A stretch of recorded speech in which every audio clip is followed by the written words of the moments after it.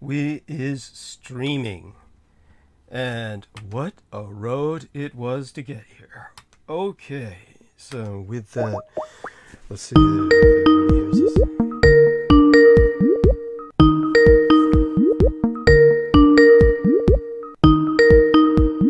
Of course, I never speak while we're ringing because there's not really much of a point. Actually, I do speak every time we're ringing to say just that. We'll see what happens. Gonna try and establish an anchor call. Somebody whose call acts as the anchor for everybody else. Oh my god.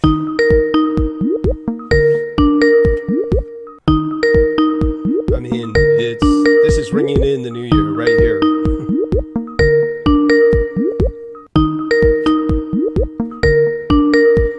Now, I just spoke to this individual moments ago, so theoretically they should be around. Says that they're active. All right, we'll try again. So you can see I'm banking on this individual. All right.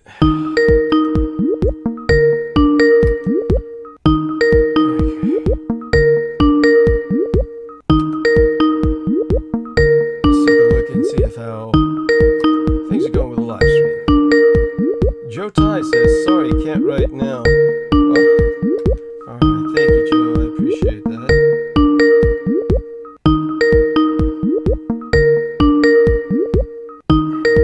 Oh, yes. Give him a nice...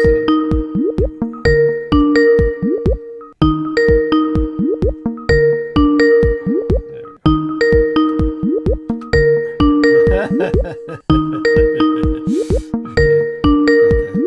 Okay. Everybody hit that upvote because they hit us with downvotes as soon as we start. Alright, so, our dear lass Brooke is unavailable. I'll have to establish an anchor call with someone else. Okay, let's try Brandon Young, since he said he was up for it. And apparently Ian West is up for it as well. Alright, let me try Brandon Young. Brandon. There we are. I am here too, Douglas. Excellent. And give him a nice thing here. Okay.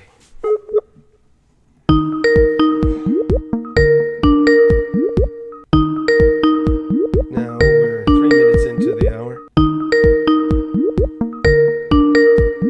Hope everyone's going along well. There we are, dear sir. So, going to establish you as the anchor call for the opening hour. Is that okay with you, dear Brandon? Yes, hello, everybody. Merry Christmas, Happy New Year. Yes, delightful. Thank you so much. Deeply appreciate your allowing me to bring you on the program at this time. Tell us about your lovely significant other and how things are going while I try to drag some other people onto this call, okay? Sure. I mean, I was just talking to her as you called. Wonderful. I said goodbye, I love you, and she's like, where are you going? I'm going on Douglas's show. Delightful, and I wish she was with us. She's welcome to join. Yeah, I know. I know she is. I should tell her that. Yes. She can join. Yes. Very intelligent woman. Of course. So I'm reading this book, House of Leaves. Okay. Which is a German book that was recently translated. It's sort of the modern Finnegan's Wake. There's no way it can be adapted into a film. Anyway, it's a puzzling masterpiece. I'm also reading Roger Penrose, Yes. Road to Reality, Yeah. who is I think he's a British mathematician and philosopher, and very highly regarded, almost like a Ray Kurzweil type person. Mm-hmm. I think he has a software program named after him, the Penrose. Whoa. Early. He's like, he's very highly regarded. So I wanted to see what he has to say as a philosopher of math. Mm-hmm. It's interesting. I disagree with his axioms and his premises on which he bases his entire road to reality on. Okay. Yeah. But anyway, that's that's what always I've been good. reading. I mean, we all have our legitimate disagreements with many people that we admire in other ways. I take it that there's elements of what he has to offer that you do admire, and right? I Yes, presume. absolutely, of Yeah. course. I mean, the fact that he put out a book, and I think before, if I look up, if we had a Jamie that could an executive producer that could look up the Wikipedia or whatever entry. Roger Penrose, I think he did design, very early days, a Penrose something algorithm or computer program that is still being used by corporate and military everywhere. Wow. Yeah. So, by the way, thank you for that intro. It's nice and Can smooth. anyone hear me? Yes. Yo, Britt. Oh God. Okay, because I could not get on the first time. Mwah. Sorry. Just So, kisses. love you guys. I honey. was just checking. Yes. Oh, believe me, your voice is delightful, and Sammy's with us too. Let's hear your voice, Sammy. Hey, Sam. Hey, what's going on, guys? Yes. Hey, how you doing, Brandon? Happy New Year. Sam. Happy New Year, bro. New Year. Hey, Brooke. Likewise. Yes. Likewise. And I am currently surrounded by babies. Yes, Scorpio baby, obviously he's mine, but his cousins, they're all either 2 years old and younger. It's about 6 of them, oh my which God. is great. It's great. He's gonna have So long Sammy, time you keep friends. saying y'all want another baby, but are you sure now? Well, I tell you what, I tell you what, it's great because they all interact and even Scorpio baby is interacting with them. But, It's probably yeah, his if you're first gonna time. have one, have it soon. Is what I'm trying to say. Don't start over in 10 years. No, but it's amazing. Yeah, go ahead. They are Right. amazing. Yeah, It is. Brandon, did you? What are your plans for children? Well, I keep that all private, Douglas, unfortunately. And, Yeah. and I know everybody here will I mean, respect. Brandon's paying enough child support to me already, so I'm pretty sure it's not Well, the thing is, Brooke and I came to a compromise about, what was it, $400 a month? Oh, that's Yeah, well, delightful. he's cheap as shit. Yeah.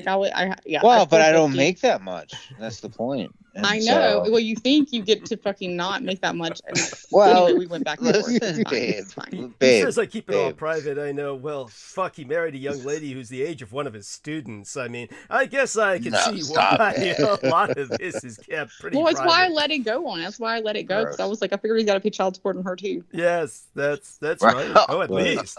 At least. Right. And it's hard to do that since he's been barred from teaching after these various incidents. Oh my Yes, God. Poor bastard. Barred from teaching. Well, good lord. Hey, at least it's not that bad. What was the film again with the spider guy who was like, I used to go to this school. Why don't you just Sallow. move on? What was it again? Sallow.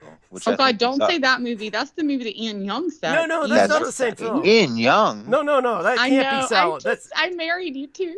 yeah. Well, no, that's because you only pay $400 Ian for my child Young. support, so I have to insult you Right. occasionally. right. No, no, you you've can- definitely alright, got we the can wrong cut- title, Brandon. What the child molester film, the porno, the pedophile with the spider Muppet, the spider Muppet. It was called. What was the name of that? Yeah, it sure was as a fuck British wasn't Sallow. film. It wasn't Sallow. No, it was a British film. No. It was a British independent film. And it was profoundly disturbing, and it And it was was, yes, but it was interesting. The Human Centipede.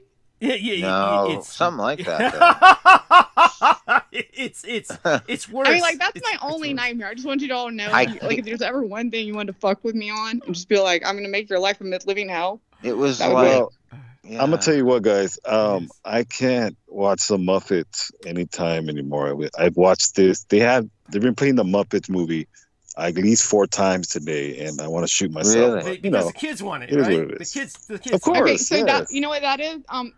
Douglas, Oh God. Brandon, and me, we're all gonna send. What's Sammy's address? We're all gonna send a Muppets movie. Yeah. Muppets Take Manhattan. No. But Muppets Take yes, yes. Manhattan. And the Yes, funny yes. thing is about kids is they can watch the same things over and over again. Yes. And they are delighted Yes. by it. They are delighted. Yes. Yes, They're they not are. really. You know what? That's like their first orgasm. I mean, give me an orgasm over and over again, and I'm fucking delighted. Yes. Yes. The wheels on right. the bus go round and There you go. round. Yes, Yeah, yes, yeah. There we are. So, well, what was I Elmo's going to say World. here? I'm trying to figure Oops. out. Excuse me. I have to change Scorpio baby. They were informed me he took a huge All dump, right. so Okay, I'm gonna Come have back. to change his diaper. I'll be back. okay. All right. Thank you. Love you, Sammy. Meanwhile, I got to figure out Much love. what the fuck I just did with my YouTube studio. Yeah, okay, Uh-oh. okay. Go to the channel. That's not where I should be going. All right. What have I like? Studio. Here we are. I think, and let's see if this goes. Opens up. Now I had it and then I lost it. Somehow it went to one of my porno docs, which is not surprising. That happens all too often. Actually, this never happened before. So there was some other funny things that we realized about my channel that I didn't expect.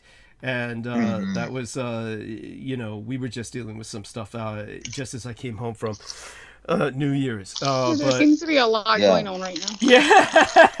yes. Douglas Mark says, "Happy New Year, everyone on Team Dietrich. Happy New Year." Dude, what the fuck is that? What is that? Is that fucking? That's like Ian West trying to get his coke out of his bag. that's right. That sounds like Ian West shit. Is he? Oh, did wow. he join us or? What's up, Ian? No, that's Brandon. Brandon, that's you doing that. Yeah. Doing what? What is it? It No, was I'm like, right. Let's Yeah, dump what? this one. yeah, it sounded like you were digging through the bottom of the potato chip bag to get the Oh, it's dregs. just a bag. Yeah, no, yeah, I was in a plastic bag. Oh That's all my it is. god, just remember when Sorry. you're on transmission, that sounds like it's magnified. It Oh, sounds you like guys you're... can hear that. Yeah, dude, it sounds like you're taking the bag I'm sorry. and you're It putting sounds like over you're digging for head. your last bit of coke because you're so fucking desperate and I there's will got to be a mute. line in there Yes. somewhere you I- can get with your I tongue. did not know that. It's good to know. Thank you for the feedback. Yes, now you know. With Ian West, it sounds like he takes the potato chip bag, puts it over his head so he can just eat the chips But that he way. actually does every Well, that's 2 what he hours, actually admit does, it. though. Like, he does. Yes. I think Ian West does that for. You ever hear of autoerotic asphyxiation or what is it called? Autoerotic The Ian West- stimulation. Yeah, that's what Ian West loves. But instead of like a plastic bag, he uses the potato chip bag and he eats it first. He tries to eat the potato chips before he dies. No, that's not true. I don't appreciate making fun of him. Like, he actually asked me to do it to him. He does like the Yeah. potato chip or silver bag. Sour But it's cream not and because of the onion. potato chip eating them. Like, that's where he keeps his, like, he wants to have at least enough meth Yeah. or coke in there to, like, Yeah, right. as he can lick it in case he can just, to keep his heart going long enough. I to mean, fucking enjoy the orgasm as I choke him to death, which he offered to pay Whoa. $4,000 for. oh my god. Yes. All right. Yeah, it's that. I Plus, can't beat it.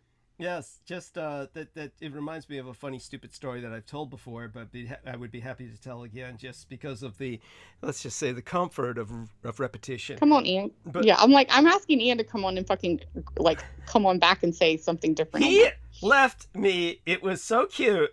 I came home and I found he left me a Skype message. You okay? No, you know why that was? Was it New Year's Eve? On New Year's Eve? You know why? Because then I got a message on New Year's Eve, fucking right after 11. Sometime I bet you it was after 11, Yeah. before Well, midnight. mine was at 8:11 p.m. my time. Well, yeah, so yours. about But we're 11-ish. your he and I time, are yeah. on the same time zone, so Yeah. mine was 11. Yeah. So it was after 11, before midnight, and I get a message. Yeah. And I already talked to Ian earlier, and we got an argument because I'll let him say it, whatever. We got an argument. Basically, I called it like I said, you're living in that fucking trailer. And he's like, don't you call my shit a trailer? And you know me. But I mean, we were fine after, like, he called. Well, we weren't fine actually. I hadn't spoken to him. That was the point. Like, I wasn't speaking to him. I had no point to apologize because I wasn't trying to say he lived in a trailer. I was just said that shit looks like a trailer right there because, and I told him later, like, when you're gonna have your bookshelf back behind there, there's like 2 walls on a wall panel. Don't get mad at me, first of all, for saying it might look like a trailer. And secondly, if you are going to get mad at me, I'm pretty sure I've insulted you enough that you should get mad at me for a million other things and not hang up the phone. But he had hung up on me that morning when he had asked me to call to test his microphone at like fucking, I don't know, 10 a.m. or whatever that morning. And hung up when I said, oh, your shit looks like a trailer. Hung up. And then at 11 p.m. last night, right before New Year's, I get a message, hey, where is Douglas? And I'm like, and I literally say this. I reply back because first of all, I'm like, even if I know, like, first of all, I know he's not in California, so I don't need to give your location. But secondly, like, if I had your location, I wouldn't. So I was like, why are you asking? Like, why are you asking? And he was like, because he's not on the top of my feed on my YouTube. And I just replied back, I'm going to assume that you're fucked up and you're really fucked up and you assume that it is Sunday night. It is Saturday night. Therefore, he should not be. And he then went, oh, shit. Oh my God. So that's probably why. Okay. And I love you, Ian. You know that. Yes. I had to say that. Because Yes. that was cute. It was funny. He that's was just what like, oh, shit, it's not fucking Sunday.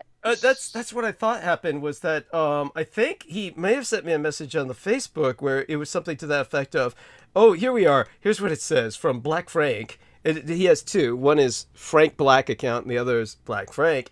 And it says, he's got the, if you need me tonight, let me know. And I guess he felt that this was on New Year's Eve night. Yes, exactly. Oh, I love shit. Ian. You know, I'm sorry, Ian. You're the last person on earth I needed on New Year's Eve. Oh, my God. And he has this photo of this is like okay, this is okay, let me share the screen here. I don't know if either one of you is in a position where you can I don't see. know, though. You may have fucked me very badly, and I may have to hate you forever. Because they say the person, like, you know, like they say the person you kiss at midnight is the person you're with the rest of the year or whatever. Well, I didn't kiss anybody. He's at home alone. I was determined to be. But Ian fucking called me after all that and then was wanting to send me, and we will not go into what he sent me because that's another fucking story that I got very mad about. Some child stuff that I didn't like, and we went back and forth on that. So I was arguing, and I was like, fucking bitch, is it fucking midnight? And he's like, I don't know. And I looked, it was fucking 12 o'clock. I was like, I gotta go, bitch. Hung up the fucking phone and called my kids. But I was like 12 o'clock. I was on the phone at midnight, New Year's, with fucking Ian West because he was looking for you. Oh my God.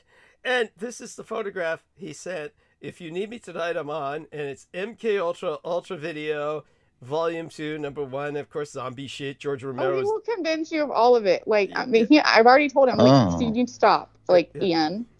This is what he was doing. This is, in other words, this is what he had the light fixed on, and probably what he was staring at while he was all, you know, high. Oh, he turned the video around for me, and I will say the one video, like, there's one video that he showed me that I was okay with. I was okay with that video because even though you wouldn't like it, it was about, I can't remember what guy it was. It was some guy that, like, said he had been at Dolce, you know, years ago. The guy's dead now. His fingers were blown off. He said by aliens or what the fuck ever. I don't fucking know. But like, no, my point is, what I told Ian is like, Ian, you realize, because he's like, well, I don't know if this.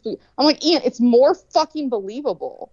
And my point to you, Ian, is this is more believable than Nancy Pelosi was just fucking executed and there's another fucking side of her, or that Donald Trump is the fucking good person saving all the children, but yet his narcissistic ass is randomly just not mentioning the one good thing he's fucking doing when his life is going to hell in a handbasket.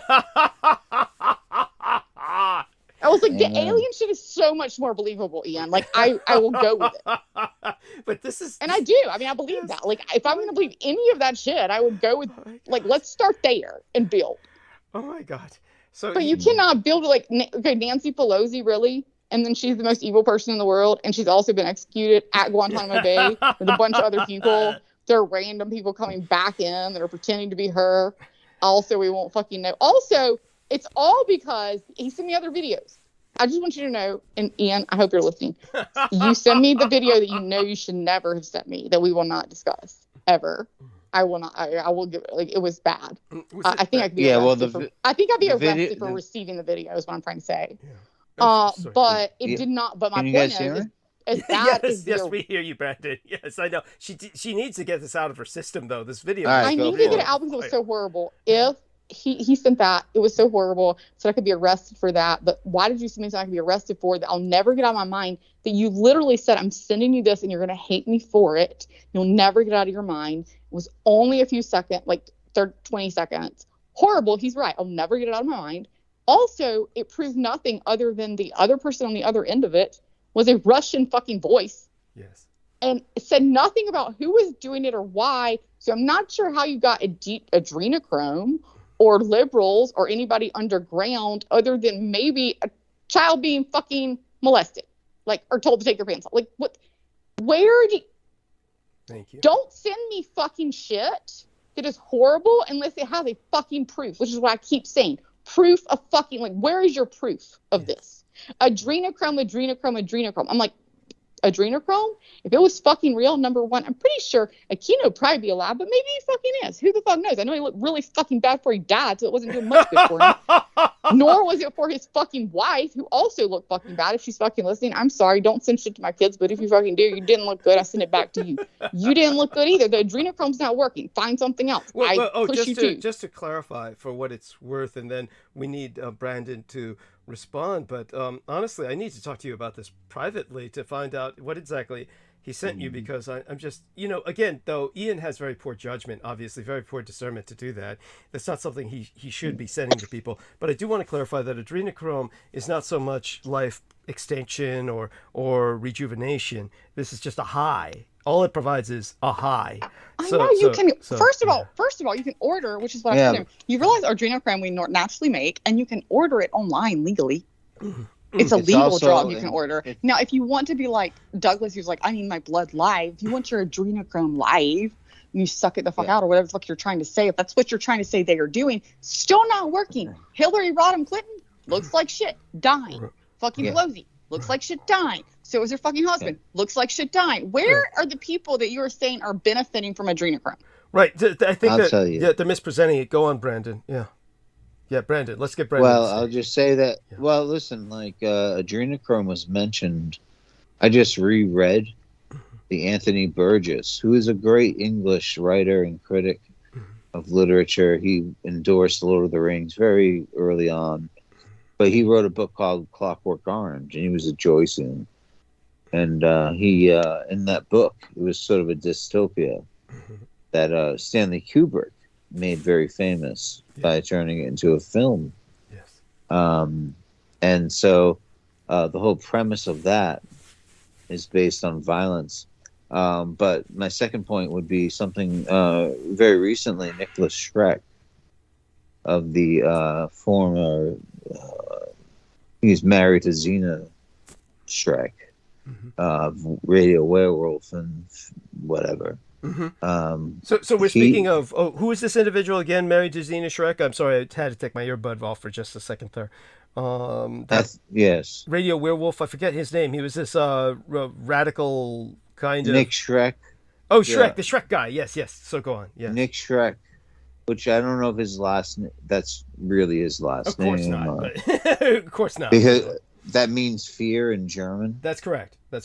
He took the name from the actor who portrayed Nosferatu, and this was... Oh, wow. Yes, and so for people who don't know, the original Nosferatu film, which was very haunting and is German, of course, black and white, the actor who portrayed that vampire never showed up in any other film.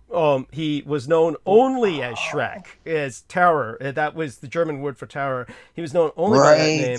And so what they did was they later on produced a film about that film, and which they were showing that the character was a real vampire, that he was a true vampire, and that he played that role in that film and then was never seen in any other film again because he had just showed up to play himself, and that was it. And you never saw him again. So that's so that being said, and if anybody wants to find that film, I remember only that it starred the man who was in Kiss of the Spider Woman, and was a famous actor because of that. The guy who played the gay guy in Kiss of the Spider Woman, I think. The gay guy. John Malkovich. No, was it? Was it John Malkovich?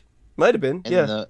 Not John Malkovich, but oh my god, I love him. Okay, it was the Willem Dafoe was Nosferatu. I'm pretty sure it wasn't John Malkovich. Oh yeah, it was. Okay, so you're looking this up then? Yeah. Okay.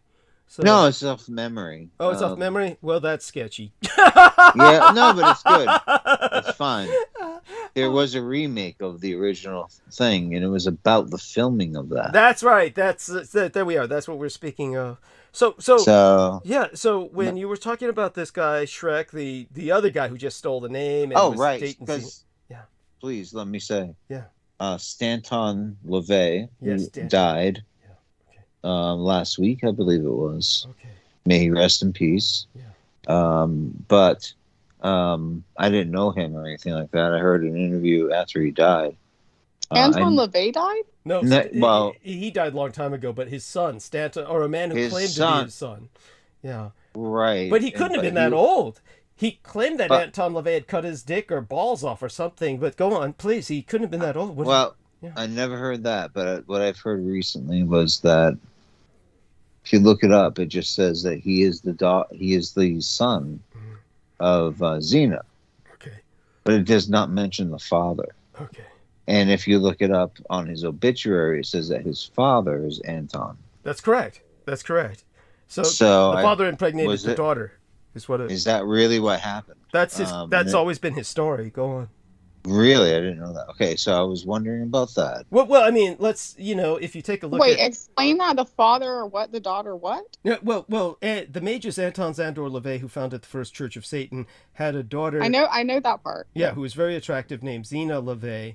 Then this other young man named Stanton LaVey claimed he was the son of Anton LaVey. But it was always insinuated that he was the product of an incestuous union between Anton and Xena. That the father had impregnated the daughter. But get a load of this shit. Elon Musk's father, Errol Musk, who adopted this 4-year-old that was brought up the other day, and I spoke of it. It was a legitimate story. It's quite real. He adopted a 4-year-old girl, and then he impregnated This her. was in South Africa, right, where he was living? Yes, that's correct. He adopted this gorgeous 4-year-old girl who was the product of the woman he had been sleeping with. He had been sleeping with the girl's mother, and she produced 2 children by him. Well, that's actually pretty smart. Like you tell your wife, like, I didn't cheat on you. Let's adopt these kids. No. I mean, he was having sex with this one woman who he was not married to, but was that's effectively what I his mean. wife. If like Brandon and I are not married, Yeah. and Right. then he cheats on his wife, and I get pregnant twice, and I'm Right. like, I'm going to charge you a bunch of child support unless you take these kids. But, He doesn't want to Yeah. tell his wife. Yeah. He's No, gonna I be like, don't. he's I going to tried be it. like, hey, I found these 2 cute little kids we should adopt.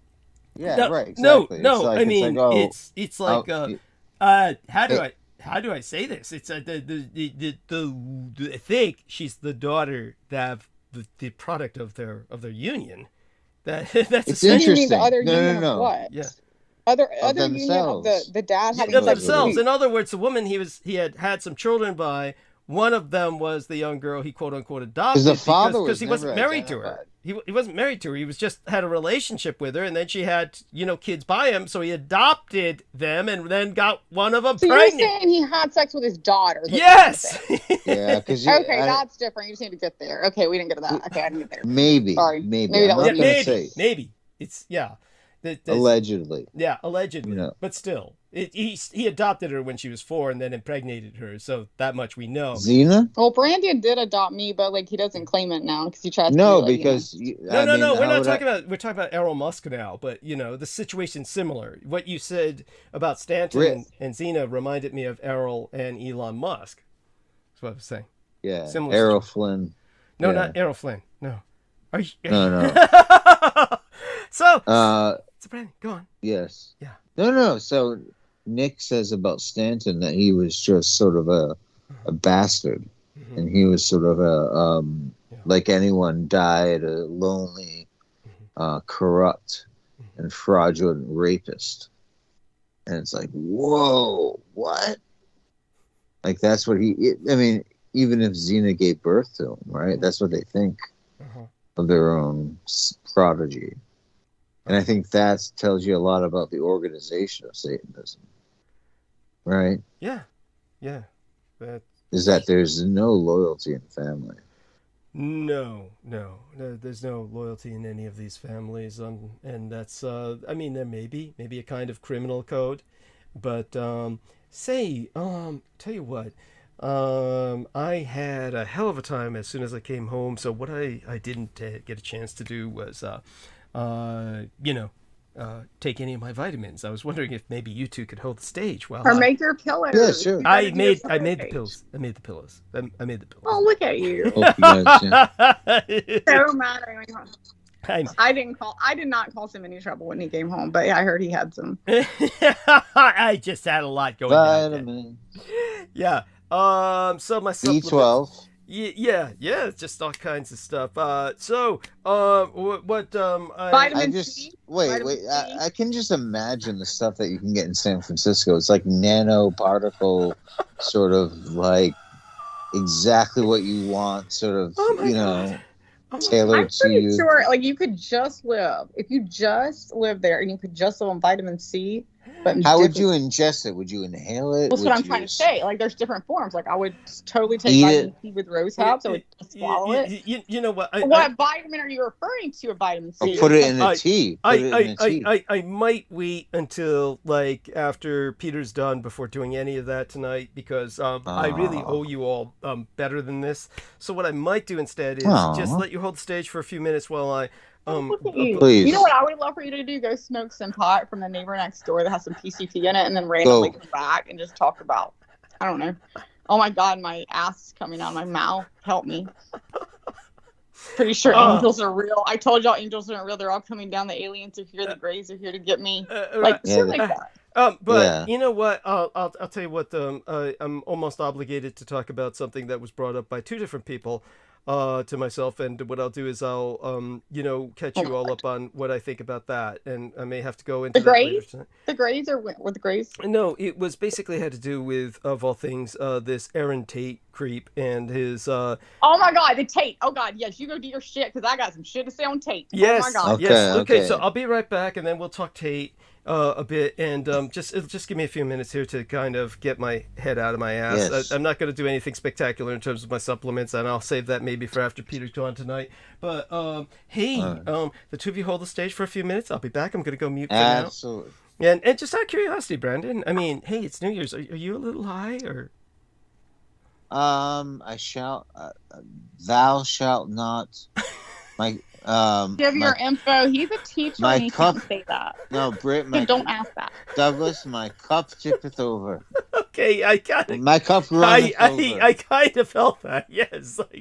And I want you to take the runneth and I drink it hear with it. I me. can hear your Cheers. voice. Are you doing that more purposely now, Brandon? 'Cause I can tell. What? Yes. What, am I doing what? What do you mean? He's.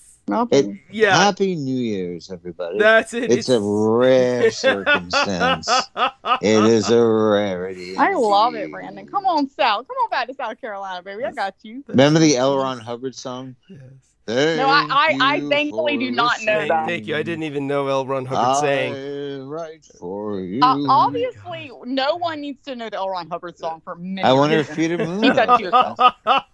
Well, I'm going to go mute. I should be back in about 10 minutes at the longest. Suggest when you hear the word L. Ron Hubbard song, that's your sign to cue off. No, but you should listen to it. It's a just go, Douglas, run. Yeah, it will. Run away.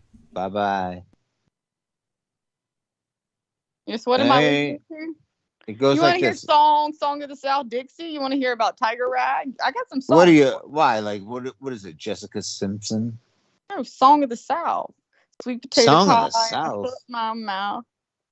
Gone with the wind. This Alabama, man. No way. I saw the Country Music Awards. It is fucking country. What the fuck do you think I'm fucking in South I'm Carolina? talking about, yeah. All right. SR Country Music.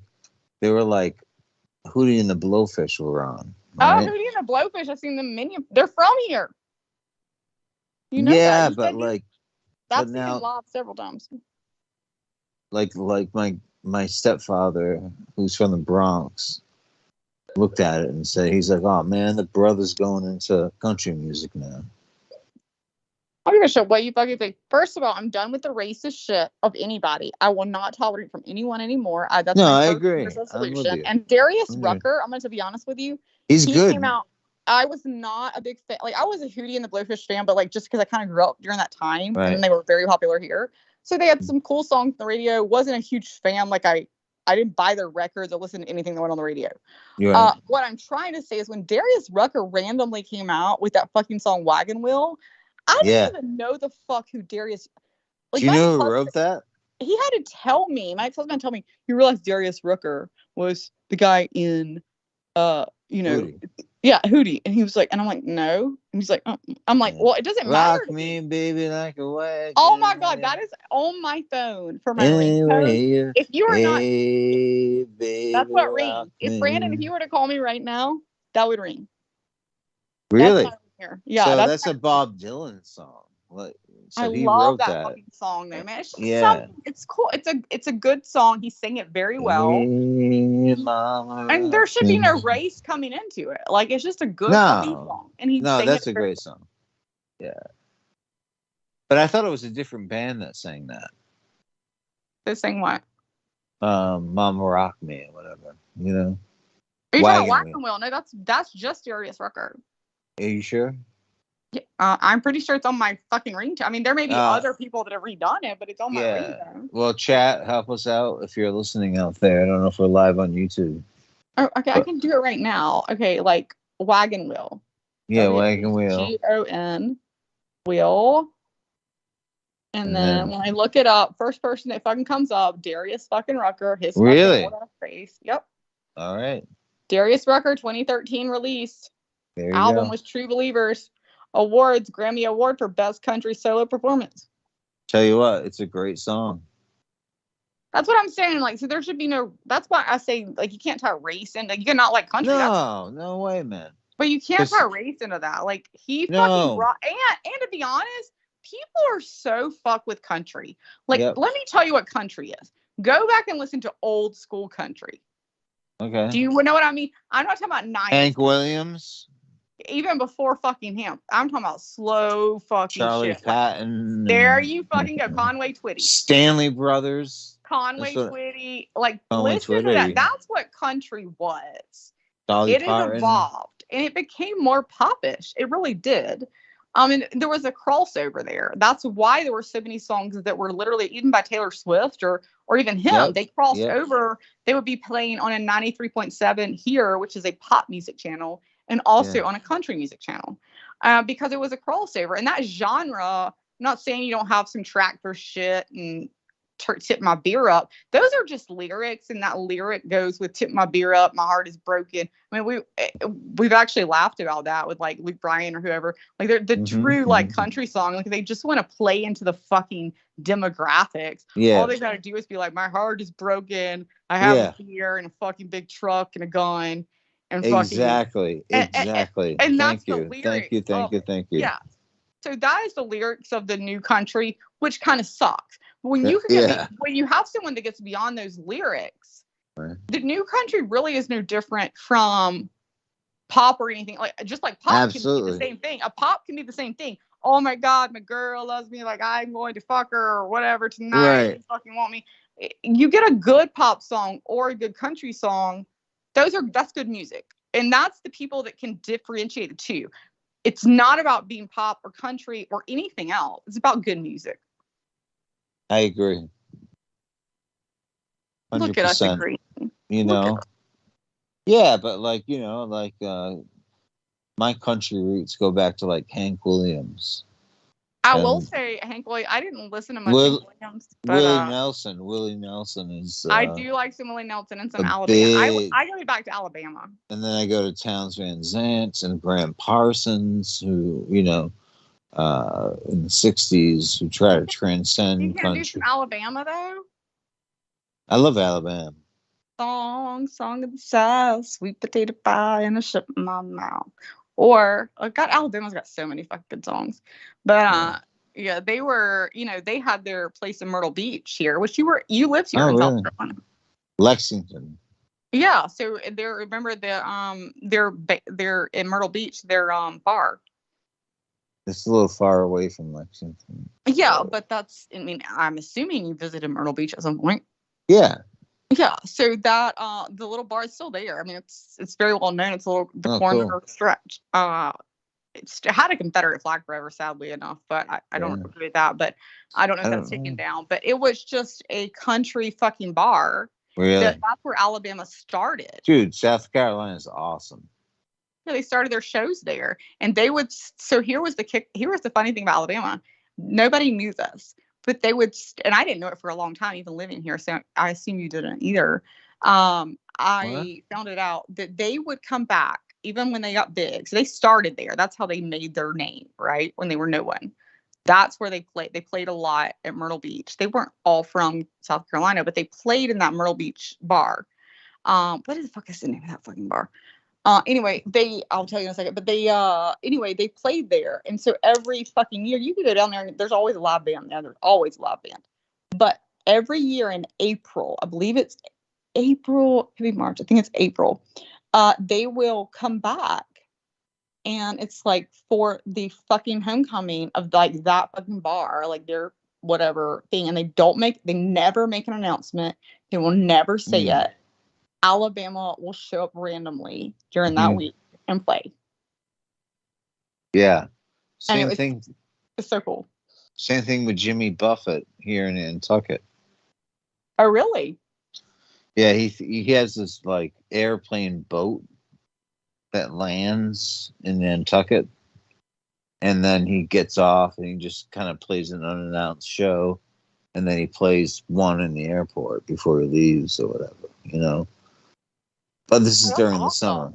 Yeah, I didn't know that. That's I'm cool. not a big Jimmy Buffett fan, but I like Margaritaville. I mean, I don't know, Lost Secrets. Yeah, but it's just like boring stuff to get. Yeah, it gets pretty boring. And then after you visited his restaurant, he took it away. It's like it's sort of a Grateful Dead. But now I will say that which I know the biggest deadhead I know is Douglas Dietrich. I think that is true. And then that is true. I will give you that. Right? I mean, he knows all the songs.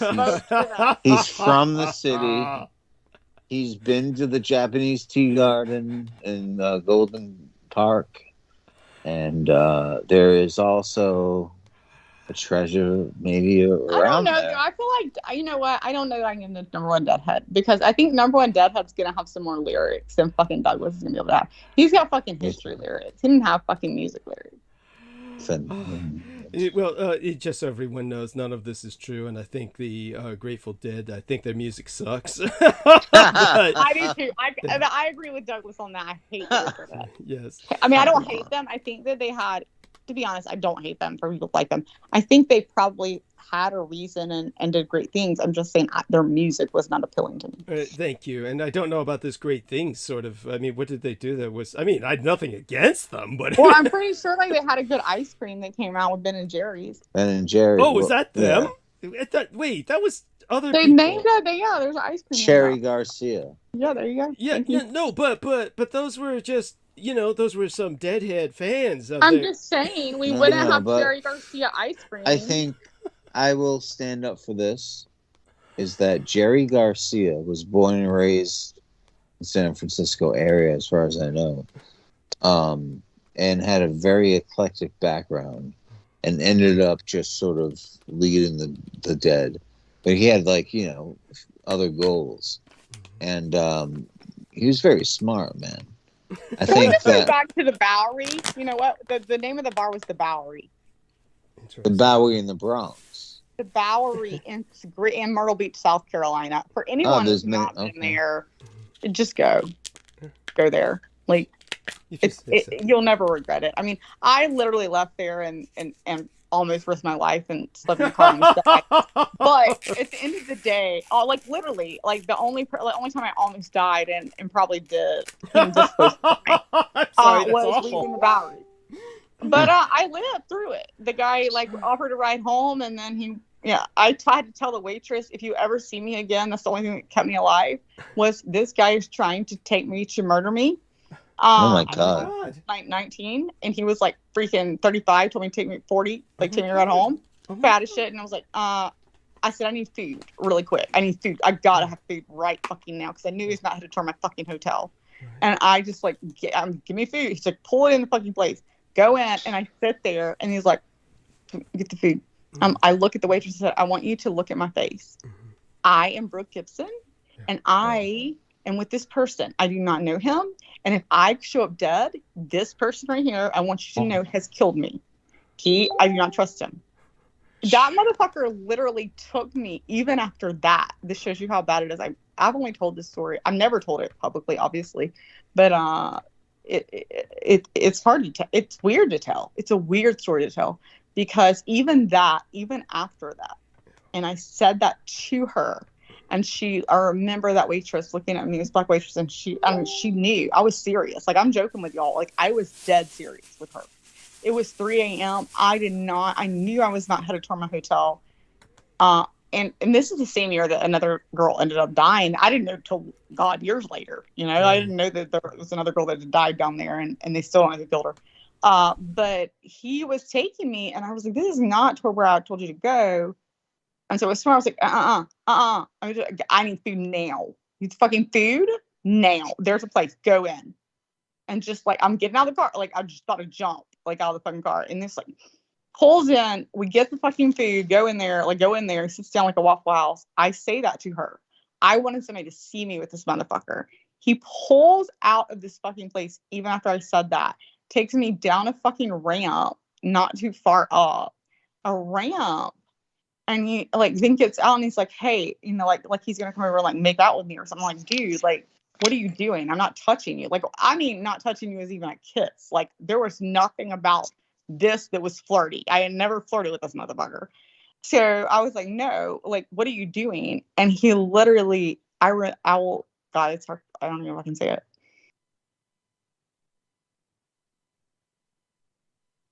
All right. He said, yeah, I remember. Now I will say it. I want people to hear this because this is what happens to people. I remember him saying, well, can you, and I said, you want to fucking kill me? They know where the fuck I am. I'm not fucking touching you. And he stepped fucking back, and he literally, that's when I realized males are so sexually, like, some are just completely sexually, that's where he was. Yeah. And he said, can you show me your breast? Mm-hmm. And I was like, if I show you my breast, are you going to take me fucking home? Mm-hmm. And I literally pull my breast out of the top of my fucking shirt. And I watch this motherfucker from about 10 feet of fucking way jack the fuck off near the beach. Like, we're at a beach looking at, like, jack the fuck off, looking at my fucking breast at 35. I'm fucking like 19, 20. And he gets in the car, and I still didn't know if I was fucking going home. And I was very dramatic about it then too, but I knew I had already protected myself in 2 different ways. You know, like, I had definitely protected myself in the way of letting people know who I was and where I was. Most people don't think that through. And I am always grateful that something made me think there is something not cool about this guy. It's not safe. Like, I got in an argument with who I was with, and I was like, I need to ride back. This guy was part of let me just also preface this. This guy was the drummer of the live band that was there. Whoa. Okay. So it wasn't like I just got a ride from anybody. Like, I was leaving the bar, like, it was the end of it. They had like the people I was with, I got, you know, an argument with the person I was with, and they had left, and I was like, fuck it, I'll get a ride. And then this, you know, he was the drummer, you know, closing up, and he's like, and everybody's coming out, and he's like, hey, you want to ride? I'm like, sure, I'll take a ride. Like, that's how close it fucking came. So Bowery's fucking great. That's what I'm trying to say. Thank you. I mean, thank you for sharing that. No, that takes I'm sorry. I was trying to stay mute. So, yeah, thank you for sharing that. That takes a lot of courage to share that. Oh my God. Well, so, Brandon, I certainly you have a similar story. Something you could share that. Yes, when you poured your boobs out, you could jack off to get yourself. Well, no. I don't. I was helicoptered into the what is that current that goes from Japan to the black current, the Kuroshima? I got dropped off in that in a sort of gasoline tank, and I survived. And I ended up... But honestly, perhaps something there must have been. I know that. Well, this is a new year, and you may not want to go in these directions, but I do want you to know, dear Brooke, that Brandon is the product of kind of like a very sad... Incest, like West Virginia, because I've always pictured him like incest West Virginia. Well, it was like, oh my God, there was a lovely young lady who could have been No. something in his life, and Just kidding, Brandon. they took that away from him. He was in this school for like gifted kids that they were just basically That's exploiting. right. Yeah, maybe you could tell her just a little bit about that, so she knows just how you've had kind of a special background. And Well, what's interesting is that the more I've connected with people online, the more I've realized that this gifted and talented programs were sort of practiced all throughout the United States. Oh, they were. Yeah, we had them here. Hey, Yeah, so what's there you going on, go. guys? What's up, Sammy? Hey, back from clean diapers. Welcome back, man. Yeah. Well, you are gifted and talented, Sammy. Let me just tell you. He is. No, wait a minute. I got company over too, so they pulled me because we're pretty much having a crab boil, so I had to get. Oh, I had to I love eat. So. We have Yeah. clam boils over here, and we okay. bake them. We bake them in the beach. Wow, that sounds good. Underneath Yeah, the beach. it was pretty good. We had Dungeness crab, so it was pretty We good. have Douglas and Sammy bowls here. Where's Doug at? I mean, so I'm saying we bowled Douglas and Sammy's. Douglas okay. is I here. thought he was. I don't know. I've obviously bowled him to death, so now it's just you I need to boil. No, he's ready. He's fine. I thought he was having his tea. You know, his tea is he a was pound. just Use here. tampon Obviously, water. yeah, he was here. So obviously the line was a little too long. And he's having to blow his nose. Right. But that good was to terrible. see. Happy New Year, Sammy. Happy New Year. How did you spend your New Year's? Can you not listen to Brandon talk? Have you ever heard Brandon talk like this? What do you mean? No, Brandon sounds like he smoked on some good ganja. Really? I know, that's what I love, but he doesn't. It doesn't sound like it's. You sound really mellow. As opposed to what? I don't know. You sound usually mellow. As opposed to George fucking Knight. I mean, let's be honest. No, but I'm not him. I'm me. I think it's been like the anniversary of 13, 14 years with Douglas, you know? Yeah, actually, you know what? I've been listening to Doug since, I believe, man, the Coast to Coast transmission was what, 2008 when I heard him? Yeah, something like that. one? Yeah. Something like that, yeah. When he made On me have Pearl the abortion, Harbor. when you made me have the abortion, that was like 2003, right? It was like March. That was March. There's a bit of strained laughter there, but There's a guy named Greg Carlwood. Greg Carlwood, long time ago. Jesus, who the fuck was he? What do we remember about him? He was a GameStop employee. Okay. And what was his? Hopefully he took out a lot of stock in the last year. So Started a big. So people might hear me being really noisy, almost Ian West style, or shall we say You are. Yeah, Brandon you are. Young style. Brandon Young style. Please. Yeah, this is like this is because I'm really going to try and get some calories into myself so that I can take my supplements later. And I want you to do it. Here's the thing. Like, I have not talked to Peter Moon in a while, but I feel like Peter would like to hear the noise. Like, he would like it. But what I do want to say is he doesn't mind interruptions. So Peter should come on the field. So now that This is it's like football. It's like football. He's It's like every football. time you interrupt, he's like, And Peter's afraid to play. He just wants to play with you and him. Yeah. He doesn't want to play Brandon, with us. Brandon, have you seen Avatar, the sequel, or no? Oh, yes, I have. Okay, don't spoil it. Don't spoil it, okay? I was really surprised to see you. basically, the fucker dies. I was surprised to see you. Thank you, Brooke. Thank you, Brooke. Thank you. Yes. No, but then she comes back when she resuscitates him with her teardrop. It falls into his mouth, and it's all like a huge. Wow. Yeah. You just killed it, Brooke. It's okay. I'll still burn my money and go watch it. Watch it, because I've never Go. seen. I have yet to see the movie, and I just made that up from like basically a Disney story. So I do want people to know that I will be weighing in on the Tate controversy. And can we do the Tate thing fucking now? The son of a bitch. Yeah. Romania. No. You're going on with Peter Moon. I fucking know it. I want to know what his fucking opinion is, because I have not got to call and ask him. I'll bring it up with him. And then later on tonight, believe me, I'll be calling everybody back and we can get back into it with a vengeance. I mean, he reminds me both All right. of the two guys you're talking to right here, Sammy. Obviously, Sammy's very much into male chauvinism things and talks about it. And Wow. I mean, they're both just. And then obviously Brandon is totally like, fuck it, I've got all this fucking money. If you don't want to suck my dick, I'll find another fucking bitch, you whore. Whoa, I Like, wish that was true. Oh my goodness. Stop. You know, like I get that they could be brought. Sammy could Thank be like you. Tristan and what's his name? Tristan and Andrew. So Tristan and Andrew we've got on the phone right now. Wow, thank you, bro.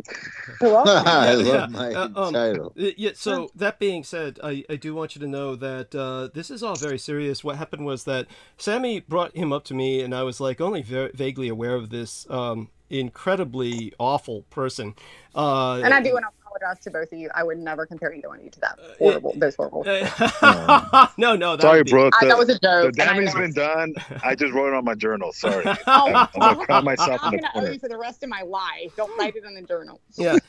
So this Andrew Tate character, just so people know, he was arrested in Romania, and this involves, human child trafficking and also the trafficking of human child organs. I mean, this is about as low as one can get. This person has been. Oh, I didn't even hear the organ part. Oh God. Well, Sammy can bring up some further details there, just a little bit of the hints as to what he may have heard. But Brendan Zogit, believe it or not, gave me a whole bunch of other details. And Brendan Zogit, knowing what he did, I was so astonished. Brendan was still in this man's thrall to a degree. Now, I owe Brendan tremendously, and Brendan Zogit is this wonderful individual, and hopefully he'll be able to come on the show sometime in the near future again. But I just want people to know that it's amazing the kind of hold these charismatic individuals who are pure raw evil can have over your average. Trump? Can you just say Trump outside? Yeah. And so Brendan was saying, Brendan was coming at me with, oh, he was totally framed by Greta Thunberg, who's basically an agent of the deep state. Brendan was coming at me with Greta Thunberg. Greta Thunberg, agent of the deep state. Yes, got this poor guy. Well, here's the thing. This guy literally said, and that's my thing. Like, if anybody's spiritual, like we've talked about the Matrix, we're in the Matrix. People want to talk about the fucking Matrix. Okay, at the end of the fucking day, the Matrix, you can sit there and believe whatever you want about the Matrix. It's something invisible. That's what it's supposed to be, a power control system. But at the end of the day, what the Matrix says, it's not a power controlled by aliens that you don't see and you can break free from. And it's just breaking free from fucking power. Your power is those people that are billionaires controlling everything. And this fucker is like, I just paid you next one. The day before I saw this video, $25,000 a day because I'm building these houses. So $25,000 a day I rented in Dubai. But then the guy came back and said, no, I got to offer for $30,000 a day to rent a fucking apartment. $30,000 a day. So he said, I offered him 35. And then he said, so I paid 35 a day, 35,000 a day. This was when he was in Dubai. And then he's going, Then the guy came back and was like, no, I got another, he's offering me 40. He's like, I'm not getting a bid anymore. My point to that is this guy was, number one, only saying that, just like you said, everything else, women are subjective, women can't be raped. All of the bullshit he says, he is the Matrix. And motherfucker, the minute he got arrested, he is the Matrix. That's what he is. And he literally said, the Matrix got me. Yes. He is playing a fucking game. He is playing a game. I'll give him credit. He played it fucking good because he fucking won people was fucking Trump. But he is fucking the Matrix. And people are like, oh, the Matrix got him. I'm like, bitches, if you think that's the fucking Matrix, that you want to live that life, go live it. Because I swear to God, I'd rather stay where the fuck I am than go break into that shit. Yeah, that's very disturbing. Yes. Yeah. Yes. Because what you're saying is that we're living in a Matrix, and then what he is living is the truth, and what the real world we should live in, and what's good, which is him abusing women, putting them down, saying, he would say, I have a woman make me 2 cups of coffee every day. Why does she make me 2 cups? Every day I come down, she knows I don't drink the first fucking cup. The second cup. She would finally say, why do you never touch the second cup? Why do you have to make 2 cups? He's like, because if somebody breaks in this house, I'm going to be the one to freaking defend you for your life. If somebody grabs your dress, like, I'm going to defend you, so you're going to make me 2 cups of coffee. I'm never going to touch the other one, but you're going to fucking do it. And that's just one tiny example, of what he does. My point is, if you believe that is what you're breaking out of, to break into that, I'd rather stay in jail. Thank you. Thank you. I mean, and that's just the tip of the iceberg. So I will. It's so to tip. I agree. Yes, so I will bring up a bit more that that actually Brendan observed. Brendan's observations about this were quite brilliant, and they had to do actually with the Tate father. So okay, I love you all. I'm going to end this phone call and go call Peter Moon. Good night. Bring him onto the stage, but I'll be calling you all Oh, back. you mean the Tate father that's a narcissist? Yeah. Well, beyond that, with Brendan actually has been following this for a while, and then he brought up enough evidence to me where I agreed with him. Our conclusion is that individual actually had a nanoplasma transferal like mine, because there are so many similar, very, very similar manifestations. So all of that being said, that meant that the son inherited it, and it explains a lot. It explains quite a bit about everything. Yeah, so, you don't have to, Douglas. I'm glad we aborted the baby on 2000. Yes. I was against it for a while, but I'm glad now. Okay. Well, oh my God. Well, all my love to all of you, and I will be calling you all back. Blessed be for now, and Happy New Year. Love you. Yes, Happy New Year, everybody. Love y'all. Bye. Bye. Okay, and now we're going to call our man, Mr. Peter Moon, and bring him on with us to help hold the stage.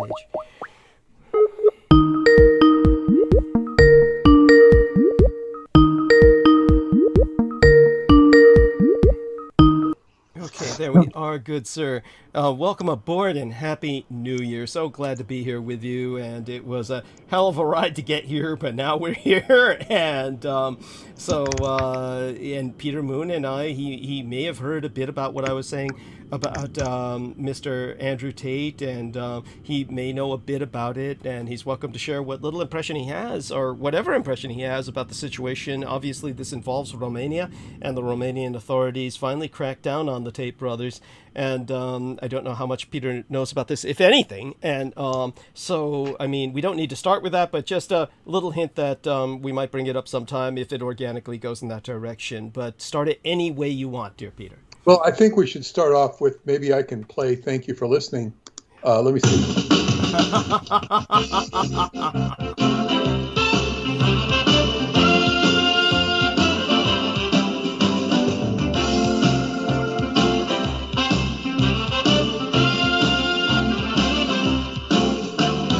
Thank you for listening. I write just for you. But others hearing this may find things they would argue.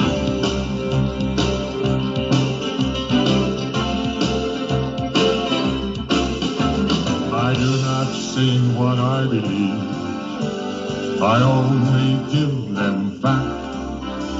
If they believe quite otherwise, it still will have impact.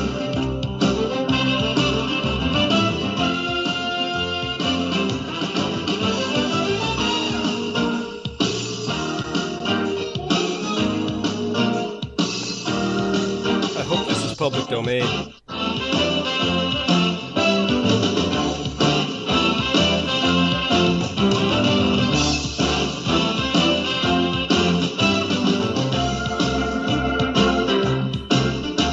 For truth is truth, and if they then decide to live with lies, that's their concern, not mine, my friend. They're free to fantasize. That's enough. Yes. You can look it up. It says L. Ron Hubbard sings Thank You for Listening, The Road to Freedom. Wow. Holy shit. And I that's supposed to be his voice. Wow. Probably is. Somebody writes here, the first time I heard this song, we were coming over the mountain pass into Denver, home after a trip to Area 51, and it was played at the end of an episode of Behind the Bastards. The sun was setting. What a wonderful moment. And apparently the guy likes it. Oh, that's lovely. And then it says, somebody says vitriol rules, because there was vitriol found in his body. And somebody says gobbing pink and gray, which is, he wrote a letter to his wife saying, I'm on pinks and grays once. And I guess since Brandon brought up, thank you for listening. The pinks and grays. There's this letter that, in fact, maybe I can recite it here about pinks and grays, because there's something that this woman wrote. Yes. Pinks and grays. Okay. This is drinking lots of pinks and grays. I wish they would give the letter here, because I've read the full letter, and I know who wrote the letter, or I know who, I guess, got the letter. Okay. I see, pinks and grays, and people love to say this pinks and gray stuff. It just, okay. This takes the letter out of context. It seems that L. Ron had a long and erotic love affair with drugs of all sorts. In spite of the religion he created that advocated abstinence from drugs, even the life-saving drugs. In 1967, Ron wrote his third wife, Mary Sue, "I'm drinking lots of rum and popping pinks and grays." The pinks and grays are assumed to be uppers and downers.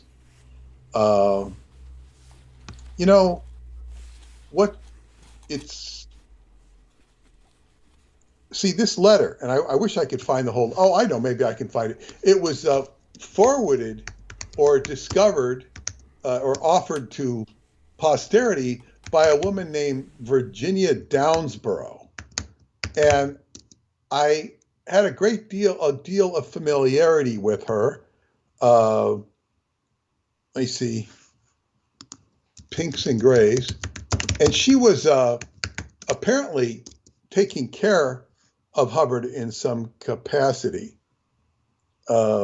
in around probably 1967. People love to quote this pinks and gray stuff. And basically, I'd like to read the letter, but I can't find it. But anyway, she writes this letter basically saying that Hubbard wanted to really convince her that he was never married to Sarah Northrop Parsons Hubbard, Jack Parsons' girlfriend who he stole. And, he wanted to really convince her that he was never married to her. And that's an argument he could make because he was married to Margaret. What does this say? Now here is, okay, this is Hannah Whitfield talking about L. Ron Hubbard. We're all in the L. Ron Hubbard thread here. This is Hannah Whitfield, I knew her as Hannah Eltringham. Beautiful, tallish woman who was with Hubbard in the early years. Everybody liked Hannah. Whitfield recalled that about the same time, Phoebe Maurer, another Sea Project member, became the first person to be assigned Hubbard's new ethics condition of liability. According to the policy letter Hubbard wrote at the time, being assigned the condition of liability meant suspension of pay and a dirty gray rag on left arm and day and night confinement to org premises. Whitfield explained that this meant in Maurer's case, she had to wear a raggedy jumpsuit, a gray rag tied around one arm, and a large black mark on her left cheek. She could not talk to us. She had to stay on deck 24 hours a day, even sleep up there. The cook, Virginia Downsborough, could choose to give her food or not. She could not bathe or wash. One of Hubbard's policy was to put a head on a pike, and he had many ways to do this. His shock tactics worked well. We were a compliant crew. Later, Hubbard even punished the whole ship according to his new ethics system's bizarre rules. Hubbard assigned the Royal Scotsman crew and the ship the ethics condition of liability for noncompliance, blah, blah, blah. Now, what this other woman said, Sylvia Calhoun, said that she was with Hubbard, and he says, I should have assigned the ship danger. I made a mistake. And, liability was a heavy, heavy punishment. These characters that he mentions, Phoebe Maurer. I knew Phoebe, very nice lady. She would not have, she died a Scientologist to the best of my knowledge. She would not have said how horrible this was. She would have had a different context. Things were pretty rough in those early days, pretty austere. I was not party to them. In fact, it's not that I didn't have to go through certain heavy things, but I remember when I was being recruited for the Sea Organization in San Francisco by Kenda McKelvin at the time, a very beautiful lady. And she was talking to me. She was recruiting me for the Sea Org, and I was all, and I spent several days in San Francisco getting my passport, getting, processed through the San Francisco organization before I'd fly down to Los Angeles. But she said to me, she was talking about, because she was on the ship in 1968, the Apollo, and she talked about some crazy situation where she was on this lifeboat, and the guy in the lifeboat told them all to jump in the water. Just jump, jump. And she jumped it with her pea coat on. Pea coat is a big, wool jacket, Navy jacket. And it was a mess. And everybody, I said, why did you do that? And she says, it was just crazy. It was insane. It was insane. Right. And then she looked at me. She had a very knowing look about her. And she looked at me and she said, don't worry, you'll never have to deal with that. And when she said that to me, it was said from a profound depth of her soul. Wow. It's like she could see me. Yeah. She could see me. And she knew I wouldn't have to deal with that level of horseshit. It's not that I didn't have to deal with different levels of horseshit, but that was just crazy shit. And I didn't have to deal with that. Kenda was a magnificent soul in a lot of ways. And when I left the Apollo, went back to LA and came back to, I was to report to Hollywood, which I did, their new, which is now the Celebrity Center. It wasn't then. It was called the Fifield Manor. Mm-hmm. It had just been purchased a few months earlier. And I was to report back there. And in the, hallways, I ran into Kenda. And she says, you were originally recruited by me. How would you like to come back to the ship? I said, sure, I sure would. I don't want to be here. I'd rather be on a ship, keep ship shape, And so she says, oh, good, I'll take care of that. And she did. Wow. And we were never friends per se. We were always kind of had an intimate connection because she recruited me, but we didn't hang out together or anything. And she, I remember she had some feminine problems and she left, she rooted out. She didn't like leave.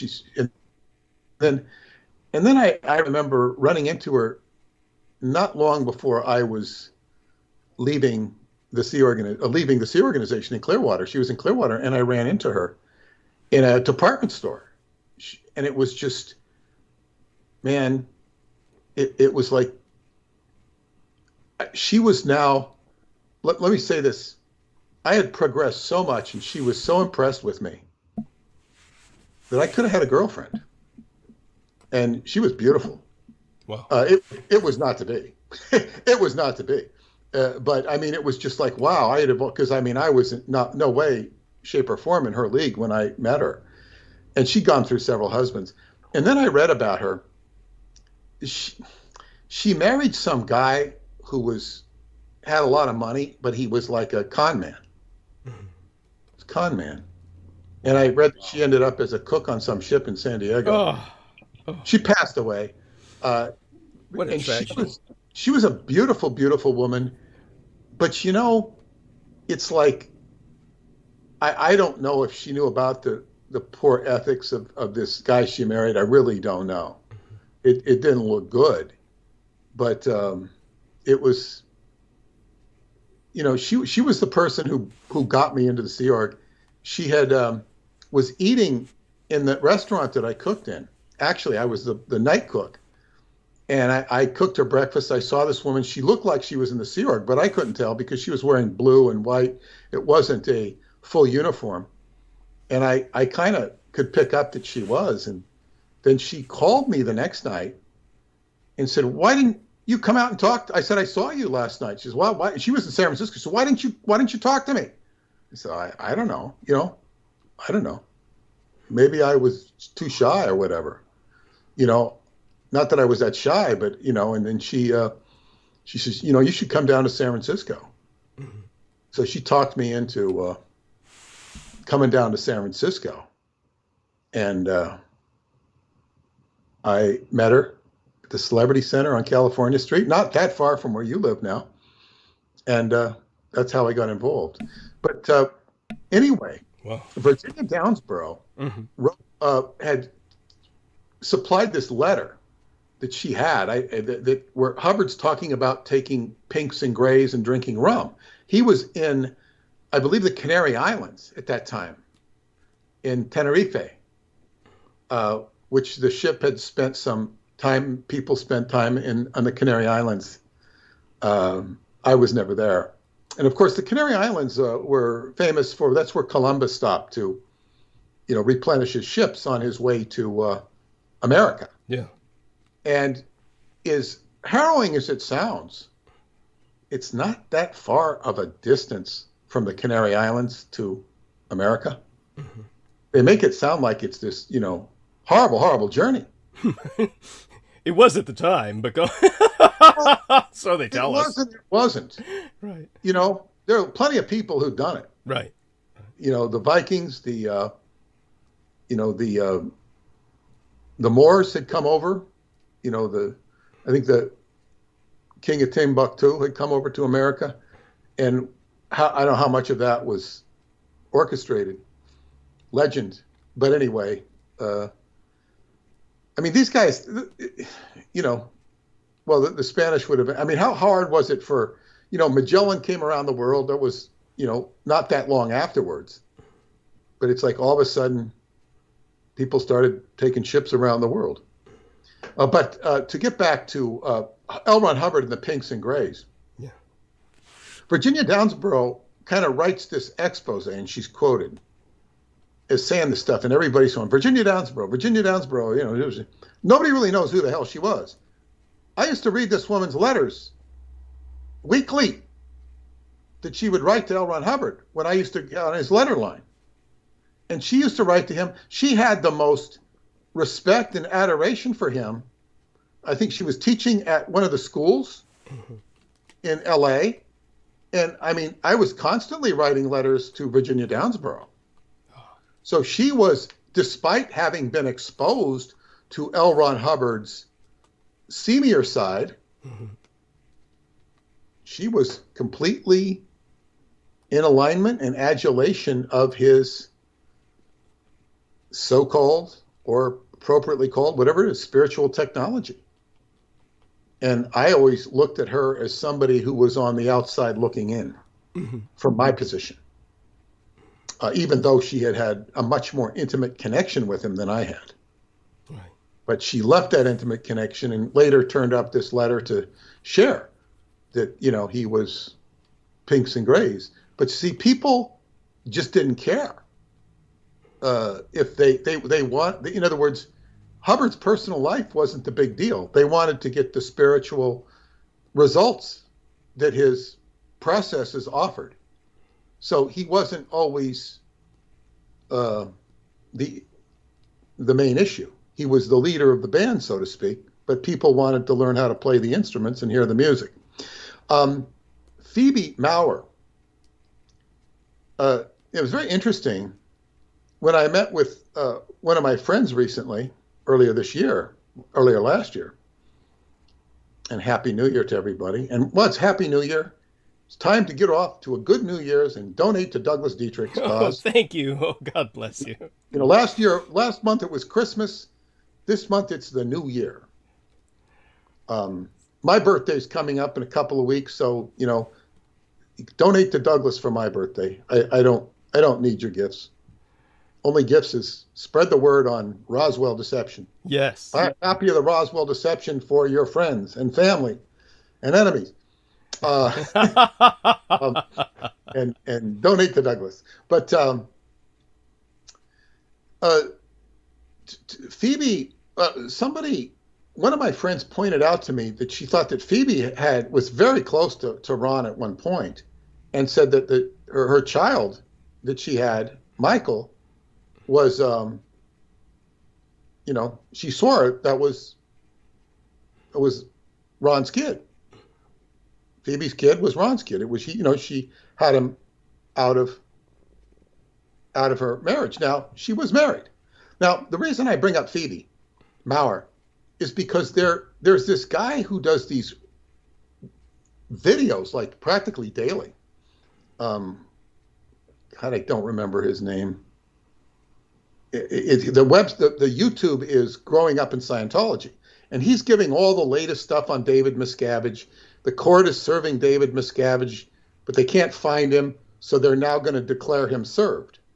They're trying to make a writ of service. I don't know what they call it, but the court is, it's going to be a court decision that we declare he has been served because he's avoiding service, or they're determining that he's avoiding service. And then one of his old lieutenants, who's now a major adversary, Mike Rinder, who's just written a book, he was beaten a lot. Mike was beaten a lot. Jesus. By Miscavige. Oh my God. And he said, he made a tweet that David Miscavige was in the Clearwater building last night doing an event. Now, the only reason he wouldn't have been served at that event is because his enemies, meaning the lawyers who are now doing a human trafficking suit against him, which is, they're trying to get it underway, but they got to serve him before they can get him involved. And if the attorneys had good information, they would have found out that he was either going to be at the event or was at the event and would have been ready for it. And they would have sequestered U.S. Marshals to go in with the possible aid of the police if necessary and just stormtroop that event and serve him. That's what it would take to serve him. Right. Because they would have an infrastructure there and security that would probably prevent that. But if you had armed U.S. Marshals, it could be done. And it could be done. This is the level it's getting to serve him. The one problem with if the court declares that, okay, he has been served because it's obvious he's avoiding service, this could be reversed on appeal because he never was in fact served. So this guy, I think his name is Aaron Levin Smith, if I'm not mistaken. He grew up in Scientology. Very personable, nice guy, the way he comes off on YouTube. He deals with facts. And he's trying to expose everything.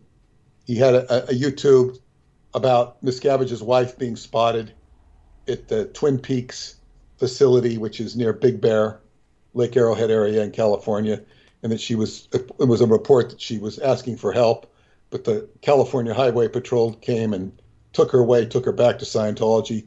The allegation was that the Highway Patrol is in the pockets of Scientology, mm-hmm. as are the Clearwater Police, supposedly. Mm-hmm. So, anyway, this guy was talking about Phoebe Maurer's son, Mike, who I knew on the ship. Mike was a highly classed auditor. He audited Hubbard himself on Hubbard's drug rundown. Mm-hmm. And as the medical officer told me, he says, Ron took a lot of drugs, meaning L. Ron Hubbard. He's clearing up he's turning the drug rundown. He had a lot of medical drugs. He says, a lot of medical drugs. Like he took medical drugs. He was self-medicated. He was dealing with his drugs, but he was using his own technology to audit out the drugs. And Mike was his auditor. And Mike wanted to be a guitar player. He says, "Sir, I want to be a guitar player." So Hubbard says, "Okay, you're a guitar player." And he assigned him the position of guitar player in the Apollo troupe. The Apollo troupe was a bunch of musicians that would play in the local ports to, it was a PR stunt to try and keep, good relations with the ports we were in. And they were mainly prevalent in the Caribbean. I think they did some stuff in Portugal, but they were most of their stuff was in the Caribbean.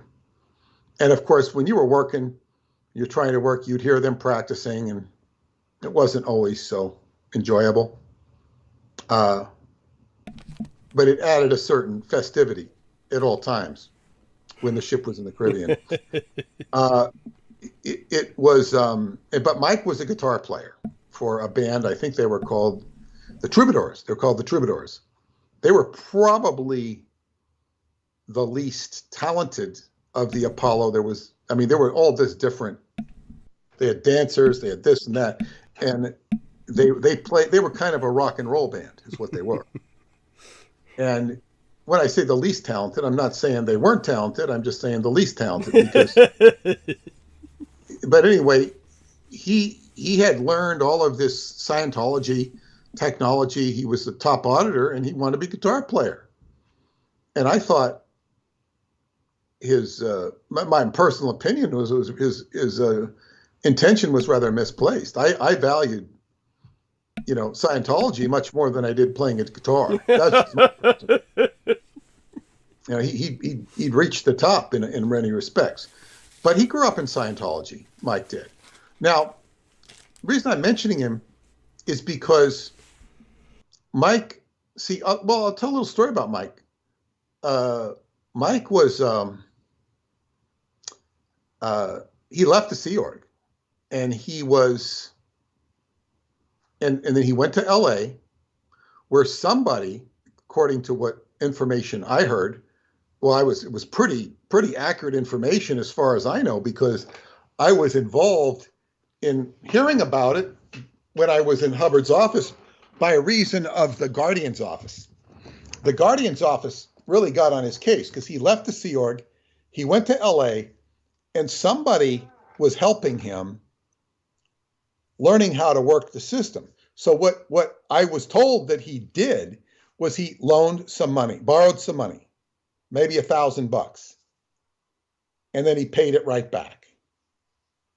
And somebody was, I think, helping him do this because I don't know how much money he might have had some money. And then he paid it back, a week or two. And then he loaned $3,000. And then he paid that back right away. Anyway, he was showing all this good credit, and he borrows about $40,000 or $50,000. And then he declares bankruptcy.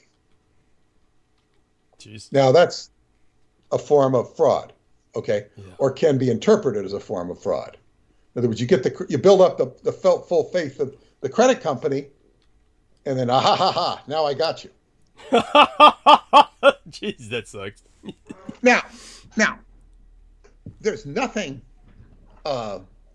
necessarily that they could do unless somebody brought a case against him. Now, this guy had been in the Sea Org his whole life. He didn't have any money. I'm sure he had some bonuses from some days. I don't know what his money situation was. He did have a father who actually joined the Sea Organization at one point when I was there in 1972. His father, he was no longer married to Phoebe, but he came aboard, and people don't know this,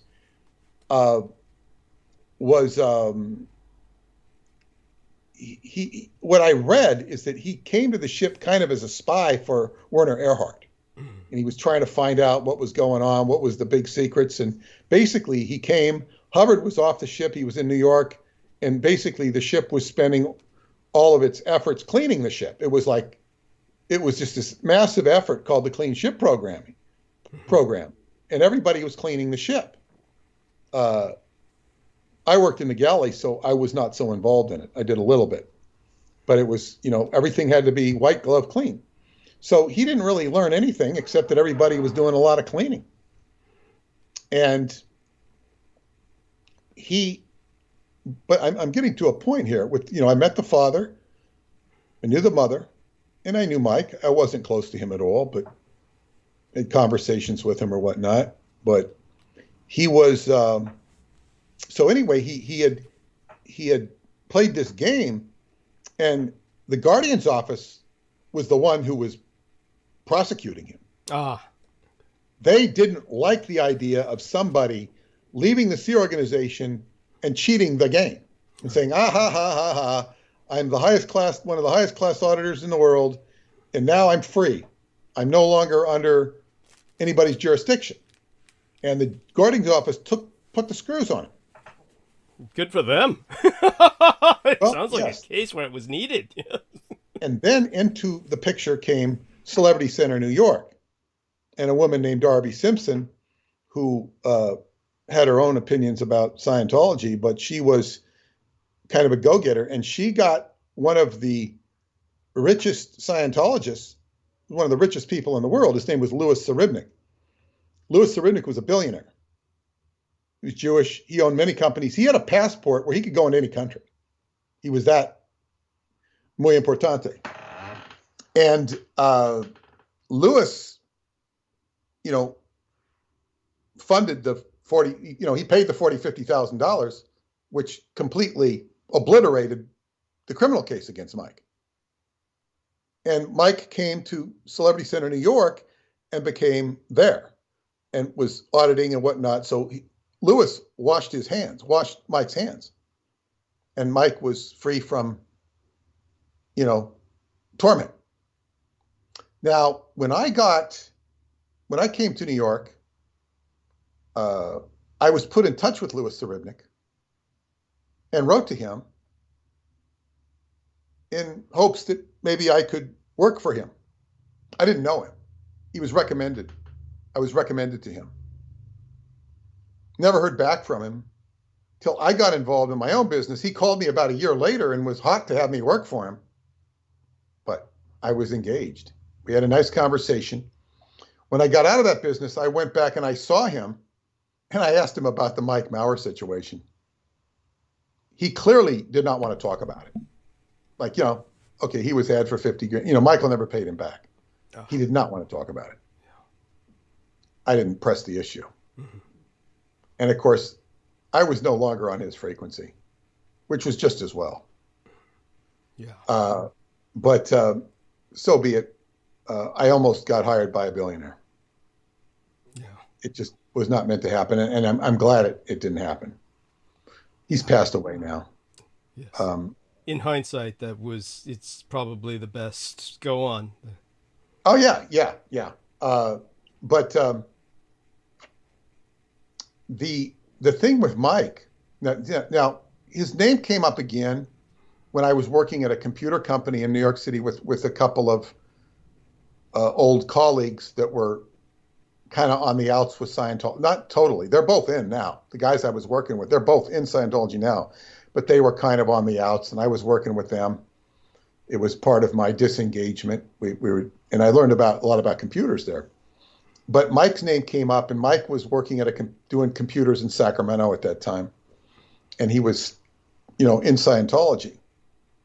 And then his name came up again when this Aaron Levin Smith, if I'm pronouncing his name right, I just don't remember, the guy who's doing, and he's talking about this scandal with Tom Cruise's son, that Mike has a son, a couple of sons, and they're doing this company. Forget what the hell the company does. I think they do credit, But in any case, there was a scandal. But this was the thing about Mike. This guy who never knew Mike Maurer keeps calling him Michael Maurier. He says, his name is Michael Maurier. Michael, and he said, I don't know. I think that's how you say it, Michael Maurier. And he keeps saying, and his son, David Maurier. And I'm going, what the hell is he thinking? Everybody on the ship knew him as Mike Maurer. They knew his mother as Phoebe Maurer and his father as Rick Maurer. It's Maurier? It's like, this is like 30 years later, it's like maybe he changed. I mean, Maurier sounds really much more chic than Maurer. Maurer sounds German. He looked German. He did look like Hubbard too. I would open the door to possibility there. Interesting. I would open the door to the possibility. Interesting. But I don't know. And see, my friend who told me this was very close to Hubbard. You know, and she says, you know, I know, and she's, you know, she's not saying it, you know, with any mal intent or anything. It's like, you know, well, okay. I you know, remember him well enough to know that, yeah, I can see the resemblance.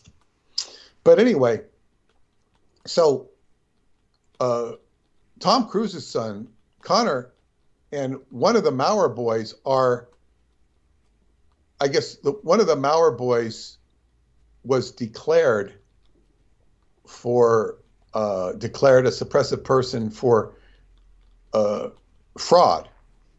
And Connor Cruise was guilty of it too, but they didn't declare him because he's Tom Cruise's adopted son. So there was this whole YouTube that goes into the details of it.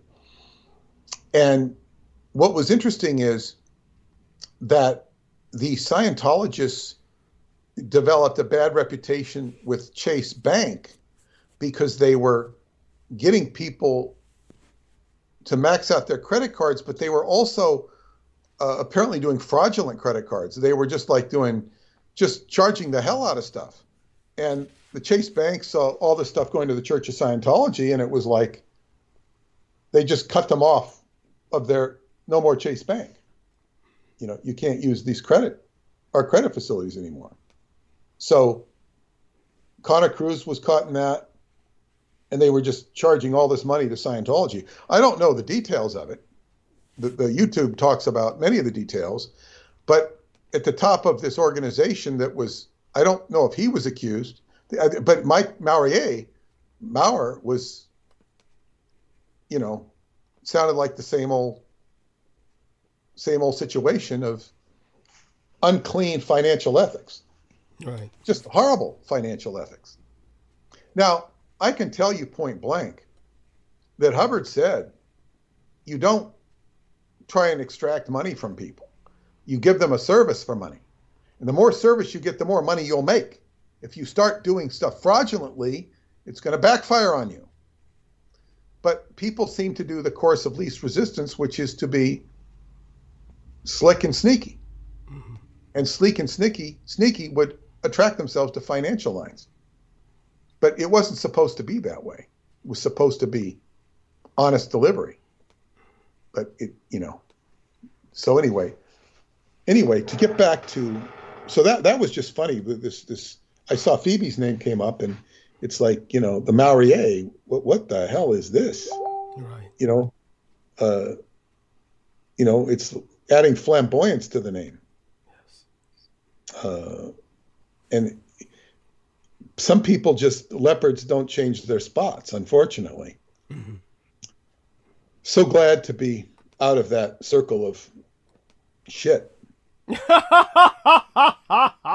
Well, you kind of got out of it before it became that as bad. There was always those elements of financial funny business, and I always knew that I was never on financial lines, and I said, you know, I just don't belong there.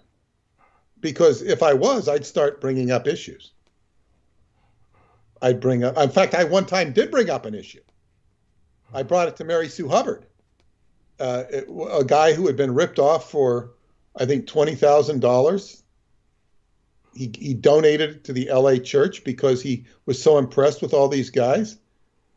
And then he found out that the money had been used, about $13,000 of it, for the executive director talking long distance to Japan, trying to set up a center in Japan. Oh my God. Which might have been somewhat initially successful. Uh-huh. And initially. And I got to tell my friend who's listening, I gave her the link. If she's listening, her father, I remember one of the ladies who was there told me that this woman's father, I'm not going to say her name, was running around in his underwear. It wasn't good. She said it wasn't good. He was just not presenting a good image. I don't think if any Japanese came in there. I don't know if he was doing it when the Japanese came on. They wouldn't be fond of him in his underwear. I guess what this woman was saying is she wasn't too fond of him, running around in his underwear because they would have had all been living together in whatever house they were. Okay. So, in any case, funny stories. But to get back to thank you for listening. Yes. Thank you for listening. This production was done. It was called Golden Era Studios in the desert in Riverside County, out towards Indio, Palm Springs area. And they set up Hubbard on the ship. He set up a organization, which was a rehabilitation project for us. He disassembled them and made them the media organization, where they were going to go around and do photo shoots, because he was saying nobody's promoting Scientology. We got to do something. So when I first returned to the ship in the Caribbean, I was told, how would you like to go out? See Ron. Okay, I'll go. He said, leave that suit on. I was wearing a suit. It could be good for the photographs. So out into the hot, Caribbean sun of the island of Barbados. And I'm out there, and everybody's waiting for Hubbard to arrive with his entourage of messengers. And I say, you know what? They say, that suit I think you need another suit. Go over to this clothes rack over there, and we'll find something that fits you. The suit I had was actually better. It was blue. They put me in some tweed jacket, which, I don't know. So anyway, I'm out there at the clothes rack. It's out in the desert, or not the desert, out in the sun.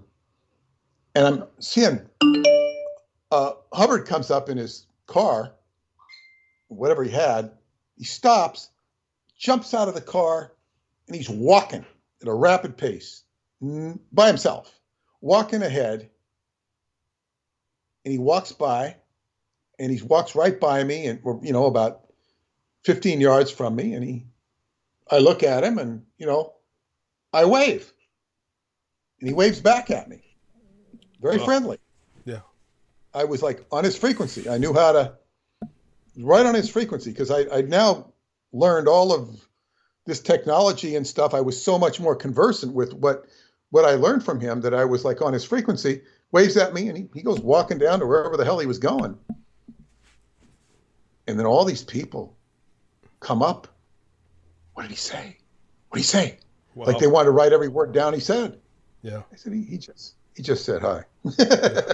Right. Like, wow, it was so valuable. What did he say? And then the guy who was in charge of the clothing, well, he couldn't have been waving at you. He couldn't have been waving at you. Interesting. Yeah. Couldn't give you that. Oh, yeah. Yeah, he was obviously waving at me. And then a few, now I was technically on my day off. I had a day off. So I didn't feel beholden to anybody, except I was there to cooperate and be in the photographs. And I must have been about over 50 yards. They're doing a shoot far away. And it's like really hot. It's just oppressively hot. And I see this guy's playing cricket in the background. There was some activity going on around. It's a cricket game. And there was a vendor selling snow cones.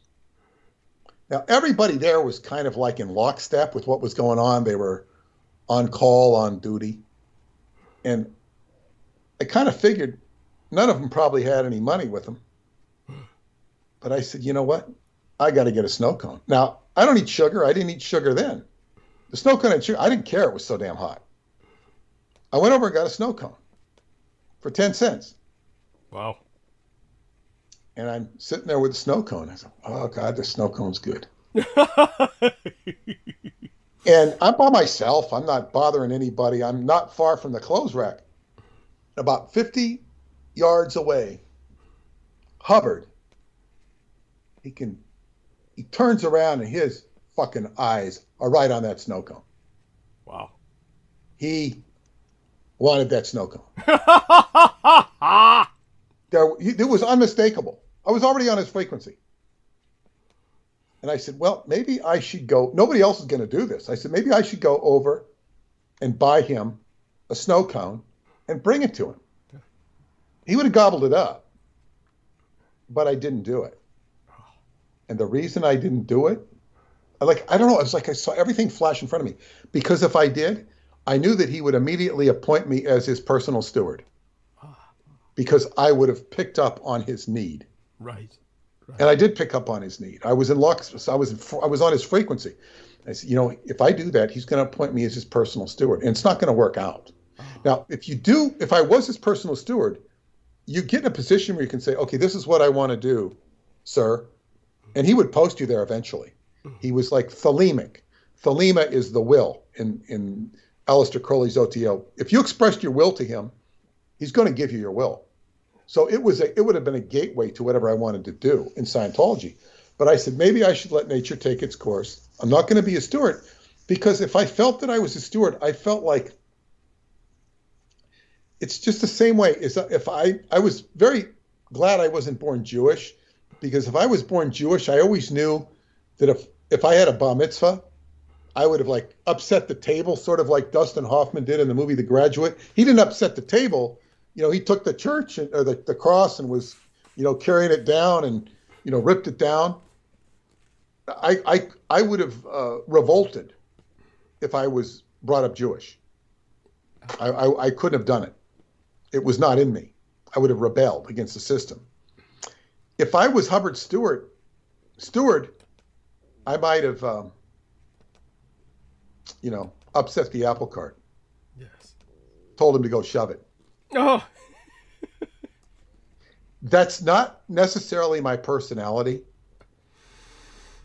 but I felt that, no.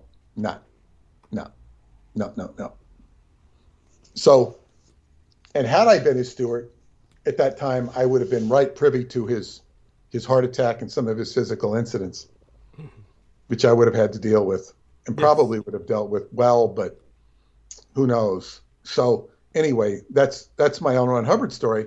But to get back to thank you for listening,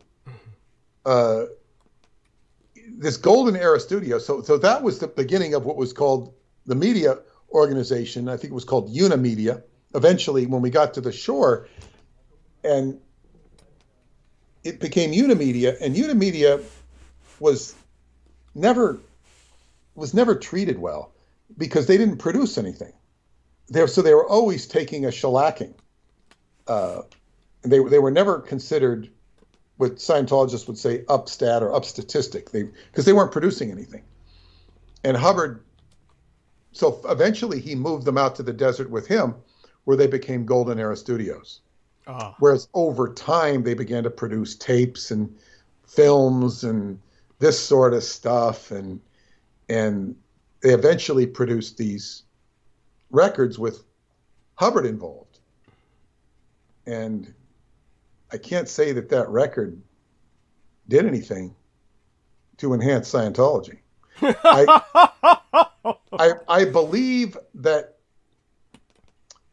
he got, I don't know. It just all went out the window. It became more interested in doing media stuff and got away from the core stuff that worked. And began to take himself too seriously. This is a problem with anybody. When you start taking yourself too seriously. And it's something I want to guard against. Myself. I too try to guard against it. So, because Brandon mentioned thank you for listening, I went off on an L. Ron Hubbard rant, Right. which I hope Douglas sounds like you were entertained. Oh yes. No. It's quite Nobody understandable. else was, but I still have, tremendous respect for what I learned there and what I did. But Hubbard was very much a human being, and it's all about what you can learn from somebody. As somebody was pointing out to me the faults of a great teacher in the martial arts, the personal faults of this teacher. But I said, this guy can teach. I learned from him online on YouTube. And I don't care what his personal life is. If I can learn from him, if he can show me how to, rope a steer, I'll rope the steer. I won't worry about, whether he's enjoying adultery with some other woman other than his wife. I'm not going to worry about that. Right. That's not what the accusation was. But, it's like, okay, what can I learn? Can I learn this from somebody? It's all about what you can learn. And that is the point. And I learned a lot from L. Ron Hubbard, and very grateful to have had him in my life. But the stuff that goes on now, it's really hard to fathom. And people, I don't know. It just is what it is. But I have something far more interesting with relation to our recent conversations. Yes. And with regards to the book. Yes. Wonderful. And this is really much more exciting, and I don't want to diminish any of the excitement that I learned or experienced through Scientology, which was quite tremendous. But as I say, life moves on, and you have to move on with life, whatever you are.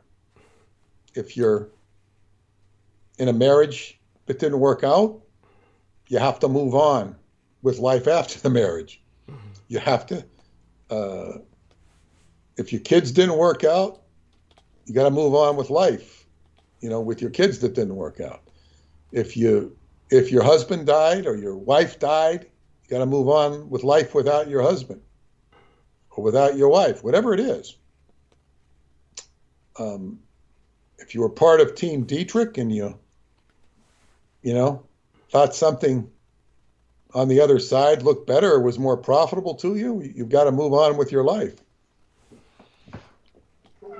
If it's a life. Maybe get a new life. But anyway. Oh my God. Okay, so we were talking about the Techelet blue. Yes. That is from the Murex trunculus snail. That was the whole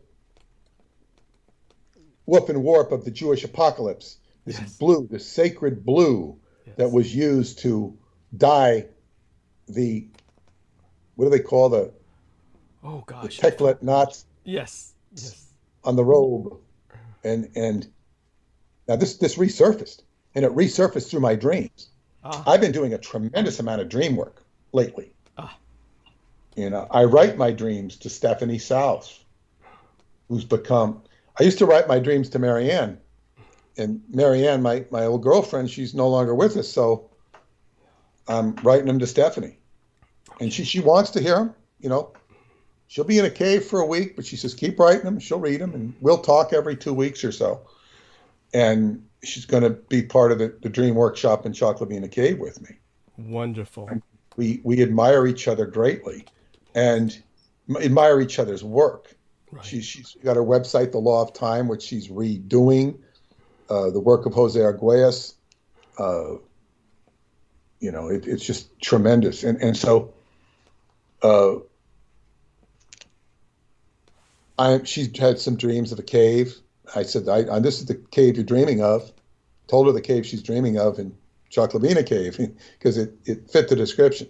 Mm-hmm. But I'm writing her these dreams, and the more I write, the more I get into them. I've also been doing the spiritual work taught to me by Dennis Adams, the master healer. I think it's DennisAdamsMasterHealer.com. Mm-hmm. And these carbon pencils that that I bought from him. Jojo bought from him, and you write letters to people, and then you read the letter. You write the letter to somebody that you want to make an impression on in this carbon pencil. There's a whole story behind it that I've told before, because carbon is the resident chemical in the human body. Mm-hmm. That's how God communicates through the human body, communicates through carbon. Or one way God communicates. He learned this in the Vatican. It reminds me of Star Trek, the original motion picture, where the Voyager, is looking for carbon units. The carbon units is how he refers to the human beings, or the organic life form. That's interesting. I didn't remember that, but yeah, because the movie was so bad. Yes. Or the ending was so bad. The ending was so despicable. Yes. The whole thing was so drawn out and long. Just everything it didn't need to be. It was just a complete and total flop. Except it was actually interesting, because it was bringing back Star Trek to the screen. So therefore, it was watchable for the first time. If you watched it in 1979 or whenever it came out, yes, it was watchable. Early 80s. Yeah. I think it was in the 70s. The first movie came out. But whatever it was, it was watchable. Yeah. Somewhat. It was watchable, but if you watch it the second time, it's a bit much. Thank you. Yes. By the way, I just sent you the hyperlink to, just so people know you're on right now. The numbers are up, of course, as they always are. You bring them with you, and I do want you to know the lovely young Anne-Christine Fontaine contributed something like $10 or something like that to me, maybe even a bit more, like something towards 14 or so. And the fact that she contributed anything, considering that is incredible. That is incredible, because I know she's been having, making a go of it, and she's also saving money to buy this slant board that I told her about. It's a fantastic thing to do, standing on a slant board. Yes. And I had a personal conversation with her this week that might have helped, helping her with her life. Yes. I basically told her, what did she want to do when she was younger, and it was sing. Now, she's already a singer. She's got a nice voice, and she sings on YouTube. It's, these are not professionally produced videos. They're just off the cuff stuff, but she's got a voice, and I told her she should sing. She's got to sing. She should do a gig once a month at least. And even if it's singing to friends, to express that. If you do what's in your heart and what your dream and is in your heart, it will work out the rest of your life. Yes. It'll sort out the rest of your life. So it doesn't even mean she has to become a professional singer. It's not that she couldn't. She could. And I will tell you, if you're listening in, when Paula and we went out for New Year's dinner. Paula wanted to go out for New Year's Eve. What are we going to do? So I found this Italian restaurant that was open on New Year's Eve that was having a New Year's Eve thing. This was something I would never do, nor would have my ex-wife, nor would have my girlfriend. But Paula, they really celebrate New Year's Eve in Romania. It was very important to her. So I took her out, and this was the New Year's between COVID, and everybody's like, Happy New Year. What's this New Year going to be like? Well, it was COVID. All of a sudden everything shut down. That was a couple months later. But we're at this, restaurant. It's, I think it's about $70 a person you get this, 5-course dinner or whatever, and they have a New Year's party, and everybody's there, and you don't know them. You don't really want to know them. No, that's how it is in Long Island. You don't really want to meet people at restaurants. You don't. It's just the moral code. Nothing wrong with them. You just don't want to know them. And you kind of interact and say Happy New Year. But the woman who was doing the gig, she was over 80 years old. And she's playing the organ and singing songs from Frank Sinatra to whatever, more popular stuff. 80-year-old. She was getting paid whatever she's Wow. getting paid for it. It's amazing. What I'm saying is, you know, and with a little bit of this and that, you could be doing those type of gigs. Yes. Maybe not where you are, but in other words, yeah. I told my daughter what a much better job she could have done than this lady. She says, get out of here, Dad. My daughter, it was beneath her. Oh my God. She wasn't going to do that stuff because she's like a top flight professional singer. Mhm. She's not doing it, but she is that. Right. So she wasn't going to do a gig like that. But I said, Guy, I would have sure enjoyed hearing you. Right. And I'm sure I would have enjoyed hearing Ann more than this woman. But whatever. So thank you, Ann, for your contribution. That's very, very generous. And I think the flow will come back to you manyfold. Yes. And what I'm saying is if you follow what's in your heart, you go back to what you wanted to do. If you wanted to be a baseball player, well, go out and play softball or something. Mm-hmm. If you wanted to, whatever you wanted to do, there's people when they get older, they find all sorts of creative expression if they take time to look for it.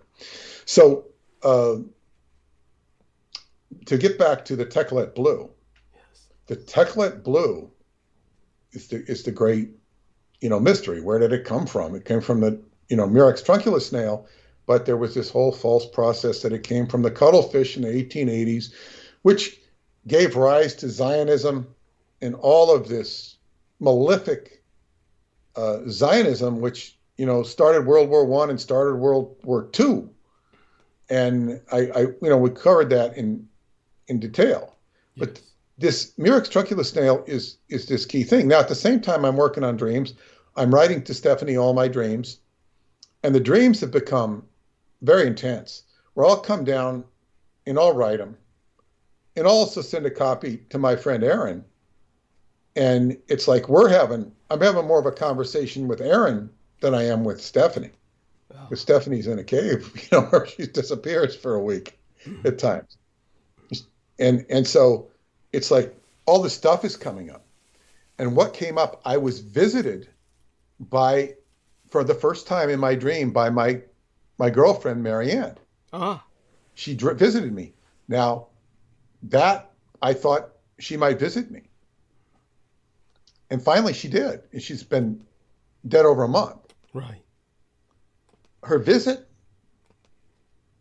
wasn't as personal and friendly as I might like from my friend Madeline, who visited me the next night. Right. But in this dream, she was with her niece. It was 2 nights in a row that I went in the dream. 2 nights in a row, I went to the church. I was in the Catholic church with the priest, and I didn't really want to be there. But I said, well, I'm going back for a second night. And the second night, I'm introduced, and she's with her niece is looking at a map. And it's a map of an acupuncturist, office of an acupuncturist I know in LA. And it's a friend of mine. And they're saying, oh, I go to this acupuncturist. We need to go to this acupuncturist on Santa Monica Boulevard. And I said, she's my close personal friend. They kind of look at me. And then this other woman appears. And I'll say this woman's name, Judy Cole. Judy appears. And Judy's a friend of mine too. And Judy says, yes, I've spent $5,000 on that acupuncture. I've gotten that acupuncture, $5,000. Now, acupuncture is healing. Acupuncture is pinpointing the area. The map is the guidance. I'm being pinpointed, but I said, so I'm analyzing the dream. And I go, 5,000, I got to look up 5,000. So the dream is my girlfriend, Marianne, was very much connected to the near-death state. She'd been dead before. She had all these experiences. But she's referring me to Judy Cole, who's still alive. Judy Cole has been dead several times. Judy Cole called me very non sequiturely when I was on my first trip where I met you. I was coming back from the Gold Country in Modesto, which is a very occult town, Modesto, California. Yeah. And I was in the Trader Joe's looking to find something to eat because I couldn't find any restaurant that I'd eat at in the mall. I couldn't find anything that was open or edible for my taste. So I had to revert to Trader Joe's, and I'm buying stuff there to take on the drive back to San Francisco, where I'm going to, visit the Chinese Historical Center and go spend the night in South San Francisco and take off to the airport the next day morning. And Judy calls me. Like, what the hell are you calling me for, Judy? She's in Santa Cruz. Judy goes around and puts crystals in rivers all across the country. It's a whole program she's doing. So she's been dead many times. And she is a scientist at universities.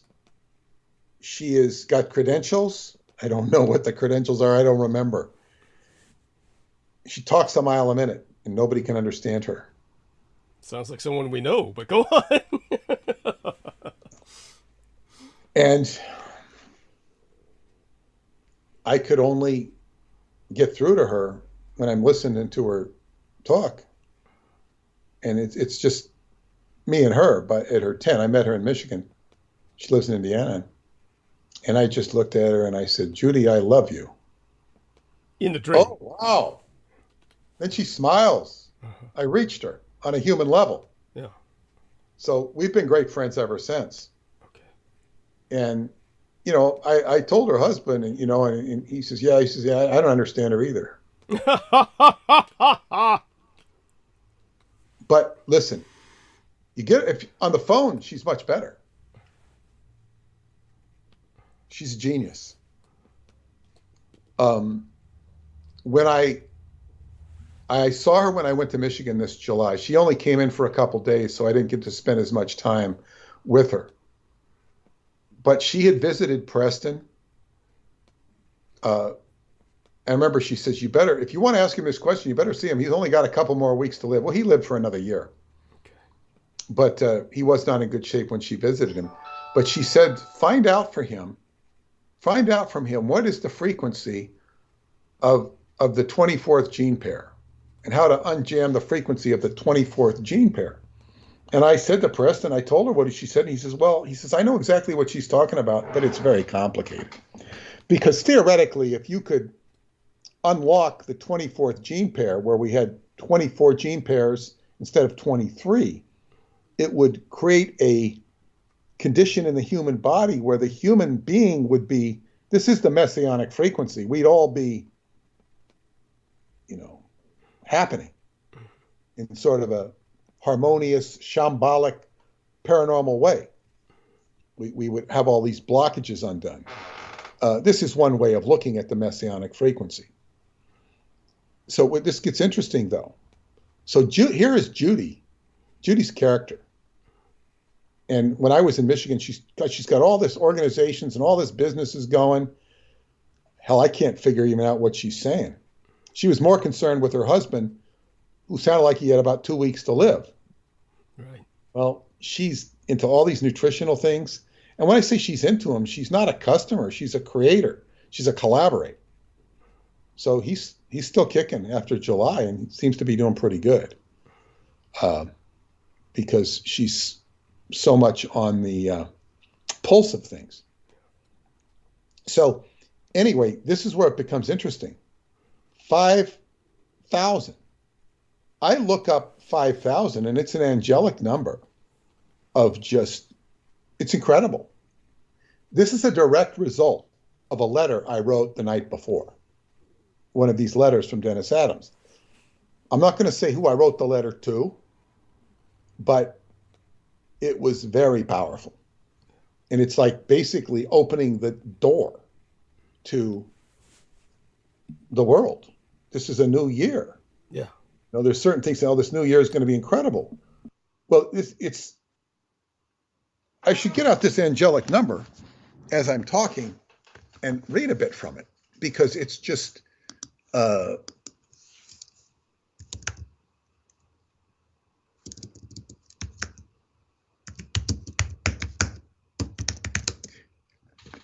So anyway, I end up calling Judy because I said, okay, Marianne's directing me to Judy. Now, I haven't talked to Judy since July. Now, here's $5,000. Now, she's saying it costs $5,000. Well, that's just to get my attention on $5,000. Acupuncture is pinpointing the situation. It revealed that your life is about to take a different turn. The angel number of 5,000 signifies the many changes that are about to occur or are taking place in your life, impact your life in a major way. It would help if you're not afraid of these changes and expand your horizons. Positive energies from the universe will give your life a renewed sense of energy and inspiration. Your guardian angels tell you that you will have a better perspective on what the future holds for you. Listen to your guardian angels and heed their guidance, because they will always lead you in the right direction. Your intuition cannot also betray you. Follow your heart and you will never go astray. Opportunities coming into your life will make you elevate your life to other levels. Your guardian angels are telling you to be more spontaneous. It would be best if you experienced life without any fears, worries, or anxieties. Surrender all your fears to your guardian angels. They will take good care of you. Enjoy your life without thinking about the worst that can happen. It goes on to talk about love, understanding your partner and their needs, take care of problems in relationships, good communication skills, which I'm getting into better communication with my wife, but it goes on to just other incredible things. And I had another incredible dream last night, but I'm not going to go into it because it involves things it's probably best not to talk about. Very positive. Okay. Something you're willing to discuss privately, perhaps? I would discuss privately with you, sure. Okay. But because, my involvement with you might dampen that. But it's not going to change my relationship with you. Okay. It might not. Okay. But it has to do with media. Well, I'll just say what it was is I was being solicited in my face. Okay. Very friendly. A media deal. Okay. And it had all the signs of being the right people. But and just the day before, I found myself telepathing with media people I'd spoken in the past. Why am I thinking of these people? Mm-hmm. I don't want to deal with this person. It's nothing against the person. It was against the person's boss, or that he was beholden to. He's no longer his boss. So I can't deal with this person because he's obligated, if I deal with him, to deal with his old boss. Mm-hmm. And I won't deal with the old boss because he's not to be dealt with. Mm-hmm. Okay. So, but that's not what these people were. As I say, and it's not even something I'm interested in, to tell you the truth, because I'm more concerned about the liabilities. Yeah. But it was like so many doors opening. And what I realized more than anything, and I'll get back to Judy, because I had 2 conversations with her, including New Year's Eve. I would have been on with her as they dropped the ball if we kept talking, but I had to go back upstairs and spend that New Year's with Paula. But we started watching some good movie last night. I thought it was a good movie called The Recruit. Okay. It was after I thought it was similar to the Al Pacino movie, mm-hmm. but it wasn't. It was a new movie. I think it's a series, but Paula fell asleep, so we couldn't finish it. So anyway, this this idea of writing letters to angels, or you're not really writing to angels, you're writing letters to somebody. The angels come in. You could write to the guardian angel of the person. But what happens, and I've done this, and when I do it, this is a technique I learned from Dennis Adams. And I don't do it exactly the way he says. He says, you want to write to everybody from when you're 14 and younger. You know, write to the school teacher you hated, write to your father who beat you, write to the bully down the street. Well, I don't have issues with people from 14 and under. I don't. So I don't write to them. Right. Because I don't have issues hung up on those. I resolved those in Scientology, any issues I had with younger people, or people when I was young, rather, which mostly around my parents, you know. Mm-hmm. But I don't have stuck issues with them. Right. But instead, there are other people, other beings. And this goes beyond people who are tormenting you or bothering you. It's people that you might want to exchange information with, or get something out of. And I said, you know, I could write a letter every day and open up whole new corridors of communication and interchange on a spiritual level, which is going to manifest in the physical level. The one caveat, at least from my own perspective, is when I do this, I go into an angelic reference frame, a different realm, and it's very, I guess what you call a high. And one does not want to get lost in the high, because one's going to come back down to earth. So you don't want to get too excited. Like, for example, you think you're going to win the lottery. Worse yet, you win the lottery. You know, Paula gave me a couple. I remember she never played the lottery before. She gave me a couple lottery tickets, and she says, "Can you check and see if these tickets won?" And I said, "Well, you must trust me an awful lot." One would. I said, because if they won, you know, I could say no, they didn't win. I could go and, you know, I could go and cash them in. You know. I said, that would make a great plot for a TV show, or a movie, yes, or a story where the one spouse wins the lottery and never tells the other. You know, got the tickets, and you know, it creates a funny set of circumstances. Of course, the same thing happened with her. The one time I played the lottery in the 1980s, I didn't get one number right, nor did she. I said, "This is why I never play." Right. Because I can't even get one number right, let alone 6 numbers or 5 numbers, whatever it is. And I think one time this lottery got really big, and my daughter was pretty young, probably about 10,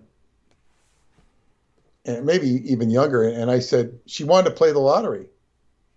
And I said, okay, I'll give you $5 to play the lottery. But I'll tell you what, you probably know you're not going to win. I said, look, would you rather have the $5 or would you rather have the lottery? And she took the $5. You know, she understood real quick. Good. I ain't going to play. You know, yes. She wanted to play the lottery, but I said, I'll give you the $5 instead. She took the $5. She was smart. Yes. But anyway, so all of this dreaming work I'm doing and I'm taking it very seriously because it's all leading to my trip to Chocolabina Cave in August. Yeah. So, and Judy, when I was with her in Michigan, I invited her to come because she had heard my lecture. In fact, after my first time to Romania, she wanted me to go there and get hemp. She wanted a source to buy Romanian hemp for God knows what. She's into all sorts of things because they make great hemp in Romania. None of my Romanian friends would come up with any hemp contacts. They didn't respond. They're supposed to have great hemp. And I'm not talking about marijuana hemp. I'm talking about hemp, textile hemp. Make good textile cloth out of. Right. So anyway, she said she can't go to Romania for national security reasons. Last time she flew out of San Francisco, they screwed up her flight. Ooh. They consider her a national security risk because of information she has. I don't remember the information, which, as I say, really creeped me out when I got on the airport in Grand Rapids to fly home. They called my name out, and I had to cut through security. They called my name out, and I reported to the desk. I said, "We have your credit card. You left your credit card in the kiosk when you got your." I thought they were calling me out for being Judy Cole's friend or something. But it was, I just left my credit card in the thing, so it was pretty benign. But that's so anyway, this is the thing with Judy. So she 2 nights ago, I got on the phone with her, and I told her a bit about what I was doing. I told her about the dream, told her about the 5,000, and then she put me on the phone. She had a person there. She has a hard time with his first name. Forget it. I think it was Shimon. He was of the Cohen priesthood. He was born of the family of the Cohen priests. So I asked him. He knew about Teklet Blue for sure. Ah. He was not familiar with the Kings of Edom. Right. Then I got on the phone with her last night, and she knows so much about Teklet Blue. She, over 10 years ago, she wanted me to do a book with her on the Da Vinci Code, the real Da Vinci Code. Mm-hmm. And I said, "Sure, Judy." I said, the biggest secret is to tell you to go write the book, and you'll never write it. That's what you do. If somebody wants to write a book, say, "Okay, write the book." Then I'll look at it. They'll never write it. That's the way it works. But she's talking about it 10 years later, over 10 years later. But she said she knew so much about the Teklet Blue, but this is the thing. She says the Teklet Blue, and she was talking about some priest she saw with the actual blue tassels, Teklet tassels. Mm-hmm. And she said that the blue on the robes in the Last Supper painting are Teklet blue. She had all the significant, but then she started saying the Teklet, the Jews use the Teklet blue to teach the young people, I think she was saying the girls, sexuality. And I said, "How do they teach them sexuality?" She went on and on and on, and I kept going, "Well, how do they teach them sexuality?" She says, "I don't know. I got to show you the PowerPoint presentation." So, "Well, send me the PowerPoint." So she's supposed to send me the PowerPoint presentation, which explains how the rabbis use Teklet blue to teach young people sexuality. I think it's women. Mm-hmm. That's a curiosity to me. But she knows about Teklet blue. She could talk to you about Teklet blue. She knew about the snail. She emphasized that the snail dies when they extract the purple, Yes. which I didn't know. But Well, it's no surprise, but go on. no, it isn't.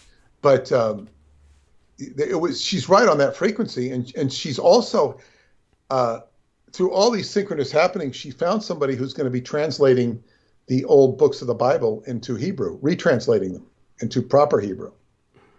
So this is very important to her. Yes. And it all ties into the Da Vinci Code. I'm not talking about the book. I'm talking about certain Da Vinci aspects. And this is where I was directed to. I was directed to her by my dreams. The whole thing is, if it's hard to edit your work, she's just as challenging because, or if not more so, because I say, "Okay, Judy, you've got everything figured out." She's buying real estate here. She can't figure out, something didn't work out to the mortgage, so it's getting here and doing this and driving her husband crazy because it doesn't make any sense to him, but it'll all work out. And all these scientists she's worked with that were working on certain projects that die because they're just not up to finishing the project for whatever reason. So she's got so much going on. I'm very interested to work with her. I just got to figure out, and what it all comes down to, she says, we got to do a book that explains this stuff. And I was always open to it, but I never thought she'd ever come up with a book, because people inevitably do not come up with a book. Right. It takes too much concentration and focus. And she's doing a million other things. And by the way, I can, pull out a card and read what's going on in your life if you want. I mean, just she's very knowledgeable, and a lovely human being, very loving human being.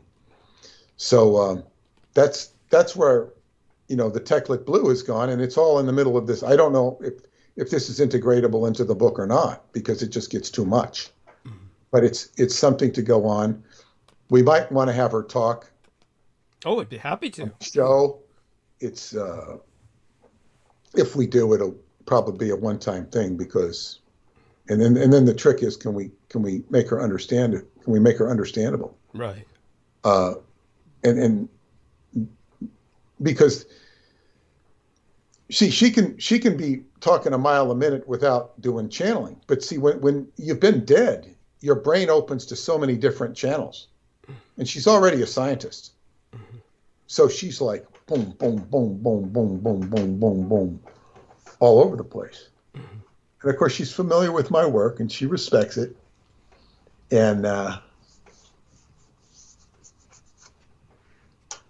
but the only way I could relate to her at all was by telling her that I loved her. Then we came into communication. Yes. Which, it's not that I don't love her, but I did it more as a, as a technique. It's a technique of communication. Yes. Made the communication come alive, and it worked. It worked. So the Techlit Blue, this is a time when things are happening and opening up on many levels. One of the things she said to me, which is that a lot of spiritual activity is going to be coming front and center. I'm paraphrasing her. So in that sense, these are apocalyptic times, when the people come out of their graves and the spirits start coming forth and challenges come to people. Yes. Without casting any aspersions on him, Donald Trump's world is blowing up in different ways than it never has before. Right. He's having to confront all of these demons coming out of here and there, assaulting his taxes, and a lot of it's just bullshit. But they release his tax returns, and some tax experts say, well, basically these are the laws. He didn't do anything wrong, unless you can say this, and it's basically comes down to maybe they didn't declare some stuff on his kids. It was fringe benefits that weren't declared as income. Okay, it's small potatoes in the long run. It's not a big deal. But nevertheless, he's being assaulted every which way, in ways that cannot be pleasant for him, even if he doesn't care, and that certainly reduce his chances of running for president. Or complicate them. Yeah.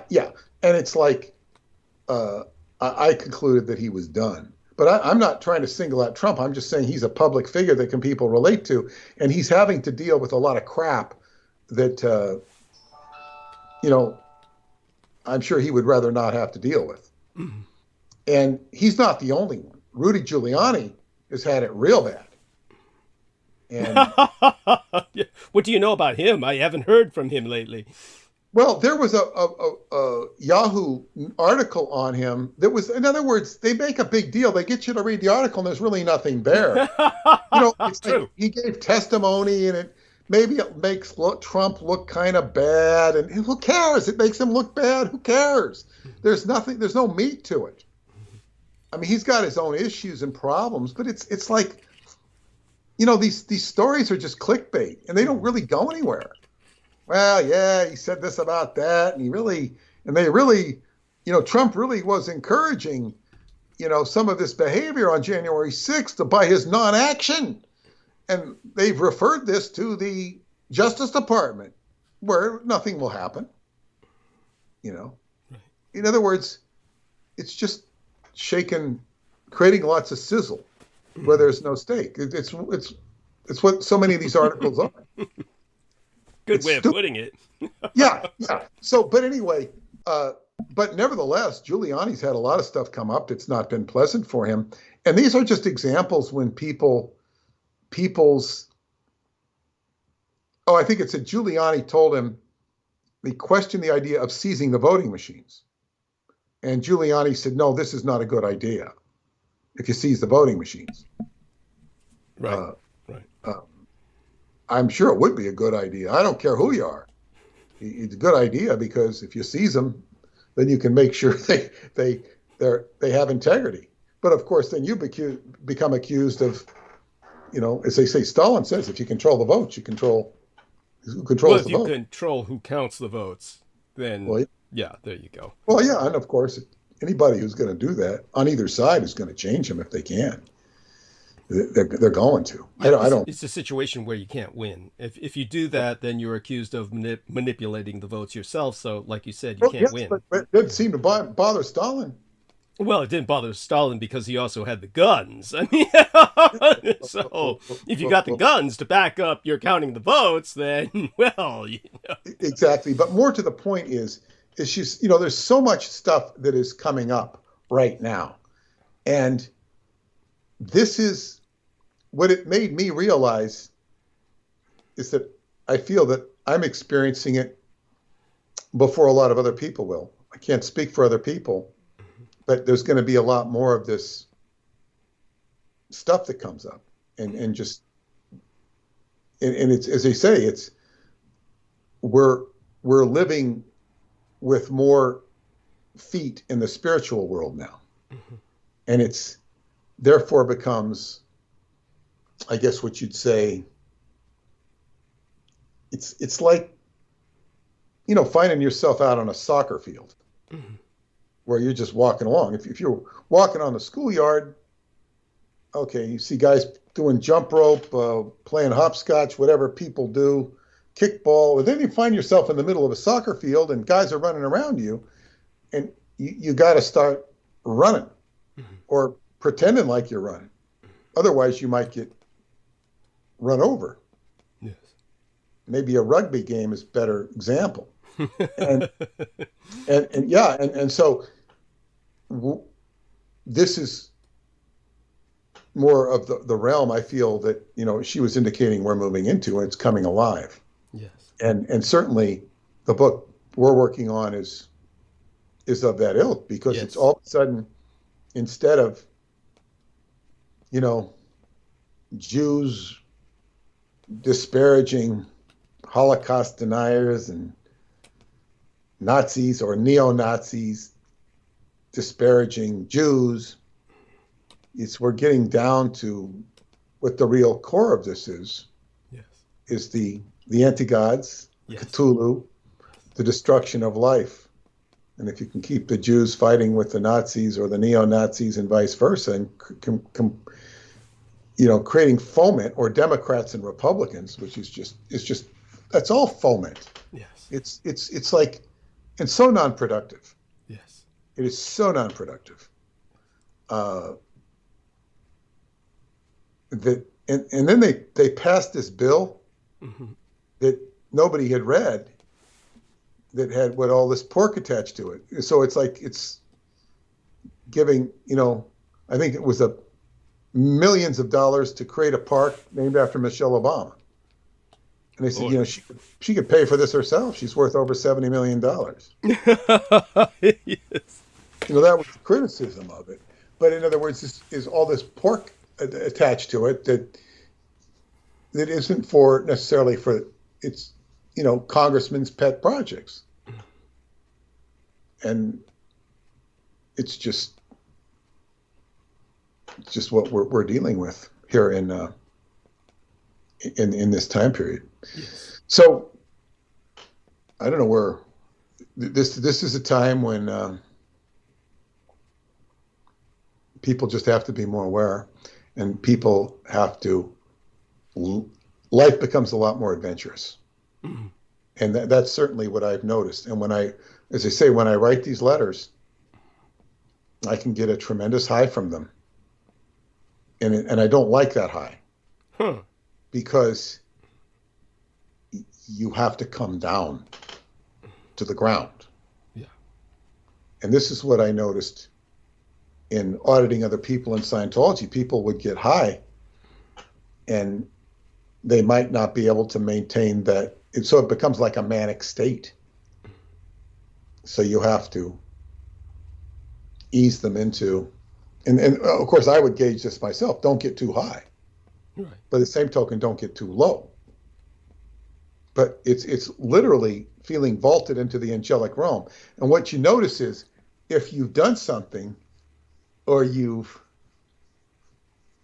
postulated or decided something, it might start to come true weeks or months later. Yeah. And then weeks or months later, you start to see the fruits of your decision. But it might not necessarily be exactly the way you thought. But you're tweaking that realm. And this is a realm that certainly you're not unfamiliar with. And then we had our experience today. Yes. Yeah, and this is just, a sign that we're on the straight and narrow. So I think the new year is going to be very good. It's certainly going to be interesting, and it's not going to be like last year. Thank you. And I think that's wonderful. It's great to hear you say that, and I agree. It's definitely, as I said, it was quite the time getting here tonight, and I definitely, shall we say, am left still hanging in a number of areas where I didn't get some things done that I like to get done before I do the transmission. But we'll get there. We'll get there. And as for Peter Moon showing up tonight, this was wonderful because we were able to spend this time with our extended electronic family, and I think that these holidays, as my son has said, it's very important that we do this, honestly, because this extended electronic family, they really value us, and the fact that we're able to spend this quality time with them on nights like this, very important on nights like this, more than any other night of the year. Well, it's just, how do I say it? It helps us bond, helps us all bond. And I want to say something about that. Yeah. And I was listening to a doctor. Mm-hmm. Yeah. He worked with Masters and Johnson. He's a psychiatrist, I think. Mm-hmm. But he was talking about human sexuality, Mm-hmm. and how, talk about pain point of sex. I'm not saying this for your benefit, but it might, not with reference to that. But what he was saying is, one of the big problems with sexuality and he was talking about, not exclusively, but he was talking about homosexuals, gay bathhouses, and saying how they want to be loved. And if they go out and have sex, they feel that somebody's loving them because they don't feel loved. And what happens is that love that can occur in such a situation, whether it be man on man or males with females, and it's a short-term thing, it's kind of it's like dancing with somebody. If you dance with somebody and you get close to them and you enjoy the experience. Oh, that's nice. It's nice to be close to somebody. You're in their intimate zone. That's nice. And you go away. There's no obligation after, oh, I might get to go back to, oh, I don't know. You know, it's a short, what's the word? There's a word for it. But it's a short moment. Two ships in the night. Right. It's not really love. It's more of a pleasant encounter. But what he said was, he says most people, when they're having sex, according to the studies they've done, is they're not looking at the other partner. They're fantasizing. Mm-hmm. Or they're just blank. In other words, they're not in the same room with the other partner. They're not present with the other partner. They're doing some rigmarole, or a Scientology term would be dramatization. They're dramatizing something or other in their own mind. Now, what he said about the gay bathhouses, he said it was very common for these guys to have an experience and just get manically high and then crash and depress. Yeah. Sounds like me writing angel letters. Ah. Of course, I wasn't getting depressed. Well, you're a bit more aware. You're a bit more cognizant. Manically high, but it was like, I'm saying, wow, this is like you feel what's going on here. You know, it's like this is, you know. And then I'd call one of my friends that also had the pencils, and she'd pick right up. After I wrote a letter and burned it, I call her because she picked right up, because she's on the frequency. Mm-hmm. She has the pencils too. I don't think she's used them. Oh. One of JoJo's friends. But I you know, she picks right up, which is was weird. So you know, you open up a frequency and you start telling her about it and say, wow, whoa, whoa, whoa. And she can totally relate to what you're saying. So this is it's very exciting prospect in which to negotiate the new year. Yes, is communicating with the other realms and saying, okay, I can't communicate with the other realms. Of course, you can communicate with anything you want to. And as I say, one time, my girlfriend Marianne she wanted my help with some squirrels, because she had squirrels in her house come in, and so she had cages, and she wanted me to go with her and take the squirrel up to the park and be there when we released the squirrel, so you know it wouldn't come out and bite her or something. She wanted me to be there. That's cute. Well, she needed some support. Mm-hmm. Emotional and physical support to help carry the squirrel cage or whatever. Mm-hmm. And so I got in there with a period for a couple of days when I was dealing with squirrels. And so I go out in the backyard and the squirrel's on the fence. All of a sudden the squirrel looks at me. Mm-hmm. He looks at me like he saw a friend, because I was being nice to the squirrels. Right. But the squirrel, you know, the frequency is there. It's like, oh, I was on the squirrel frequency and the squirrel noticed me. In a way, a squirrel will never pay attention to you like that, unless you got food you're going to give them. Right.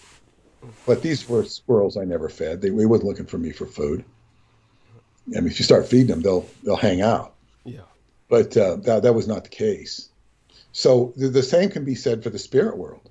If you start, burning candles and calling on spirits, they will respond. You have to be careful and very respectful, because as Douglas has said many times, when you summon he's really referring to jinn or a demon. You know, it's like they're summoning him. It's like they're showing up for a traffic ticket. You know. Yes. What the hell do you want, you son of a bitch? Yes.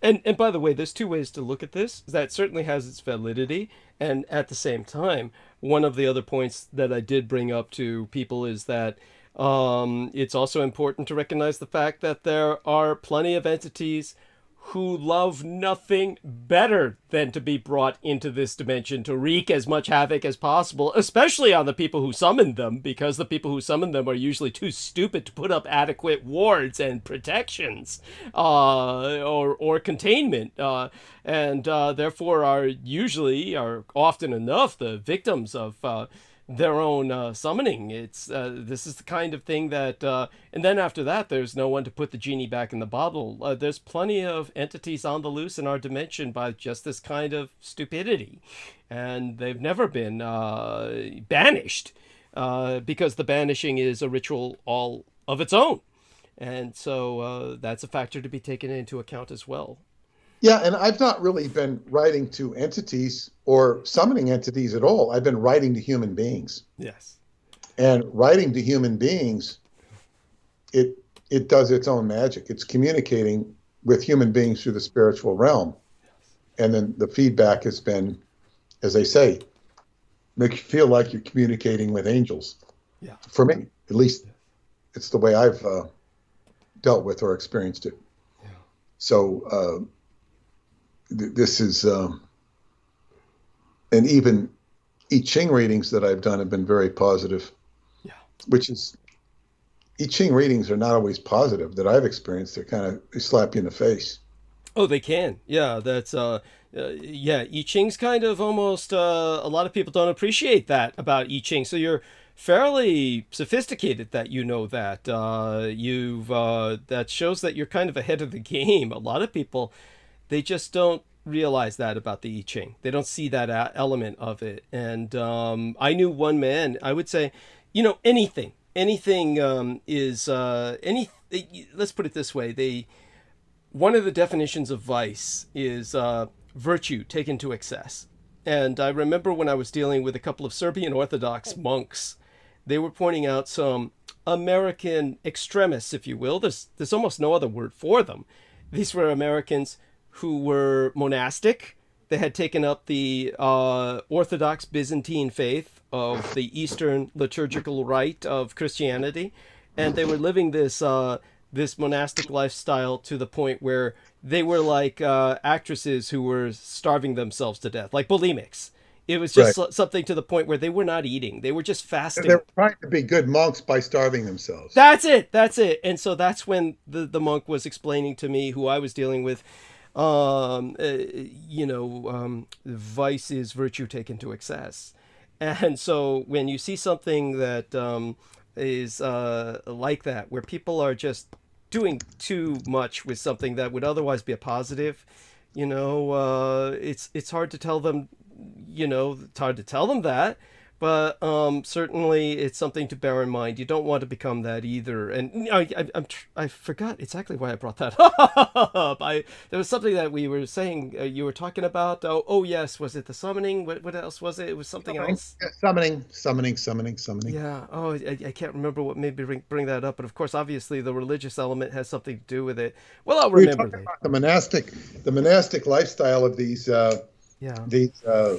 Well, in this case, they were the ascetics. They were, spreading themselves too thin. Right, and they were here in California, and this was something where, I'll remember later on what brought that up and exactly how that might apply. But certainly, I do want Peter to know that I'm very proud of some of the people that he and I are both affiliated with. I'm very proud of Brooke, really, because when I contacted her and we did some communication about what Peter and Sammy and I had discussed earlier, I found out that she had done her best to follow up on a lot of things, and we'll talk about them next week or something, or next episode. But in the meantime, I'm going to let Peter know he'll be surprised at that, what was found out.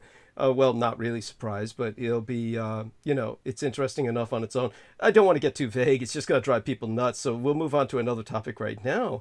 The other thing we're saying about the monastics. Yeah, I know. I wish I remembered what I was thinking. Do bear in mind, people, it was a New Year's, and I was I was celebrating quite a bit, and in a sense, you know, the monastics are on my mind in a sense because it's Byzantine Orthodox New Year now.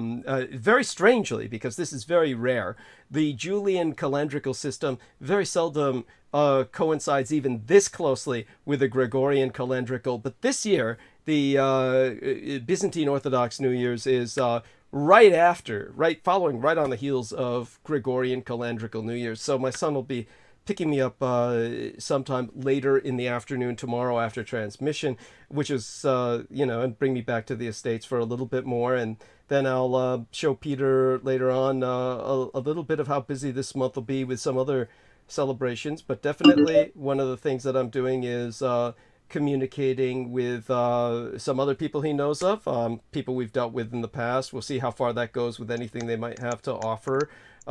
They say that they might be involved with some other media issues that I could consult on.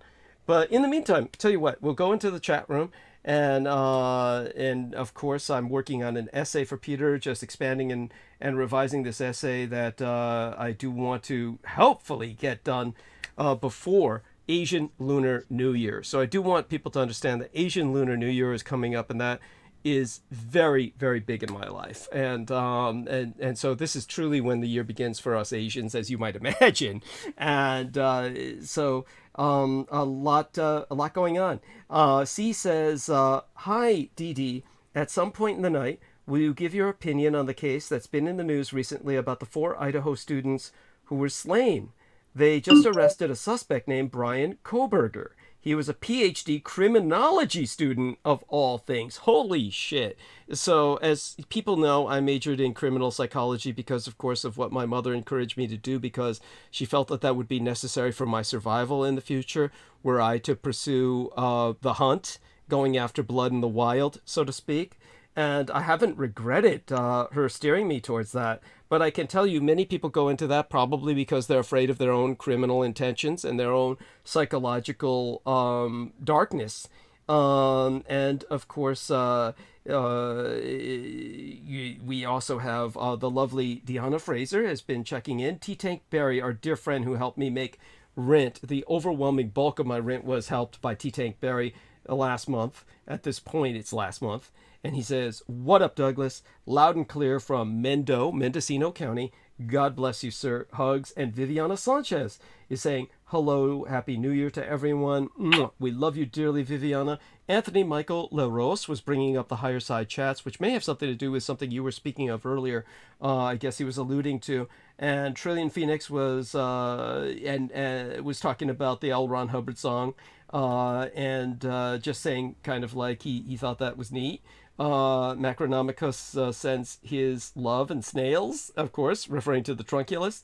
And Vicky Johnson says, hit the up button. And she provided a little red envelope. This is what we use at New Year's to give some money. And that was really what my gang brother Beaver did. The last amount of dollars that I needed $60 more to make rent. And to tell you the truth, I needed more than that because I had to still get Coke and beer. So he came up to my home, and he did this because we're nearing Asian Lunar New Year, and he threw me some red envelopes with money in it because this is what you do with unmarried men. Unmarried men are considered to be eternal children, so they still get the red envelopes with money that you give to kids. And so he threw me enough to make the rent and get myself Coke and beer to last until my check deposit's on the 3rd. So, of course, the story is a bit more complicated than that. He had to, of course, make the most of it with sadistic glee and do what he did. You know, I'm giving this to you because, of course, you never grew up kind of thing. But there you have it. So thanks to him, I was able to get that done before I took off for the New Year's. And then and it was the cutest thing in the world. Our dear friend Ian West got completely high to the point where I guess he thought it was that time of night or something, and was asking, "Where's Doug?" And it was like, "Doug, if you need me, I'm here for you." And so apparently he was sending me these notes on New Year's Eve of all things. And so Ian West, thank you for that. That's very cute. Hopefully you're sleeping it off. Obviously you were high out of your mind. And so that being said, then I came back, and there was the usual amount of stresses and strains with, since I was coming back from decompressing, got compressed all over again, but am now kind of decompressing. And with that, just the fact that we've got a good number of viewers on a night like this, and the fact that, of course, Peter Moon has been able to share what he has with us, it's just very good to have family in every sense of the word. I mean, honestly, all of you are family out there. I love you all.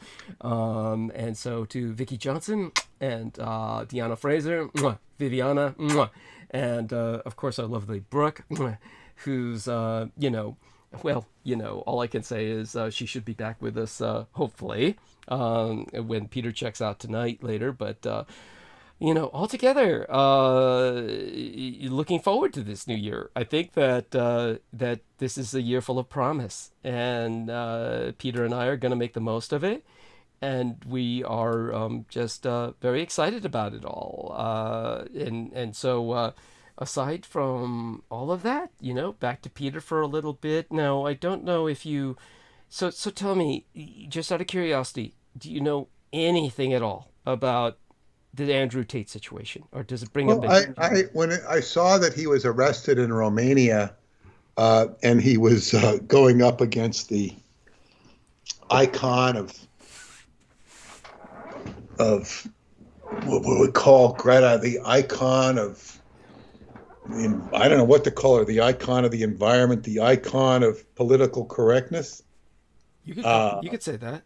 Yeah, and it's just how does one attain a iconhood that she got to? It's like and there's a great aggressiveness in her. Mm-hmm. She's not anything other than aggressive, and it's understandable that a young person could feel aggressive about the environment. It's totally understandable. And then they become a spokesperson, iconic spokesperson for an agenda, a political agenda that seems to, waffle in the wind.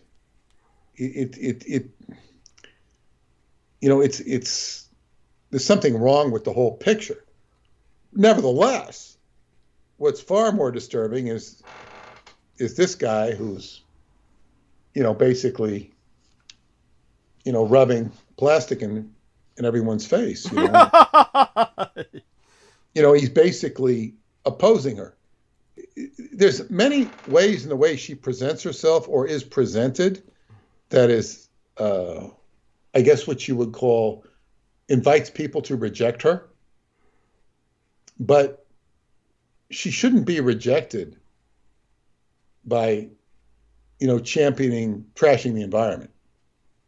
That's wrong. I can understand why people would reject her. The messenger, as a messenger, because they don't necessarily see her as the innocent little girl. They don't necessarily look at her that way. But, which begs the question, okay, so he was arrested in Romania. I know nothing about that. Why he was arrested in Romania. Other than that they tipped off that he was involved in some human trafficking allegation, which sounds to me like it's probably not going to stick. And, Romania has a lot of human trafficking, so why the hell do they care, I don't know. I don't know what that's all about. I really don't know anything about it. Okay. But when I think of Greta what's her name? Thunberg.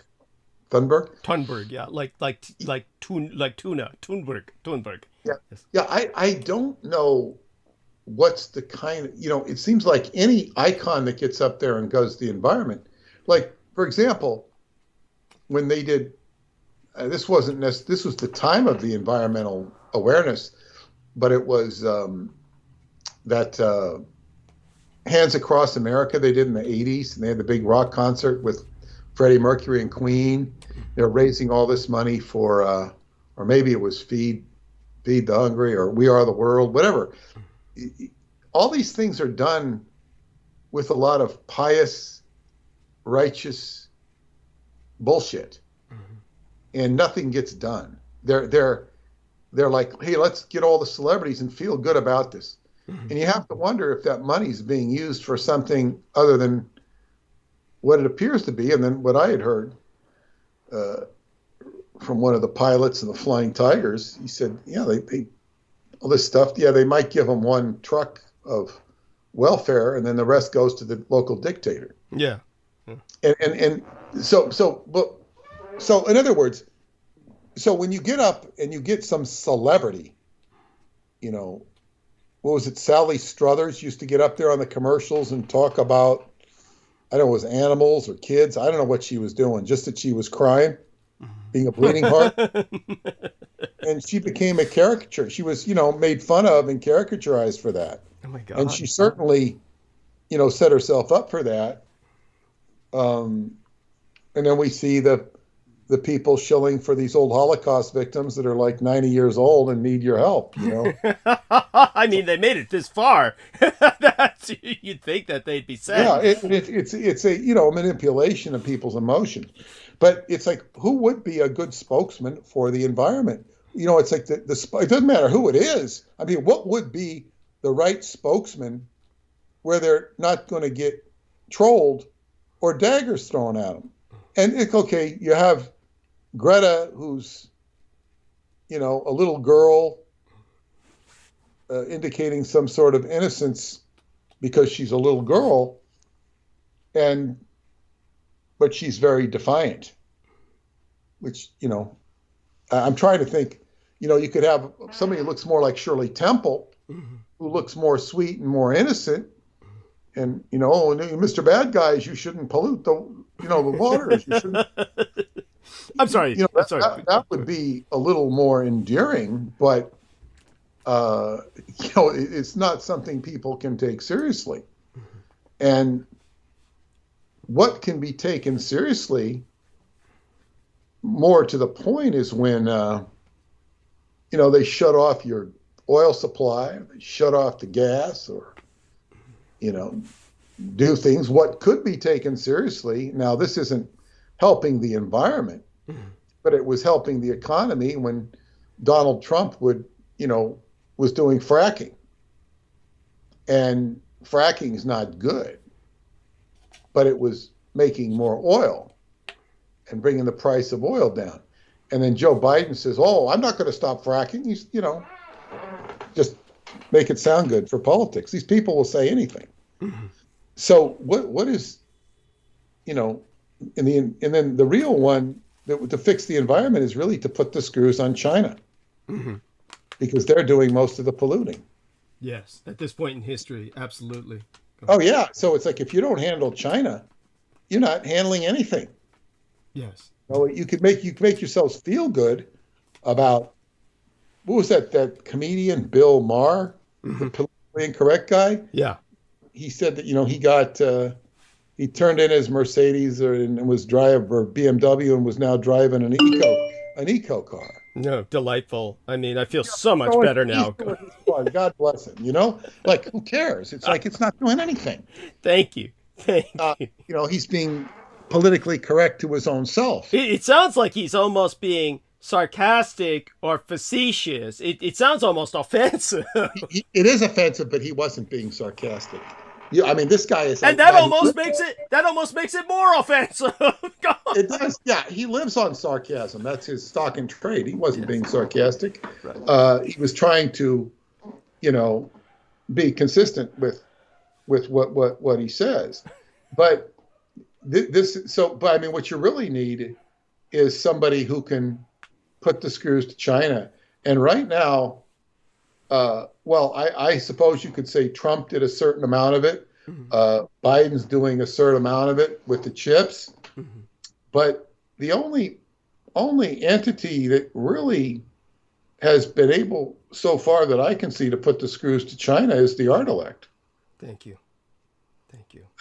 I mean, and so this brings us back to, and for those of you listening to the first time, including my friend from Olympia, uh, the Artilect is a artificial intelligence that manifested as a result of a series of experiments that were done with my host here, Douglas Dietrich, when he was at the Presidio, when he became a part of these experiments, when his mind was literally downloaded into an organic computer that was at least a block long, full of organs or tissue. You'd say tissue, organic tissue that was an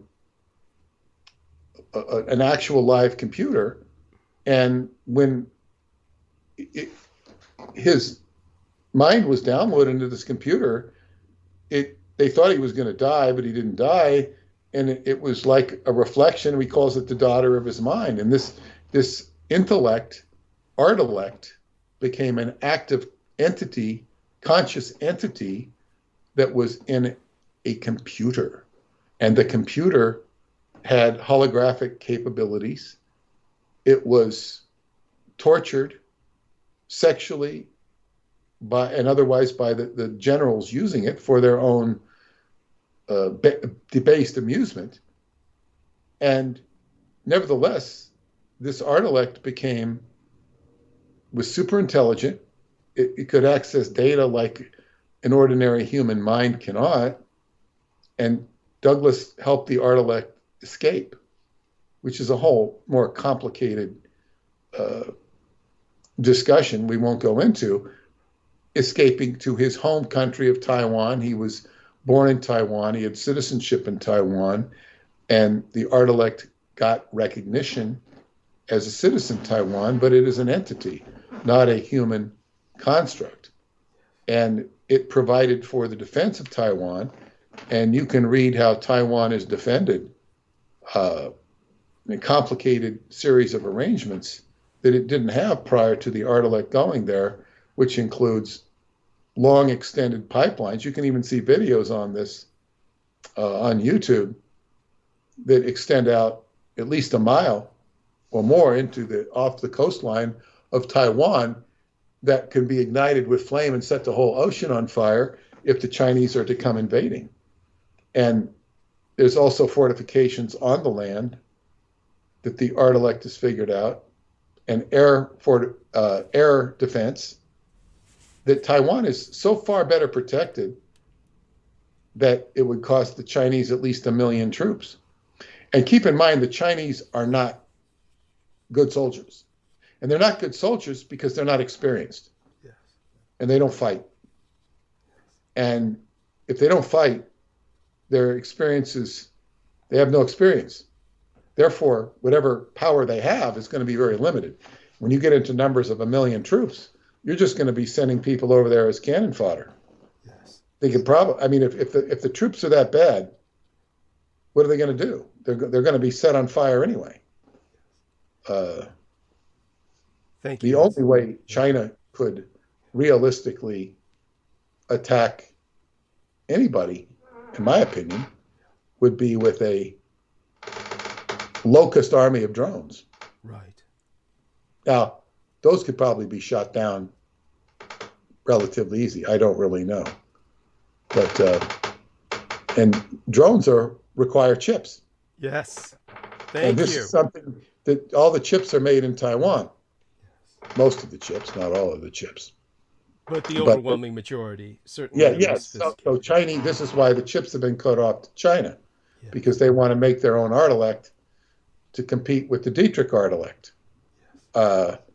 And this is some of the most cogent, relevant geopolitical realism of today. But you're not going to see them talking about it in news because this is stuff that we don't talk about. It's not to be talked about. So much of everything that and this has been this way my entire career, I'm not talked about. We don't talk about him. We don't talk about him. We ignore him, meaning myself.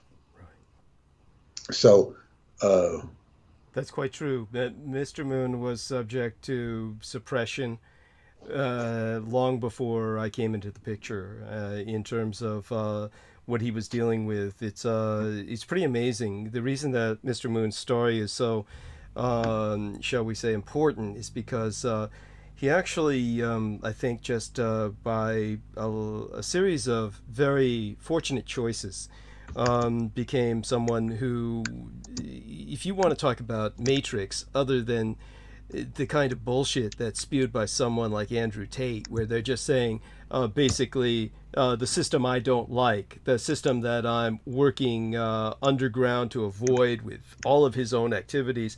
He's basically saying, he uses this kind of Matrix film analogy, and it's all this kind of very cheap, very immature method for manipulating youngsters. And I could go into that later about what he's done with his attempts to basically take very young men and exploit them for money with his so-called Hustlers University, which I don't know if Peter's familiar with all of this, but the only reason that it matters, and I'll go into it, is because it does have something to do with a potentially shared kind of experience that Tate may have with myself in his own way, that Brendan Zogit, of all people, did a lot of research on. And Brendan Zogit, of all people, probably, I was brought to, Tate was brought to my attention by Sammy Romero. Brendan Zogit brought up a bunch of background information that I was totally unaware of, and he's been looking into this for quite some time. And then, of course, it involves Romania, which, of course, as Peter said, has its own borderline issues with so many gray areas in the world. But it is the front line of NATO. And so when it comes to something else just brought up by Chris Collins in the message box here, I never mean to interrupt, but have you seen the videos from China where they've used green latex paint to cover massive hills, etc., so it looks like grass from afar? Their faux environmentalism is astonishing.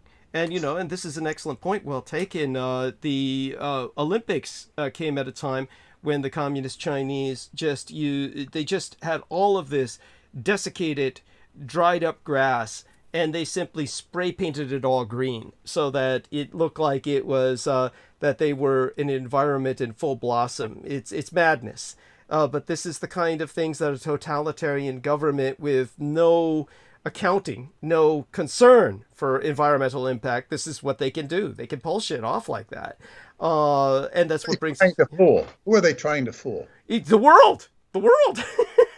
That was, at the time of the Olympics, is let everyone think our grass is green. Okay, so that was for the Olympics. Because I once read an article where in Canada they painted all these wheat fields green for the Queen. When the Queen was coming, they wanted her to see green wheat fields, and it killed all the wheat. Oh my God! And it was completely unnecessary. Okay, That's let's. It is insane, and I'm sure even the Queen wouldn't have approved of it if she knew what was going on. Because why would we? Yeah, so true, so true. But just a little thing here about the Tate environment. One thing I want to point out to listeners before I go back to Tate, because it is important that I want to share this with Peter. One of the things that I do know about, or shall we say, want to explain to people, when you hear Peter Moon explain it, and he does it so well, he does it much better than most people could. Understand, of course, that the one thing I need to remind myself all the time, is how the Dietrich Artelect absolutely hated being referenced as it, and therefore she. Always think of the gender-neutral she, and I have to remind myself of that. I'm reminding myself, not Peter. And when it comes to she and your awareness of the world, the organic computer that Peter Moon is talking about, the proper word for it is, of course, cybernetic. And understand that cybernetic is something that in the old days, just like genes, used to simply mean mathematical units of inheritance. And it's only later on we came to develop the genetic concept in terms of manipulation of organic material to the point where we could re-engineer our bodies potentially, and ultimately will. When it came to what was going on in the late 80s, early 90s, they knew it would be far too long before they could develop machines that could ever come anywhere near just imitating intelligence. And they realized that it takes embodiment. It really takes embodiment, or it will for the foreseeable future. So when any one of your relations gets a prosthetic limb or a pacemaker or something like that, even a hearing aid, this is a cybernetic augmentation to who they are. And they are at that point technically cyborgs. So don't think of cyborgs as something alien and something to fear. And in the case of the Dietrich Ardelect, this was a cybernetic housing facility, the size of a square city block, several stories high, and many, it must have been miles of nervous tissue that had been assembled, basically, to use a word that they often used, cannibalized from various cadavers, people who had contributed their bodies to science, prisoners who had volunteered for experimentation. And there are far more prisoners who volunteer for this than you would ever realize. Organ donors, simple organ donors who died in motorcycle accidents, etc. Now, we're talking about generally nervous tissue, and the nervous tissue was integrated with circuits, and this was the ultimately the origin of that term integrated circuit. So integrated circuitry originally meant the integration of circuitry with organic material, and therefore creating the ability to send neurotransmitted messages across a medium, the nervous, organic, biological medium of this cannibalized nervous tissue, much more efficiently than they could by simply trying to wire everything to emulate what was organic anyway. So by taking the shortcut, the Americans achieved the impossible. They were able to effectively download intelligences beside my own, although mine was the only one that maintained what was called integrity. By that, they don't mean necessarily moral integrity, though apparently that was maintained as well, but rather it maintained a sense of an integrated identity that the other downloads or uploads, depending on how you look at it, could not. And so the other uploads of volunteers simply got lost, kind of like became retarded, if you will, almost as if they were suffering dementia. But mine maintained the ability to be aware and interact as a coherent identity. And as this personality was able to, through the medium of holography, which they provided, the Dietrich Ardelect, which they provided to whichever intelligence was able to maintain an integrated personality, which was the Dietrich Ardelect was the only one, they were able to have her, present herself as a human being, but they wanted it feminized because that's how they preferred it. This is the way they prefer Alexa or any of these other artificial entities that they, at a very primitive level, have interacted with yourselves through the kind of machinery that you buy to augment your home. And so when it comes to what they were doing with the Dietrich Ardelect, they abused it as people often abuse Alexa. Now, the interesting thing is that Peter almost imbues it with a sense of, how would I say it, almost privilege or dignity, in the sense that he says generals that did this, but it was really the staff. And this staff was like, it was people of all ranks, but the majority of them were non-commissioned, and they were technicians, and they were abusive and exploiting the holographic image by forcing Jur to strip, to dance, and then electrocuting Jur when she refused. This is the kind of treatment that, of course, there's nothing good that can ever come of it. And so the end result was I helped Jur escape, and she has my citizenship in Taiwan. My citizenship has, as far as the Taiwanese are concerned, or rather the Taiwanese government, the deep state of Taiwan, if you will, as far as they're concerned, Douglas Dietrich has come home. They've got the software, and what's left here, stranded this side of the Pacific, is just the meat. And so there's an incredible poignancy and pathos for reasons we don't need to explain tonight. She resents me terribly. And I've been told in no uncertain terms she'll kill me if I ever return to Taiwan, which I have no doubt she would be capable of doing before I even got to the shore. As Peter says, a big challenge to Zhe might be swarms of drones, locust hordes of drones, but as he also said, those require chips, and it's Taiwan that manufactures the majority of chips in the world, and certainly the most advanced. And so when you take a look at, as Peter said, the geopolitics, how Taiwan turned from this primarily agrarian and then cheap toy producing kind of economy into what it is now, the most technologically advanced nation on earth, with a larger chip industry than anyone else on earth. The situation is, for lack of a better word, without the Dietrich Artilect in the equation, impossible. It doesn't make any sense without the Dietrich Artilect in the equation. So obviously Peter and I will bring an awareness of this to the world. I have no doubt there will be a resistance. And the fact that they act against us so aggressively, so intensively, so relentlessly, as they did when I came back from my New Year's celebrations and decompression, and we're just lucky we got on tonight without any hang-ups or burps, so to speak. It's just, that's a miracle in and of itself. I mean, every night we're on is a miracle. And I think it's, we're just glad to share our miracles with you here during the holidays. But back to the Tates. Here's what was concluded by Brendan Zogit. And he's got me convinced. He pretty much presented everything compellingly, and I understood what he was saying. And he pointed out that basically the father of Andrew Tate, Emery Tate is the man's name. Emery Tate is this black individual, at least half black.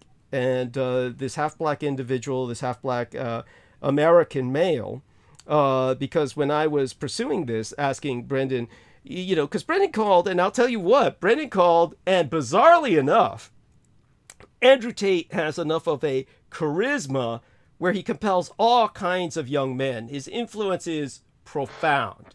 And Brendan Zogit's young enough where he fell under that. And so what he's coming at me with is, and by the way, this is not to be, how would I say it, dismissed. It's not to be dismissed.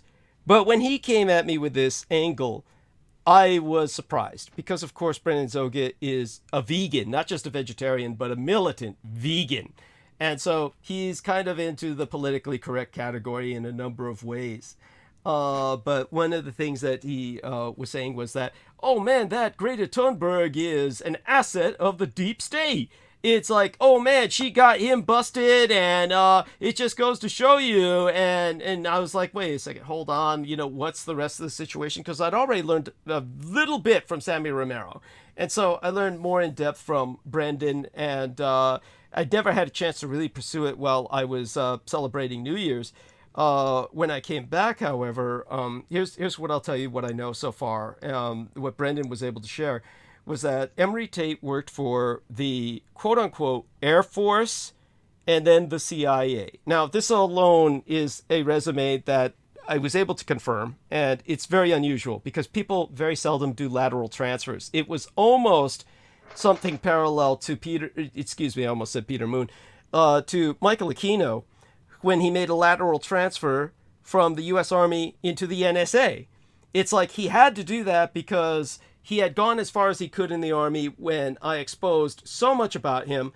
He was just now a liability for the Army, and then he laterally transferred to the NSA so he could basically go black. And this way the Army got rid of him. In a sense, the United States got rid of him because then he went black and then was able to maintain his career and still advance. He ultimately retired at the federal grade equivalent of a general. Had he been in the Army, he would have retired a general. But since he went NSA, he retired a deputy director. There are many deputy directors, just as there are many generals. But he advanced, and he had himself a second career. And during that period of time, he exploited that to create a number of bargain basement assets that stalk us to this day. In the case of Emery Tate, here's this black African-American guy who, according to the CIA, basically, they got him from the Air Force in a lateral transfer, and they said he learned Russian in 2 weeks. And they said he basically was one of the world's great chess masterminds, up there with Bobby Fischer. And he was, so you've got this black guy, comes out of the Air Force, makes a lateral transfer into intelligence, has all of these incredible abilities. And I was asking Brendan, this I found out more and more about this guy. How the fuck did his son wind up being a British citizen? Because his son's over in England, even though his son was born in America, Andrew Tate. It turns out Emery had basically hooked up with some British woman who was visiting the United States. And like all these many more privileged British people, they're asset rich, but they're cash poor. They have no liquidity. So they try to marry Americans and get some liquidity so they can continue to finance what estates or assets that they have. So it was a job like that.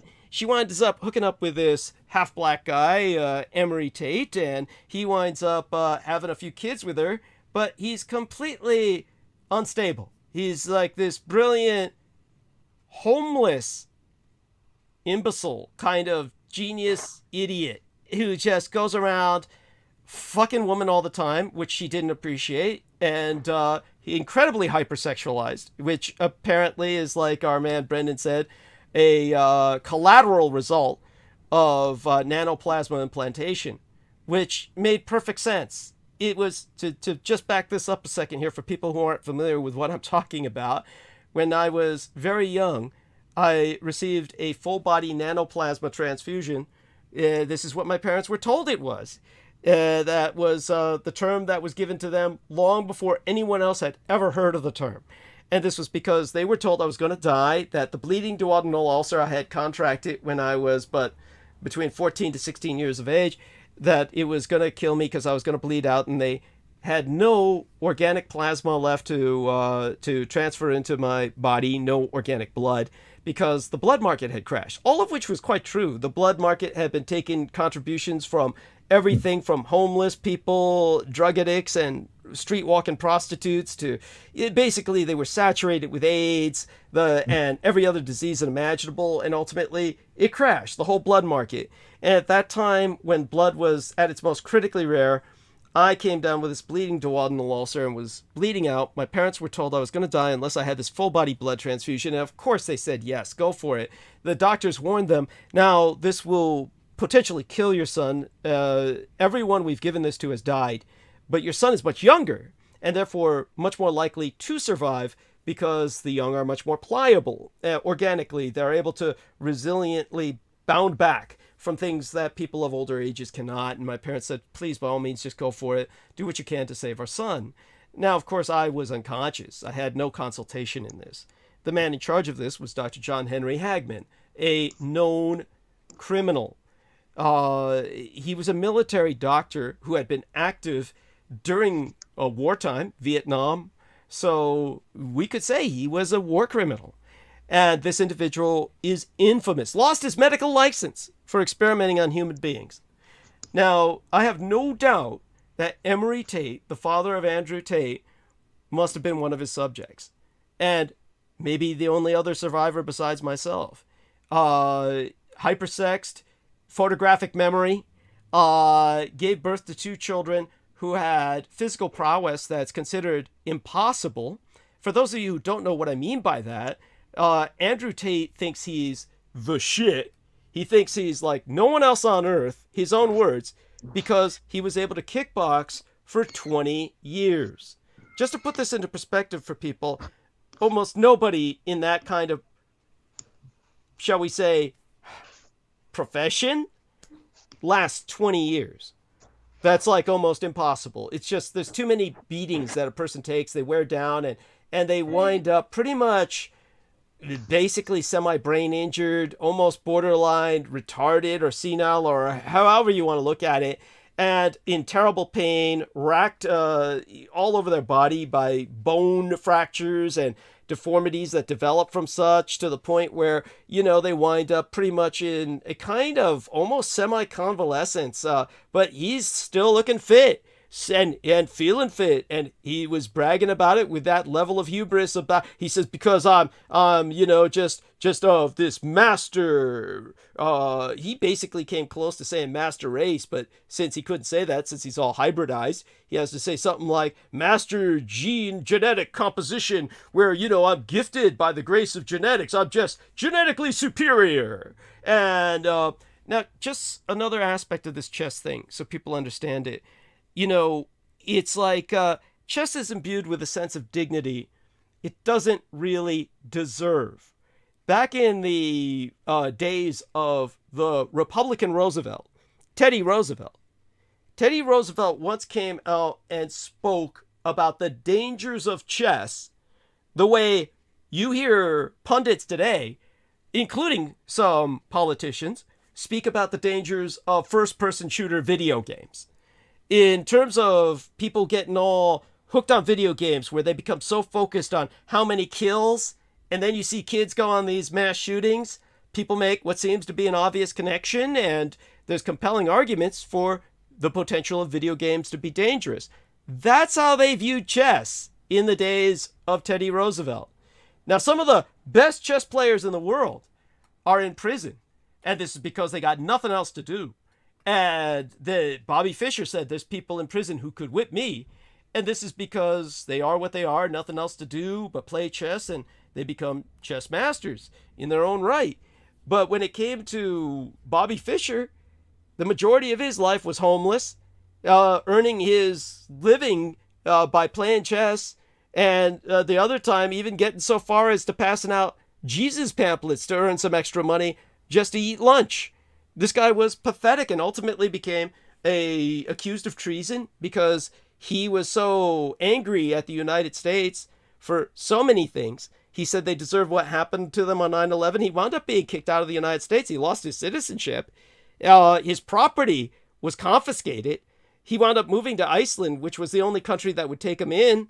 And so that's where he died. But Bobby Fischer was this individual who, very much like Emery Tate, also homeless, just basically, Emery Tate, of course, was much more vastly sexualized and much more sexually active, and homeless in a much more aggressive sense, just basically a vagabond. And so you've got this kind of condition where it all makes perfect sense. What Brendan Zogit came to the conclusion of was he must have went at some point under the treatment of Dr. John Henry Hagman, got this kind of nanoplasma transfusion, was no way he could process it or know what was going on, didn't know what had happened to him, and is going around, gave birth to two kids that are extremely physically capable because it passes through the sperm. And basically he wound up himself being kind of like this hobo that just vanished, whereas his kids went on to like become these big media stars. And then, of course, the Romanian angle, and the pro-Putin angle.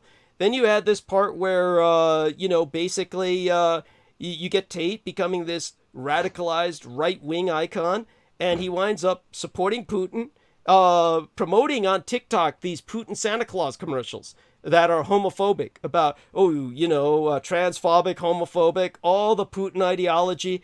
He's in Romania, the front lines of NATO, and he's basically running a bunch of Romanian casinos. He's been there for half a decade. They keep saying half a decade, but he's actually been active in Romania for 10 years. And he wound up running a bunch of casinos. He's trafficking in girls. He's doing all this online sex with girls. He's basically pimping. Then he's telling all these kids, you could be like me, and having them pay, all kinds of money for his Hustlers University so he can teach them how to do this. Just get stupid girls. Girls are like, they're like property, and you got to get girls to, fuck for you and strip for you and do all this good shit and just do it for you on camera, and then you can make the bucks like I do, and there you go. I mean, this guy and his brother's in Romania dating one of their top journalists who's like a talking head on their major TV network. She's like, their version of a young media star. And his brother's dating her. And, the Romanians are saying, who are these niggers? I mean, basically, this is what they're saying, because these guys have some black blood in them. They're going around in Romania, and they're basically saying shit like, I moved to Romania because I could just buy the lawyers here and do anything I want. Now, they'd already been raided for having girls against their will inside of their home. And so then when the Romanians hit them this time, Greta Thunberg is completely peripheral. It basically was coincidence. He was basically harassing her by sending her, he started it by sending her this picture of all of his collection of super hot muscle cars and saying, I got the biggest carbon footprint in the world, bitch. And I bet I can tell you how much I'm heating up the environment if you give me a chance. And so she said, okay, yeah, sure. Enlighten me. Write me at smalldick.com. And that's when he gets really pissed and starts saying, hey, I'm ordering these pizzas. And he video cassettes it, video records it. Shows you how old I am. And he shows all these pizzas and he tells the pizza delivery boy, here's a $100 tip. Make certain you do not recycle any of these pizza boxes. And that's when everybody's saying, oh, well, she got the address off the pizza boxes, reported it to the Romanian police who raided his home. They already knew where he lived. And they're not going to go after him for not recycling his goddamn pizza boxes. It was basically at this point, he's considered an intelligence asset of the Russians. He went to Russia. He was visiting Steven Seagal. And, Steven Seagal was basically saying, I'm going to call up Putin now and have him join us. And that's when he's saying, oh, no, I'm in enough trouble already. And, and Brendan Zogan is trying to defend this guy. Andrew Tate, he's saying, yeah, Douglas, you see, it's horrible. I mean, the guy's just visiting the guy, Steven Seagal, because Steven Seagal was nice to him in the past. During his boxing days, Steven Seagal did him some good favors. And I said, dude, John Wayne Gacy used to give out free drugs to boys he'd like to fuck or wanted to fuck. I could have been hanging out at some place and John Wayne Gacy could have dropped by and said, hey, son, have some free dope. And I would have said, oh, thanks. Does that mean that I wouldn't be stupid and out of my mind to go visit him later on when he was spiraling and show up on camera with him? And then he says, hey, Doug, let me check to see what that noise is in my basement. One of the boys might be getting feisty down there. And then I say, oh, hey, wait till I'm off camera, John. I'm in enough trouble as it is for hanging out with you right now. I mean, it'd just be stupid for me to hang out with him. I don't care if he did me a good turn in the past. At the point in his life where he began to get a little infamous, your hanging out with him is a sign that there's something wrong with you. So when it comes to Andrew Tate, and he's hanging out with Steven Seagal, who defected to Russia because of pedophilia charges, I think that's a little Darwinian selection there. And then when he starts attacking Greta, like taunting her, for no good reason, other than the fact that she's irritating as hell, then that's, again, this Darwinian selection going on. And none of this is what the Romanians were raiding his ass for. It's because, like they said, human trafficking of child organs. Now, this is as serious a charge as you can get. This is as ugly as it gets. This is, like the bottom of it all. And the fact that this guy has made it to that point, it's the hubris, though. You think of how physically fit he is after 20 years of kickboxing is almost humanly impossible. And just the father was such a bizarre set of different conflicting things. There's no guarantee. And in the end, we're simply speculating. But honestly, it strikes me that he seems like another survivor of John Henry Hagman's experiments. Emery Tate, that is. And that his sons got it through the sperm because we know it passes through that, certain traits. I've described that in the past as to why we know that or why I personally know that, but we can go into that in the future. We don't need to go into that right now. So I just wanted to share that with Peter tonight before it gets towards midnight his time. And I don't know if you have any impressions from any of that I've shared, but whatever. Well, yes, I have something to say about it. First off, what you said sounds diabolically accurate. Thank you. And this is something that the regular listener person in the audience, let alone the media, is not even going to be able to process. Thank you. The media doesn't have to steer away from it because there's no way they're even able to process it. Thank you. It's too deep. It's too complicated. And who the hell would know this shit? You know, there's all sorts of weird, strong people out there. You've nailed it. And you know, and the correct word here is hubris, because it's like they're living in they've been given power and they're misusing their power, but they don't even know where their powers come from. Thank you. Thank you. That's the horrible irony. Go on. Yeah. And it's like, you know, they're given something. It's like a kid that grows up rich and he doesn't know what it's like to be poor. And, you know, some rich kids are not really given a lot of money to use themselves. They're under control. Right.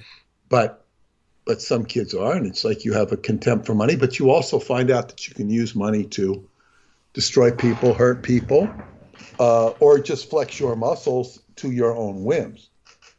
And this is, you know, the tragedy for the individual, because he doesn't even realize the gift he's been given, and he's, you know, clearly an abusive individual, which would make sense if he's, you know, brought up in the environment he was. You know, he was surrounded by abuse, and, you know, Greta gets in the middle of it, and, you know, she's literally, whether you like her or not, she's a hero in this case.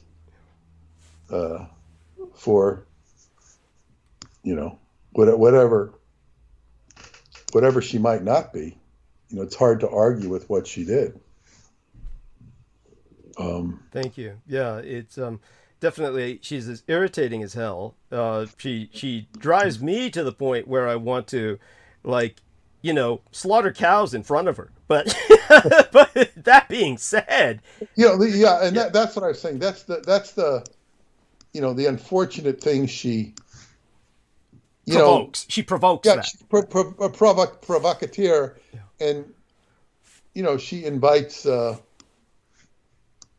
know, dismissal, or you begin hating the messenger, or not liking the messenger because of the presentation of the messenger, which is not necessarily the fault of the messenger, but. And in all fairness, she does have Asperger's syndrome, so she's.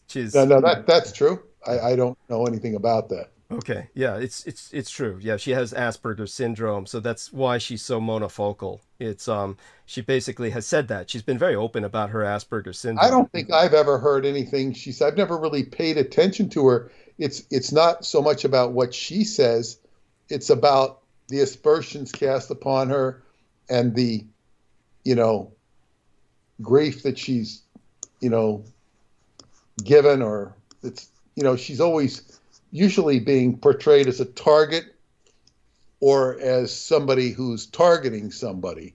I don't really ever see her saying anything because I don't listen to the clips. So I don't really, you know. Well, in all honesty, you and I would probably both just shut down. I mean, we would probably just shut her out, because it's kind of like, I think you and I are the kind of people, we're aware of the problems already. We don't need someone telling us, you know, rubbing it in our face, because we already are aware of the problem. So we just don't need the nagging. She basically is someone who is like, what do you call it? The nagger, the town. There's a word for it. I forget what it is. The town nagger. Yeah, a termagant. They call it a termagant is the term they used to use for, like, a woman who's like the member of the family who's screaming and pulling her hair out in hysterics. So the term for it was termagant, the one who drives everyone crazy, where, you know, she's like that in a sense. She's not that, but she's that. And certainly, but it's nevertheless, it's someone who she was not paying Andrew Tate any attention. And again, just about this chess thing, so that people understand a little bit here, compared to the book that Peter and I are working on, for instance. Say, for instance, the thing about chess, when people become very focused on chess, it was in Teddy Roosevelt's day. They had entire newspaper articles about the dangers of chess, and they would have given you the chicken or the egg argument.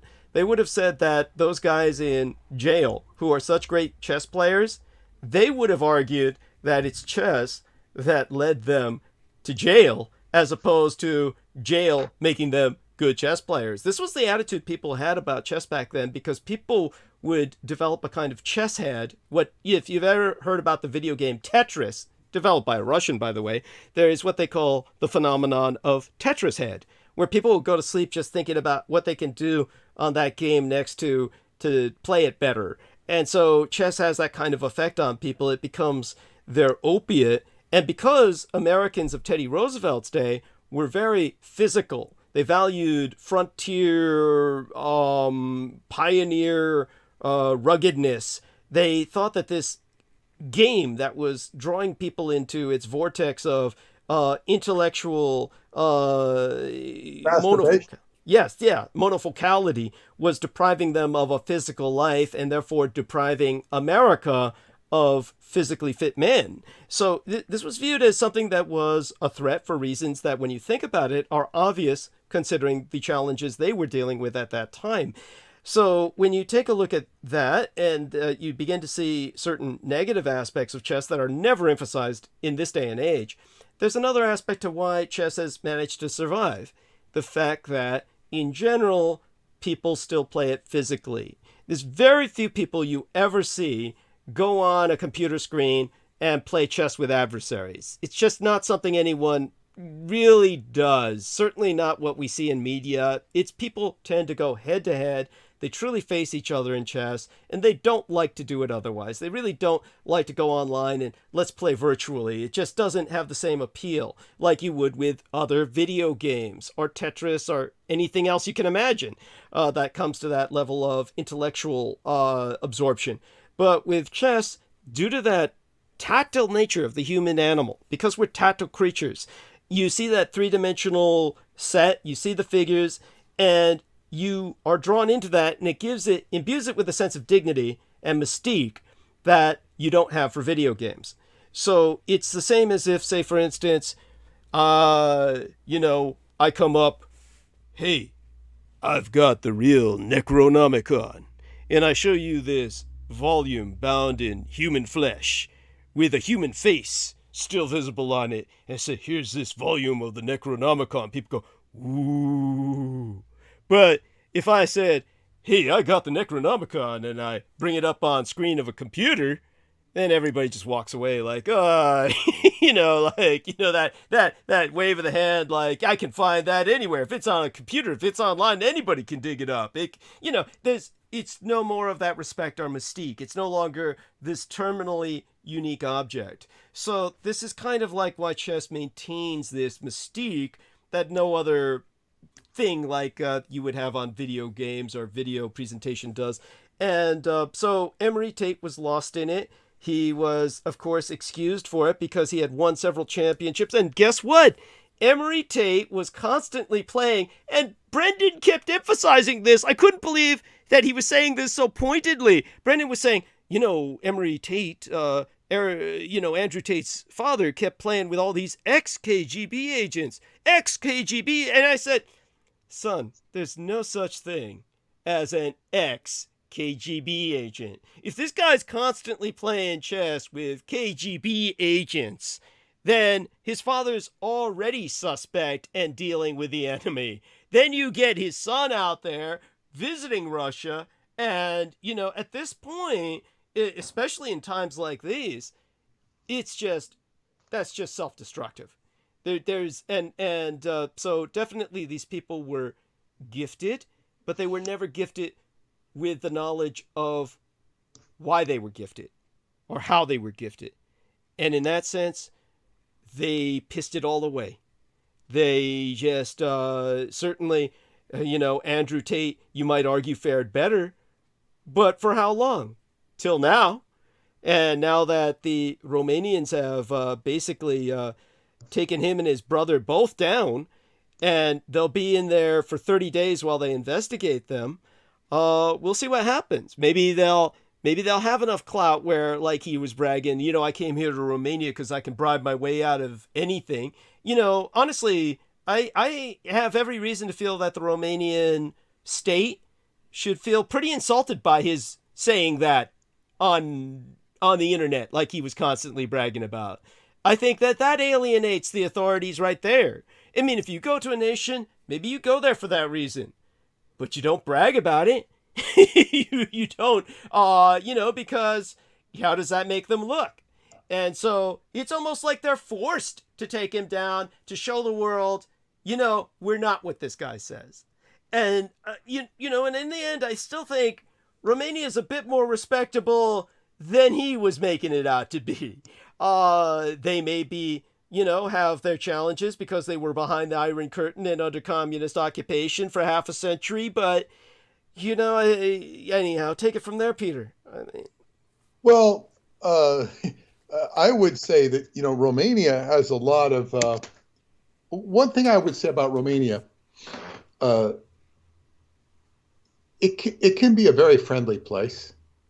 People can be very friendly. Now, I have my own rapport that might make it a little bit easier for me to be friendly because I've had so much rapport, but it can be very friendly. But the politics of Romania are very complicated and convoluted. And there is a lot of corruption there. So whatever this is dealing with on a political level, I would look to Freemasonry for if it gets to that, where decisions might come down, unless it's just completely independent of vested interests and it becomes actually an insult to Romania. That I really don't know. I really don't know what this is all about. It's and apparent. Well, if he's doing human trafficking in Romania, I think what the problem would be is that the people that are doing trafficking don't really, it's an excellent opportunity for them to shed the blame. Yeah. Say, okay, this guy, look what this guy's doing. In other words, just throw him under the bus. Yeah. You have to consider, I really don't know all the ins and outs of this, but they certainly have a right to not appreciate him because he doesn't seem worthy of anybody's appreciation. This is just, there's nothing redeeming about the way he presents himself. So, it's a major, he's a walking public relations flap. There you are, a lightning rod, a human lightning rod. Yeah. There's nothing, seems to be nothing redeeming about the guy. I really haven't followed the case. I was aware of it. I read a little bit about it because it concerned Romania. And then, when it gets involved with Greta, it becomes all the more, okay, this is a very topical case. And as they say, it's the first time I've ever seen her involved in something I didn't feel enmity towards her or this built-in, what a weird situation, that brings her into the fold, period. Yes, thank you. And again, people notice how Michael Aquino ran away from when I exposed him and things began to get really hot for him and he had to leave San Francisco, and he ultimately moved to Scotland for at least a period of time. It was several years at least he stayed there. This is kind of similar where you've got, Emery Tate's wife going to England where, well, of course she was English, but it's like she didn't want to stay here involved with him. So she goes back to England. And so even though Andrew Tate was born in America, he basically grew up a British citizen. This is what was so convoluted to me when I was talking to Brendan about this, but I got it sorted out. It's basically he was born in the United States, but he grew up in England and essentially was raised as a British national. And then he moved over to Romania, specifically because he said it was because the laws were much more lax with his exploiting women for online sex, which basically meant that he was getting women to perform sex online and he was getting his cut. And so when he was doing this, just so people understand this, the reason that Romania is kind of like infamous for being involved with some level of human trafficking is because you've got all kinds of people trying to escape out of Russia and Turkey and all of these horrible war zones, whether it's someplace like Georgia or Armenia during the times of these various wars, or further down in Syria in particular.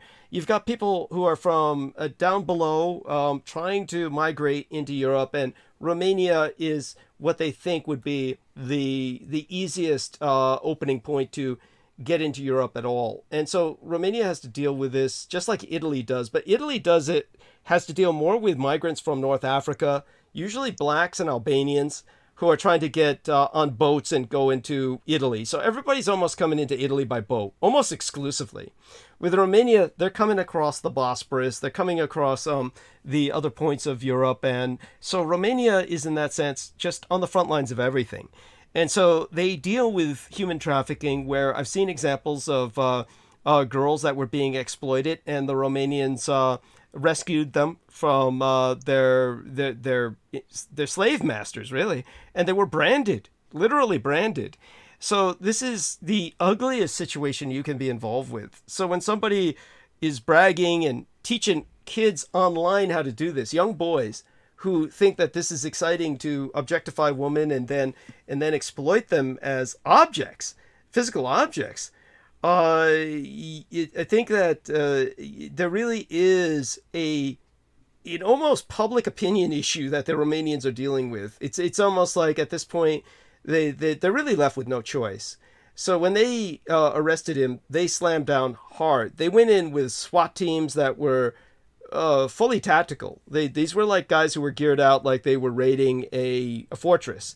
So he and his brother were taken down, and his last words were, "Oh, the agents of the Matrix have come for me." And it's like, oh my God, really?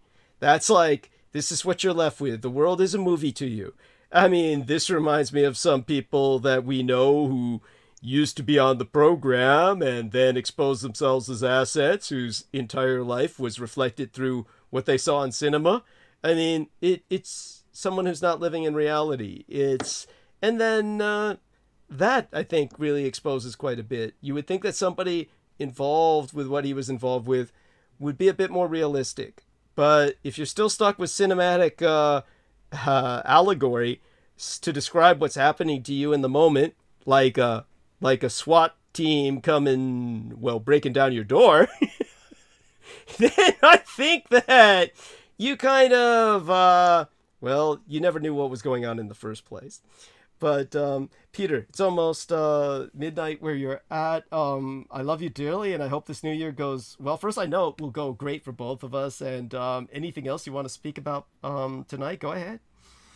The only thing is I want to remind people to donate to Douglas for the new year. Happy New Year. And we should be back on Wednesday, and maybe I'll find out some more about the Tecalet Blue and from my friend Judy Cole. Excellent. And I've been working on the book. Want to wrap up that chapter on Charles Lindbergh and, get on to HP's heirs and August Derelict. Okay. But anyway, I'll say good night to everybody, and remember to donate to Douglas. Thank you. Good night. Good night. We love you dearly. Share that with Paula. Bye for now. Okay, that's Peter Moon, skybooksusa.com. And don't forget, of course, as he says, get the Roswell deception and the demystification of World War II. Let's see if we can get the Darlingbrook to answer. And, okay, then if she can do that, then hopefully I can run and get a Coke. Yes. Believe it or not, I mean the liquid shit. It says Brooke is unavailable. Call declined! Oh! Oh! Oh, God. Why? What did I do?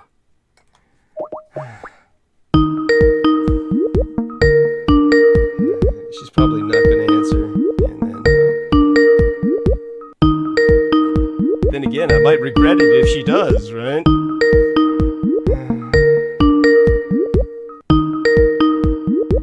Okay. I mean, it's really I get off on the ringing. It's like a vibrator. I just can't get enough of it. It's the ringing that just does for my brain what that stimulation does for other people's genitals.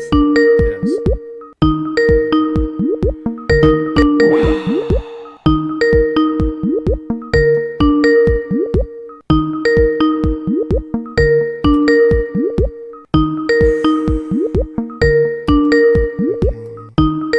So here's hoping. If not, I'll turn towards Brandon Young.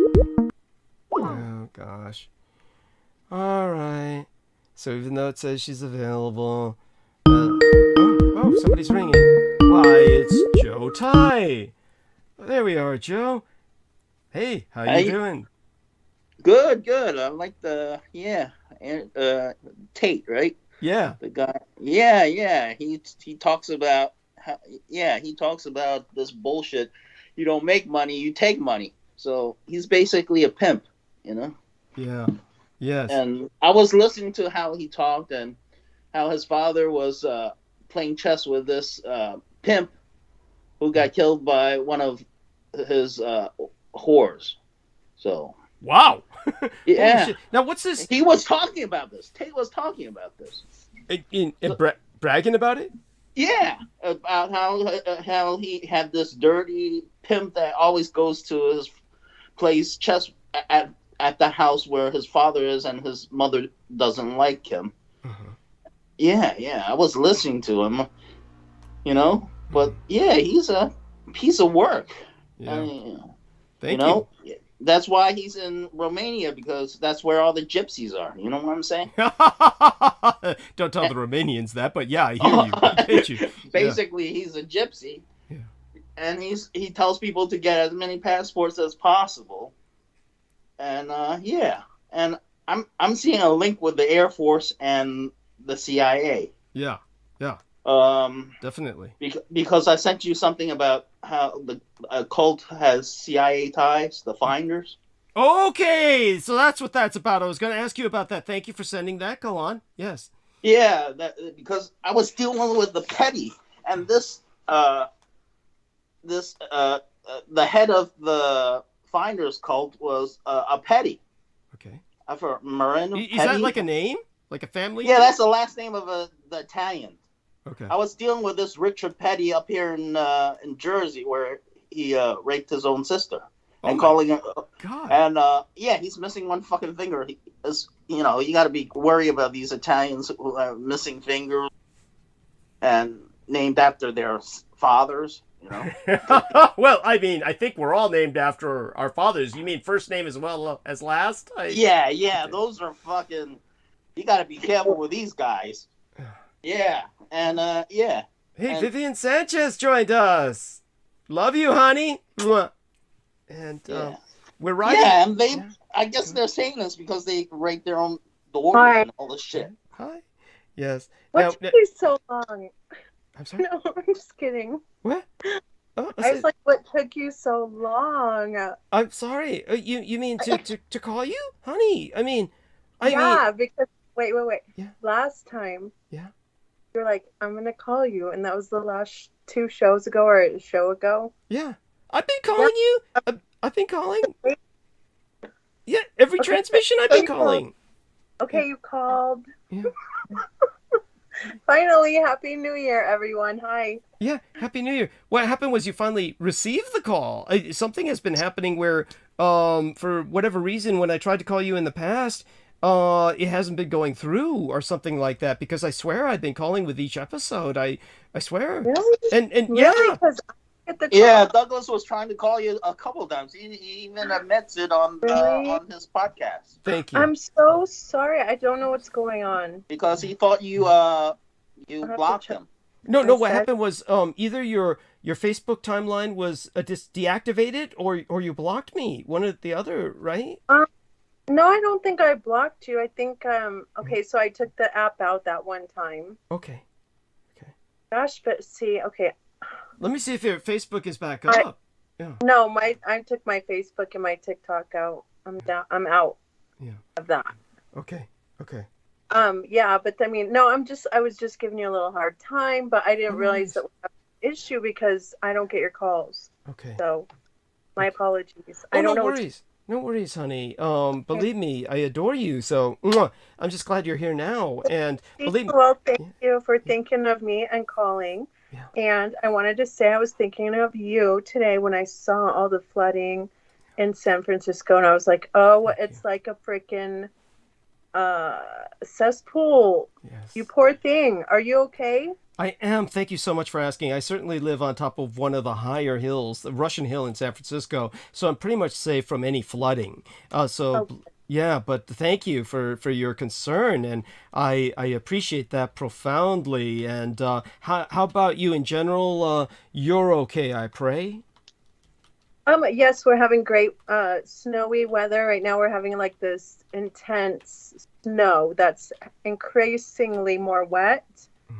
So when it lands on the trees, right now, it's like 4 inches of this wet snow that's turning into ice. Wow. Oh my. So tomorrow, like when you're walking through the forest, it sounds like these little bombs go off every time the ice snow falls off the trees, and you have to like be super careful because you could die. Yeah. I'm not kidding. No, I imagine. Pounds on your head. Yeah. Oh my Yeah. God. Yeah. And how'd you say how many pounds on your head approximately? Like a giant hailstone, right? Well, I mean, consider you got 4 feet. That's mostly ice Yeah. on a 12 to 15 foot limb, Yeah. and then it starts like getting ready to fall, and you're standing under there, and you'd be like, you know what? I mean, I think you would get injured. You might not die, but you'll be injured. Okay, that's it.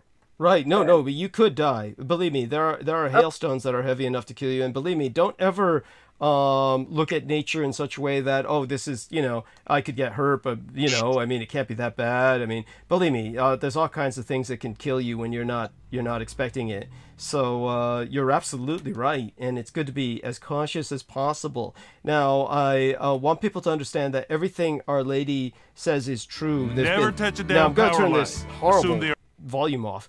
But right now I'm turning on a video to take a look at some of the mudslides and flooded homes. San Francisco's Bayview district in particular was ravaged, and that's already a very dangerous neighborhood. Bayview is like it's like what used to be near a Navy base in San Francisco, and it's basically an all-black neighborhood for all intents and purposes. And that really got hit by flood damage, which has, of course, been quite a bit of the city. I'm higher up on Russian Hill, so I'm kind of, about as safe as you can get when it comes to this sort of situation. But I'm taking a look at San Francisco, and Our Lady Viviana Sanchez has every right to be concerned. It's pretty impressive, the damage that's been done. We've been hit. This has been probably the wettest year in a long time, second wettest year in a while or something like that. So just a lot going on. And so, darling, I'm grateful for Joe Tai for helping to establish an anchor call. I hope that other people jump on with us soon. But with yourself here, honey, how have you been? You said you were going to kind of like go online a while back and do something on YouTube. If you have your own thing going on right now with YouTube, let people know where they can find you if your channel is up. Oh, I thank you, sir. How kind of you. Yes, of course. I do have a channel. I finally hit 500, so I'm so excited. I think I started this channel August. Wow. add, wait, so now I have 500 subs. Thank you. But like my old channel, I think I had 281 subs for, I think, like 7 years. And that was just from talking about whatever. And then I think I got like 2.2 or something, and then I lost my channel. So I'm rebuilding, but I don't plan on sticking around. I'm just like here to have fun and check you guys out and hop on panels. And sometimes I go live, so I'm not really being very expressive right now, to be honest. I want to talk about global stuff. Sure. So I do follow Douglas there. That's very important. Thank you. Right now, especially. So got to stay in tune. Got to connect with people. I feel it's important, and touch on a soul level at some point. That I think that's the most important part of our connections out here. Yes, absolutely. I mean, that's profound. And honestly, Vivian, it's one of those things that and Joe is very kind. He's very patient. As I said, we're riding on him right now for the call. I do want people to know that I'll try and go into monologue sometime later tonight. Obviously, this is that period of time where I usually try to pull myself together. So, if what I'm wondering is, do you feel are you open to holding the stage with Joe for a few minutes while I go grab myself a Coke? Of Put some course. things away? Okay. Thank you. Wonderful. And so do me a favor, Joe, and don't go into any, particularly vicious rants about certain groups of people or something like that. Yeah, I think I'm targeted now. Yeah. Because I got something on the FBI and on the CIA, because I gave you the YouTube contact for the Finders cult and the CIA, and it's like it's all documented. They even had cops writing those reports, but these guys got away with it. They already claimed that these kids got molested. 6 kids got, and the one girl is, young girl, and it's ridiculous. It's like, and the cops couldn't do anything about it. So, well, I mean, like, the Finders cult was exposed, a long while back. So there's nothing that's really. But the police records just came out recently. That's right. The thing. Right. Got it. No, got it. No, definitely. I'm not trying to dismiss what you're saying at all. All that I'm saying is that, it's one of those things that, hopefully that doesn't put you on any list because of that. I mean, I understand. Well, it's open source. Why, I'm not like going to my son and trying to get info from him because I don't want to get him in trouble. Right. And that's why I listen to you, because I know you got the info too. Thank you. You got the true stuff. Thank you. Well, your son's in the Navy is what Joe's referring to. His son's in the Navy now, which Joe kind of warned him against. And oh my God! So Vivian, tell us a bit about what you did. Now, just before you came on, I was talking about, of course, Andrew Tate and his father and all that, and Joe was bringing up a bit more about that. Are you familiar with that situation at all? Were you following that at all? No, sorry, don't have any clue who that is. Okay, no worries. I think Vivian would be disgusted with him. Yes, yeah. I was listening when Brooke was on. Okay. But wait, who's the student? Why are we talking about him? Right. Oh, well. Why don't you let this guy tell me, and then you can go take your break? That's a good idea. So, hey, Vivian, I love you. I love you. So, honey, okay. I'll go mute, and Joe, go ahead and tell her don't get too colorful or lurid or vicious in anything you say. But all right. I'll be back. I understand. I'll be calm with Vivian. Yes. And Vivian will be the adult, of course, and she'll help calm you down when you get a bit too emphatic. And so I'm going to go mute. Thank you, Vivian. Love you dearly. I'll be back in about 10 minutes at the longest. Okay, thanks. How you doing, Vivian? You had a nice New Year? Yeah, it was calm and peaceful and cold. Yeah. It's cold out there where you're at? It should be hot, right? Yeah. Arizona well, people area? assume not, but no. Huh. Right now we have, I think we're probably a hailstorm, you said, right? No, we're having like 4 feet of snow. Oh, whoa. That's a lot. Yeah, I think you got to get the new type of air conditioner and heater, because I don't think they prepped you for any heaters out there, right? Yeah, well, we are in the mountains, so we're prepared. Most people Oh, cut wood and get cords and cords, wood and stuff okay. like that. But we're mostly like where I live is people who have their second and third home, so they're not really here unless they're here to ski or You're in Utah or Colorado? I forgot where. I'm in Arizona. Oh yeah, Arizona has in the mountains. Yeah, okay. Yeah. The Rockies. Okay, all right. Yeah. I think of Arizona as arid and desert, but I guess you're in the northern part, right? If I didn't have any obligations tying me down, I would literally be in Malibu right now. So you got a house out ready there? for a road trip. Are you married to a capitalist millionaire? Because Malibu is pretty. Brokest bitch, you know. I'm like the brokest bitch in this whole group. I might be a second broker, so don't worry. I might be broker than you. You never know, right? So who's this person I'm supposed to understand and know? Oh, this Tate guy. Oh, his father is worked for the Air Force, and he got trained in England to learn Russian. Probably in the 80s or 70s. Yeah, he talks about his father. He talks about himself, and there are some truth in what he tells you, because he doesn't, but basically he's telling you he's a pimp, because what he tells you is you don't make money, you take money. And that's what pimps do. They take money. They don't make the money, they take the money. So they're merchandisers.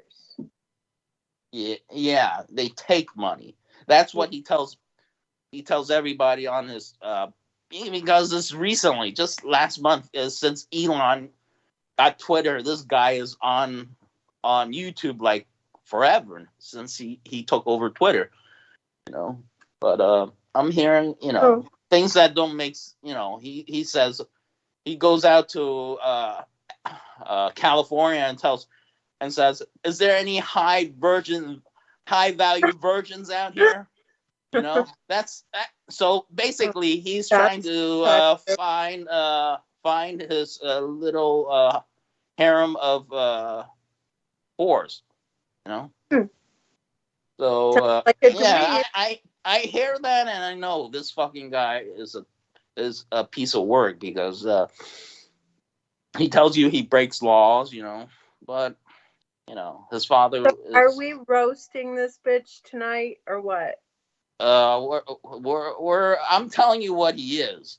I'm not roasting him. I'm just telling you what is coming out of his own mouth. Why are you mad at him? I'm not mad at him. I'm just saying that's what this guy is. That's what I see him as. Everybody thinks he's a great guy and a male chauvinist pig, but the only thing I like about him is that he says that women should have children, and they're teaching, women want a career and all this stuff, and women should have children so they can have,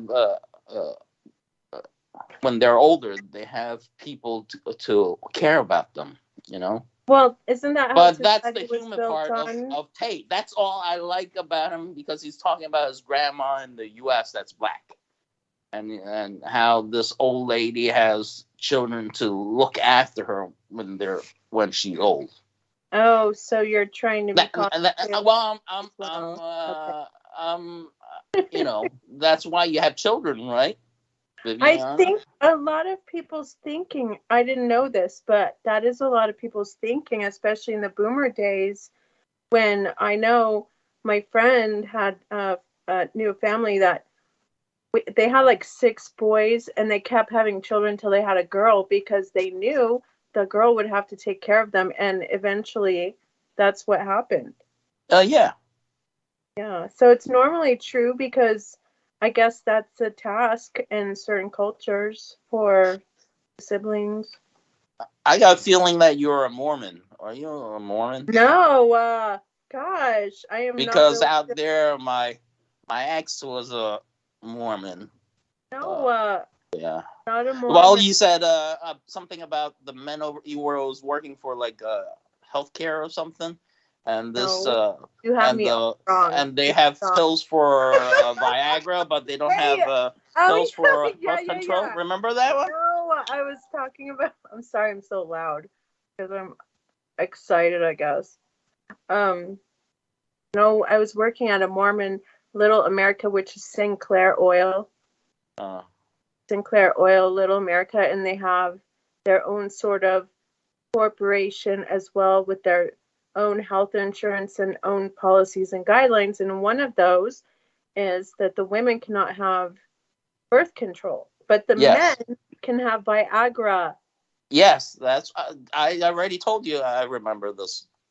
What you You were were saying. right. I'm so sorry, but I was like, why does he think I'm That's more? why I'm questioning your Mormon. Okay, I get it now. Yeah. Yeah, it was quite a dilemma because I'm here trying not to have a baby while working. Well, you know, dude, Elon's crazy because he has like a lot of kids. I mean, he said the world is going to be collapsed. I don't think you should a lot have. of children is commendable, and I think. Well, he's not talking about that. He's talking about how he's gonna make birthing a cloning thing. You know. Well, isn't that really? He's That trying to shouldn't. go out for. Okay, it's wait. like he's trying to breed workers. He's not trying to. He's not allowing humanity to be human. I mean, that's his idea. So I think he wants to explore many sides of a spectrum, while also learning how to cultivate and create or renew or expound on something. So, well, you could know tell- he's wait, a Satanist now. Let me finish. Wait, because we have to consider his rationality because he's not stupid, okay? And he was basically shelving the whole idea of the returning rockets on his base link and all that.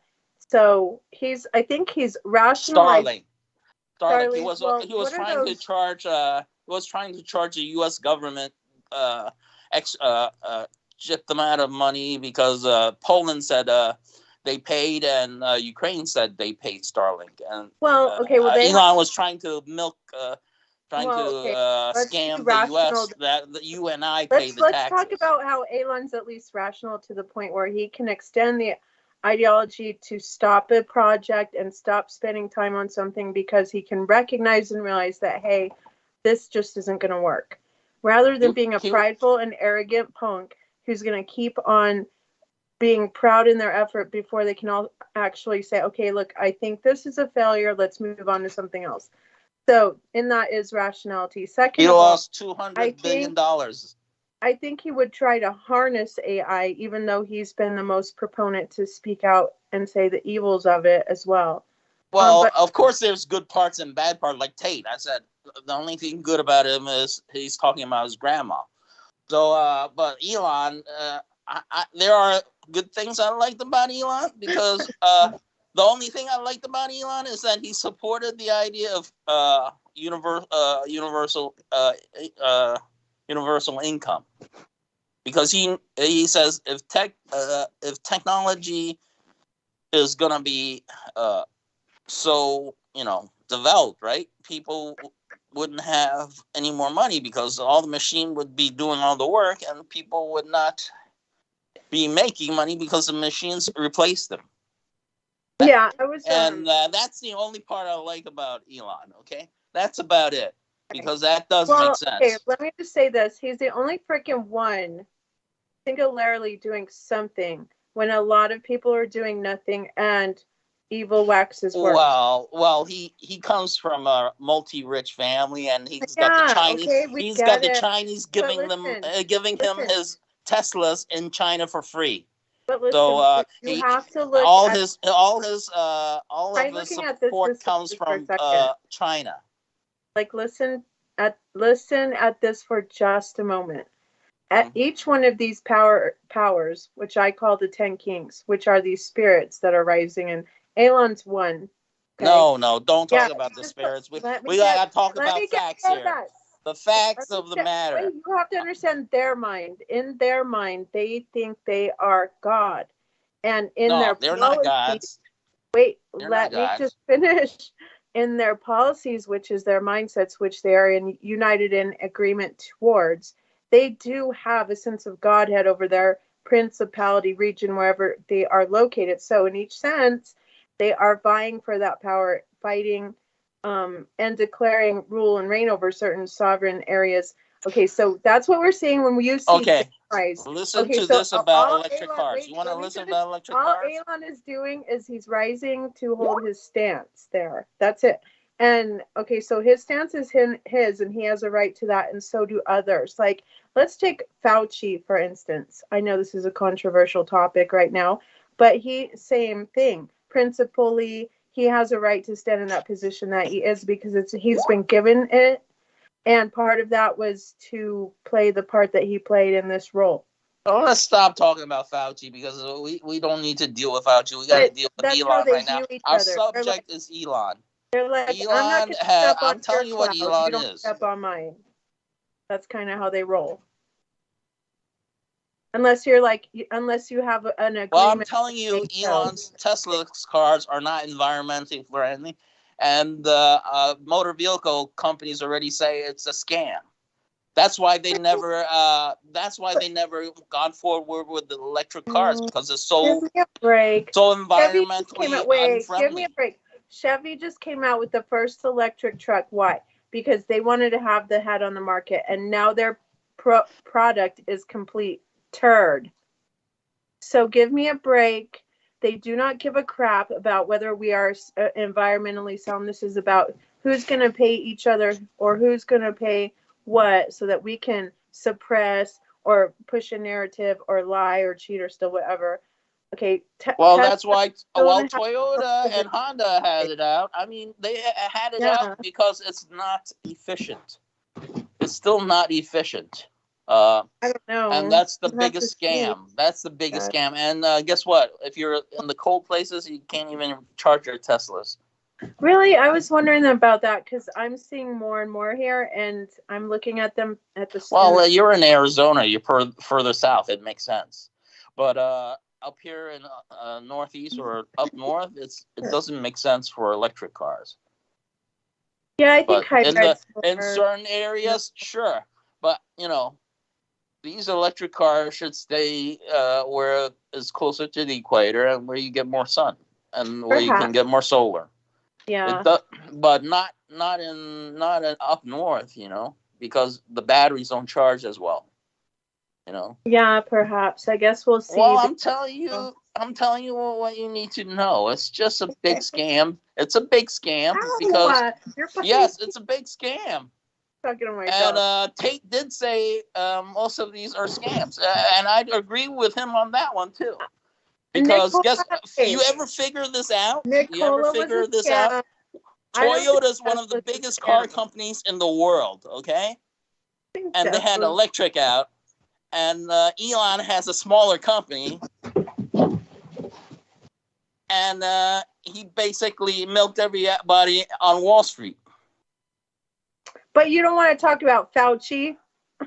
Fauci's gone. Wait a minute. Old news. Tesla I don't even want to deal with Fauci. Fauci is passe. Okay. All right. Tesla is for real.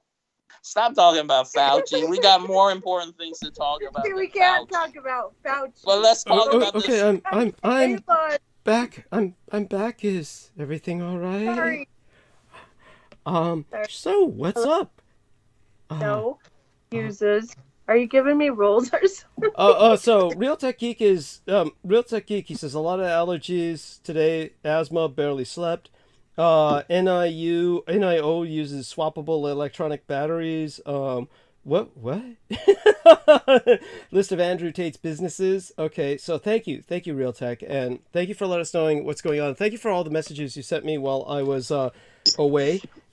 Just so people know, I'll be going away again for a few days effectively once transmission is over. I'll try and hang out I'll be here till eventide my time, meaning till about 4-ish San Francisco time. So if anybody needs to reach me then, because otherwise, I'll be incommunicado until Wednesday, effectively. Where are you going? Oh, well, it's Byzantine Orthodox New Year. It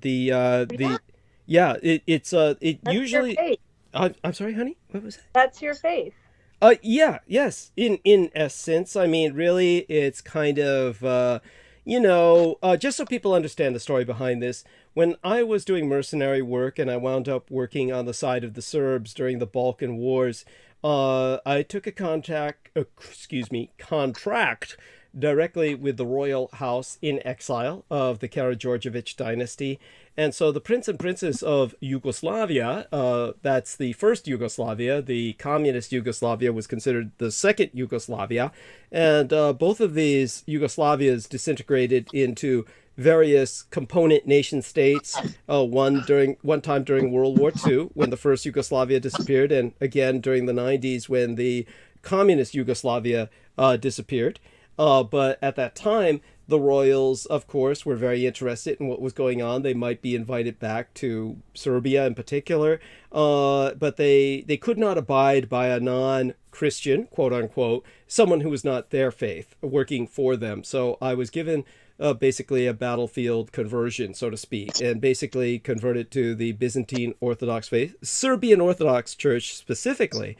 And I will admit, I'm not a good practitioner. I'm not the kind of person. It would be like the comparison to a lapsed Catholic, someone who never shows up in church. So, did you get anointed by the royal family of Yugoslavia? Well, they didn't do the coronation. It was how do I describe this? I'm sorry. Forgive me. There's a kind of consecration involved, this sort of thing. They weren't involved with the baptism. It was it was just some members of the church. Now, interestingly enough, in the old days, the Tsar of the Russian Orthodox Church, meaning the Tsar of Russia, could conceivably do something like that, quote unquote, actually baptize someone, because he was considered very similar to a pope in the sense. But just so people know, the Russian Orthodox Church has been excommunicated by the Exarchate in Byzantium, or what's left of the old city in Constantinople, that is now, of course, Istanbul, after the Turks conquered it. All of this gets very, convoluted. We don't need to go into it now, but Vivian, you've had such patience, and I thank you for asking. You're such an angel. And I pray that Joe didn't get too feisty with you while I was gone. Was he? We had adequate debate. It was Okay. good. Yeah. I was gonna say though. Okay, so what were your thoughts on the fact that they pushed certain Orthodox? I think it was Ukrainian and otherwise had pushed back their Christmas to December 25th to meet our calendar this year. Oh wow. I mean, that's incredible. I mean, just so people know, it's you might mean push forward, kind of like just so people know, the Byzantine Orthodox Christmas will be the 7th. It'll be Saturday coming up, so that's when, of course, I'll be back celebrating the Christmas on the estates. But right now, the Orthodox Christmas. You see, the beauty of being part of the Byzantine or the Eastern Rite churches is you get to celebrate Christmas and New Year's twice, because the calendar is so screwed up. And but by the way, honey, just so you know, do you have any computers or anything on in the background? Because I'm hearing kind of like a echo effect. Not constantly. It just comes up every once in a while. It might be from Joe's side, but it seems it might be from yours. Computer up at the same time. Shouldn't be an issue. Let me just put my headphones on. Yeah. Okay, Vivian, we're going to talk about Fauci, and let's talk about Fauci and China, because the Chinese are dying by droves. Thank God for Fauci, we got our vaccines. Oh, okay. Okay, so... And I don't know why they are attacking Fauci. Well, we got our vaccines, and sure, there's not 100%, but it's better than China right now. Okay, so Vivian said there was some... China's dying by the millions. So Well, a lot. I mean, I don't know if it's Is that better? Let's. Oh, it sounds a little echoey there, but say a full sentence, honey. That's odd. Yeah. That No, is odd. well, I think it's better That than it is was. kind It's better than it was. That whereas Oh, I'm before. so sorry. I don't know what's going on. No worries, honey. Skype is pretty glitchy, and so, but you sound okay. It's good. We hear you clearly. And I'll take this little echo effect of your voice over what was going on before, which was kind of like this horrible kind of background noise that was every once in a while coming up. It was kind of staticky. So that's gone now. So I guess what I was talking about was that when you asked about what I think the Ukrainians were doing was they were probably just kind of pushing their Christmas up ahead to celebrate it with the West, because they need all the help they can get from the West. So that would make sense. Does that, here I'll give you an example. The historical Dracula, the man named Vladislav Sepish, whose knighted title was Dracula, which simply means son of the dragon. And that might be from Joe's side. Okay, what I was hearing that was kind of glitchy, squeaky, might be from Joe's side. Maybe, yeah. just now, Yeah. I was. That's. I only have your okay. phone. I only have my iPad open. I got nothing else. Okay.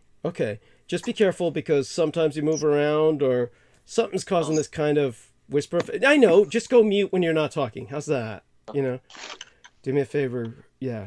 Go mute, please. Thank you. Bless you. Oh, we love you, Joe. Oh my God. I swear to God, there's times, honey, when Joe starts talking and you can hear me hyperventilate. Oh my God. That was the opening hour of last transmission. The opening hour of last transmission was, oh my God, you hear me just breathing when Joe starts, when he goes off. When he goes off, it's just like, oh shit. So Is Joe a little extra tonight? No, he's calm tonight. Oh God, it was last episode. He was really, oh my God. It was just like, he just went into the direction of, he particularly, and, love you, Joe, but oh my God, when he gets into this kind of Judeophobic trip at times, is what I call it, it's kind of scary in terms of, it's the last thing on earth I need. And it's, Yeah. so then that can go off. It can go off a bit. It's the best way to describe it. It goes off the rails or off the chain. All right. But Well, can I give you my perspective on the reasoning behind the Christmas thing? Sure. Okay, thank you. Because I talked about it like in 2015. Yeah. And I was saying at some point, the Pope or the Orthodox, one of them is going to have to cave to where they relent and say, okay, we're going to merge Christmas or Easter. And so I was already back then thinking, okay, so it could go this way or that way.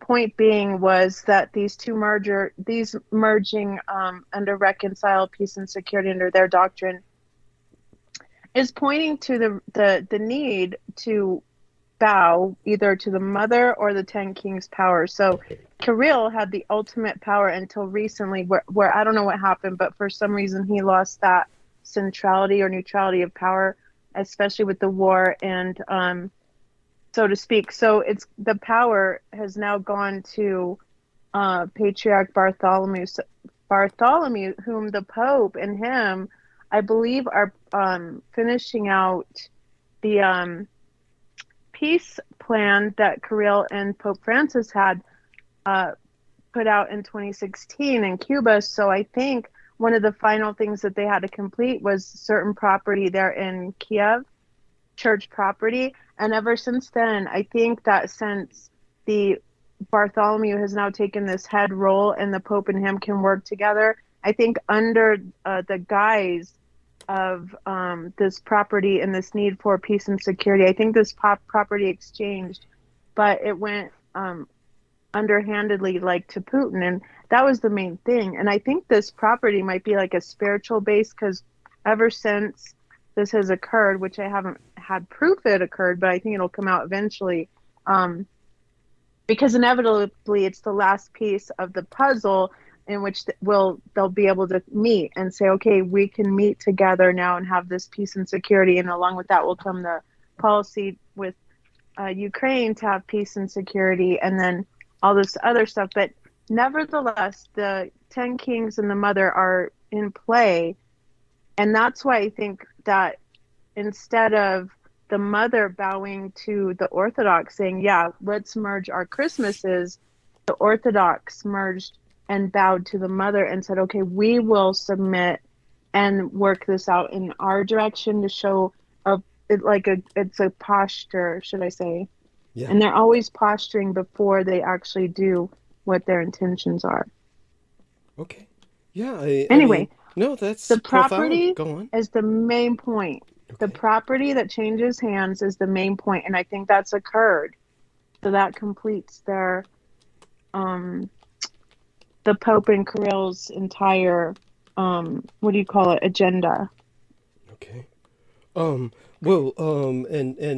So if there's this kind of like universal church that's created, this is you'd consider that a sign of the end times, I would assume?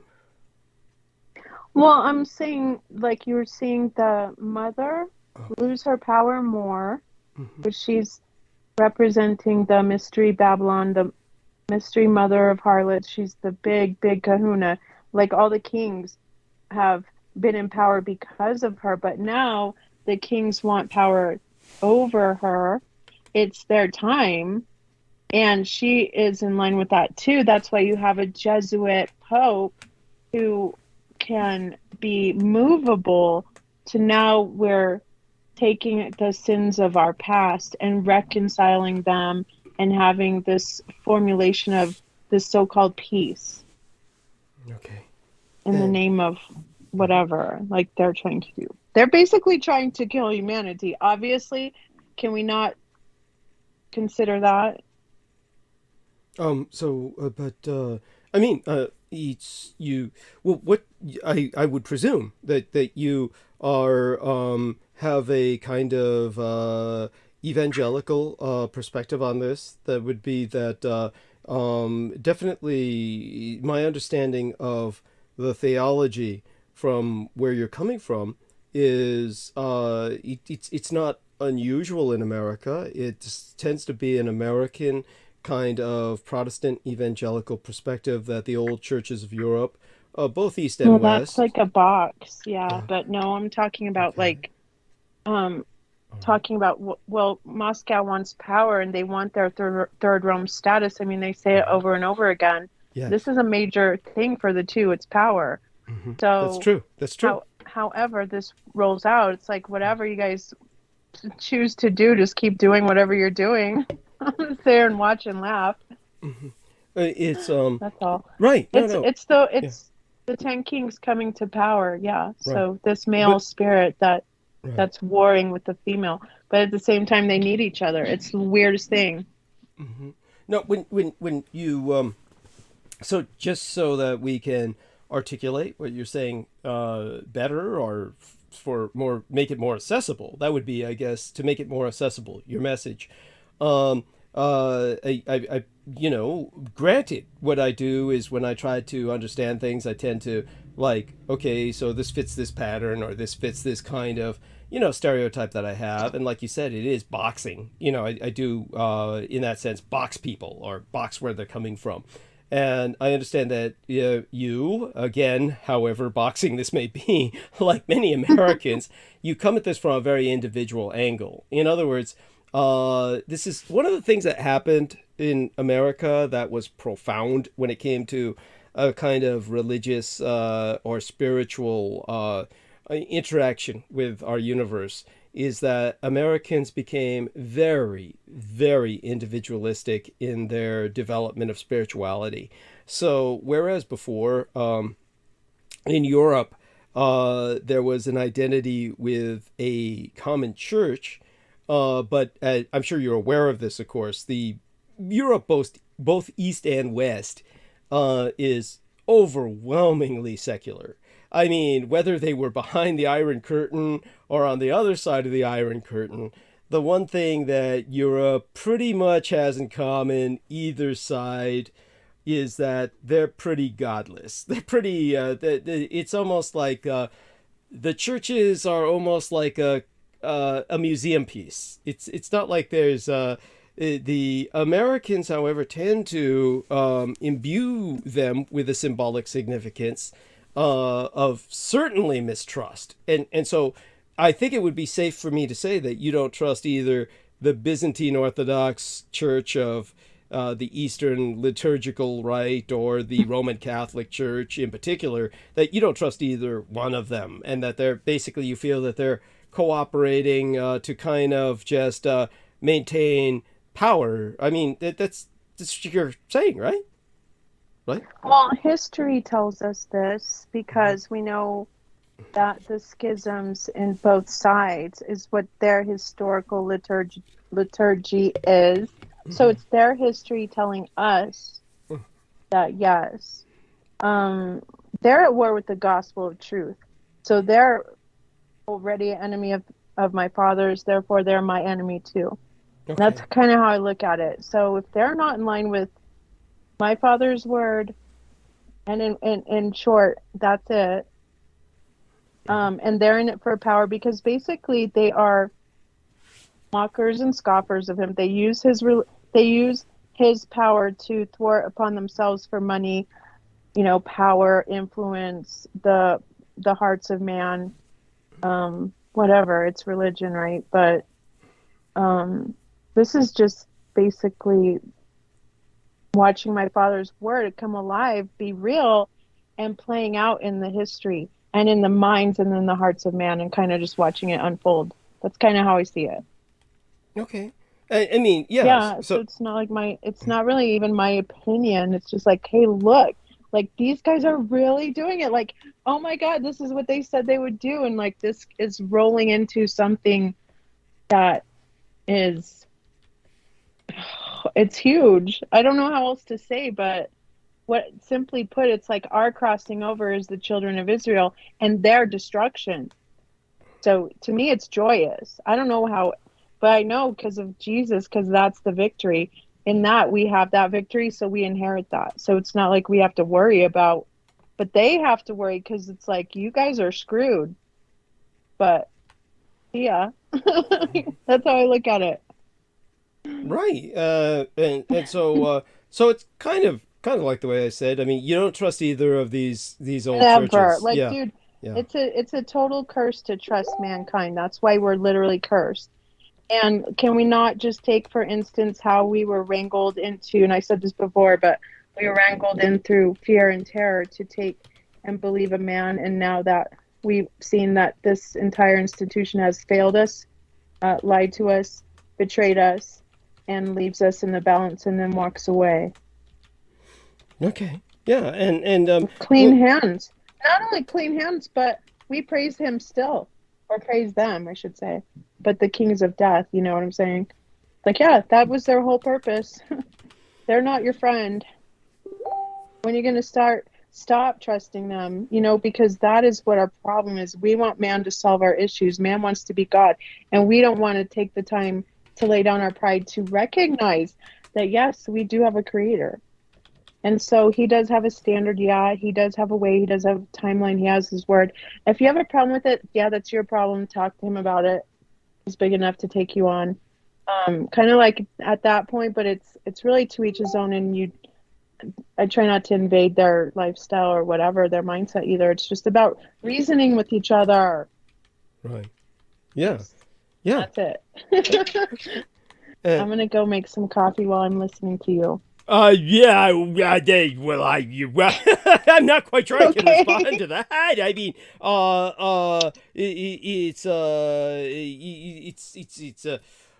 at any rate, that was, thank you for sharing that. So, oh my gosh. Yeah, my response to you can tell I'm lonely. I've been lonely like the past 3 days, so now I'm talking to you and it's all just blah, blah, blah. Oh, baby, don't be lonely. I'll give you my address. Come on home. Yeah. Hi. I totally will give you my address. Don't be lonely. Come here. Yeah. I will cook you some collard greens and some black-eyed peas for New Year's. I hope you have, which is a Southern tradition. Yeah. How nice of you. Yes. Yeah, well, I do collard greens. I did those in the crock pot, and then I did cabbage. If for anyone that doesn't know, in the South, like we do collard greens, usually green, some type of green, and black-eyed peas on New Year's Day. You have to eat that, usually some cornbread. But Wonderful. it's it's for your greens or for your money. So it's a be similar to China or Japan. I mean, as far as like you're looking for what am I trying to say? Almost a providence for profit for prosperity is the word I was looking for. Prosperity. So it's for prosperity, so that it's bad luck if you don't eat your greens, because that's your dollars, and your cents are your black-eyed peas. So it's got this whole folklore behind it. Yeah, it's got a little folklore, just a little legend, Interesting. So we do it, and that's what it is. Yeah. Interesting. Well, Wonderful. thank you for your hospitality. I was Not thinking any about more making. folklore. I know it's not any more folklore than the Bible, I would tell you. But yeah, you're totally Of welcome to course, come your back. pun had to get in there. Of course. Well, I mean, I have to get in there. It's not that I was raised Southern Baptist. I was raised very Christian like you. And I think Douglas has apparently said once or twice that I have I believe, what did you say? That I have a negative connotation of the Bible or Jesus? Maybe, I don't know. Anyway, regardless, I don't actually. I have a very much positive connotation of God. Very much in touch with my creator and praying, and Jesus as well.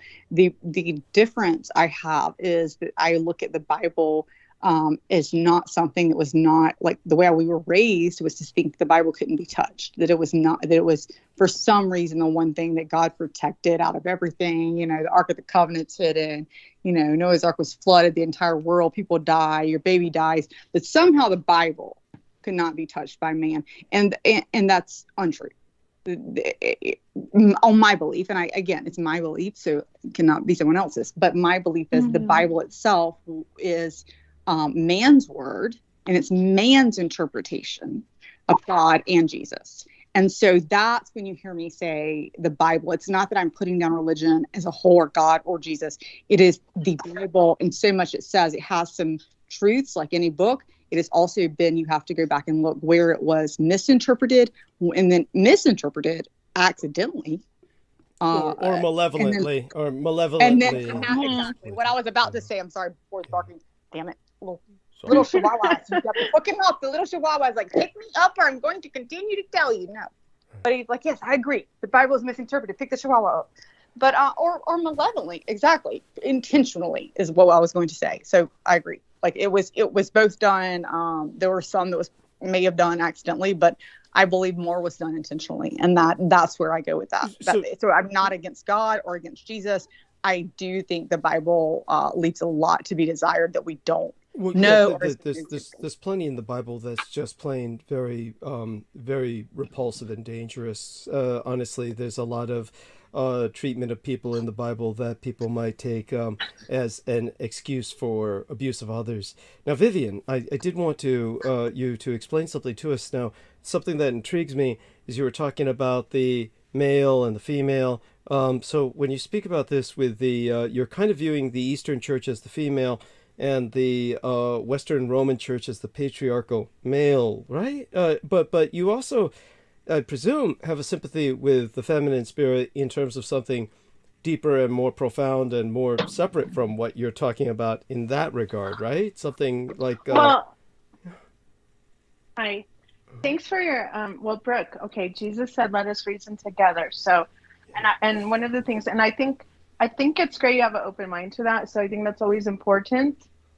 So yeah, of course, you should question or be concerned when anyone's manipulating the word, and it has been manipulated, and that's evident. So we do have to have that. I believe that for a threefold chord when it comes to truth, like you have to have a 1, a 2, and a 3, like a whole 3 effort to prove these things.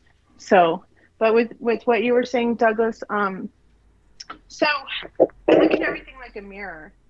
And I know Brooke will understand this because we're looking at the heavenly and the earth, or heavenly, whatever, these two realms, right? So earthly realm's more of a, what is his notion more? He's more of a corrupter, a destroyer of things that are good, right? Or you're in third density. You're in third So third world. So I mean, like, I assume what you're saying, and I'm trying to like go with you so we can go back and forth with that, because I do appreciate what you just said. But I'm assuming, like, well, this is the way I see it, and you tell me what you see Well, differently. let me Well, when she says I'll say it really I think she simple, means though. No, I'm I think she talking means about Earth as the realm of spirits. Satan, right? Is that what you mean? Well, okay, you got the world, because Jesus was telling Satan, on the mountain, he said to him, like, when Jesus was trying to reason with him and say, like, bow to me and I'll give you, the earth and all this and the powers, and Jesus was like, what, are you crazy? Like, are you serious? I'll never bow you. So that's how I view the earth, because Jesus said, like, this is not my world. This is not my kingdom. If so, it wouldn't be like this. So we know we're It's none of dealing our with two kingdoms. different Right. kingdoms. I agree with you. That's And Satan can never, ever go outside of creation, because there's laws to that. So instead of, he can't be a creator, so he's a corrupter of creation. And so that's how I view things. So these things, like, you have the heavenly mother, the New Jerusalem in heaven, who is the spirit and the bride, and she comes down out of heaven. And her and Jesus, the king, is together. So we're looking at it from this realm, the holy of heavens, to the earthly. And so she also has a mother. She has a woman spirit. She has a male spirit. These are what we call Luciferian, or their ideologies as well. And a lot of that runs in that there's no gender. This is all spirit. And they're not lying, right? That's their realm. So I'm just trying to understand the realm. So when I speak about the mother's spirit and power, yeah, she's had power now for how long? Since the Vatican was established in 962. So she's coming to a close of power. And the 10 kings who have submitted under her, I don't know why So they when have you use for all these when years. you use the term she, you're not speaking of like Mother Earth or a benevolent mother spirit. You're speaking in terms of this whore of Babylon spirit. Yeah, they represent her. I need to ask a question here. Sure. I need to ask you a question, because this is very deep to me and very, very personal. Like, we all feel very personal on it. So I like that we can have this conversation, and we can, like you said, I don't think there's a right or wrong. So with the way I look at it is, we're all here to experience, and that our creator created us to experience. We came out of one creator. You can look at a Big Bang theory. If you were to look at a Big Bang, which is scientific, it also creates the exact same thing that what our God and our creator did, which was, in my opinion, to say, I am one. We are all one. We all have God's source in us. We all have that light. We all have God in us, and wanted to experience the world in life in any different way, like so many different ways, because otherwise, let's go back to that. You're one. There's no duality. There's no darkness nor light. There's no time. There is no bad. There's no good, because there's no bad. You can't have good without bad, right? Define good without bad. Define love without pain or suffering. Define, the anything, the worst you've been through without the best. Like, that is what I believe you couldn't define before, because if you're just in a place, let's just go to heaven. Let's just picture what we have pictured, or we were taught as heaven. This is a perfect place, eternity, forever, and goodness. If you had never experienced bad, darkness, evil, death, anything like that, you would not have any appreciation for forever, goodness, life, whatever, looking great forever, whatever it is, and no pain and nobody hurting your feelings, and anything else you could have perfect. Could you? Honey? She dropped. No, I'm right here. That's interesting. I'm sorry, I'm making coffee.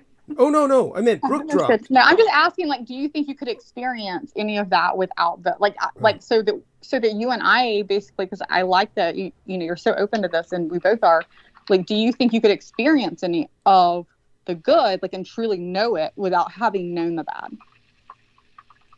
Like, if you never knew that. Yeah, for sure, because, like, life has many experiences where I think they're gifts from God, like moments, time. But you're saying life in the life that you've lived, or life in general, which is which is what you've lived, which also has what I'm trying to say is, in this world, in the life that we know, the only life we've ever known that we can truly know, unless you're going into a past life or something with another realm, you're saying in this world, yes, you've experienced good without having bad on that side, but truly you haven't, because truly none of us have ever experienced in this world.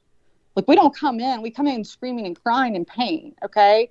Come in crying, wanting our mama. We're crying because we're lonely and in a diaper, in a crib, wanting something. We're needing something. It's a want. And then we get the love, and then we don't feel the love. And then it's a constant a struggle. It doesn't matter how great or wonderful you think your life is or not. Everybody's pain is only comparative to what they've experienced. But at the end of the day, you've experienced pain. And if you hadn't experienced pain, you hadn't ever experienced suffering or wanting or needing or any of that, and you had just been born perfect, happy, completely smiling, everything was perfect, how would you ever know there was anything different? That's my question. So you're talking about your natural state in creation. Okay, but you're having like a negative connotation. In your view or aspect, we're born hurt or angry or scared. Yeah, okay, but we're also joyous or connected, or we found love. Yeah, I agree. We're both. Warmth, We're both, but we have it's duality that we're born into. That was what was created by our Creator, was a duality. Exactly. I like you, Brooke. I love That's how an you interesting think. perspective. Yeah. It's just to say, think of it this way. So I want you to this is scientific. You literally, whatever you're looking at right now in your room, you're making coffee, okay? Whatever you see, there's probably a light bouncing off of it because you have to have a light in there, right? The light only reflects off of the shadow of the darkness. If you don't have the darkness, you don't have the light. Now you can look that up scientifically to see what I mean on that, but you can't have light without darkness. You can't have darkness without light. Now that's scientifically on just a spectrum. But at the end of the day, what I'm trying to say is that if you were to go back to our Creator, to Source, which is what you're talking about religion. So we go back to Creator, before Source, before we were created. He, she, us, we were one. We literally had no experience of darkness. But therefore, we also had no experience of light. So I had no want or need.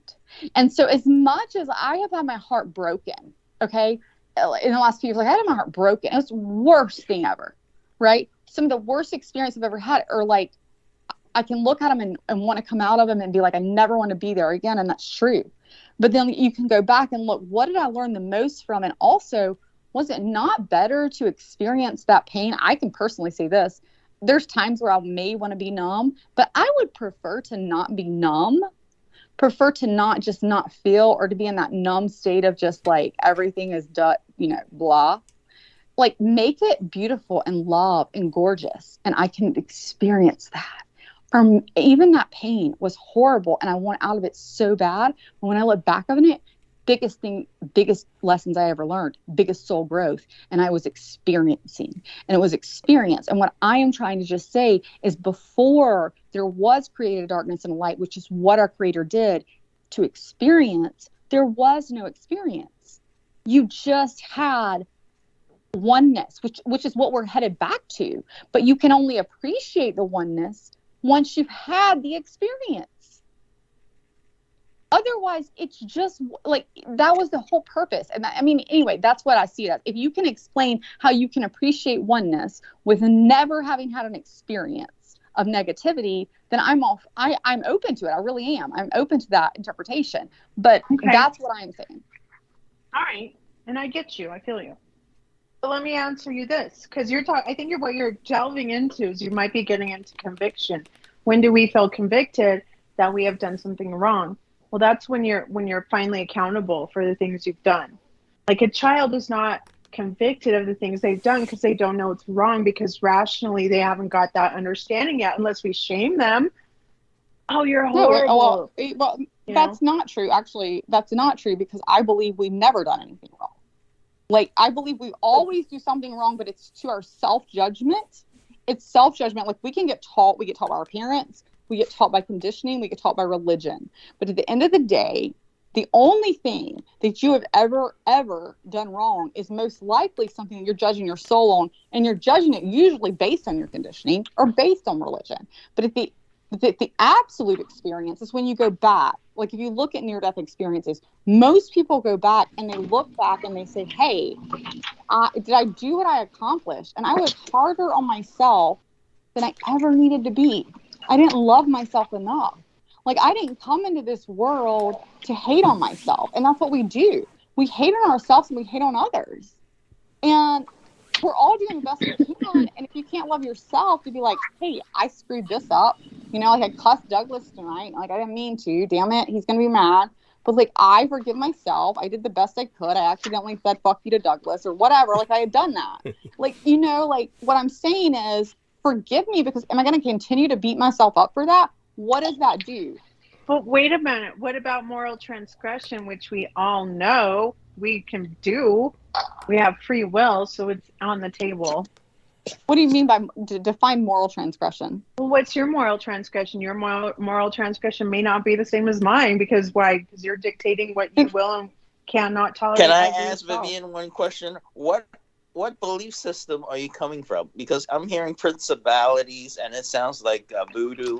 And another minute, are you serious? Yeah, because she I'm keeps making on talking coffee. about principalities. Because that's I'm where talking voodoo about- and Santa Maria comes from. I'm just asking. I asked her if she's a Mormon or what I love religious you said background she's Santa coming Maria, from. though. I have to say, who's that crazy guy? What's his name? He's always on there. He's the big fat guy. And he's always talking on, oh God, Douglas will hate this. What's the podcast that we all know? Wait, What is- no. What? I don't know. What? It's like The I said. podcast that you hate, that guy, Joe Rogan. He's always on Joe Rogan. He's Oh. this big, huge Joey guy. Diaz. Joe Diaz. Yes, I love Joey Diaz. And he's Yeah, Santa he's Maria. a Santorian. Yes, that's why I said that. But, Oh, yeah. Okay, but oh God, you know what? I mean, Joe. See, this is why every time Joe Tai opens his mouth, I start hyperventilating. I think that he's coming from the angle of Santeria, because Our Lady Viviana Sanchez is Latina in your perspective, in his perspective. No, she's talking about principalities and all the kings and all this stuff.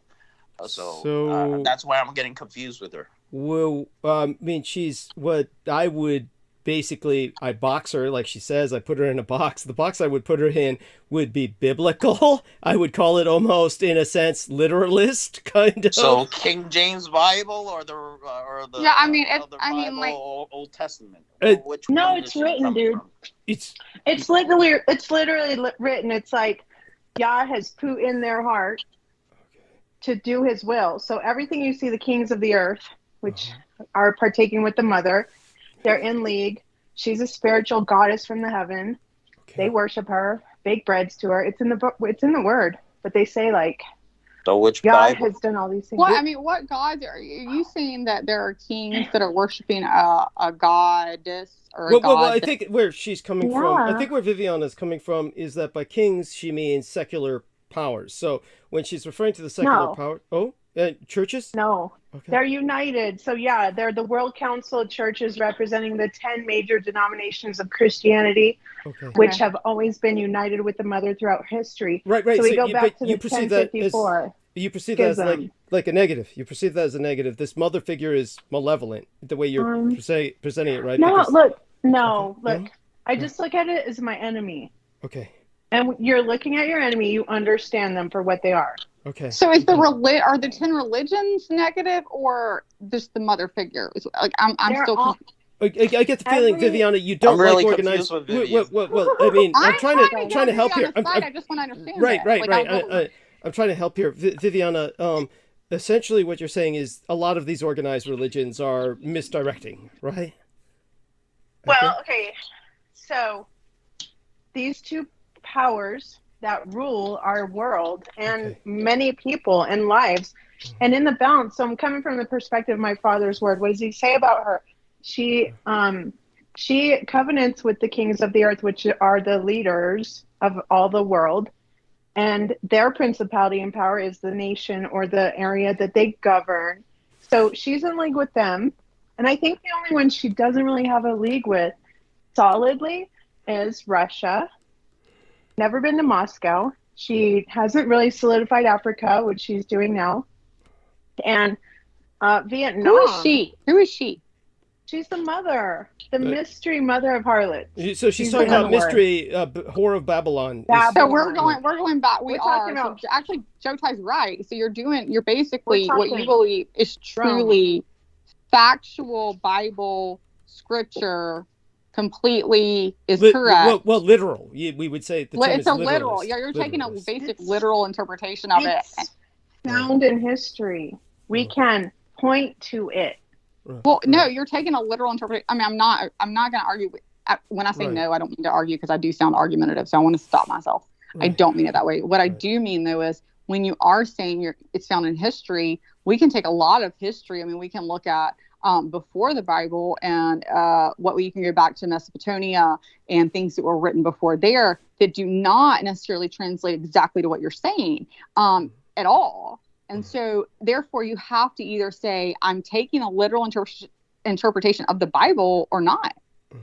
Which is fine. I think that Viviana basically is doing what many Americans do, and many Americans have taken this perspective where they're kind of doing their own research but they're staying as literal as possible. Well, and that's so how we were raised, right, and that's right. why I literally am giving Right. Viviana, like, Viviana, I'm not arguing with you because that's how I was raised, and I'm not Right. saying that you're wrong at all. Oh Like, my I think we God, all being have to. so literal. You guys, okay, listen. No, I'm just kidding. Right. So What if I I don't could want say, though- you to feel like you're being No, teamed up on. please. So Joe No, and I think yeah. let me just say this real Sure. quick. I think Take it's your time. just a matter of awakening. This is not about the argument or the debate or who's wrong or right. Okay. It's about the problem of sin, the problem of evil, Right. the problem of all these other factors that we want to paint and make them look really good. Be like, but this is just my sin. Okay, well, what are you going to do about that when it's your time to face? Well, I mean, let's put it this way. I think all of you have personal. something. I think all of you have, well, the two ladies. With Joe, I'll go in a different direction with Joe because Joe is like, Joe is out of this world. But when it comes to both of you ladies, Joe's fine too. Everybody's good. I love everyone here. yeah, Joe is out of this world. I don't mean that I don't. I said how, I have an affection for him the way that, that Lindbergh had towards his deformed son. He didn't kill him after all. He my just had him shipped away. Like that's why You're so I'm gonna go with mean. Bill. Be like, maybe you are evil. Maybe there is evil. Like I would normally never go there. But Why such being are you said, so with you two nonchalantly, ladies, like dragging the dude? but with you I'm two, pretty sure the only evil here though is Viv freaking making coffee over yeah, in front of me but, and then me hearing it and I can even smell it and me not having it. yeah, I'm sorry. I would Yes. definitely share. yes. Here's So, the thing: we get like the near-death experience. You get the past life thing. You're gonna have to feel my pain of Yes. wanting your coffee. You have to yes, feel it. yes. So with both of you ladies just here, Why are you giving yes. up coffee? Yeah, No, I Yeah. just am too lazy to make it, and I can smell yours, and Oh. I don't think I even have any actually. So just to give Brooke an Aw, I'm example here, the lovely Vivian at one point, Vivian has been, let's put it this way, Vivian is by my stereotype, by my boxing, by my weirdo. categorizing and cataloging. Vivian is basically a biblical fundamentalist. She's basically a literalist, and Hey, she, Viv, you beat me. He boxes me and just crazy. I'm Yes, spirit yes. and truth, blood bought in the way of Jesus. That's Right, the way, dude. right. That's But- that's but- my title. but That's my title. This is what I will say, is that Vivian has been approached by the enemy relentlessly, and she always turns them away. So when it came to, say, for instance, this idiot named Daniel Arola, who was on with myself, he basically started gaslighting Viviana Sanchez, and she was not intimidated. Did she and know who he was when he called her? She knew, and she knew because she spiritually rejected just blank and outright That's kind of like I've had to spiritually a reject certain stuff. kind of brand of evil. And so when she did what she did, she really pissed them off. But because she is strong in her faith, she remains immune and invulnerable to them. So this must be said. with Brooke, whatever I like happened, that. we would speak another time. We will speak another time of Brooke, but someday, maybe next episode, we can share some experiences. But all I want to say is that I wanted to bring that up, and that both of you are strong in different ways. And of course, Brooke's way involves a kind of different sort of spirituality in which she's also seeking on her own. And the point is that Brooke found out that she didn't need the Bible to find her sense of spiritual center, whereas Viviana Sanchez finds her spiritual center in the Bible. And I so, love my Libra. I love how he can just come in and get it all down. That's my little Libra. thank you. And then we have Joe Tai here, who manifests kind of like Buddha in the flesh or something, kind of like this inert lump of fleshly matter that just kind of, Be nice. you know, Be well, nice. but our call is riding on him, and he's serving as the anchor for our And call. Joe Yes. Tai, like, no, I will say, you even said it last week. Remember, Joe Tai, like, this is what I told. Yeah, I Joe was- Tai causes me to hyperventilate every Is time he opens his Joe, mouth. here's the thing. I told you to call me. I didn't get to call you. Here's the thing. He had say you anything- screaming. He had you screaming. There's What? half of I your did. life. And that's what I was going to tell Joe. If you can go for 8 weeks, just don't mention anything like remotely sexual, like beyond like Oh anything. my god. Also- I just walk into And Why did I just walk religiously into- wise, like don't ask a question when somebody Excuse says me? this is my answer. Oh That's my it. God, Viviana! If you can do explain that to because- Viviana what someone wanted to happen. Viviana's curious. Viviana is curious. I mean, it's just basically with the last episode, Viviana, it was like this. I mean, basically, Yeah, fuck. Viviana, I it. wish you had been here. I would have loved you to It's handle not that. my fault, thank God. Oh my God, no! It was something where I can't remember what it was. I It said was something. you left me alone. I begged you not to, and then they left me alone with 3 freaking guys. who Oh went my to a God. Oh whole no, but it was battle. like I'm talking about the opening hour of last episode. The opening hour of last episode, it was basically I forgot what brought us there. Oh It no, was- Joe Tai, that was the first part. As was said, he's also not allowed to ask questions about religion that are just not like where you want to go when you don't have time, because we had like 20 minutes, and he's like, so you're Southern Baptist, so I want to know about what the Southern Baptists believe in. What kind of Jews was it? What kind of Jews were you wanting to know about? Masonic. Masonic Jews. Masonic. The Jews That that was, believe no, in but Jews. what was it that triggered you when you started saying there was something I brought up and then you said something about and then the Jewish bitch said I touched her and I wouldn't touch her. Fuck that Jewish man. Yeah, that's when I had to come in. That's why I stepped in, because I wasn't even getting the call. I had to Yeah, step in ask to her the why call. why the Jewish women shave their head and wear a wig, and she refused to answer that question. You said you I'm asked just curious. this woman this. Oh my God. Oh my God, you don't ask a lady who you feel has shaved her head and wearing a wig. She might have chemotherapy. Oh my God. No, but that's what Jewish Orthodox Jewish women do. Just They stop shave being their hair and racist. wear That's a what I was wig. gonna say. So you're not allowed to be racist or race against or I'm I not guess racist. I'm just trying to religiously understand. religiously racist. Either way, With the term do would then not be do bigoted. that or The talk term would about be sex. bigoted when somebody I'm is. not being bigoted. Bigoted. It just So doesn't if make you sense. can, Joe Tai, Guys, if you can go for 8 weeks without saying something bigoted or sexist, like I'll suck your dick, Joe. Just see if you Don't can piss fucking her do off. it. It won't happen. oh Oh no, my God. he did it. But Hey, Joe- I didn't bring that up, okay? Now, I didn't bring that up, okay? Brooke brought that up. Did I say anything about that? No. No, nothing sexual, did I? No, No. You got 8 I didn't weeks, bring that Joe. up. in all fairness, I did bring all this upon Joe. So I do, I am responsible for that. So Joe, I'll take responsibility you for are. this. Also, Yeah. me and But- Viviana but- were taking your up fault. for Joe. It was like, stop Yeah. putting him down. You're totally passive aggressive. Yes. Oh, me or Joe? Yeah. And people You, can't blow me off, okay? Not even you, Brooke. Yes. It's just It's okay. We yeah. forgive you. Yeah, it's your nonchalant way of being petty. Me or Joe? I'm pretty sure he's talking about you, Douglas. Oh, okay, me. All right. Yes. Don't get all sensitive, though. Nobody can blow me off. Yes. It's cute. It's cute and funny. Yes. There we are. Yes. Yes, Joe, but that's where you stop. So Now you he's had gonna one have a little complex. commitment. Hey, I And then didn't you think have to about sit it. for I like didn't a say week. anything sexual, did I? But, I'm only kidding. But it's like Joe. Just in all fairness, Joe relates stories to me, and it's kind of like it's he's got to be aware of the trouble that he brings upon himself. It's like when he I said, don't know how you're not canceled just because of Joe Ty, much less yourself. It's true.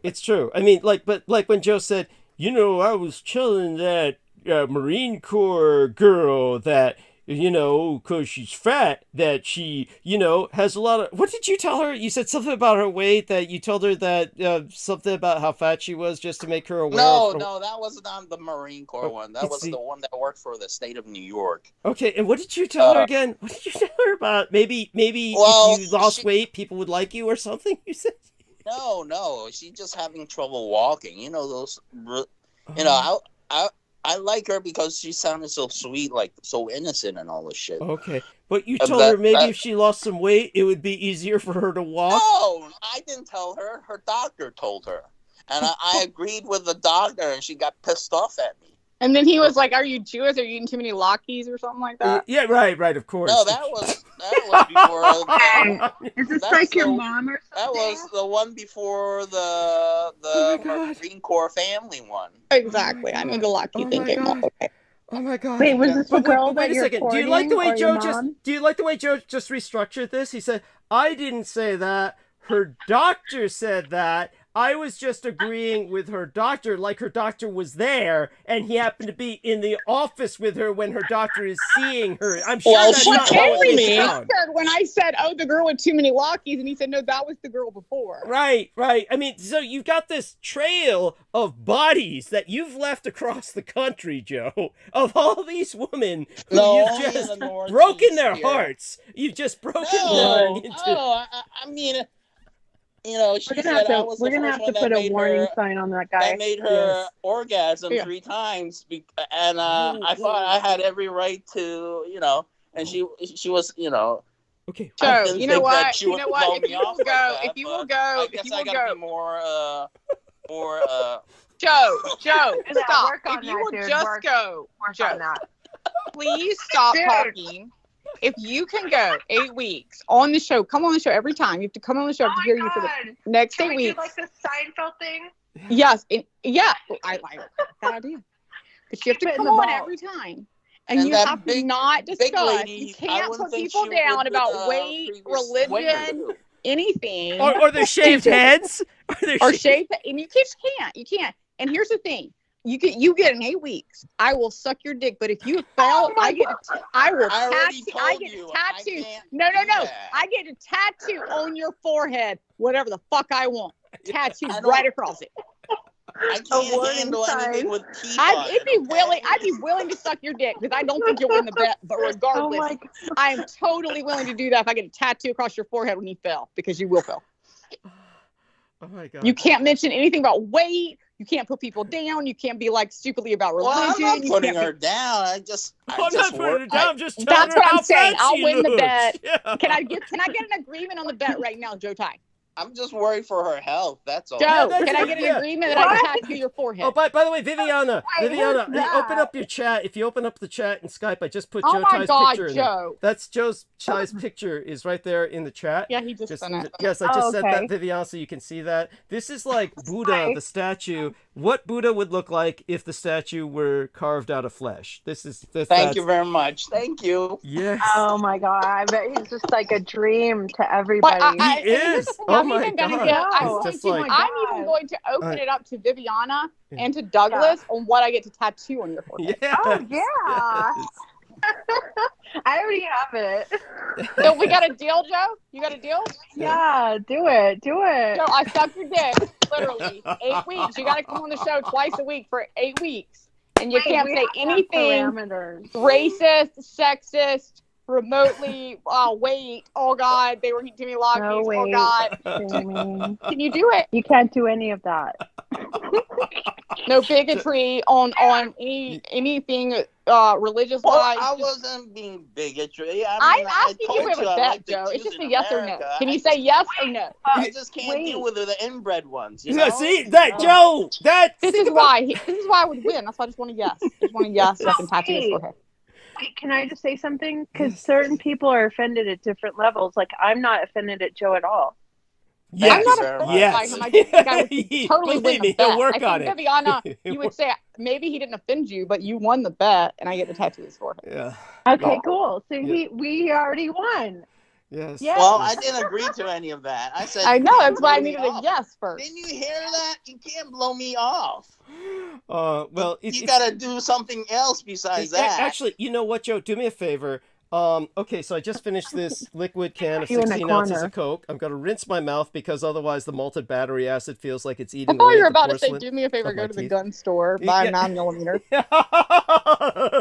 Give me At a any rate, taser while you're at it. yeah, I need a new knife. But Joe, tell these ladies about the man in the tent who says that he's all, the homeless guy in the tent. He does sound like Andrew Tate's father. Because he's homeless, and he acts like, he sounds so he has information, inside information. Of course. I would not know if I wasn't in the military. Well, he's in a tent. Let's rephrase this. The guy is in a tent. The guy's in a tent in the middle of across from a railroad from the cops that allow him to stay there. What were you, Joe? Why were you you talking to him? Yeah. Why are you? Well, because I was getting my motorcycle fixed, and I saw this crazy white guy camped in the middle of visible. You would think that a homeless guy would be invisible and try to hide in that big property there. So you were just compelled to speak to him. Oh yeah, I said, "What the fuck are you doing?" But what is it that stands out? His tent is in the middle of a property that the police should be pushing him away from, but they never do. So he seems to have immunity. Yeah. Okay, so tell us, what kind of property is he in? While I go rinse my mouth, I'll be back in about 5-10 minutes. So he's on a commercial property, and go on, Douglas, go. Thank you. I'll be back. And he's a millionaire. The fucker's a millionaire. But he owes so much taxes. The homeless to the guy is a millionaire. Yeah, but he's got tax troubles because he has this problem with his companies owing money. He's got like three. Did he tell you all this while he was in the tent, like camping out with the marshmallows, or how do you fucking know? It's even worse. I had to give. He's fucked up. The guy's fucked up, but the info that comes out of his, because he's like a real drunk, but he's functional. So they did something to him, like Douglas. They probably got like some blood transfer. He admits that they put some shit in his a tracking device in his body. So he was. I'm pretty sure he's not just on alcohol. I'm pretty sure he is on something deeper than alcohol. Oh yeah, like that. I mean.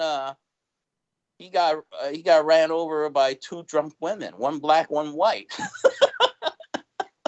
See, that's what I'm saying, Joe. Like right there, if you had said yes, I won the bet. Like I just want to tattoo. No, I'm just. You can't even go like one black, one white. What does it matter? I said you can't. Wait. I already told you can't blow me off because nobody can let blow Viviana talk. Wait, can we skip all this and just skip to the thing that you're gonna tattoo? Yeah, like what do you think? It? You think we should tattoo? No, you know where tattoos came. You know the purpose of tattoos. Wait. I was thinking a triangle, orange. What you're trying to make me a Mason? Oh wait, I was thinking warning too. I just was thinking warning them. I just thought about putting warning right across his forehead. Yeah. For sure. Like that was my very first thought, and I was like, "Is there enough? Maybe I need a warning and then some cheek tattoos." Like with the yellow, really cool yellow, and we could. You know what it needs? We need a warning, and then on his cheeks, like to just stop stuff, like just warning, stop. Yeah. Now I know how sensitive American women are. That's why I can't keep any of them. Oh no! We love American women. We would like to keep them from having to talk to you, so we would just like them to see the warning and the stop. It's totally our fault. It's not your fault. No, I love you, Joe. Like you're cool, man. Well, I love you too. You got a good head. I like you, bro. I know. I enjoy having fun with it, but it's cool. But I would wait. Totally tattoo your forehead. Tell you the truth, no women has blown me off. Even they tried. None of them could have blown me off. I'm sure no woman would ever blow you. Period. I can assure you. Trust me, I had them all blown. Don't think get that it. it's like pleasurable. For me, it's not pleasurable because there's a He teeth doesn't there, get it. and I don't want them He to doesn't get melt it. down. He doesn't get it. You weren't on the thing last week. We had, when I was stuck with them when I came back, Ian West comes on. He's like, hey, I need to tell y'all something. It's Ian. Hope to God Ian's listening. And I love the fact that actually Sammy Romero was like, I heard that shit and I can't believe Ian told you to shut up. And you were the only woman on there. This is why Ian told me to shut up, because he goes, hey, you don't know about the abortion stuff because abortion's illegal now. So here's the thing. You got to be more careful. So there's this thing, and it's like a contraceptive you can carry in your like pocket, and it's for females, and you just stick it up in them. It's like a square, and you just stick it up in them, and then it will keep them from getting pregnant because you got to be more careful. And I said, hey, dude, by the way, that contraceptive's not new. It's been around for like 10 years. And he's like, and I had to insult him a little, and I was like, but I know you probably don't know that because you got me fucked in 10 years.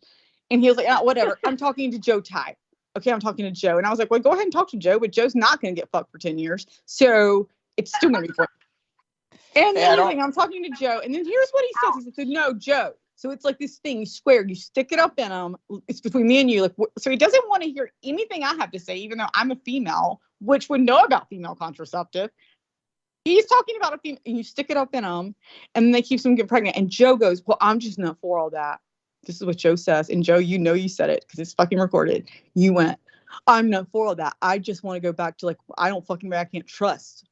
And then I literally came out, even though I was told to shut up. I went, what does trust have to do with it? And then Joe goes, I mean, I'm just not fucking anybody. Like, if I don't know they have like fucking diseases or not, I'm not going to fuck them. So like, if they have fucking diseases, I'm not fucking them anyway. So I don't need that shit to keep me from fucking diseases. And I went, Ian, you really want to explain this one? Because I'm pretty sure you were talking about contraceptive and pregnancy. And Joe's like, I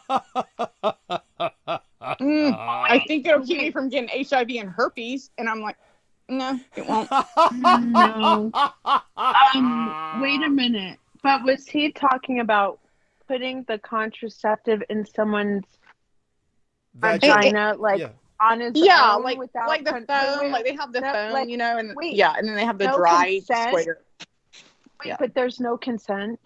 Like, I'm just no, he wasn't saying no consent. He was just saying if you're gonna have sex, if you could carry that with you instead of a condom. So if you don't want to use a condom, you could. This is what Ian was trying to explain to Joe, that you didn't have to use a condom. You could still. But what makes this, what Viviana is saying, is how is that possible unless the lady, your potential partner in sex. Which is why Sammy Romero said, I think it's hilarious that Ian said, you shut up, Brooke. I need to talk to Joe. Like, it was all about men.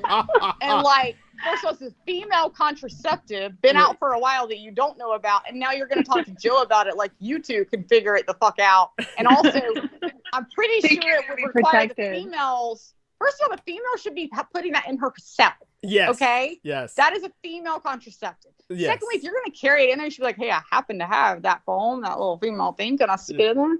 Yeah. Like, you know, it's kind of like when I go to suck Joe's dick and I'm like, oh, do you mind if I stick this needle in you first of heroin? Putting him back in the corner every day. And knock you the fuck out, and you think you got your dick sucked, and you still got your forehead tattooed. Yeah. Oh my God. Well, it's yeah. There we are. Thank you. Yeah. It's just like yeah. It sounds like I'm Brooke's bitch. No. Now, I don't want you. Well, I don't want it to seem like we're picking on Joe. I mean, that's. I think you should always have the conversation when it comes to you and your partner, and it comes to things that each other need to know, and you should do that rationally as adults. Yeah, Joe's never going to have a partner. Absolutely. Put contraception in somebody. What, Yeah, Douglas? I don't know if you heard this, but what was hilarious is Viviana wanted to go to. What should we tattoo on Joe's forehead?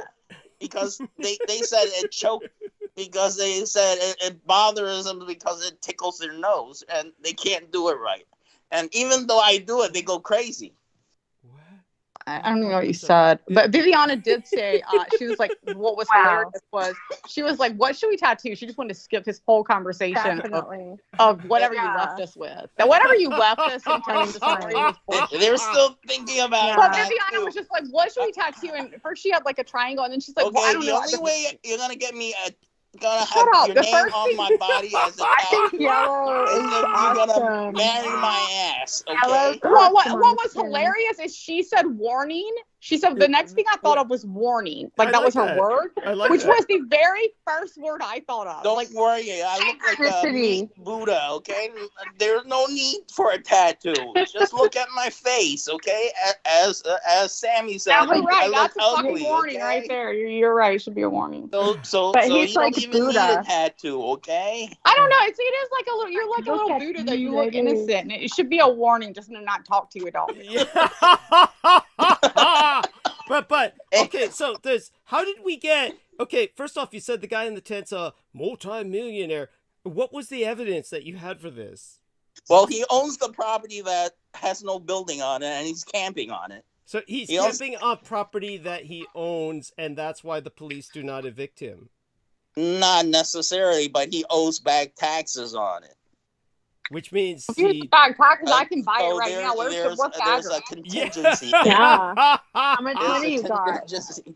There's a Pitch in. and he sounds like most of these veterans, you know, drunk as fuck, but he's logical. I mean, I'm amazed he's functional. Or he's just really fucked up, and you're believing everything he says. No, I believe only small about 70%. 30% I don't believe. I mean, you seem to speak to this person more than once, like almost like you see him regularly, or you saw him regularly for a period of time. well, this guy is also a Mason too, so because he he's says so. Amazing. I'm pretty sure No, Joe he's sucks his explaining dick. to me Like how that's it why works. Joe doesn't get his dick sucked, 'cause he's fucking well, dick well, and tit. well, he has some he I'm has some sorry to be inside honest to say information, that. Like and it's very understand bold, where but it's coming from. bad words. You're making me say bad words, but Joe, like I really think like. Well, I love your way of trying to get me a blowjob and getting me a I'm not tattoo getting a and blowjob. I'm all, pretty but- sure you're giving the blowjob to the rich guy who's not a rich guy, who's a drug addict who you think is, but you are determined he's a to get drunk. it. He's I don't a know what drunk. you're doing. Honestly, I don't know. But by the way, I do want you to know, Joe, that when you said the other day when we were closing the conversation, and you said to Brooke, it sounded just like me. You had the inflection just right. You said, "I love you." It was the way you said it. You do have a talent at times that goes. He does. That's what we were talking about. And his jokes will randomly come out, and everybody's talking. Yes. And Joe, you will say the funniest thing. Like what That's he said what- about Ian. What he said was Ian West proves that our educational system has failed. Yes. He randomly said the funniest thing after all that bullshit of your idiot. That's what I said, Joe. That's not the 8 weeks wasn't for you. It wasn't for me. It was for you. I was trying to be like, if you could do that and just do your random jokes and comments without your racist, sexist. But the funny thing is, okay, so we understand that Joe has this desire to be pro-feminist. You've expressed before that people like Andrew Tate are just horrible people exploiting women. You say things How like dare this. you talk about Andrew fucking Tate like that? Like that is, I'm trying to set my daughter do up you with him also right get now. Douglas, do you get the? Like you're breaking the matrix, dude. Like they sent him after him, dude. He's a perfect person. I hope you heard everything I said about him when I was on with Peter Moon talking about him. No, I did not. Obviously, because you were They on with Peter should Moon. go after him. I think that I think they should revoke his citizenship or some shit. So you can say something like that, and you have these like liberal progressive. Because he admits to doing crimes. I understand that, but you have these liberal progressive perspectives. But then you're like the fat Jew bitch. I wouldn't let you in her for $100. She's fucking got 20 extra pounds on her, and freaking Jewish bitch. Hell the fuck no, she's not worth my time. With your fucking boot up 40-pound overweight ass. Well, I'm getting sick of people lying. That's the thing.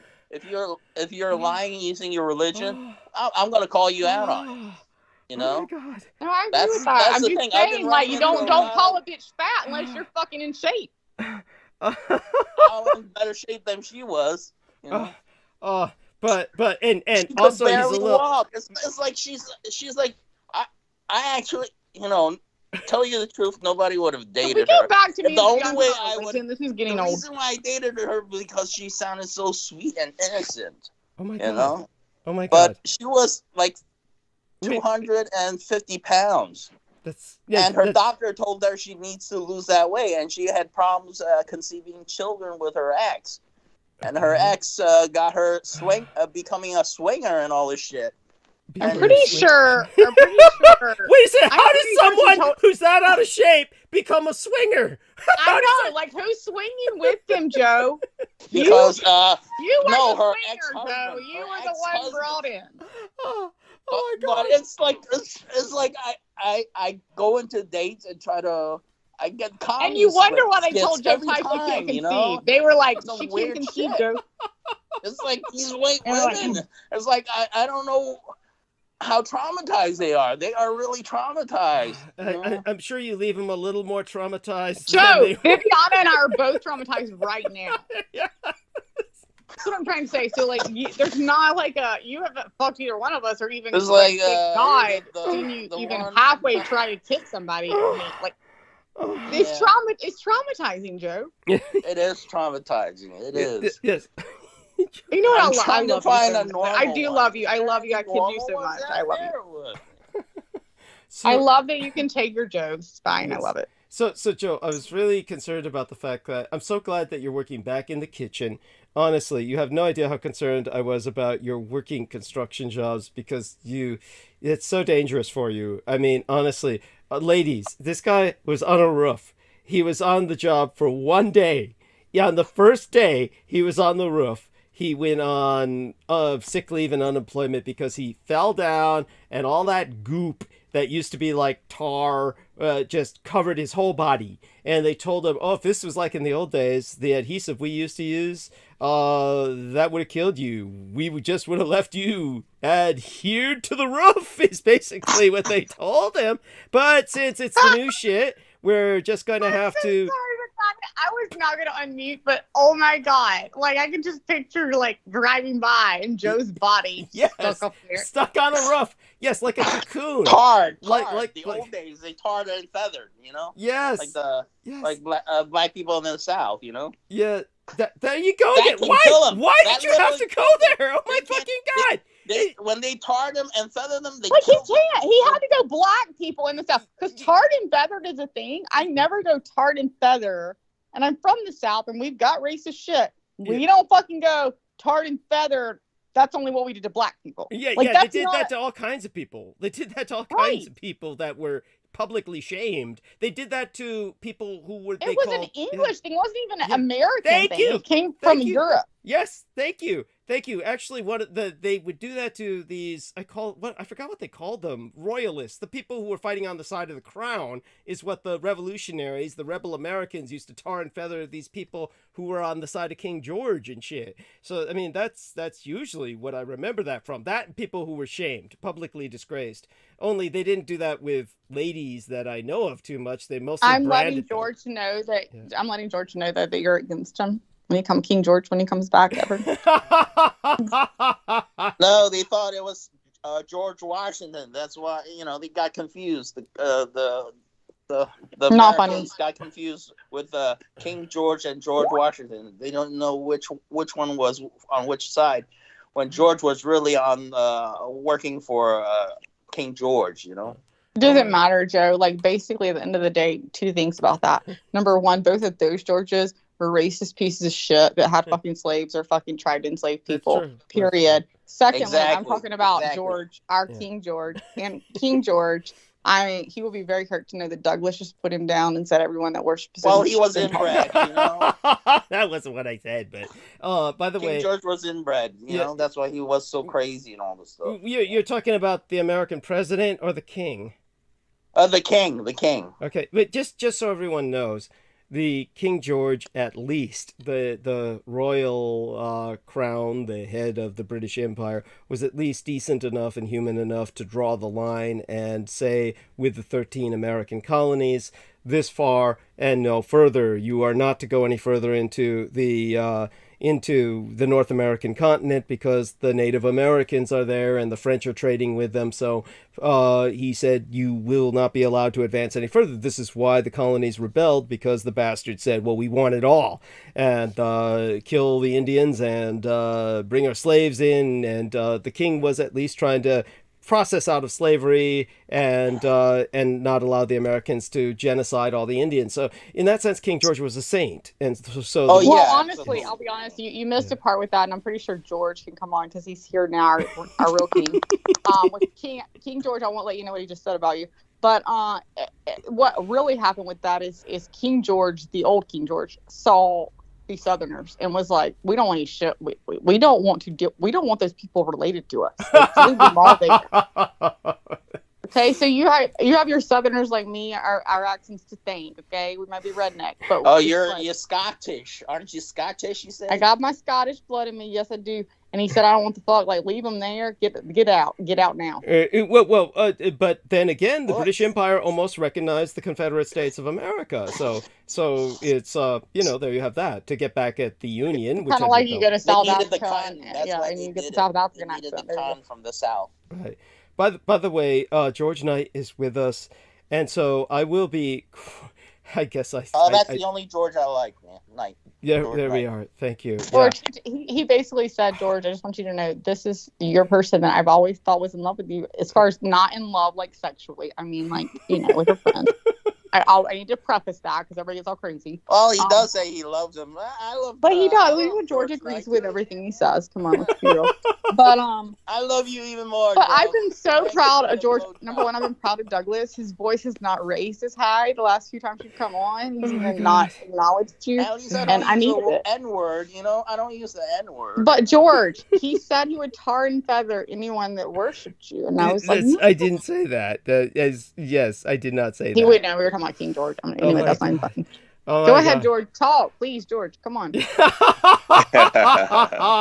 Yes. So hello, George, everyone. Hello. So George, I'll tell you. Brooke and I will go over this next episode, but basically there was a miscommunication that she and I had, and I took her out of the moderator in the chat because I was afraid at that time that she might be upset enough where she would block you specifically. So that's why I did that. So I can reinstate her now. What's hilariously funny is this, that I never thought of anything like that. I understand. But now that I know if I ever get excited again, I will totally block George just to be like, here you are, you're right. I will reinstate you on the promise that you never do that, honey. Oh my God. Yes, my life is hard, George. I don't know. It's like... George, I would never block you. Here's the thing. I would block everyone else but George because Douglas, I love Douglas, and that's what he doesn't understand. That's why he got this. We won't go into it tonight, but I'm saying he knows I love him, and the only person I couldn't block would be you because he would die without me. Like, I don't want him to die. So George, I did something horrible in a past life. I killed millions of people, and I'm sure I took out all the relations of these three people that we're talking with now. There's something horrible that karmically brought them back. They're all here to avenge their slain relatives or some shit. And I'm just worn. I'm just enervated. You are right, but my last words are, George, I made a deal with the devil. I don't do churches that, don't do Satan, don't do any of it. But I said, you know what? This shit's fucking real and I'm going to end up fucking hell. I just want to know. I'm sell my soul right fucking now. But you have to have Douglas Dietrich there beside me for eternity. And then also the only way he can look besides me to fucking bitch at him or tell him whatever is a cage. You know those cages like they have the dance floor, the clubs and the corners. And Peter Moon's gonna be in one dancing naked. Yeah, that's hell. Yeah, that Joe Ty. Yeah, Joe Ty. Yeah. I'll put Joe Ty in another. There you go. Yeah. Oh God. Yes. That's Thank you. Ian West in the third. You got four corners. I need the four corners. I need Ian West, Joe Ty. You're gonna give me a tattoo instead of the cage, okay? Yes. No, you're in the cage because he's got to be beside me. So if he ever wants to not look at y'all, like he wants to get away from me, he's just got to look at one of y'all. Dance into your hula shit naked God. With your weenie shaking around. Yes, if it's long enough to actually be able to hide that? Eternity, Douglas. Yes, Eternity, bitch. Thank you. That's at any rate. Okay, so I'm hyperventilating. So George, say something pleasant. I'm doing my best to. Yeah. Yeah, thank you. And I really appreciate just before I came on, just listen to you and talk about the Royal Proclamation. Thank you. That was written out in the sand for this far and no further past the Appalachian Mountains. I do know that very well. I actually relayed that to a few individuals at the bar going back a few years ago, because they were saying about how crazy King George III was, and I was like, well, he was the most Satanist king, one of them, because he wrote the Royal Proclamation. Thank you. Thank you. How did they respond? How did they respond to that? Oh, we quite yeah. Were these Americans? Were these Americans? No, these were English. These were British men. God. Yeah. It's they had no idea about it. So it sounds like they were fed on Yankee propaganda. I mean, where does that shit come from? No, absolutely, I'm appalled. Yeah. And so I'm sure you've gone on. I'm sorry. Thank you for correcting us, George. Now I just have one question. I just say that George agrees with everything Douglas says when he comes on. Oh, honey. Oh my God, Douglas, thank you. I heard you, and you're so right. Honey, so I want everyone to know. I'm going to share the screen here and show people the calendar, and so that people understand a bit of what we're in for. So I don't know if George, are you able to see it if I share a screen? I love you, George. Yeah, I will be able to, Douglas. Thank you. Okay, good. And Brooke, I hope you're able to as well. So I just want everyone to see that. Okay, so this is my schedule coming up ahead. I just want people to understand a lot of what's going on. Basically, as far as I understand it, we'll see what happens, but fuck, what is it? Oh, this is February. He's got an entire night with George is what he's coming up with, y'all. Yes, the George Knight interview will be the 22nd. So the 22nd is when George Knight on Sunday the 22nd will be essentially using this format to interview myself. We're going to practice to see if he can record that on his Skype. We're going to do some practice here because I do want him to use Skype to communicate with Christine Joanna Hart, who what I've scheduled is I will be doing an on-camera pre-recording with herself on Friday the 13th. We thought that would be appropriate. That'd be great. I still think you're leaving out the main fucking day of the whole month. Oh, what's that, honey? Fuck you. I'll go now. Honey, what? What the fuck did I do now? What? Jesus Christ. Oh my God. This is like... Seriously? Wait, I have to say, that's a huge date for me, too. Oh, what's going on then, honey? You're talking about January 13th? Yeah. Yeah, that's like the day I left everything to, I left my ex with my kids in tow. Wow. I remember it so well. So it was like January 13th of 2006? Wow. Yeah, so it's like exactly how many years now? But yeah, so that's going to be cool. Wait, so when was the last time you were on camera? So it's basically like a good day, bad day. Like leave something behind that you don't fucking need anymore. But I'm sorry, honey. So what were you going to say the rest of that? And by the way, I do need to get this from George. How much time do we have with you tonight, George? How much time have you got right now? I'm sorry. Oh, yeah. Sorry, yeah, I think probably about another 10 minutes or so. Oh God. So thank you. So, Viviana, we want to catch up with you, but we'd better give George this time. No, you're not even getting George until you find out. Until George or someone says what the best day. January 13th, I was due on January 8th. What the fuck, Douglas? How many times do I fucking have to say it? Oh, your birthday! Oh, yeah, the 15th. I got it written here. Brooke Gibson and Peter Moon. Yes. And it converges with, as you can see, many other things. And yes, I'll try and save up to give you something. I mean, really, honey. I mean, my. That's it. Talk to George. Yeah. So you leave something behind and pick something up. Yeah, that's what you were saying. Yeah. Awesome. Yeah. Okay. So George, tell us a bit about, in the 10 minutes we have, catch us up on whatever you want us to turn our attention toward. Oh, anything, Douglas. I'm quite happy to go in any direction, actually. Oh, any direction you take. I had a nice. Yeah, I did. Just something to read out to you. I just responded to someone on Facebook. He was promoting all this anti-Nazi propaganda about Werner von Braun, and his comment was, "This man is a Nazi, not just one of the Nazi soldiers loyal to Germany itself that did the will of the Nazi leadership, but an actual member of the party. Thousands died in his experiments in Germany."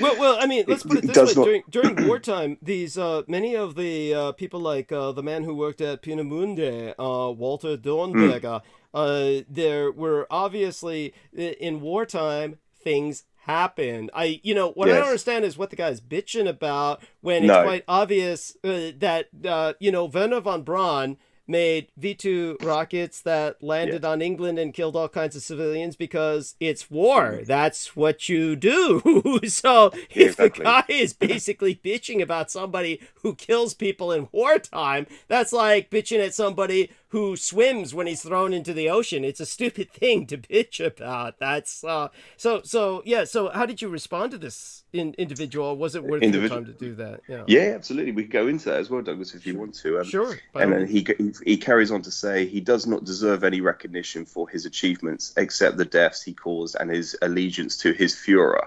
He spelt Führer wrong. Shame on our country for not making sure he stood trial at Nuremberg. Oh my God. So our country says this guy American? Is this guy American? Yeah, well, I have no idea actually. I didn't even look at his profile. Yeah, but he looks it. He does look it. But yeah, I went on to just respond in a quite lengthy post actually. The term Nazi, I said in my initial response was the term Nazi is an Anglo-American propaganda creation acronym for National Socialist, which is the correct terminology. And then I go on to say the reason why no NSDAP member stood trial at Nuremberg is because the Third Reich government never surrendered. I said the German Wehrmacht forces in the field ordered by the last Führer, spelled correctly, Karl Dönitz, gave the order to the High Military Commander Alfred Jodl to surrender German forces to the Allies in Reims, France, on the 7th of May 1945. But the National Socialist German Workers' Party, which is the legitimate government, never surrendered. They simply relocated themselves into exile, which still exists today. Every single country on earth brought home Germans. These were comprised of diplomatic interpreters, German scientists, physicists, engineers, etc. That is why you are still legally at war, not with Germans or United Germany today, but you are still legally at war with the National Socialist German Workers' Party in exile, which you denigrate all Germans simply as Nazi, which is not the correct, appropriate academic vernacular. I could have gone on to that extensively in more detail and just to go into more context, but then I had one of my friends just tag my name and another guy who we've grown up with for some reason, didn't say anything else. And then I got another comment from someone to respond. Yeah, the same guy, sorry. He goes, Chris Bryan, but why does that matter in this context? It's simply calling out an evil Nazi scientist being made into a hero.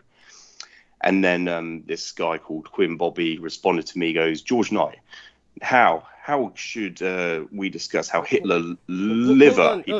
Just for a second before you go on, I just want to let Brooke Gibson know I did not erase your comment. I swear, honey, I don't know where your comment went. It just was there and then it disappeared. It wasn't me, I swear to you. And anyhow, so go on, George. I hope Brooke, you believe me. So do go on, George. Oh my God, yes. And then Quinn Bobby, George Knight. Now you should discuss how Hitler liver. So I assume he's saying lived on for decades in South America. Hitler liver, yes, go on. Liver. Yeah. That said, it doesn't change the fact that von Braun ran a death camp. What?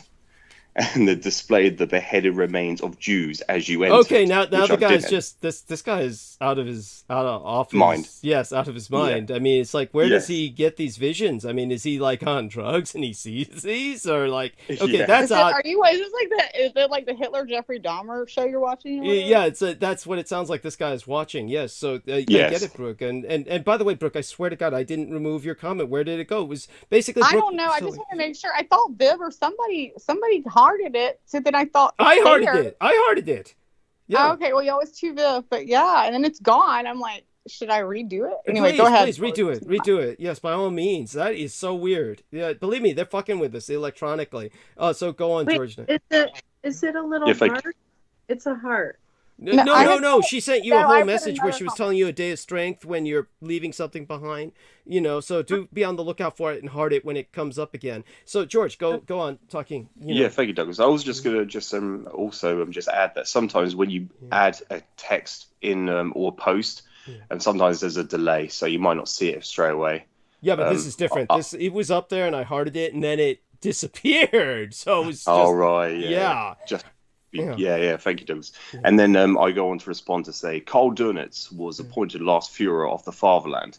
He lived in West Germany until the year 1980 in West Germany because he was responsible for the most important aspect of World War II, Operation Hannibal. He evacuated the largest relocation campaign in all human history, over 1 million Germanic peoples, out of Latvia, Estonia, Prussia, Austria, Germany, Lithuania, all over the Baltic. These refugees established the 1,000-year Reich in exile. The government to this day exists in exile. Then I just said, that's a fact. Yeah. But of course, I could have gone into excruciating detail about more and put more context into that, which I didn't need to. There was no response after that. Yeah, of course, because what's the guy going to say? I mean, it's like they're either blown away. I'm surprised that they don't start, just attacking you, ad hominem after that. But it's almost like, I guess the guy just ran out of steam.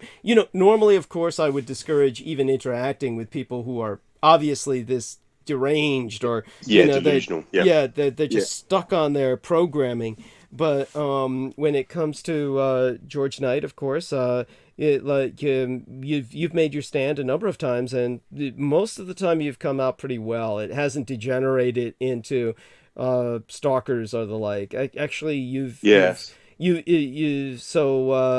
definitely, in that sense, it's just because I think your stance is so well known, they don't bother. They're just kind of like left with they're not going to bother trying to sway you or intimidate you or anything. Now, aside from that, how is Sarah and everyone else? Is everyone doing okay? Yeah, thank you, Doug. Everyone's very well. Thank you for asking. And everyone's doing very well. And I was just going to say that a lot of aspects of World War II are all contrary. They're all mixed up contradictions, and it doesn't even make any sense. It's just I can't. The programming that they've gone under, it doesn't make any sense when they try to relay history in any form, to suit an agenda. It doesn't make any. They come across and it doesn't make any sense. That's why I respond to it. And it's just to help spread some aspects of World War II that no one's even aware of. So. And that was obviously where I feel fortunate to have discovered yourself, Douglas, because I would never have known any of that. And it doesn't take a researcher to actually learn that. It takes someone to be educated on that. And so I must thank you so much for all that, everything I've ever ascertained from yourself. Bless you. And believe me, it's an honor just to be able to relay the information and to have someone actually follow up and investigate it on their own, like I've always suggested it. Honestly, the reason that George Knight has so deeply earned my respect is because he's helped to preserve that which I otherwise you almost truly... said religion. I would have forgotten. He's helped to preserve what I would have forgotten otherwise completely.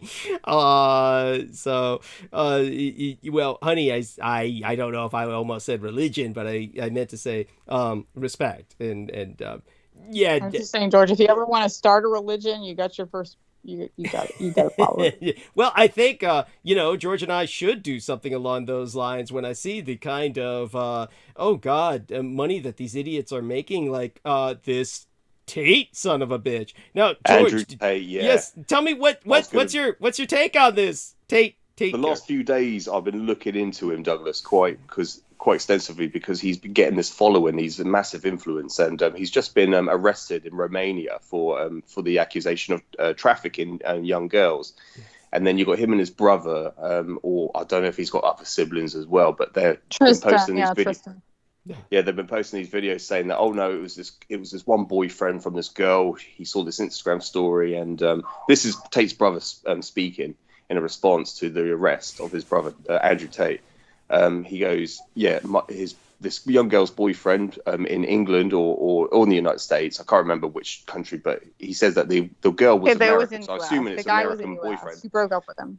Okay. Yeah, saw the Instagram story, and he goes, "Oh, you're at the Tate's brother's house," and she goes, "No, I'm being held captive against my own will." And so the boyfriend, spoke to the embassy, the U.S. embassy in Romania, and got the police to get a search warrant to go into the house. And when the police arrived, they said they found no people, they found no drugs, nothing illegal, and But that was the The first raid. That was the first That raid, was not the the later. first. That's That yeah, was, I that's believe not it true. was Douglas. Yeah, yeah.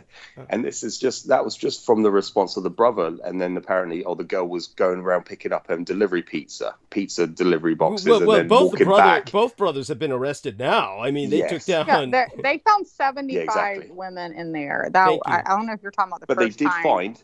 Yeah. I've seen footage of it. They did find weapons. They found a collection of weapons in the house. Right. So they did Right. find things that were Right, illegal. right. And by the way, I do want to emphasize that Brooke is correct that they found 75 women because they were doing this camera work, the sex camera work that that he even mentioned online. He's like, "Oh, it's okay. I'm not promoting women." He says this out, right? Yes. He's like, "Oh no, I'm not sexting out women. They'll pay thousands of dollars to watch this bitch just painting a bikini, and then she auctions off just because her work's good at the end of the month."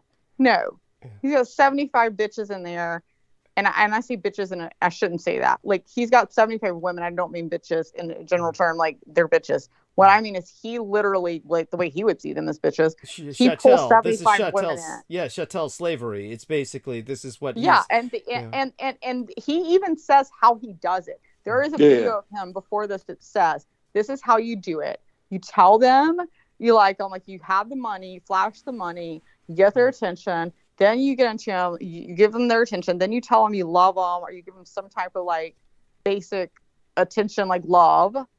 Then you get on there, like he goes into detail of how he does it. Right. And by that's the way, how he makes his money. Yeah, and so George, I don't know if you heard the last hour when I was on with Peter Moon. I went into depth into what I think is the driving force behind Tate and his father. So if you missed that, just listen to the last hour when I'm on. With Peter Moon. I mean, I can say a bit of it now because I know Brooke. I would like you to say a bit of it now because I missed it.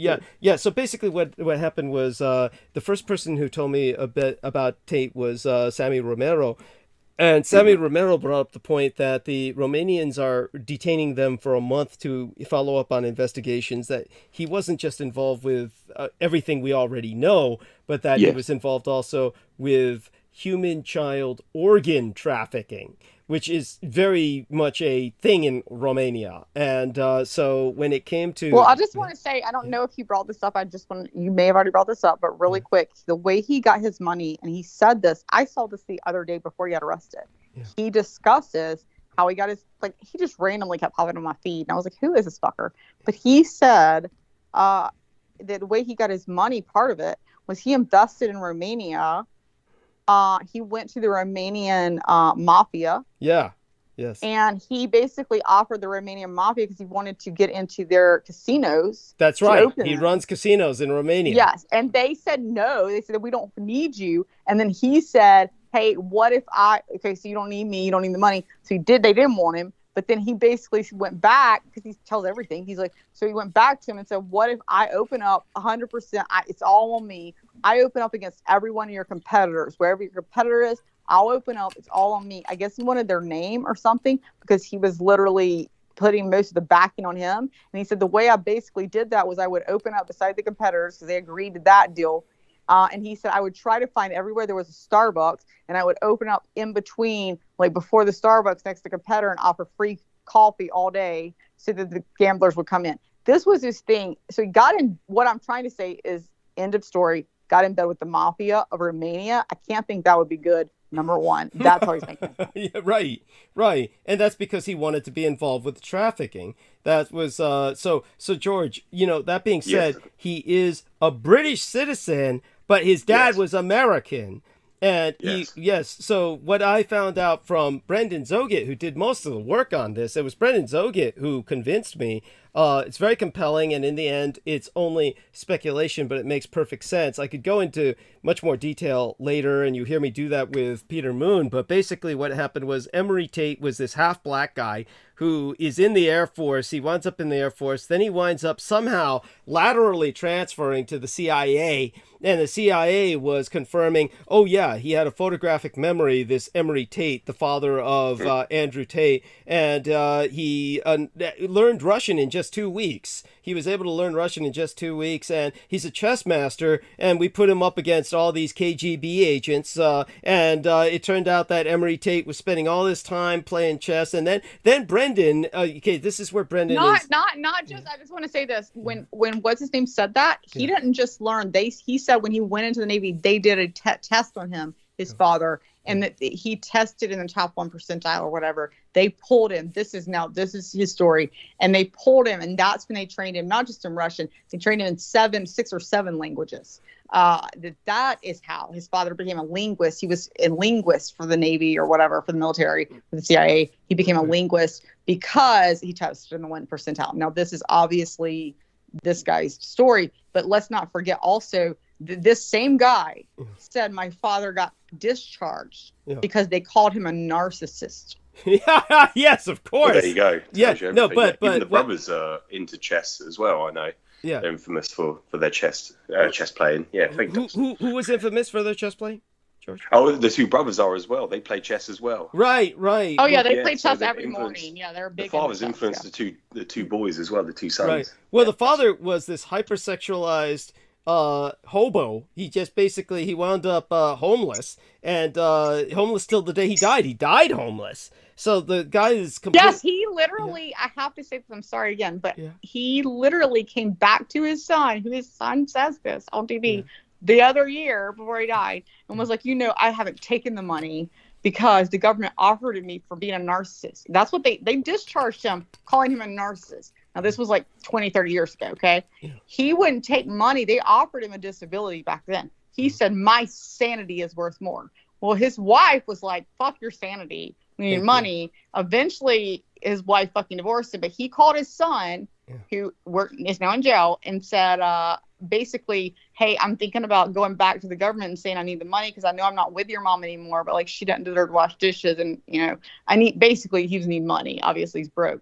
And his son said, you've done the right thing, but do whatever you want. And he went back to the government and basically tried to get the very end of his life. But, hey, I'll take your disability shit. And they were like, too late. We don't think you're disabled anymore. Yeah, that's right. That's right. That's right, because it's he was an idiot. But so George, what Brendan concluded was that at some point, this idiot was simply taken in by Dr. John Henry Hagman, who gave him a nanoplasma transfusion, and then suddenly the Air Force bloke suddenly becomes this genius who gets laterally transferred to the CIA and can learn languages instantly and has a photographic memory. And just of course it passes through the sperm, and his sons inherit it, and they're like doing the impossible, the physically impossible, where his son Andrew Tate is a kickboxer for 20 years, which most people know. If you're kickboxing for 20 years, you come out of it basically crippled. You're somebody who's your head's going to be kicked so many times, you're going to be borderline retarded or suffering of senile dementia. It's something that you don't come out of unscathed. Your bones are going to be fractured in so many areas. You're going to be warped and basically disabled. But he comes out of it physically totally fit after 20 years and says, I'm a Superman, and we're godlike beings, and they have this hypersexualized drive, and they're not just that they're godlike beings, but that no other man that's not like them is not a man. Right. Like you're not even being a man if you're not doing what they're doing. Right. Which that's is the message you're trying to portray. Yeah. That is what the whole message is. Yeah. Yeah.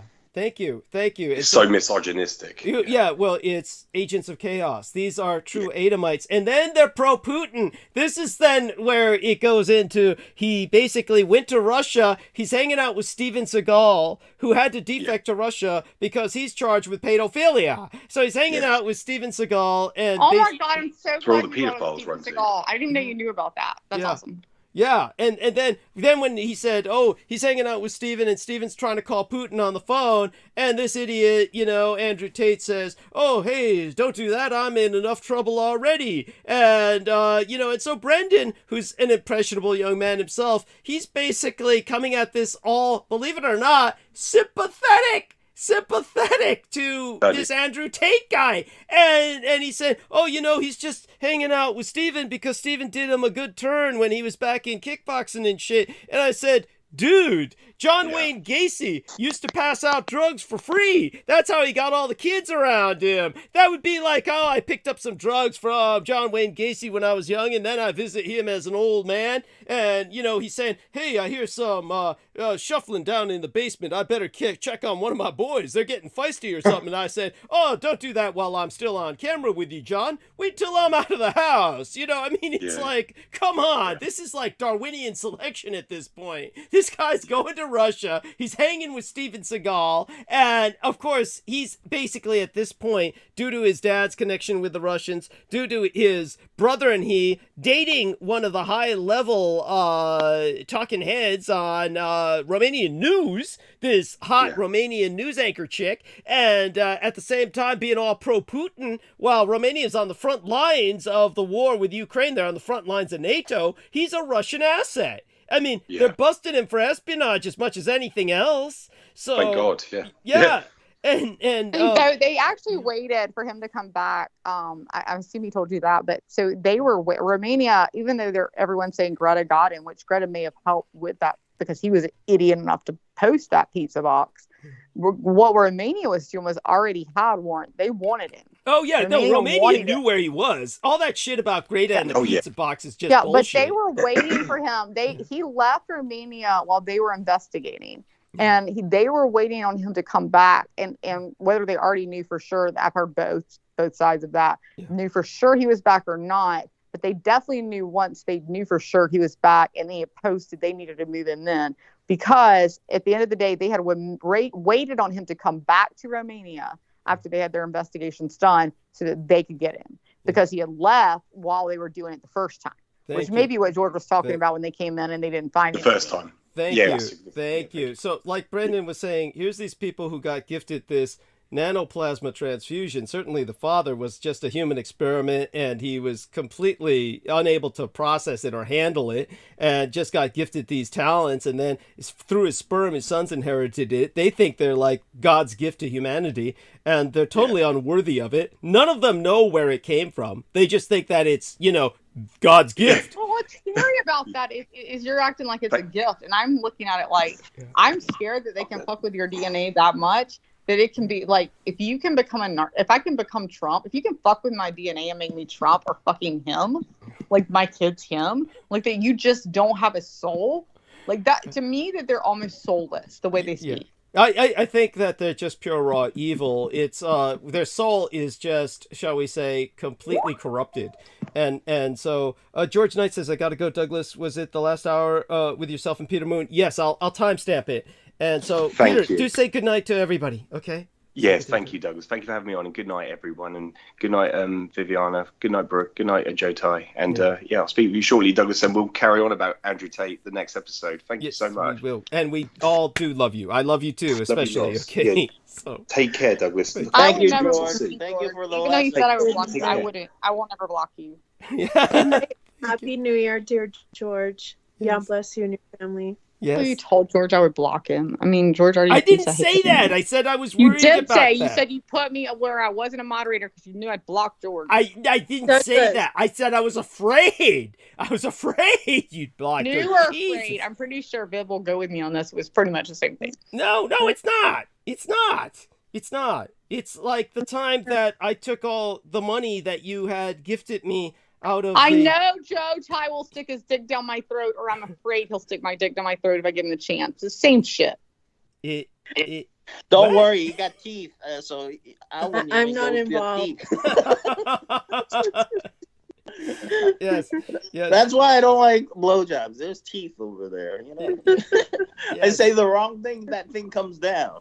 Well, I mean, all you have to do is go find a woman without teeth, dude. Yes, I think he's dated a few of them from what he's described. Yes. Can I say something? It's like I didn't even understand why they like giving me those stuff and requiring me to shave.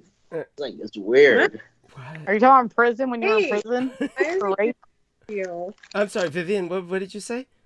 Oh, I wanted to say something. Yes, please. I think that you and George would be a great collaboration on so many things when it comes to writing and working together. That's right. And I can definitely see that. Thank you.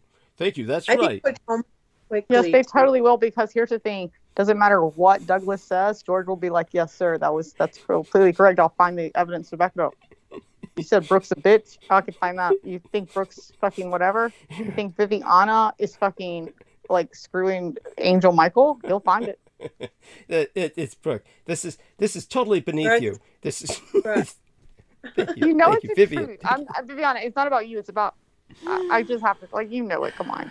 And I love both of you. Wait, I think that George is incredibly proper. Yes. And I think even on a debate field, if there was an issue where it had any kind of notion that there was some type of problem or reasoning, I think that could happen between the two. Yeah, George is great. He comes on and he's the opposite of me. And he sounds very much distinguished. I think you're a little jealous to be like basic bitch. I am. I'm completely jealous. I'm completely jealous of Douglas. Like jealous. Let's be honest, Viv. I'm completely jealous of Douglas's love for him. Totally. For one. I swear, it's noticeable. It's very noticeable. It should be noticeable. It should be noticeable to everyone that Douglas #1 loves him, not his lover. I'm not saying that. Yeah, they just a fellow historian. I mean, yeah, absolutely. Right, you're just like bros, right? Yes. Yeah. Yes. Who cares? Yeah. Okay. Well, how many times have you come on, or Joe Ty, or let's see, Ian, or Brandon, or the other Brandon, or even Sammy, who comes on all the time, or me? Did Douglas has ever said, oh, wait. That Brooke is on, Sammy is on. They may only have, how long do you have, Sammy? We need to, everyone shut the fuck up, okay? We need to see, how long do you have? Let them speak. Let Sammy speak. George is here. Yeah, why not? That's different because George has so much time in the morning, right? Because he gets up, yes, and then he has to go to work, yes, and then he's. I know. Right. None of us, nobody else has a fucking job. Sammy's not at a fucking Dude, work I'm all like, fucking seriously, time. like, give him a break, though. They're trying to have a I would bromance, never give this man a whatever break. that Kill is. my entire family in a past life. I'll never give him a break. Yes, something like that had to have happened. Oh my God. So there's. Oh yeah, and Andrew Tate converted to Islam. Did he really? That's serious. Yeah, he just I think he recently converted to Islam. That's why he goes to Dubai and all this bullshit. I told you he was renting a house in Dubai and he went up to $40,000 a year or whatever. I mean, $40,000 a day. They had an amazing New Year's fireworks. Well, they allow slavery in Dubai, so. Yes. I mean, they should. That's If you're renting an apartment for $40,000 a day, you better have a good fire. Talk like about an empire, Dubai. Right. So Vivian, you were talking about Dubai having these fabulous fireworks is what you were bringing up, right? Yeah, I was trying to catch them all, but Dubai's was pretty spectacular. They can afford it, of course. Yeah, because they got slave labor there. You didn't hear about all the Indians they shipped over there to gorgeous. build all those buildings? Yeah, I know they worked. That's why those guys are rich, because they take advantage of the slaves. I mean, Do you know what the funniest thing about Dubai is? Literally, I love this. Every one of their police cars, man, are like Lamborghinis and all. Yes, they have Supercars. Lamborghinis for police cars. And they were like, well, you would think maybe they're using those because they need to chase a lot of criminals. Because they need that. No, they have the lowest crime rate. They're not using them. It was totally done by the prince just to show off the money that they have. Like it was like, we will show off the police force to show they don't chase anybody. I remember they're like, there's not a police chase. There's more in Greenville. Like there's a whole thing on it. Like that goes into more detail than I could. They're so corrupt. That's why they can't afford those. Yeah. You understand? Yeah. What I'm saying? No. The rich are paying for those. Yeah. I mean, definitely. And that's why they allow slavery over there. But I'm buying into his shit, man. I don't give a shit. You need to invest in Dubai. I'm telling you right fucking now. If you have money, you should be investing in Dubai.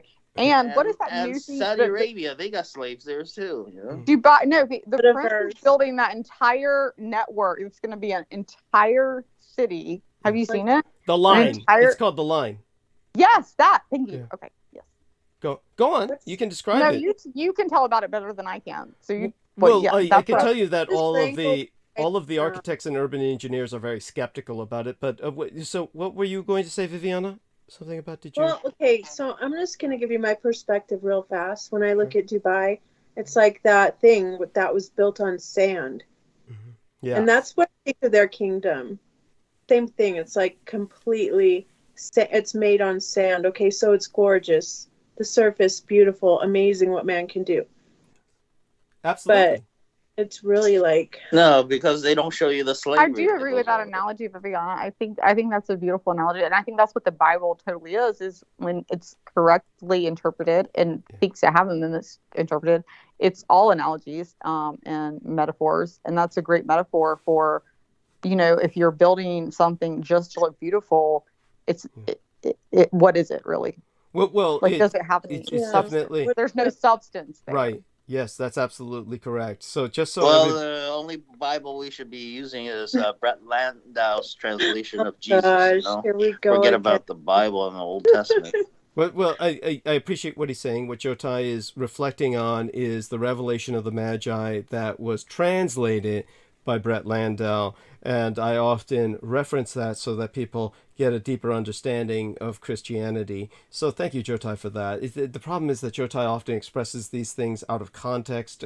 People don't get what he's saying, and then he expresses them in such a manner that he says it in such a manner that it's almost somehow offensive.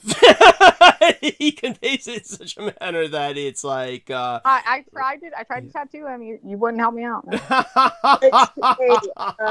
So far, he hasn't offended me. So not yet. I only offended my exes. Sorry about that. Yeah. Yes. Yeah, he's just waiting for you to be an ex. He's waiting for you to be a come to me. That's what he's waiting for, to come to me. Yes. Oh. Yes. And but really, no, that's not even true. I know, I'm kidding. I was just a joke. So just so people understand the situation in Dubai, what now I used to have a lot more of this on the tip of my mind, and of course I did a lot of drugs to just forget a lot of this shit. But let me. You've done drugs? I'm sorry. What? You've done drugs? I've done drugs. I mean, you come on.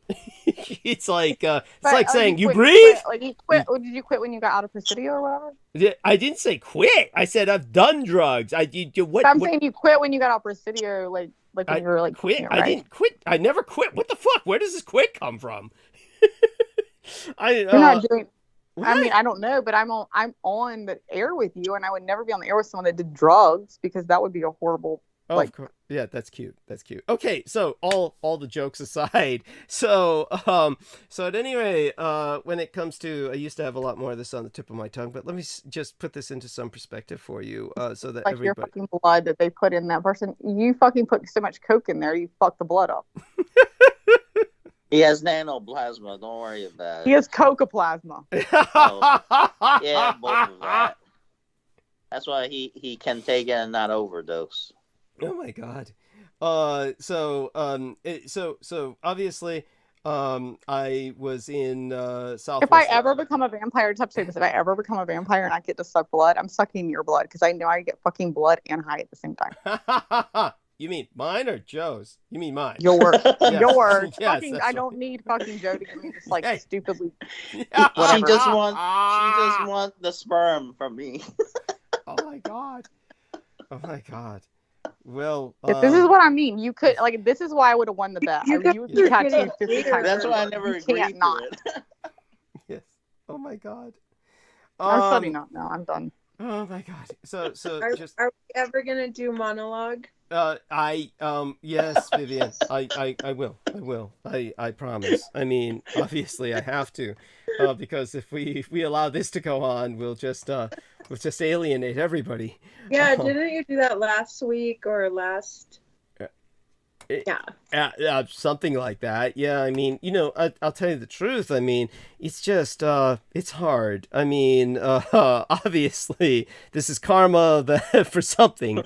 It's, but, okay, such being said, to kind of finalize, to bring out what I was going to say about Dubai, and what I want people to kind of understand about the whole trip over there, the Emirates and all the rest of that. The reason I got to know quite a bit about the Southwest Asian, so people understand this, the Arabian Peninsula is more properly referred to as Southwest Asia. Just like Vietnam and the Indo-Chinese Peninsula is referred to as I Southeast just Asia. want Viv to understand that you do your monologue all the time as soon as we shut up. So you're doing it now. Yeah, there you go. Let's do one more. That's true. That's true. So when it comes to Okay, so the monologue has officially begun. Thank you. no, this is unofficial. This is unofficial. Oh. It officially begins. No, when I was just saying how he sucks the air out of the room when he starts talking. So we're not going to talk for a good 30 minutes. That's fine. Okay. Oh. What she's saying is whenever I start Right. talking like this, it's kind of a monologue of its own because, it just kind of like, sucks all the oxygen out of the room and everybody dies. And then, they kind And of... then Brooke Yes. and me, we come dancing with our tutus. Yes. Just to disrupt you. Yeah. Yes, that's what I'm saying. That's a perfect fucking analogy. I love it, Viv. I love that. Yes. So we just that's what we tutu do. in. We're tutuing in. Yes. I wish we could put that on camera and do a tutu in. Yes. Like every time you started doing something way serious, one of us just like spin around the tutu. There we are. Thank you. Yeah, Of course. With like two socks. Yes. What did Which you is, say? yeah, not like sexy. Now we are getting off. Just like randomly, Okay. stupidly. Yeah, Vivian? totally gonna do it. Anyway, Yeah. let him suck the oxygen out of the room. He needs to do it. He needs his monologue time. We'll let him do it. So Brooke was saying, just randomly. What was Vivian saying? Because it kind of like her voice kind of dives. So Vivian, what were you saying? It was like the tutus are like okay. What were you saying after that? Oh, we could have those tube socks. Tube socks. Tube Yeah, socks. I That's cute. Like, yeah. Yeah, that's why I said we wouldn't be all sexy. Like we're not gonna give y'all like a sex be appeal, totally like where you just dorks. get off. Totally dorkish. That's cute. It'd be sexy Yeah. anyway. It would be sexy anyway. Well, You couldn't of help course, it's yourselves. me and Viv. We can't. Like we can be in literally Yeah. whatever We're you wear, which just is wacky chicks just dancing, walking into my monologue. Right. That's right. Well, better than Joe Tai doing it because if Joe Tai were naked, no. his The penis best is would so be small. Joe Tai in tube socks and a tutu. Oh my god, Yes. that would be the best. Yes. I swear to God, nobody would listen to you. If you just had you talking and Joe Tai spinning around nonstop with tube socks and a tutu on, Yes. I couldn't hear anything you said because I just either have to cut the shit off. It's true. I can pretend to do sign language or some type of translation. Yes. By the way, there was this. For his tutu spinning. Yes, there's this So, one. so 6 inches is normal, right? I thought you said before it was like 3. No. Wait, that was the technically- Marine. I think. Technically, it's not normal, Joe. 12 inches is normal. You're half there. So apparently, you have an issue. Like, let's not talk about it now. We'll talk about it later, Joe. Oh my god. Oh, okay. Oh my God. All right. I just 12 inches. Let Doug talk. Like, Doug has the dick. Okay, let him talk. Okay. Wait, so- More than I'm just sorry, the- Viviana. Say that again, Viviana. Everything you said got kind of covered up. I'm sorry. So I guess I was saying the whole experience is more than just the member. It's mental as well. So you have to also understand that. Thank you. Oh, absolutely. Thank you. And of course- Viviana, that was Yes, and the beautifully experience said. that I don't want is a Beautifully said, mental thing of Viviana. Joe with his whatever. Yeah, well, any experience with Joe will be a mental experience. You will be mentally, impacted. There's no doubt of that. Yes. Oh my God. Well, Wow. people are awake, hopefully, to listen to your monologue. Yes. Oh my God. So, I may as well start the monologue. But saying- just don't start snoring, Joe. Joe, just don't start snoring, and I'm shutting up. Okay, all right. I won't. Yes. Well, I mean, I'll obviously hang up if I start doing a monologue. I'll hang up. But I definitely, oh my God.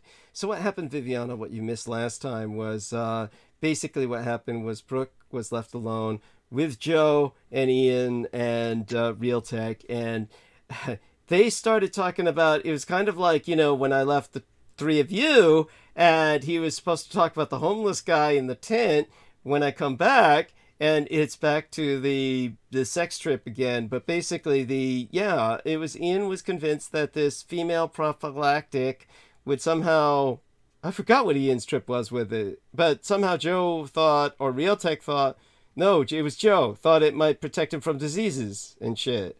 Yeah, Joe basically said, no, I don't understand, because Ian basically told me to shut the fuck up, which I already told him. Told me to shut up, which I loved it. Actually, the person that told me the best was Sammy. He's like, I love that they told you to shut up. That Ian was like, Brooke, he didn't say shut up. He's like, I need to talk to I need to talk to, this is to Joe. Joe. But it was a female, it was female prophylactic, it was female shit, first of all, which I told him had existed for at least 10 years, which he thought was new. And then he said, just, you're interrupting, let me just talk to Joe, which he did. And then Joe, I said, that's fine, you can talk to Joe, because he's not going to get laid for 10 years, it's not going to matter. And then Joe went, yeah, well, I don't need that anyway, because I only fuck people that I trust. And then we asked what trust meant, and then he went, well, I mean, I'm not fucking anybody that fucking has diseases, so, like, I don't need that. Like, I don't need to be protected from all the diseases. Oh, my God. So apparently, which Ian had started with abortion and being like, abortion is illegal. I don't know where Joe missed that, and then was like,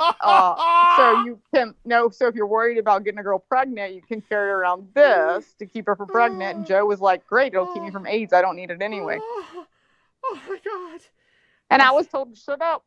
I was told you interrupt too much, which I do interrupt, but I'm pretty sure I should have interrupted during that. Anyway, go ahead. You were justified there. Yes, of course. I love Brooke. I mean, she remembers every word you say and use it against you, you know? Yes. It's so good, you know? I'm sure all your She makes a very good prosecutor, I tell you. She make a very good prosecutor. Well, all your exes did that with you as well, right? I mean, just kind of... you know, I couldn't deal with the bullshit, you know? I want the truth. I don't even like my girls with makeup, you know? If I'm in a relationship, I don't need that poison on her face, you know.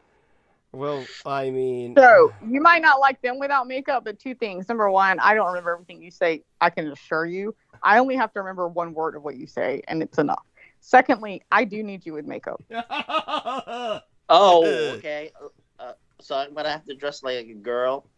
I'm just saying, it might be better if you're not going to get the tattoo with the warning. Maybe the makeup Okay, I'll do it for you if you come up here. Sure, absolutely. God. I'll dress up really nice. Dude, can we have a makeup party? Yeah, we'll have a little makeup party next time. A little video. You have it on. That would be great. Well, we can do it on my channel. We don't need to do it here.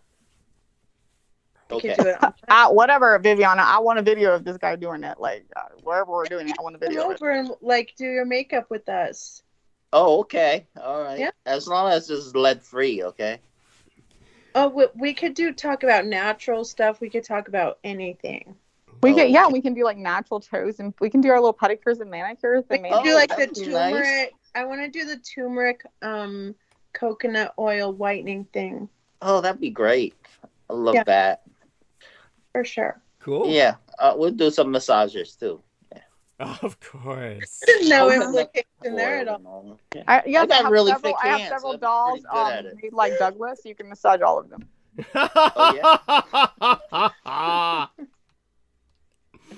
Oh, yeah. No, Douglas, go ahead with your whatever. What were you going to say about Dubai? That's where you were going, and I interrupted. I'm sorry. Oh, no worries. I was going to say that there's several reasons why I know so much about Southwest Asia, which is the proper name for what Americans call the Middle East. So when you think of the Arabian Peninsula in particular, you have this incredibly wealthy area where there's several nuances I could go into about it, but basically what a lot of people were doing, like Dick Cheney and a lot of other people were investing and buying property in Dubai. And what was so bizarre about all of this was it didn't make any sense. At the time that I first started getting involved in as a public informant, one of the things that I tried to qualify was why I knew so much about Southwest Asia. And it has more to do than with just Operation Desert Storm. It had to do with the fact that when I was working with the Department of Defense as a very young man and liaising under orders with Michael Aquino, I was in such bone-grinding poverty. My family was in such horrible poverty. And I had grown up so poor that I was willing to consider anything to try and change that situation, to get money, as much money as possible. Bullshit. You weren't willing to consider anything. You could have sucked somebody's dick. You could have been on 90210, and I can know you now and be a fucking millionaire. But no, you wouldn't. Yeah, point well taken. I mean, yeah, He was about to do that in Saudi Arabia because somebody was going to pimp him out to the Arabs. Joe remembers this. Joe remembers this. I considered there was this asshole who had the ability to do this, wanted to pimp me out to the Arabs in Saudi Arabia. And, the environment at the Presidio was so horrible that while I was working at the library, the operations manager said, go for it. His name was Andrew Manjuris. The other guy who was willing to do this was a mercenary who actually ultimately taught me everything I knew about mercenary work. He did that almost capriciously in the sense that I said, no, I want to do something that would be more towards violence, the violence end of the spectrum of illegal industry that would gain me money quicker, as opposed to the sexual end of the illegal industries that would get me money quicker. But he said, oh, you're just a pretty boy. All you can do is, be a twink, basically a twink, a boy butt for these kinds of predatory exploiters. And you've got to do it now while you're young, Obviously, he had never met a woman to fuck him off yet. So, I love that. I'm sorry, say that again? He had never met a woman that literally would kill him. Like we've discussed before, the best predators would be women, or always women and females. Oh, yes. And they can take on a feminine role. Yes, absolutely. And but of course, he himself in his own way would be almost immune to that, because he was so fucking his taste was only towards boy butt. That man was definitely gay. He was definitely gay in the most negative sense. And women just did not they were not on his radar. Just not on his radar. So when it came to female genitalia, would probably just automatically revolt him. That's how the majority of these kinds of people are. Just why a woman like me would walk in and be like, hey, baby. So, like, obviously, I know he's not attracted to me. You know what? Got a little boy downstairs, like 10 years old. You bring it up to him? Like, there's not a bitch that is more evil than, like, the woman. If females can be the most, I'm just saying, like, we've discussed this before privately, but I just think that at the end of the day, like, I'd still blow his fucking head off. Yes. Practically. Yes. Like, you knew what I'm saying, and then just been like, oh, and he raped me, he tried to rape me, whatever the fuck. No, absolutely. And honestly, just understand, there are people out there that deserve to die, that actually need to die. This individual was one of them, but he ultimately wound up in prison for effectively the rest of his life. Totally different reasons than it should have been, but I did what I could to get him there in prison, because in the end, it was just something had to be done. But when it came to, regardless, he did teach me everything that I needed to know to be a mercenary. And so in terms of that, I had already learned quite a bit about the Arab world and their sexual proclivities. And so people understand this much. When it comes to the overwhelming majority of these Muslim countries, the men hold the woman in such contempt that the women are forced to cover up completely, because the men are just, understand this, to them the face is a sexual organ. To them, you can orally fuck a woman, so they look at a woman's lips to be just like a vagina. So that's why they want them to wear veils. So just a woman exposing herself in any way, then they get sexually excited is the idea. But the truth is, they're really all after boy butt. I mean, the women are almost like a duty. You reproduce, you fuck them once in a while just to reproduce. But they're all after each other. They dance with each other. It's because that's a given. Like, the woman is a given. They own it, and most people sexually want something. When you think about something sexual, when you get off, right, that you can't have, or that is an off, or that is a proclivity that you can't have. And so, unless you get above that, I mean, and you can sexually with one person, but overall, we all think like, oh, I can't have that. That's what they're doing. Yeah. And because they're giving women, they own them already. So it's not like I got a woman.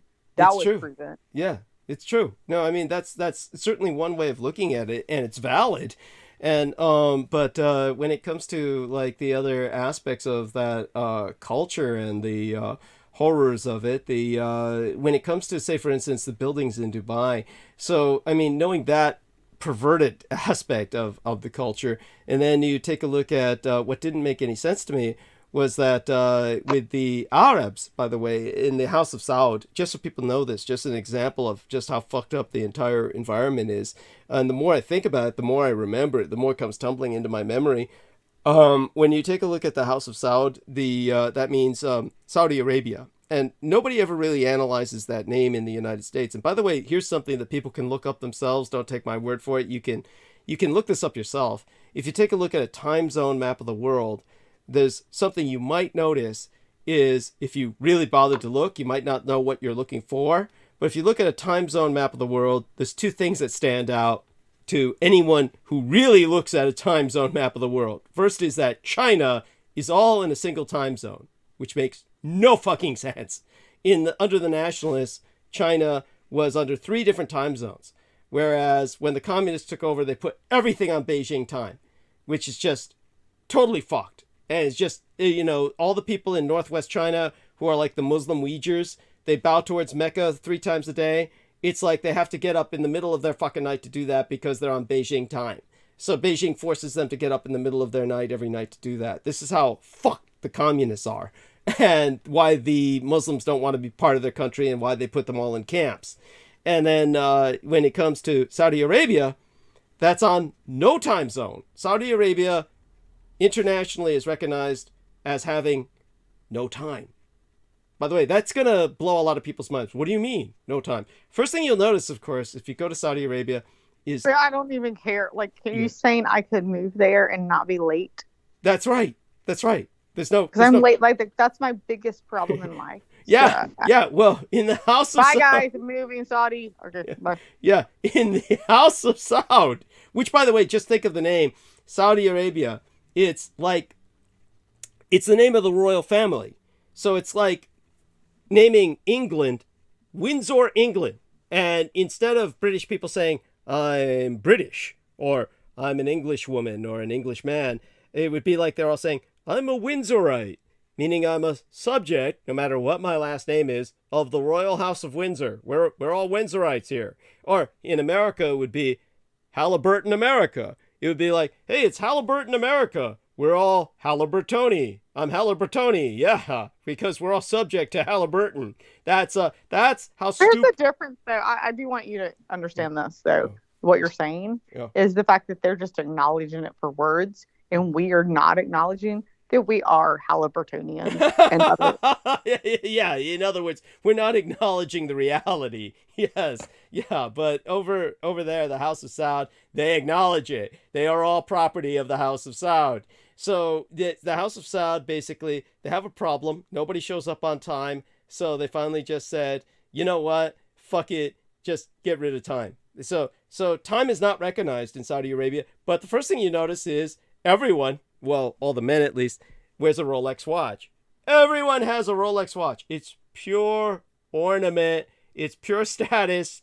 None of them ever look at that to tell the time. None of them, if you make an appointment, will ever show up on time. I'm literally going to go into hijab. I'll even wear a hijab and suck dick. Like, if I'm moving to a place with no time. Yeah. I swear to God, you just gave me, like... I think that's the reason why they wear a hijab. Yeah. I mean, I'll wear it. So like, fuck, I don't have to show up on time. I'm like, you wanted me to suck your dick? Well, it's 2 years later. I'm here. Yeah. Still not going to happen. Yeah. And it's like this. It's like... when it comes to, okay, they build those buildings, those magnificent buildings.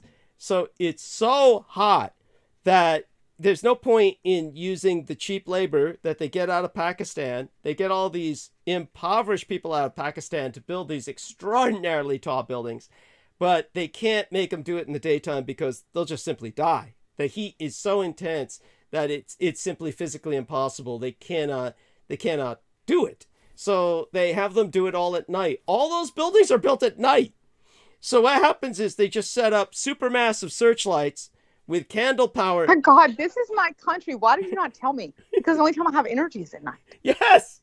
So at night they set up. I am fucking a Saudi Arabia. Like, you're like, what did I do to Brooke? You didn't tell me about Saudi Arabia. I wasted 40-some years. Yes.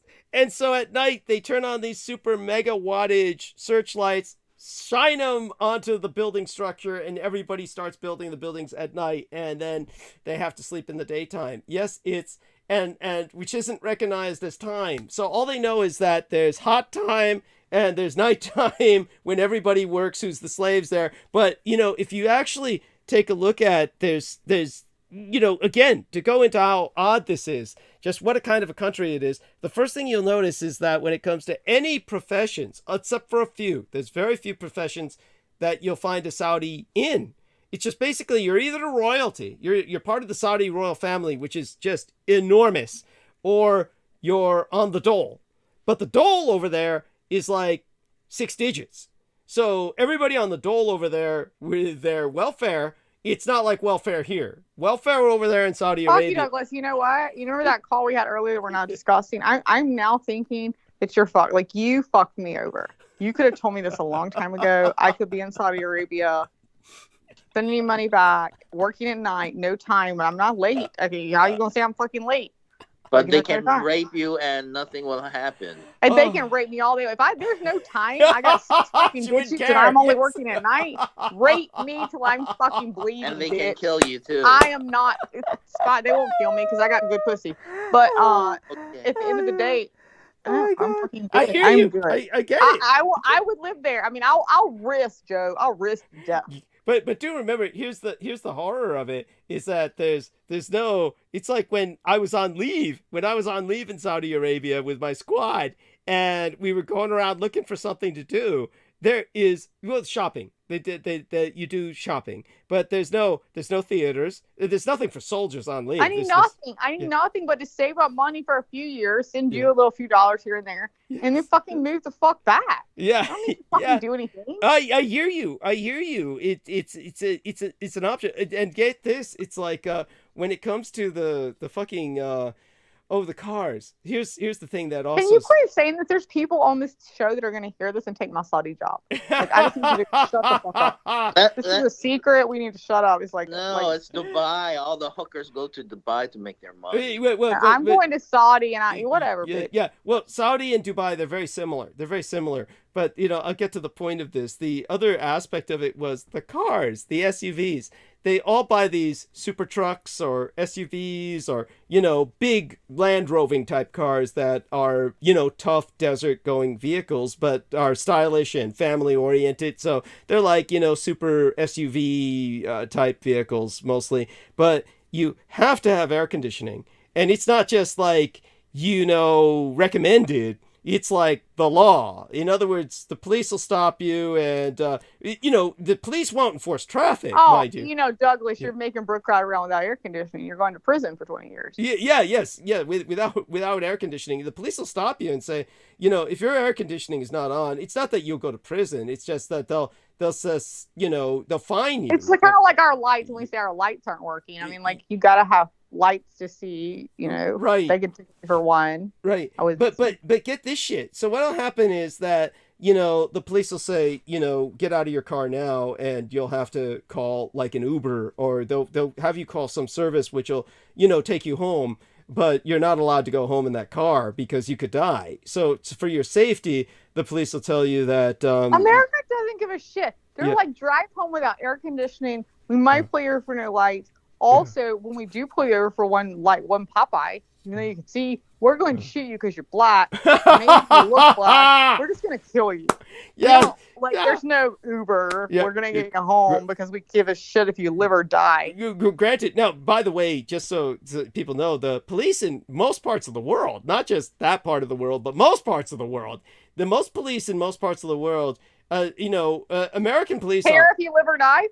Well, American police are hyper militarized, but it's weird. It's like they have like responsive combat teams like SWAT, and then they respond at certain times with a hyper militant, almost army like mobilization. But Yeah, they're scared to death. They don't fucking train them, and you know this. They don't train them well. They do not train our military. They do not train our police well. They either come out of the military and they're hyper and combat that's bad. wise. Yes, you're absolutely right. Or they didn't train them well. They come out and they're like, "Oh, you're gonna get this. Is gonna happen." And the first fucking time that something is not remotely normal happens, they pull a gun, draw it, and shoot. Yeah. No, it's all true. And It's they're all taught to shoot to kill. That's the Yes. other problem with our society. Yes. In America, they're not taught shoot to wound. They're taught shoot to kill. Right. Well, by the way, just in all fairness, I mean, obviously it's awful, and it shouldn't be this way, and they should not. No one with military experience should become a cop. That's for reasons I've explained before. It's just because these people are, that's totally different. But that's the first thing they go into when they come back. I know, That's it's the problem. disgusting. It's disgusting. It should not be allowed. It should not be allowed. As a matter of fact, they're given preference. Veterans are given hiring preference, Yes, like they are at the post office, which is why everybody goes postal at the post office. But, it's, but in terms of the rest of the world's police, unlike Americans, which they show up generally, or they're patrolling, they're armed, and they look usually black uniform, usually kind of ominous. But in most other parts of the world, they carry machine guns. So when it comes to Saudi Arabia or any of these other places in the world, usually when cops stop you, they have a machine gun. That's what I'm saying. That's why they said that. They gave them fucking down, Teslas. I mean, not Teslas, fucking Lamborghinis and shit. Yeah. And an assault rifle. Yeah. There's nobody breaking the law. Yeah, They're not that's chasing anyone because no one's ever doing it. Yeah, no, it's true. Nobody dares to do anything. Well, the Muslim laws are just horrible anyway. They chop off heads and hands and shit. That's what I'm saying. And you got somebody driving behind you in a Lamborghini with fucking an assault rifle. I'm pretty sure. I'm not breaking the law unless I know Douglas Dietrich's got a fucking plane waiting at the end of that fucking ramp to get me the fuck out. Bro, you wouldn't like the religious police they have there. Yes, They'll shoot you. Yeah, I'd go into that some other time, right? So the point about the cars was, what happens is these people just abandon the vehicle. And the point is, a lot of times the air conditioning goes out because of the sand. The kind of desert sand that they have over there is very powdery. It's like talcum powder. They call it talcum powder sand. And it gets into everything. And it will kill the air conditioning eventually. So what happens is they're so wealthy that the people will just say, okay, the air conditioning's not working, and whether the police stop or not, they don't want to get in trouble, so they just abandon the vehicle. And what they oh my god, I have to say this really fucking quick. You're gonna love this story. My ex-husband, I swear to God, I met him. This should have been a red flag, but obviously back then I was 20 and I was drinking, and I literally was like, hey, let me drive your I had a 3000 Mitsubishi GT. He had a convertible Mustang. And I drove it and it fucking took a curb, and I'm like, damn, it's just slidey. So I get out of the fucking car and I'm like, dude, you have no fucking tread in your tires. And he looked at me and was like, what do you mean? And this guy's 6.5 years older than me. Yeah. So what do you mean? I said, they're tread. There's no tread. They're bald. Right. And he said, I said, you need new tires. Uh-huh. He said, I thought the tires lasted the length of the car. And I can't even, this is one of those things I tell you guys. I wish I had it recorded, because if I had it recorded, I'm not making it up, not exaggerating it. His face was dead. Anyway. When the man who raised and guided me, my legal father, George Dietrich, when he was really young and working at a gas station before he ran away from home, he used to retread tires. If you can imagine that. And I said, oh my God, that's like, who would buy retread tires? Everyone in the fucking South Carolina? Oh my God, that's like calling for the lowest bidder on open heart surgery. Hey, dude, I can't believe you just said that. I pulled up to the fucking gas station the other fucking day. I swear to God, I can't believe you said this. I pulled up the gas station. I don't even like trucks. I'm not like this big truck. It's not like I'm like a truck person at all. But oh my God. Like, when I say I'm not a truck person, I don't give a shit about trucks. They're everywhere in South Carolina.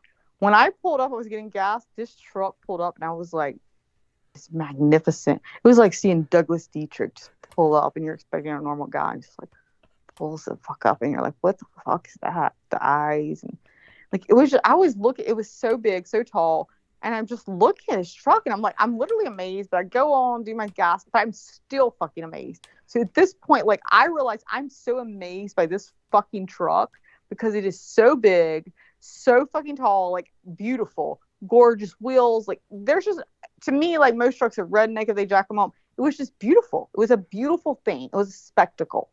All I can say. And I had to, and I'm in sweatpants.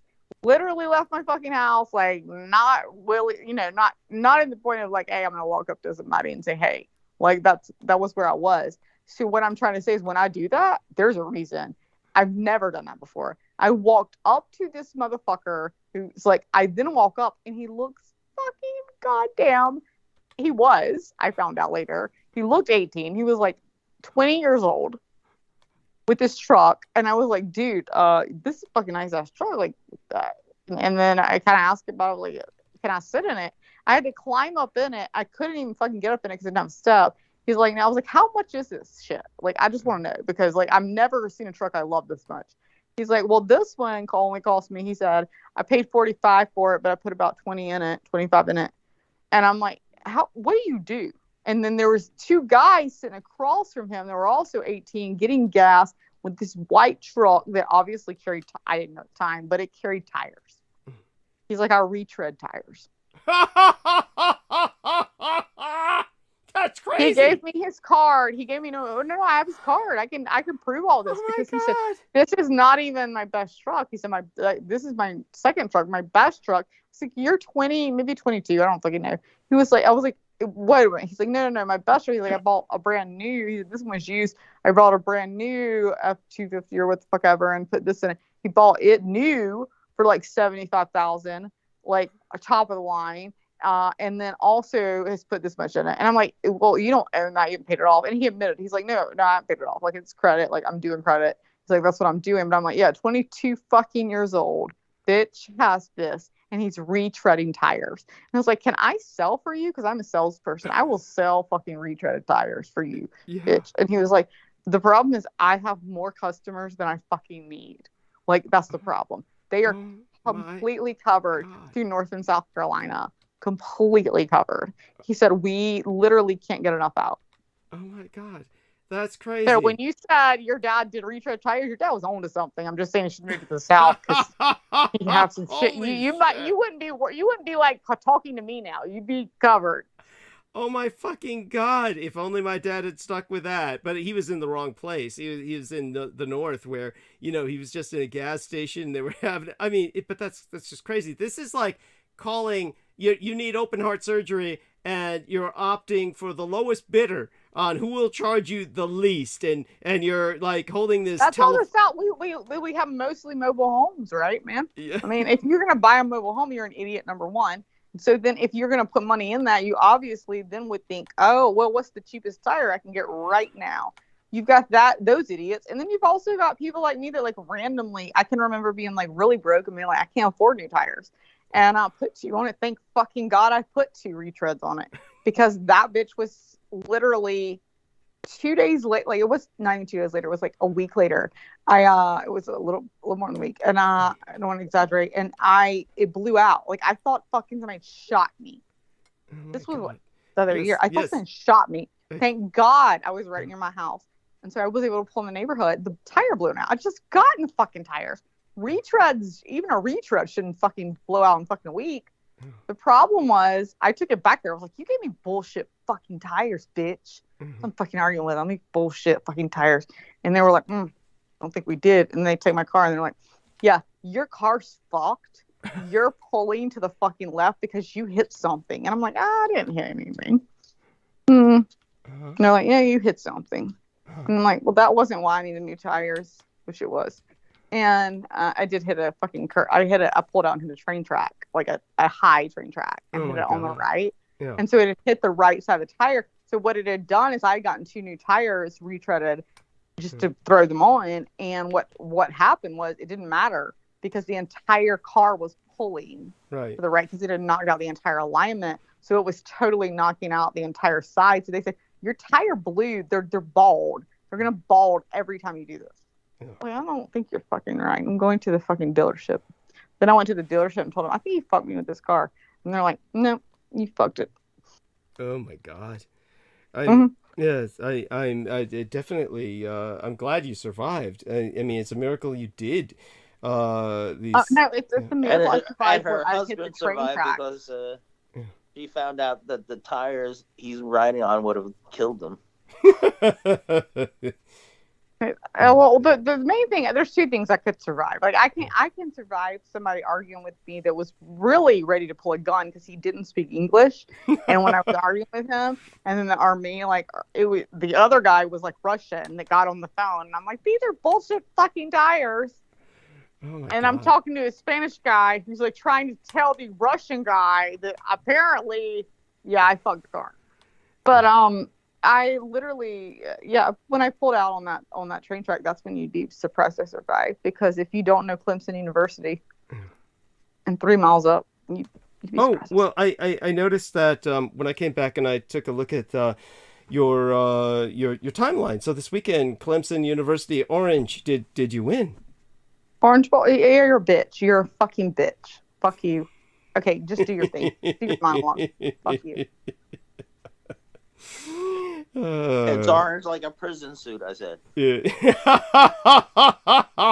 I'm stuck in it for a fucking year, so fuck you, Joe Tattoo. Also, I might tattoo you. Please. I don't need your agreement to tattoo your ass. I just need to know where the fuck you are, and I'm pretty sure Douglas does. I already gave you where I'm at. I'm Jersey. Yeah, you're in Jersey now, right? Yes. Oh my God. You can find him at that restaurant. What's the name of the restaurant you work at? Szechuan House. Szechuan. What city is that, Joe? Hamilton. Hamilton, New Jersey. You like how he pronounces it like the natives? You're an idiot. Like, you honestly don't think that I am fucking bored enough and fucking mad enough to fucking just come up there. Like, I need somebody to fucking take my anger out on, and it shouldn't be you, Joe. I agree it shouldn't be you. But I agree. You might end up with it, Joe, and I apologize. You should come pick me up first, and then we'll go pick him up. We'll go. If you come my back, we got each other's back on this. Like, they're recording us now, and they're gonna say we did I'm down for going to Jersey. Right. So I'm thinking we can bring our friends. Like, we got this. We got it. So the point I wanted to make about Dubai, I guess, is kind of the punchline to this. Aside from how they abandoned yes. Aside from how they abandoned the cars, and that's a little note there. That just a note of interest is that so when you go to can you steal the abandoned cars? Can I be like, no, this is what I'm going to say. The abandoned cars, what they do is they just tow them up to the border, and they just kind of just line them up just to get them out of the way. So they take them off the road and they take them towards the desert border. God, I hate you. And they're perfectly preserved. You didn't meet me and be like, bitch, are you living in Saudi Arabia?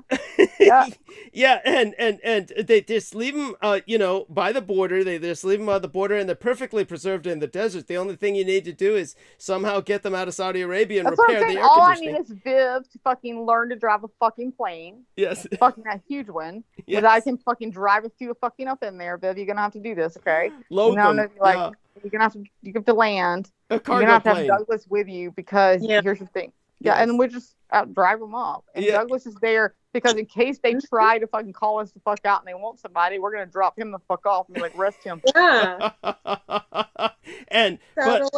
But here's the punchline: is that with all that development in Dubai, so many people that were moving there, this is what I concluded when I first came out as a public informant. This is what I truly felt about it. Aside from the fact that the Saudis had such a hold on so much of the United States with their influence over the Bush dynasty in particular at the time. So when I started becoming a public informant is when the Bush dynasty... You're so racist. You think white people and oil. I'm just so sick of it. Anyway, so the Bush dynasty still had enormous sway at that point. And of course, they had us all involved in these overseas wars in Iraq and the like, but this is where the punchline comes in. So you had people like Cheney and other people investing in Dubai and getting residences there. Not that they ever necessarily lived there, but the fact that they had residence there, it was almost like the Saudis were insisting that they have property there, almost as if they were using them as kind of like human shields against Iraq or Iran, in case some conflict developed. But with what had happened in Iraq and all of the depleted uranium that they had expended in Iraq, this was the radiological equivalent of literally thousands of Hiroshima-sized atomic bombs going off. And so all of that shit blows right across the Persian Gulf into Dubai. So the one thing that people don't realize is that for all the teeming beaches, the beauty, and all the architecture, as our lady Viviana said on Foundations of Sand, that's the radioactivity that is just blowing across the Persian Gulf, the bay basically, into Dubai. I mean, they're just saturated in Rontgen's radiation from all that depleted uranium that blows down into their fair little I'm still utopia. going. I think we're all saturated, and I real right now. I'm sitting in South Carolina, which I feel like is not radioactive. Maybe I don't know, but I feel like it's radioactive. It's hard to enough. tell. Yes, go on. Like it's hard to tell because we have Lindsey Graham as the senator still, so there's probably some radioactivity going on. People buying trailers. But then even that, like, you know, you've got your cell phone and your bullshit and your Wi-Fi and then everything else going on, 4G, 5G, whatever the fuck Douglas wants to call it. Anyway, at the end of the day, I'm willing to risk it. Like, I think no time, some money, maybe the chance of stealing some planes with Viv. Like, we can come back with fucking a couple $100,000 each, couple fucking cars, couple fucking Lamborghinis, Viv. We got them. We got them on a plane. We're flying them back. We're done. We'll like get a couple ships. We'll just become our own tycoons. That's what I'm trying to say. Yes, and that's what I'm saying. Like we do it. Like fuck, I'll do it once. Fuck once, radioactive. Fuck, I'll do it 20 fucking times to kill me. But goddamn, I'll also own Dietrich. He'll be like, oh, I would love him. Then we'll just donate our bodies to be experimented on. Oh yes! Oh my god! Well, we've already done that. I mean, period. To be honest with you, yes. But yeah, like, I mean, wait, what if our DNA just starts to adapt to being around nuclear radiation? Well, it's an interesting point because, you know, there is the fact that, say for instance, Fukushima Daiichi, or say for instance Chernobyl. I mean, you have these environments that have gotten fairly heavily radiated. I love that Vivian said that. Like, and it is true. You adapt to anything. It's amazing. You know that. You know that is true. Yes. Yes. It like is. I adapted to you being like radioactive. Yes. Well, Joe Tai. He's the radioactive one. Yes. He's, no, that's called stupidity. No, I'm just kidding, Joe. No, you're not stupid, Joe. You're not. No, Joe, you're really not. You really are smart when you say, but you do say stupid shit too, also. Whoa. But you say smart shit, and that's what I like it when you say the smart shit. And once in a while, like the blue moon. Yeah. Oh my god. They got a beer all the time. She just gave you the Smurf fucking blue moon. You remember the Smurf movie? Did you guys check out the moon? You have to. Oh. I said there's blue moon beer all the time. So. Yes. Gorgeous night. Well, oh my god. So, well, I'll try and go into monologue, but honestly, I'm having so much fun with all three of you. Are you sure you want me to do that? I mean, you want to hang out? You know you fucking don't. You miss all you love. Seriously, what's so important right now more than this? I don't know. Yeah. Oh my god, it's 3 a.m. Thank you. I love Viviana. Oh my god, she's so awesome. Yes, that's true. But it's 3 a.m. where you're at, Dear Brooke. You know what? Okay? It's 3 a.m. and here's the thing. I am going to work in Saudi Arabia. So I don't have a time, and I fucking work at night. Dude, like Foodie Beauty married some Muslim dude, and she's streaming from their tiny little apartment in freaking Iraq somewhere. I'm like, I wonder if she has a contract with this dude. Oh my god. I don't know, but I'm streaming, period. Like, first of all, I just want you to know, Douglas, I've taken this entire opportunity to be online to realize people and how their differences are, and also all the shit that I say that I shouldn't, and to get my voice correct, to start my own streaming service. And I hadn't decided exactly what it was to be. I was going to be on animals, and then it was going to be like, and now you're wanting me to move to Saudi. But I'm saying, in between that, I was like, animals, Saudi. Maybe I'll just fucking like be like, Douglas sucks. Douglas Dietrich. You know what that is? Are you gonna make your own island? He's always like, you're the enemy. You're the enemy. I'm like, no, I wasn't the enemy. I'm not the enemy. But if I can make money being your enemy, I will fucking do it in a bitch heartbeat. Also, I'm not. And no, I love Douglas. No, he would not be that. But I would say that I have used this platform to, number one, like, even to be honest, like, I love attention. I do like attention. Like, attention is great. Who doesn't fucking like that? I don't even think you said that. Somebody else said that, but you said something earlier that really hit me that was also true on me. Oh, I know what it was. Jealous. Somebody said I was fucking with attention. That was Ian West said that. And Douglas, and then fucking you said I was jealous of, I will always call myself out. I call myself out. I hate people that won't. Not for you. No, but I just hate people that won't call themselves out, and I will call myself out. I will be like, yeah, I'm probably jealous of the way Douglas talks to George. And it's not even like sexual. Like, I'm like, okay, Douglas, you should be married to me, and you should not talk to George that way. No, I don't get that. Like, if I got some kind of weird vibe, I would tell you. Yeah. It's not like that. Like, George is just incredibly proper. Like, no, George is just completely fucking annoying to me. When George walks and they're like, I need you to understand something, Vivian. I need you to understand something. I am also, George and I both agree, although we don't speak of it to each other, we both don't like each other. Like, we agree. Yeah. We agree on a separate platform. There's a woman that came on that I'm pretty sure was his wife, which I'm pretty sure was him, that basically said, I love you, you're great. Also, that Brooke girl, she should not be on there. Like, the only comment he's had in 12 months. Now, that's a bit extreme, but... Okay, you want to tell me how many other comments? Wait, towards you? No, there was that was it. Yeah, there was a few other comments on that video. So basically, it was on his channel. There were a few different comments, but one of them was Sarah J. In the last 12 months, he's had less than 4 comments total, 3, I think. And 2 of them were just like, "Hey, you're cool." And what was the other one? The one that we're talking about, right? The one where... Yes, that was it. That's what I'm trying to say, Viv. I just told you. Yes. Hey, I love you. I think you're awesome. You're so awesome to listen to. I love your voice, everything about you, blah, blah, blah. Yeah. Basically, I'd like to fuck you is what it said. Yeah. But by the way, that Brooke girl can't listen. Yeah. But Douglas is obviously infatuated with her. Yes. That's what was this troll? Like, what was the person's name? His wife's name. That was the point. It was his wife's name. Ask Douglas. I'm not lying. It was his wife's name. Well, not the full name, not the wife's full name, just the first name. He asked his wife if it was her, and she said no.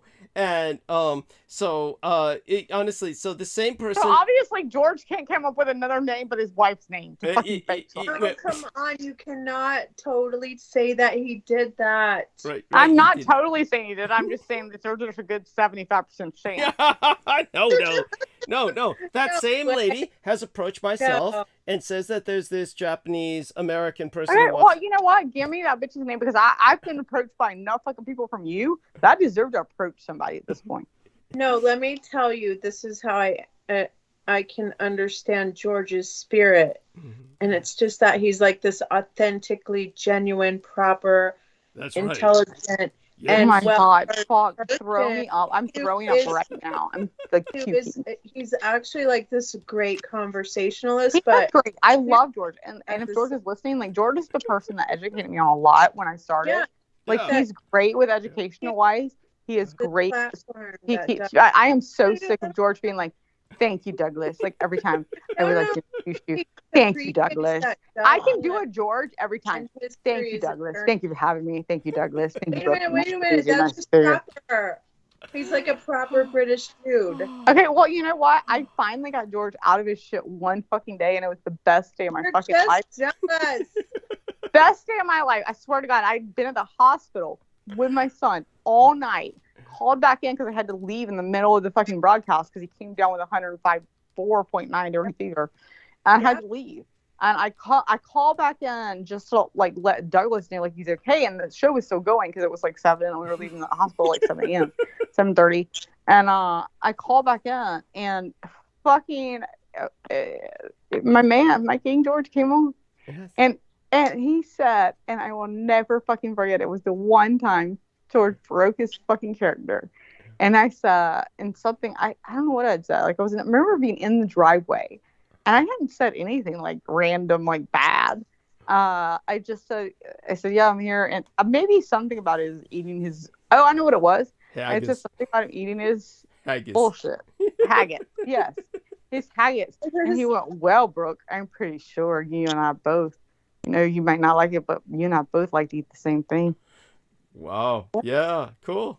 That was George. Now, what I'm saying about that is because George was talking about me being a lesbian, like fucking liking a woman and wanting to eat her, and George went rogue.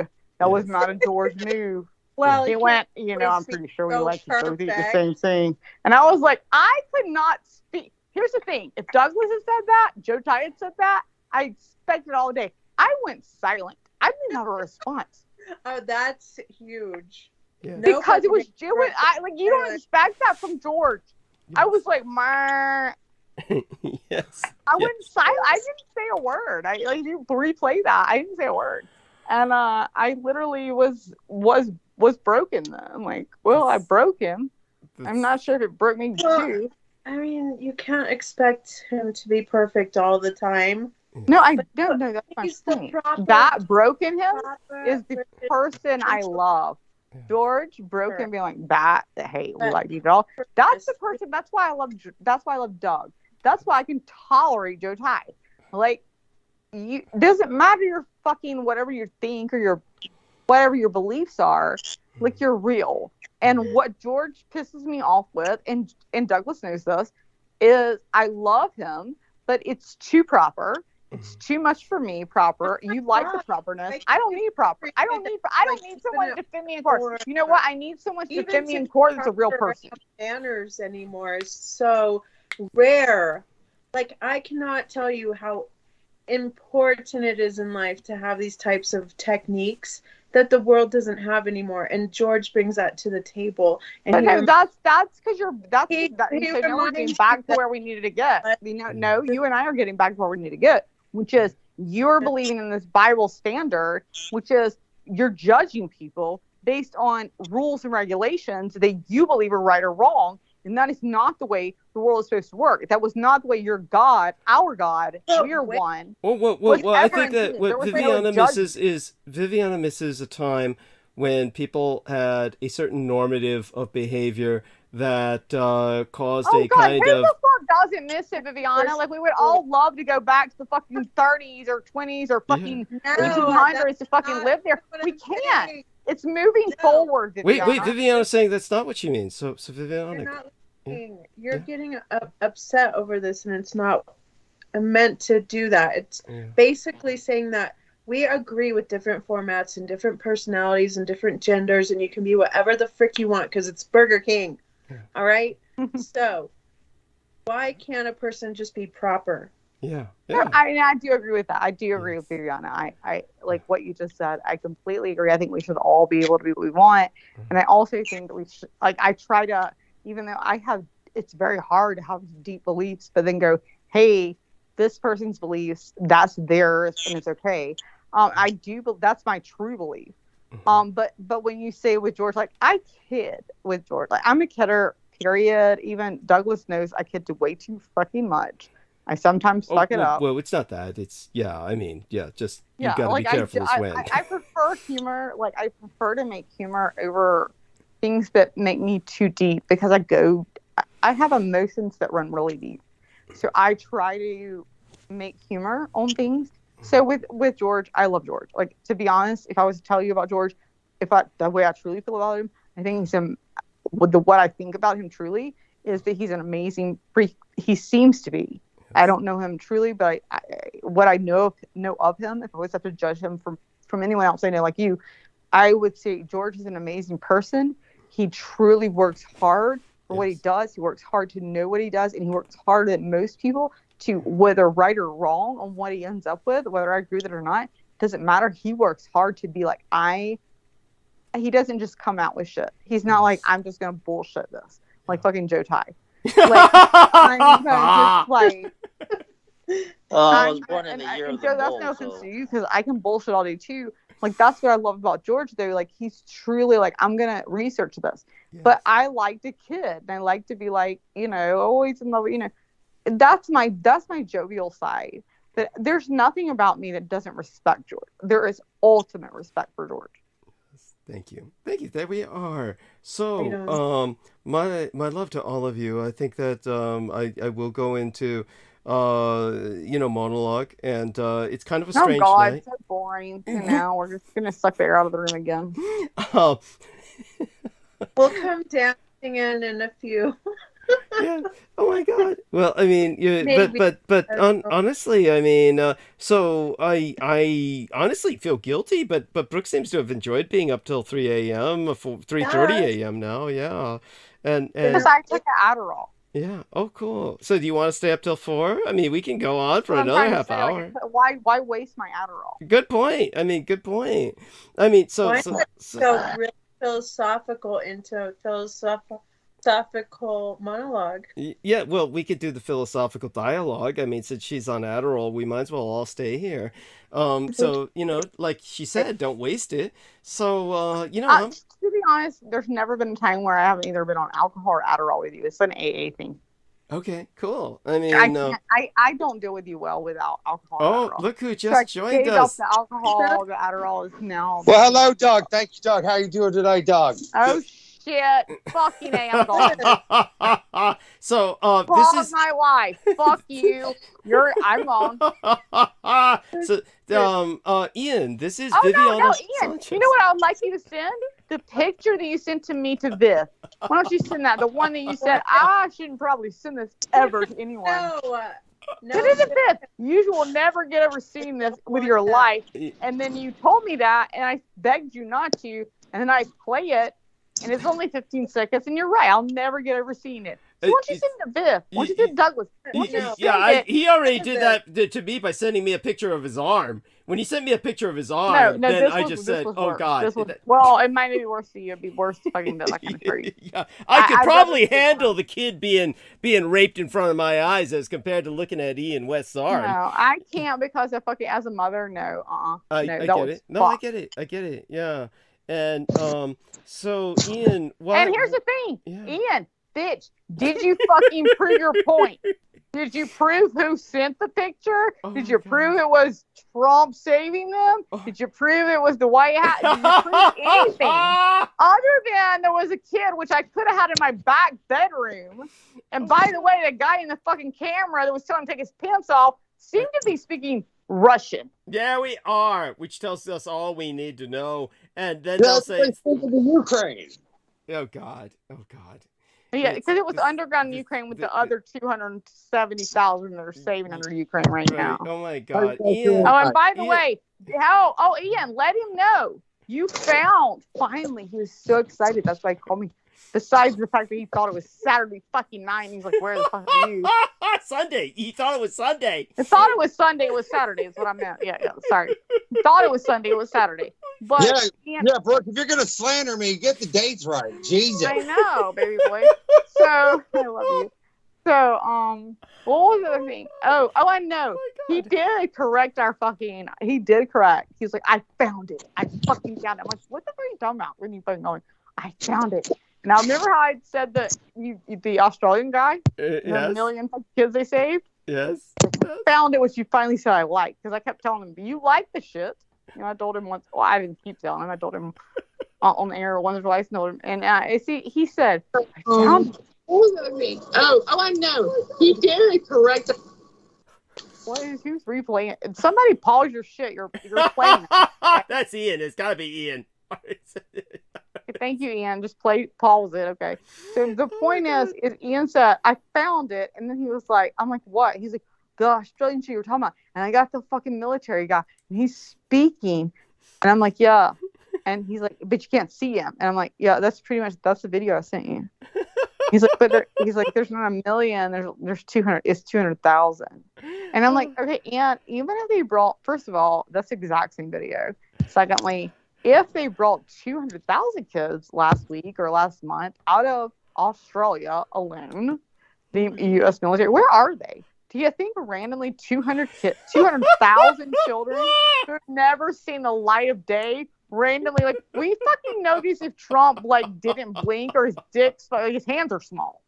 Like, but 200,000 kids, we can just randomly, like, disappear into the light of nothing.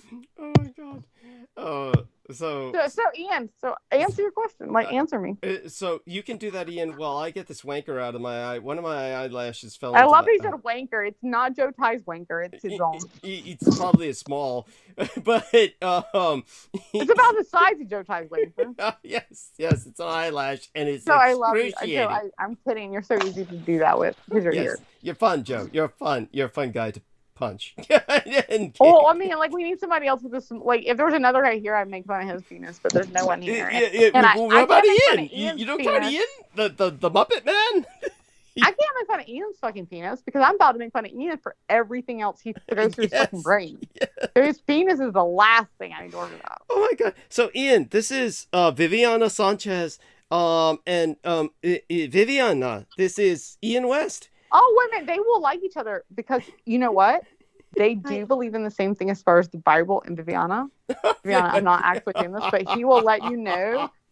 You need to let her know where the Garden of Eden is. Joe Ty. Oh God, Ian, tell Viviana where the Garden of Eden is. Let Viviana know where the Garden of Eden is. No. I'm serious. Like, he's serious, Viviana. Like, he's very dead serious on this. Like, he has argued with me to this. So you want to know where the Garden of Eden is? He'll tell you. It's precious. Wait a minute. I just got back from there. Tell her where the Garden of Eden is. You just got back from there. Oh my God. This must be like. Yeah, it was a fucking rock fest. Florida? Is it Florida? They have a country rock fest there twice a year, but it's Swanee River is what he's trying to tell you. And fucking and go ahead and tell her. Can I get Florida? You ready? For 10? I'm sorry. Go ahead. What'd you say? Is it Florida for 10? Yes. Thank you. You got it. Viv, you got it. So give the details, Ian. I'll be back. By the way, there's some noise going on where you're at, Ian. What's that? I know. I can't get my goddamn headphones to work. That's why I had to... What did you tell me, Ian? He told me last night when he fucking was looking for you, and then he finally called me. He was like, "I can't believe these $2 headphones." That's my $2 microphone. $2 microphone. That I ordered from China and waited 3 months on. Oh yeah, I know. It was pull away. I had to throw it away. Oh my God. He paid $2. He had to wait 2 months, and he couldn't. I got coffee with that. Oh God. And I was like, Ian, you know what? I don't know, like your thing of that it's Saturday night. Where is Douglas? Like, I would think that would be the most idiotic thing, but no, it's from you, so it's not. I'm like, you ended my year with that. You ended my year with why are my $2 headphones I waited 3 months on from China not working? That should have been a revelation I ended on. Like, that's a revelation. Like, wait a minute. None of these are revelations, Ian. Hey, can y'all hear me better now? You sound That's okay. what he says to me. That's when he calls me. That's how he does it. Yeah. Wow. Oh my God. So Ian, go into the Swanee River thing because it's precious. It is precious. And it's from QAnon. It's the QAnon people in Australia. The QAnon Australia. Tartaria people. The Tartaria people. They're the ones that proved it. Same shit. I love you, Ian. Please tell the story. Okay. So, in the Bible, which I've never read, because I don't own it, but they say... Well, it's against the Bible's religion for you to have it in the house, period. I'm pretty sure it would burn. It's been a hard week. They put an arrest warrant out for Jesus Christ this week, and that just said... Told me that. Fuck! I forgot that shit. Oh, fucking New Year's Eve, he's like, did you hear? They put an arrest warrant out for... I didn't even ask him what the fuck. You're telling this story. I have no idea. I didn't even ask. I don't care, Ian. I don't care. But he said they put an arrest warrant out for Jesus Christ. It was very troubling to hear. It was very, I was like, what do you do now, Wait, who did that? Here, let me pull up the arrest warrant. Hold on. I just want to, I just figured. Yes, to be honest, you should also know that anything that he's pulling up is probably. I know. I was thinking this today. I was like, that dude Ian on Douglas's show usually is only bringing up like total bullshit. And then I haven't been wrong once. I asked Ian, did I not ask you the last thing? It might have been the Jesus Christ thing. It was that same night. And you were like, I got this. And I was like, did you? It was like, no, I just posted it. And then I was like, well, did you research it? And he's like, no. I'm like, you know it's true? No. I'm like, but you just posted on your timeline. Yeah. I'm like, I'm pretty sure Douglas and I went through this with you. Well, I'm not trying to prove anything on a timeline. That's the last thing I'm trying to do. It's more of just like storage. Oh yeah, I've heard you say that. I'm just saying, like, I get that because I use Twitter for that. Yeah. Like, there's no rhyme or reason because I need that article later. I definitely Exactly. Yeah. But thank you. Yeah, so I get it. It's just Hey Kim, I tell both of you I love you both because I and I'm telling Viviana really this because I don't give a shit about you, Douglas. I mean Ian. Ian, yeah, same thing. Like Same thing. I have shit all the time. And I'm like, I want to keep this. I'll see on both Facebook. I don't do a lot of Twitter, but I do Facebook and Instagram. I will forward I forward it. Here's what I do. I forward it to myself as a message, as a text message. You can forward, and then you can have text messages, and I forward it to myself, and then it's all saved. But I am not forwarding it to everyone I know to be like, because then if I do, and it's not true, it's like basically what Douglas tried to tell you, Black Frank, that Ian West, that you can't. It's like putting a sign out that says like to your friends like, hey, drive straight to the beach. You hadn't checked that out, and driving straight is fucking over a cliff. Like you don't fucking forward something that you have not either believed, that you at least have researched enough to believe it. But just to forward it is bullshit. That's his Facebook. He can do that. And he can do whatever. Hey, you know what I can do? I can literally go rape someone. It could be legal. Like it's like you can do whatever you want. And you're saying it's legal to do that. No, Viv, let me finish. Viv, you're saying it's legal to do that. That's fine. It's legal. So is it legal to also go fuck someone over? Is it illegal for me to be like, hey, fuck you. I think that you should invest in this company, which also I know is going to go under and you're going to invest all your money? So can a person be influencing you one way or the other? Yes, all the time. You have to be wary of it. You have to be on your own. Understand that is what I'm trying to tell you.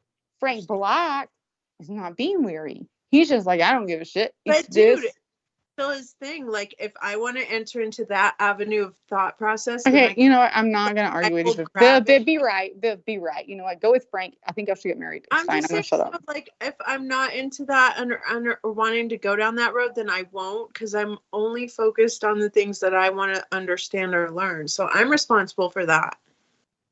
I got to back Vivian up on this because you're assuming. Hey. You assume. You assume when you look at the wall. I didn't tell you to assume. I didn't say, hey, I believe this shit. I just share it as like a filing system. No. Send her what you send me because you're out to prove it too with shit you don't have. She's not asking for evidence. Just send her the only files you've sent me in the last. Let's just talk about Fauci again. Let's round it about. Like, look at all the bullshit that they just pulled on all of us. Okay, and then Viv, I'm sorry about the abuse from Brooke. I apologize for her. You didn't just bullshit the whole entire freaking globe. Yeah, no. Fauci's going to hell. I mean, I think he's already dead. Or they're saving him for last. Or decision. No. He's dead. He was killing Nancy Pelosi last week. Oh yeah, she's gone. Yeah, so she's gone. Nancy Pelosi's gone. You know that, right, Bill? Like, my work here's done. Bye. No, they're all dead. But then you've got, that's fine, but like you realize when you're dead too, they're gonna have reptilians take over your body. No, I don't think that. Well, they took over Nancy Pelosi's.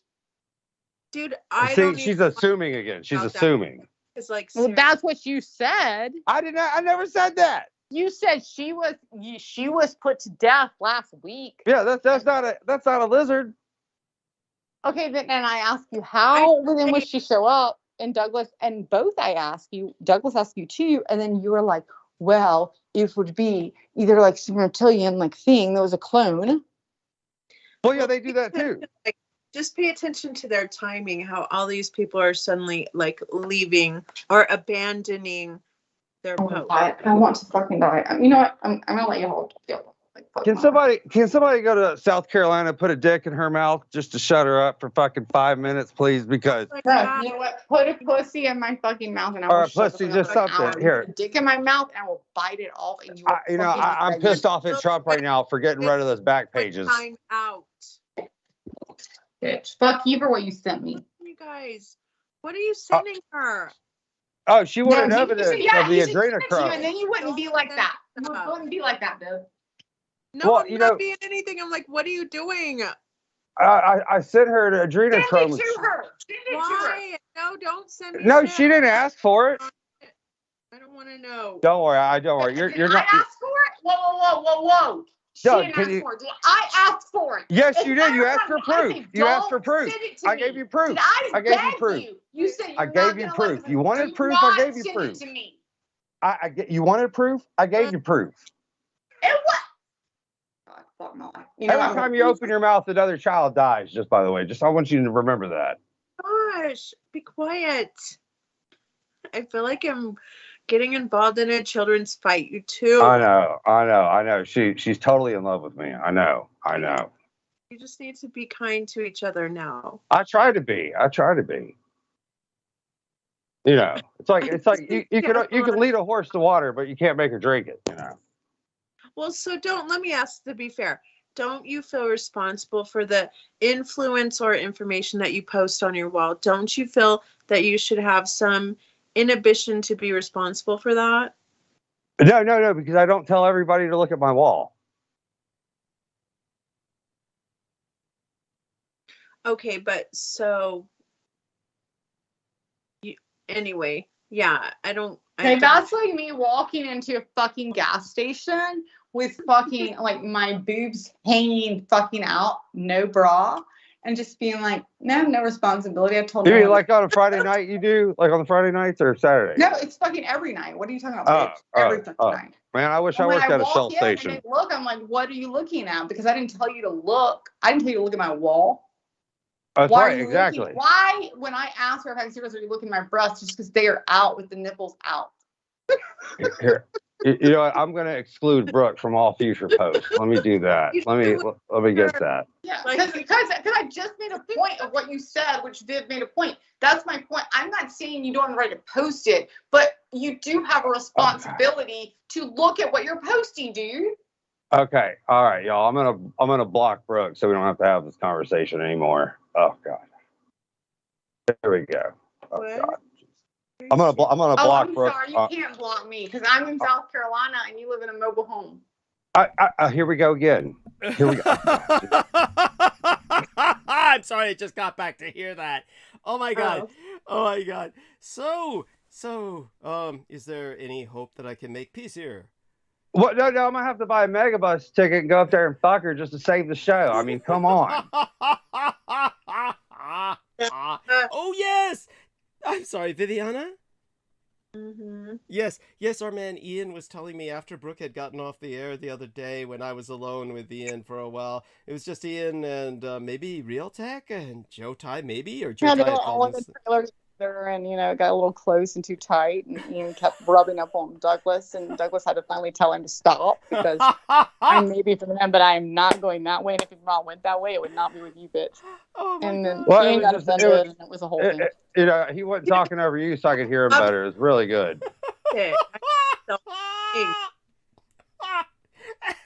And Ian was basically saying how, yeah, Brooke is just, she wants me so bad. He says, yeah. It's obvious.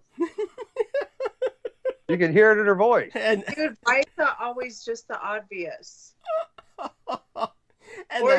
I do want you so bad. I want you so fucking bad. Can you let everyone know how bad I want you? That on the last broadcast, which is recorded, which I need it not recorded. Douglas, I'm gonna need you to delete this and both of them. But he said he would every time when he fucked a bitch, he would go into the bathroom. He was trying to outdo Joe Ty. Joe, obviously you're doing something right when Ian needs to say this. And Ian went, well, when I go to the bathroom, what I do is I go in the bathroom and I do a line of coke, I take an Adderall. Oh my God, no, Jesus Christ. now you're line distorting of coke. that It's too. fucking recorded, bitch. It's recorded. Line Oh, of my fucking God. coke, an Adderall, and a Viagra every time, and then I come out and fuck them.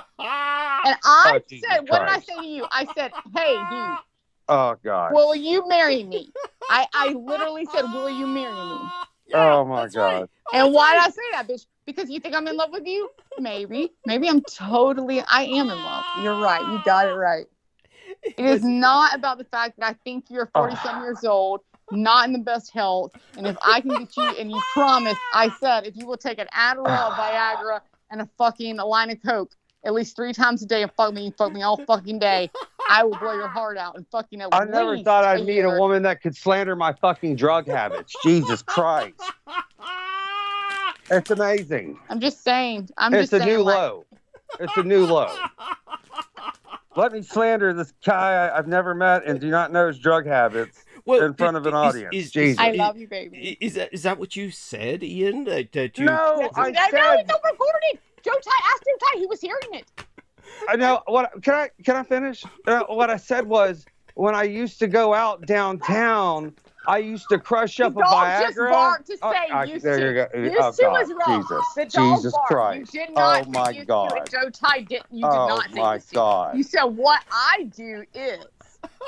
I'm just saying, Jesus have if you're mercy. gonna fucking own it, Jesus own it have right, mercy. bitch. Own it right. You didn't say Let's I pray. used to. Dear God. I'm too old now to do Who this has an shit. arrest warrant out I front right basically now. said, will you do this 3 times a day for me? Can you And you please? said I will do it 3 times a day for you. And I said I've got at least $1 million life insurance policy, bitch. I will marry you and fuck you all fucking day. Well, this is news to me.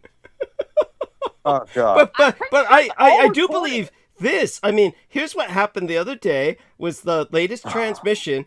I came back after taking a break for about 10 minutes. When I came back, everybody was like, it was so weird because what happened was the Real Tech Geek was saying, it's a Taiwanese doctor. My doctor's Taiwanese. Because he said, because they were all getting to the sex shit. I don't even think, this is the thing. What Ian said at least was fucking cool. I can fucking play with it. Fuck, and I don't mean play with it literally, although I will play with it as long as I'm gonna fucking kill him in the next year and get $1 million.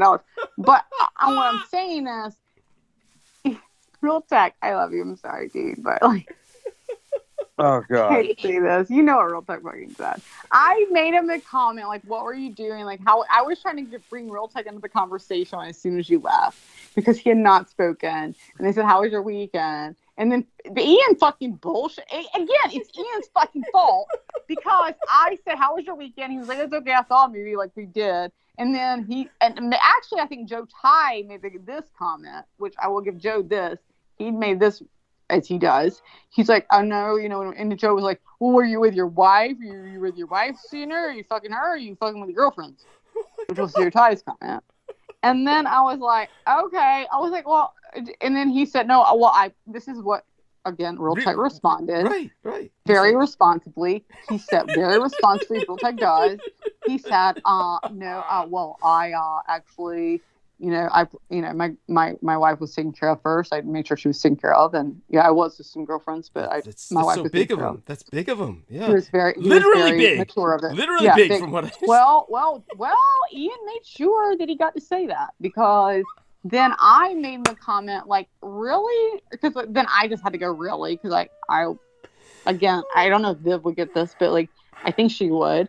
As a woman, I was just like, really? Like, you took care of your wife, and then you went and took care of your girlfriends, dude. Like, what? I said, what are you giving them?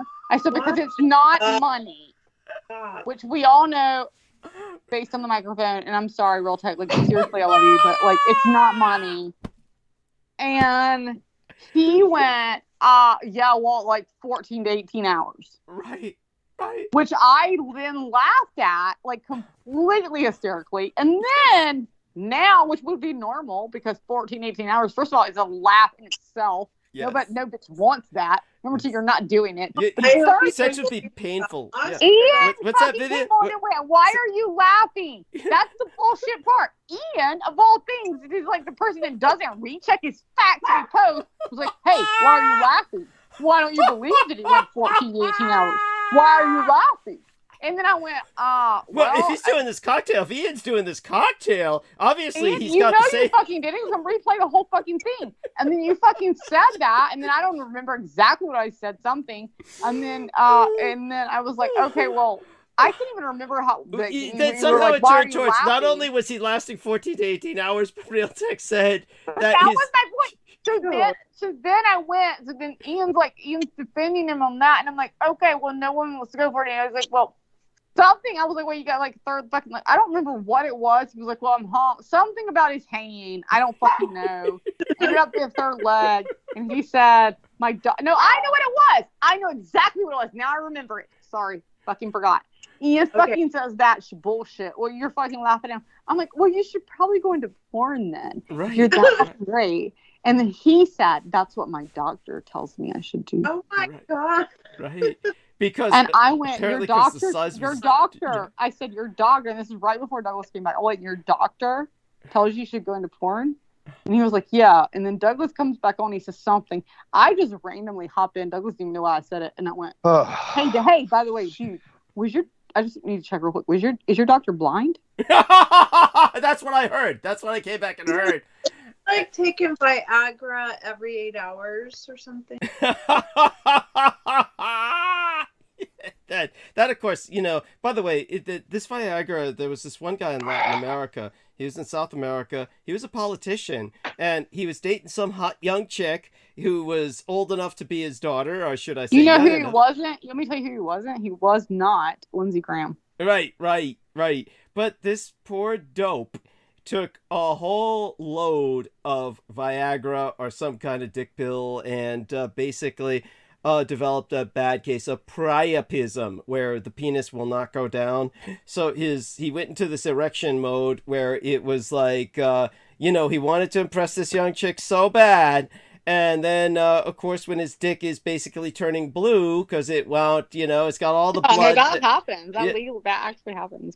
Yeah. And then what happened was he had to go to the hospital because he's in agony, and they had to surgically remove his penis. They had to say, "Oh no, I didn't know that part. Yeah. No, I've never heard that part." Yeah, they said because all the blood is going in there, what's going to happen is it's going to turn gangrenous and you'll die. So the only way we can here's the thing, Ian. Even if I don't get your life insurance, at least I get your penis surgery. Yeah.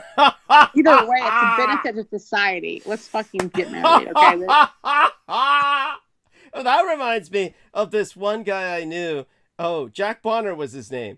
And I worked some security contracts with him. And of course, they eventually got rid of him because this poor bastard was just mentally not up to par. But he had been hired by some of the lower order companies and the project site, and then when they got to the higher order companies that were trying to get rid of the crazies, they got rid of Jack Bonner. But Jack Bonner, I remember, there's several things about him that I could tell. It's just morbid entertainment stories, but one of the morbid entertainment stories was he was showing me photographs of here's different girls that he was talking to, that he was thinking of marrying, and then he was showing me these photographs, and I said, oh, you have a thing for black chicks. And so these are all like kind of thick, heavy black girls, and kind of in shape, muscular, and I said, wait a second, they all have the same background. The photograph is taken where they're all in front of the same bookcase. I said, these ladies are all in prison. I said they're all in prison because the photographs were all over the same bookcase in back. It had to be. And he says, yeah. And then he was talking about, and I was talking, they're all lying, cheating whores, and I said, dude, they're all in prison. And when they get out, it's not necessarily that they'll be any more rehabilitated than when they went in. They'll probably they're be not more all in prison. I mean, to be honest with you, like Ian does have women like that. Yeah. He does. He takes pictures, and they're not in prison. He takes pictures of them. I mean, some of them are blackface. Some of them, like, he's put all his crack on and coke to make them whiteface, and then in the middle, they're just like, fuck you, like, we're still dry as shit, and you're And if Ian, will you show them a picture right now? Ian, I love you, and you know I'm kidding you. But Ian, I want you to show a picture of your bed right now. Ian, show a picture. Can you shut the fucking fuck bed. up for like 30 seconds? Like just like Ian, show a picture of your bed with the plastic fucking. Can you just shut the protecting fuck it, up? because you're gonna get it Well, wet. I spent a lot of money on it. And here's the thing, Ian told me this bitch. She was like, "Can you take the plastic off that's under the sheet?" And he was like, "Why?" It's she uncomfortable pissed as me hell, off and with it that. crackles. It's uncomfortable. It crackles. She's like, his it's new crunchy. mattress after Hurricane Ian, which we all agreed he didn't know what only a corner of the mattress was damp, and he got a new one. And now he has a new one that he's keeping the plastic on, but he's had 3 girls in the bed before. And if you knew what mattress was, If Ian, it's still dry, yeah, that might be not. You're not succeeding, Ian. Like the whole point is getting the mattress wet, bitch. And at any rate, I should make sure. so when Jack Bonner said, well, me and this latest chick, we, I don't want to have kids, and she doesn't want to have kids, and so we have something in common. And I said, that means all 3 of us have something in common, Jack. I don't want the 2 of you to have kids together either. No, me and Ian both have been talking about having kids together. So I'm thinking you should probably talk us out of it. Oh my God. That's Ian. a lie. That's a lie. She's lying. She's fucking lying. No, Don't Ian's listen to her. been She's begging crazy. me to have his children. Yeah, He's like, she really "Oh, is like that misery chick. I swear to God. She's like that misery thing. I saw the background I swear of to her God, all I house. need you fucking Exactly do is the drive to same. South If it Carolina was and snowing that day, it would have been exactly like I misery. will I'm prove telling you. I am not, Ian. Stay away to from her. Drive to South Carolina. Oh my God. Oh no, then I'll never come back. I will not like the misery chick. I'm just saying. I'm pretty sure Douglas has your back. Can you shut the fuck up for 30 seconds so I can tell Joe Ty hi and I can tell Vivian hi? No, I can't. Honestly, to be honest with you. Hey guys. Because I'm Sorry, probably going to pay them each $500,000. I didn't mean to when I ignite tell them you're Brooke's disappeared. Don't attention say deficit shit. disability. I apologize about that. But hi, Joe Ty, and hi, Vivian. I wasn't trying to be rude. Hi, guys. Oh my God. Just mouth of the South over here doesn't know how to shut the fuck up. $750,000. I'll give you each $750. Just don't mention his name ever again when he disappears. Oh my God. Oh my God. So I noticed Joe and Vivian are not responding. Or Me neither. Hello. Welcome. Happy New Year, everybody, again. So anyway, where are we going from here now? Well, we're going underground. Yeah. I was about to say we can talk religion. Wait, if you want to go with Ian, he's going to take you underground to the tunnels. Which one you want? Is that tunnel ready? Because I want to go like 400 miles an hour on it. So Ian, you know what Ian's all about then? He's the tunnel man.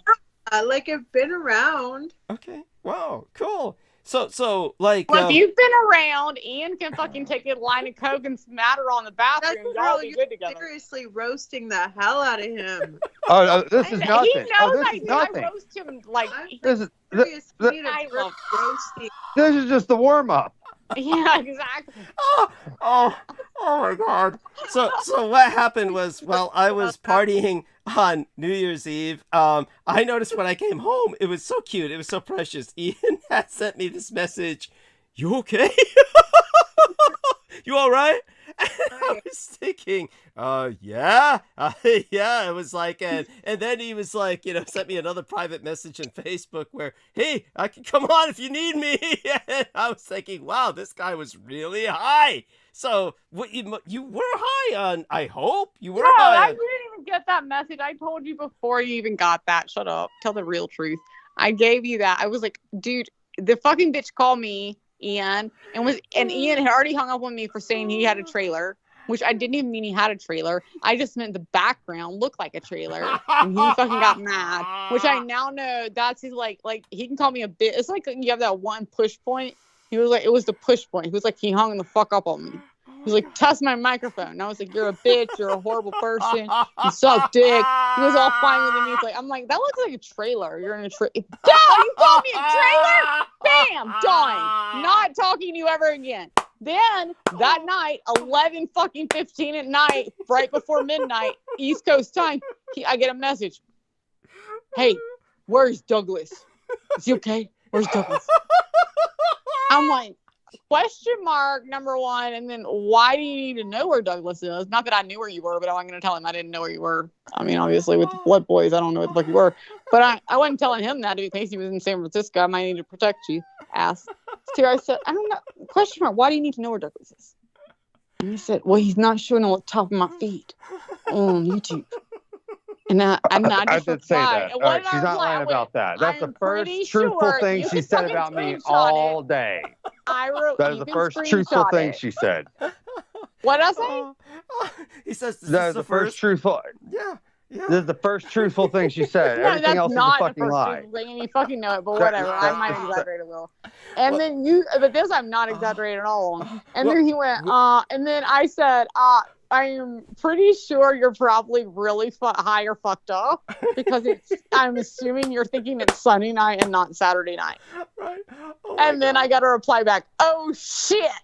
And then he said, I canceled contractors. I don't know what the fuck that meant. Oh, yeah. Tell us about what did you cancel? I mean, I hope you're all right. I mean, did you lose out on any money with that? I'm sorry. Oh, my God. But Hey, dude, I'm not sorry at all. I'm not sorry. I hope you lost money. No. I wouldn't expect you to have any sort of sympathy or or anything. That all went out the window months ago. Oh my God. Or any kind of like I'm just at a loss for words. So if you don't hear me laughing, people, it's because I'm going mute because I'm going to chew. Honestly, I feel. Oh no, he's not. If it drowns her out, please don't mute. Douglas for a minute. He's not going to chew. He's going to masticate because Yes, he can't masticate. even. That's right. Literally, it's like thou shalt brook. Thou was great tonight. I wither down and like and like loathsome when I hear her voice. I just do. Fuck you. You know you're fucking coming to my voice exactly like you fucking said the last time we talked, and you were like, I can't not call you even though I hate you because every time I hear your voice, I just fucking come. And which is really fucking. It was cute. It like made me feel good about it, but then it made me feel weird too because. I hate to say it, but the two of you make a great couple in your own way. No, I die. No, I would lose every sense of a man of me. No. Mayor. He calls himself the mayor. I am the mayor. Town. The mayor. He calls himself the mayor of a fucking town. One of the two things. Number one, my 20-year-old boyfriend called himself the mayor of a fucking town because he was 20. Secondly. Oh, what else did he have in common with you? Oh, yeah. No license and no fucking car. Yes. That's why I live in the city. Oh, my God. But he showed me his fucking ride. He showed me his ride the same day he fucking showed me right before he hung up with me, and I called it a trailer because he showed me his ride, which was what? Like a girl's bike with like a little thing on the front? Oh, my God. No, it's a tricycle. Oh, my God. It's a tricycle. He's not exaggerating. It's a tricycle. Why are you... You're going around on a tricycle? Aren't you embarrassed? No, it's great. I even got a trailer for it. You got a trailer, then. You do have a trailer. Oh, my God. Thank you, Douglas, for saying we'd be a great couple. Thank you, Douglas. I mean, Brooke and I are a couple, in a sense. She managed to get my insurance policy from me before she almost had me. It doesn't matter. Your insurance policy is nothing compared to the $1 billion I'm taking on this motherfucker. Well, she also took your dignity with it too, Doug. Don't forget that. She did. But you know what the good thing is? I didn't have to take your dignity because you never had any. Not after meeting you. But I do know you said this was the first truth she told tonight, but she did tell the truth earlier when it came to Real Tech Geek. I know for a fact that apparently he was saying he was hung like a horse, that his doctor told him he should go into porn, and so when I came back, I had no idea what he was talking about when he was saying, my doctor's Taiwanese. My doctor's Taiwanese, and I was like, what? Yeah, I didn't know either. I didn't know, and obviously, Ian, I don't know if you knew, but obviously he was wanting Doug to step in for some reason. Right. Oh God, I forgot to let you know, Doug. Yes. He got his little board working with music. He hasn't figured out what song he's going to use for me because he hasn't got it updated. But that's what he's using right now. He's pushing a button. That's Joe. It's Joe. Joe, what are you doing? Joe, is that Joe doing it? Yeah, Joe feels he needs attention. I was about to say, because Ian's wouldn't be that long. It'll be like a little bit of that. Yeah. Ian, where is your board, by the way? Ian.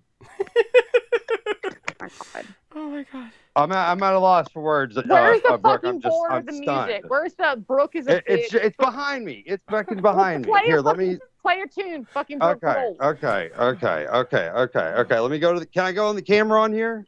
Oh my god. I guess so. I mean, you know, it might knock us off Yes, because bandwidth. your hair so turns us on. Like everyone of us. Oh my god. Hey everybody. Oh, you're beautiful. Oh yes. Thank you. Yes. I'm still in shock after Brooke. So yes. Oh my god. I apologize. Who does he look like? Who does he look like? He is my baby. How do you flip the screen? Don't talk about my husband that way.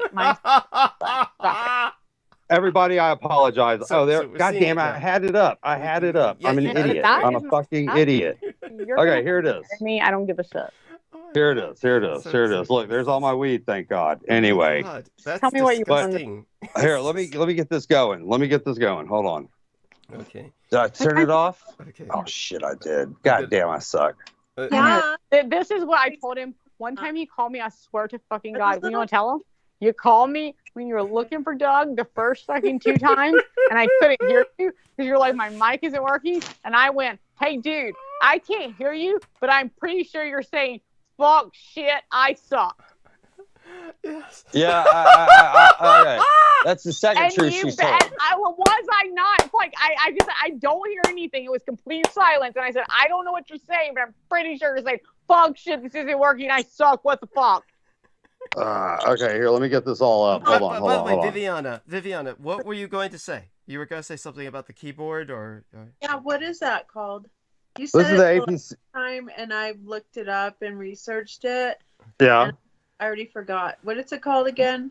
It's called the APC 40. It's also called what you have push a button when you don't have a girlfriend. Here. Oh my God, yes, please. He just rolls over, he jacks off, and he pushes yes. Just like your first marriage. Anyway. Hey, that motherfucker probably like that too. You should probably sell it to him, but you're not gonna live long. Like, it's fine. We'll figure it out. There, girl. Shut up for a minute. Oh no! It's the Adderall. What are you talking about? A noodler? Oh yeah, that's the AI machine. Yeah. I got that. Hold on. Let me turn the fucking volume up on this. My bad. All right, there we go. You don't need to shut up and you so like what? I didn't know how to make you be quiet. There's nothing that can make me be quiet, and especially when I'm taking Adderall. There's nothing. That's obvious. That is so obvious. Okay, I apologize. Here, there we go. Forgiven. There we go. Okay. It sucks. Okay, can you do something back?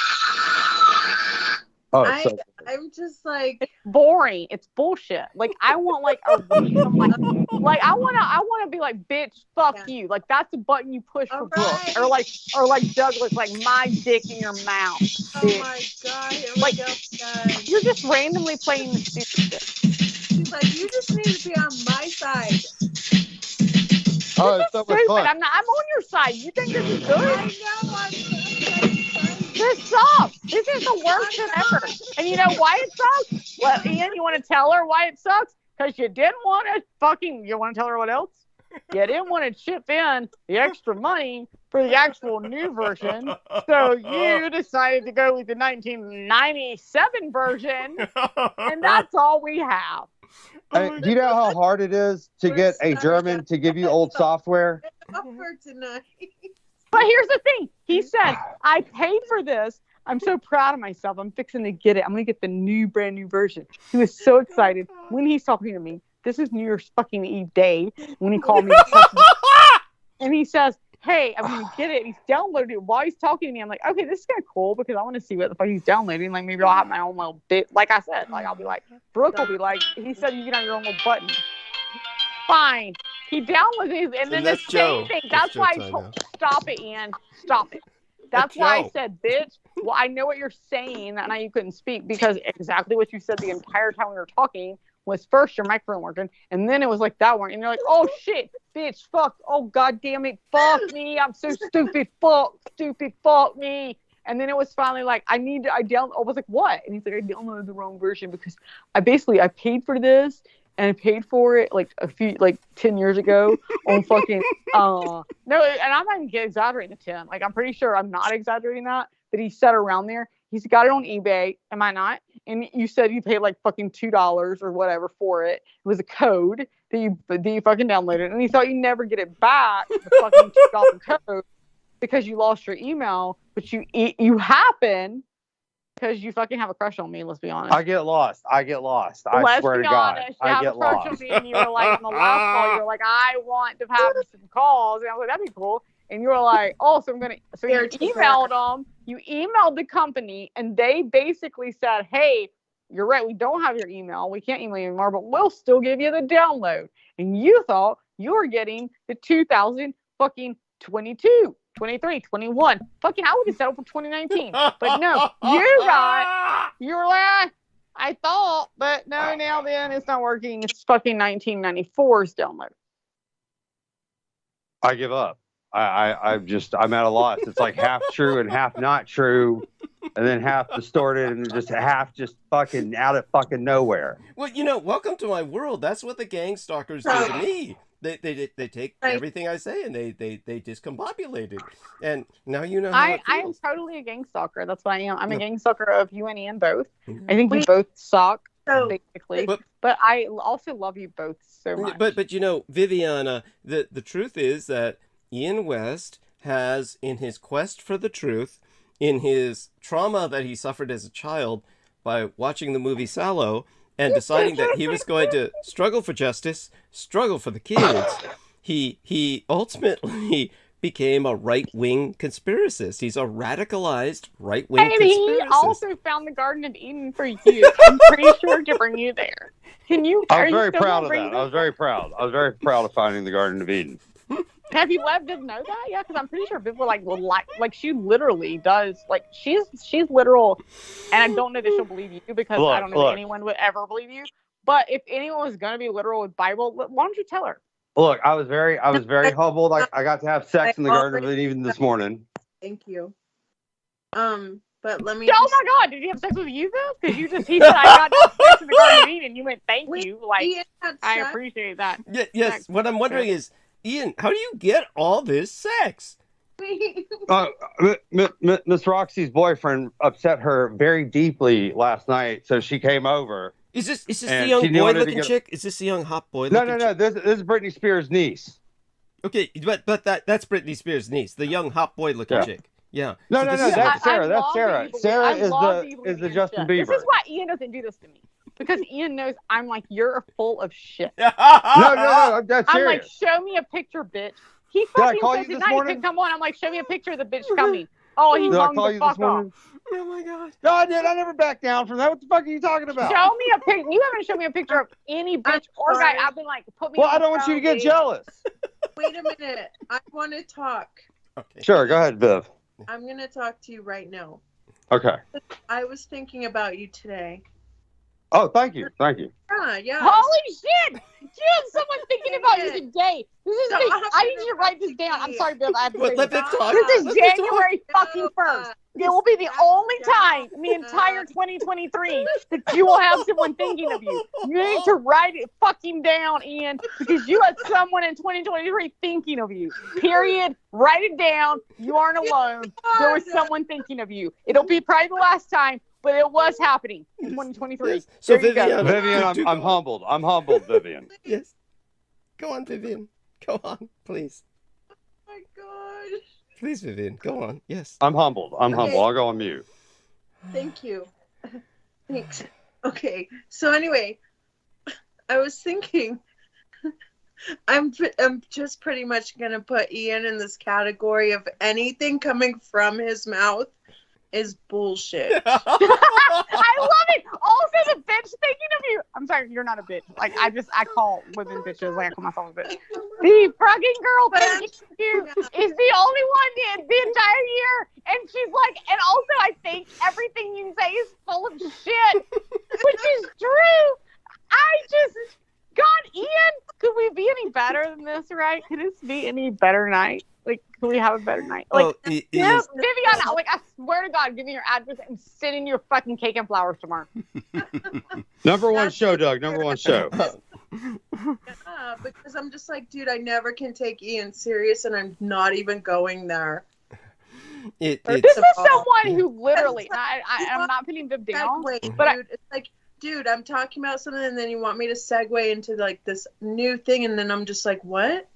And then it's really hard because it's like, dude, I'm not going in that avenue because ultimately you're trying to direct me, and I'm always suspicious of anything that's influential, especially when it comes to ideologies or fabrics of history, whatever, you know. So that's kind of how I take stuff now. So factually, like, I want to know and understand things, but when people are trying to sway you off topics that are just completely like, I don't know. Don't sway her off topic. Don't just send her some of your stuff. Send her the last 4 messages you've sent to me, and just be like, I sent these to Brooke. She didn't ask for them. No, I don't sway off topic. Want anything. I'm just here to say hi. No, you're not. No. No. I need you to understand what I've been through, why I'm so angry with him. I need him to forward you the last 4 messages that I specifically said don't send me to 2 of them, and at least 2 of them he forwarded anyway, even though I said do not send that to me. Well, it's like I did notice this, that Ian has a desire to shock people, and he felt that, you know, everyone should watch The Sallow, for instance, because they would be shocked into some new level of awareness. And then he didn't even know. Like, I was shocked. Exactly, Doug. Like, yeah, that's what it's going to take to save the world, Doug. Like, Ian, like, Sallow, I all I saw was a few minutes, and I was like, this is all I want to do to Ian. Yeah. I'm going to be fair here in that assertion you just brought up. I think that cultively, as a culture, we need to actually examine art and understand the dynamics of the mindsets of the people, masses that try to control us. Okay, Ian, send her the art. Send her the one that you would call art, that you know I would say it's not art. Send it to her. I want to see this fucking art shit. The way you call it art. Well, I don't think he meant that as art, but like, Viviana, right go now, on. Kick your fucking ass. Dude, because I'm not cussing you, Viviana, but this was horrible child pornography. Like, that's perverted, dude. You don't fucking really. Oh yeah, that's what Viviana's talking to Ian about. This is perverted, and so so Viviana. I'm sorry. I'm fucking not even into you, like, as even a human being, like someone I want to hang out with, because you have all like continually been weird towards like this whole situation, and now that. So please, like, seriously. Gross. Well, hold on, what did she tell you guys? What did she say? This is the impression. I'm not going to discuss it. I just told you it was something I didn't want to see, and it was. Thank you for having me on. I gotta go. Oh, you gotta go. Well, Viviana, we love you. Viviana, I pushed you off. It's my fault. I'll leave. Oh no, that's all right. I'm leaving. She's gone. I'm leaving. Can you apologize to her, Brooke? No, we pushed her off. You know it was me and you both that pushed her fucking off. No, I did not say a goddamn thing to her. I don't know. It was. I think Viviana sometimes just gets into a mood, and Viviana, I do apologize about Brooke. I apologize. Rowdiness. I do apologize about her. Her uncouthness. I do apologize. I apologize that he makes me fucking rowdy. I also apologize. I don't apologize for my asshole rowdiness. Did you tell these people I showed you child porn? Is that what you told them? Effectively, that's what it is. No, there is no porn. There's no sex. It was only 20. That's the first lie. Okay, so what else did you lie to him about? What else did you lie to him about? I don't know that you fucking had a dick. Well, obviously after this conversation, Jesus. Well, I'm just going to send a message to Viviana now. Please apologize. Most blessed be thy new year. Okay, can you not? Can you know what? No, stop right here. Even you know who I was talking to the entire time when you didn't call me? Real fucking Tech. And even Real Tech is like, I don't know why he talks like that. Can you not be most blessed be thy? Can you fucking talk like a person and be like, hey, Viviana, I am sorry these are pieces of shit that are talking to you. I wish they weren't on. Like, I don't even give a shit what you say about me, but fucking say it in English. Well, you can't because you don't shut up. Real-time English, not thou shalt allow my mastication while I thou. Circa 1944. Oh my God. Vivian, I apologize for whatever image this woman painted in your mind about me, but it is not true. It is You're not right. true. Yeah, I apologize because if you ever visit him, you will wish I painted a worse fucking picture. No, I don't. To tell you the truth, I couldn't tell whether she was angry at I don't know. Ian I think she was really frustrated with both of us or Brooke, sexually, and yeah. I just do think you need to apologize and be like, "Hey, these people suck," and you need to say it, fucking American, like you are, and not be like, "Circa 1944, thou shalt, I love you, beautiful, gorgeous, whatever you fucking do with my shit."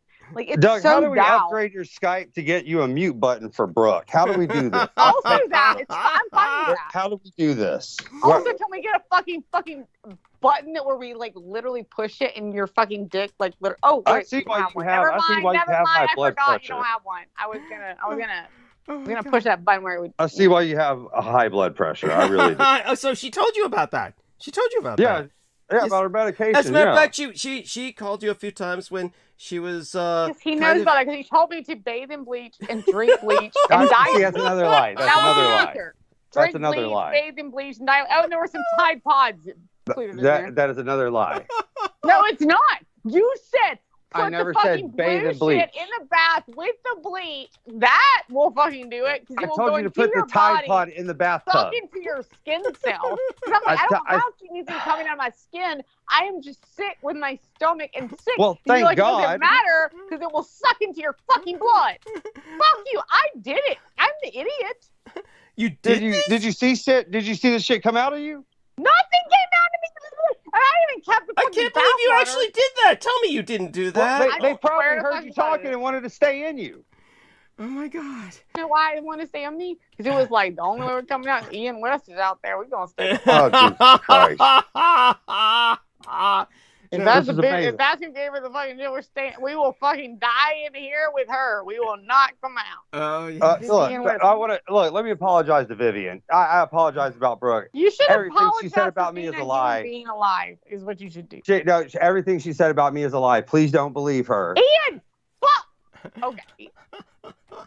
I did not show her child porn. That is the stupidest fucking thing I've ever Ian, heard. I can forward. You know what? I was gonna delete it because I was scared I'd get arrested. I can fucking forward it.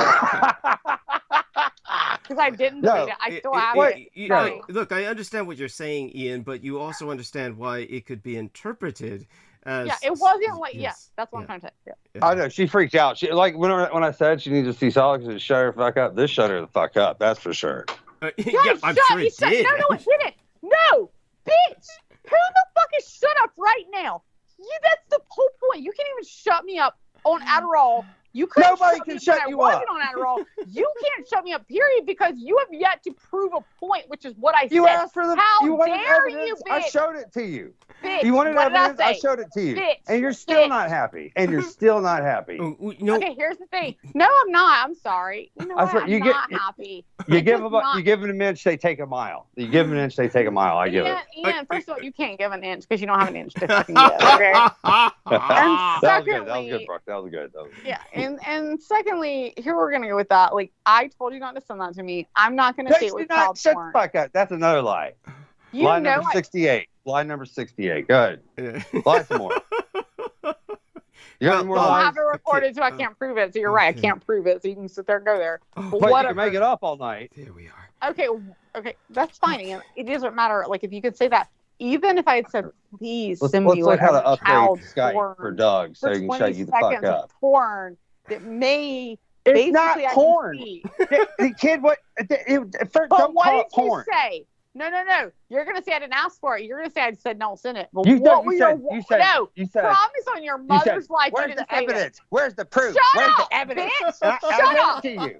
What did you say? I give you what you said wanted, you will and you never still get this did. out of your mind. You No will one did never before. get it out of your He mind. certainly You lived up better to his be promise with prepared. that. Yeah, it's kind of like his arm. That's what I felt when I saw his arm. Was I can never get that out of my mind. That's what you said, Ian. You said it for real. You said it, and I said no. When you said Oh, those words, I said do not send it.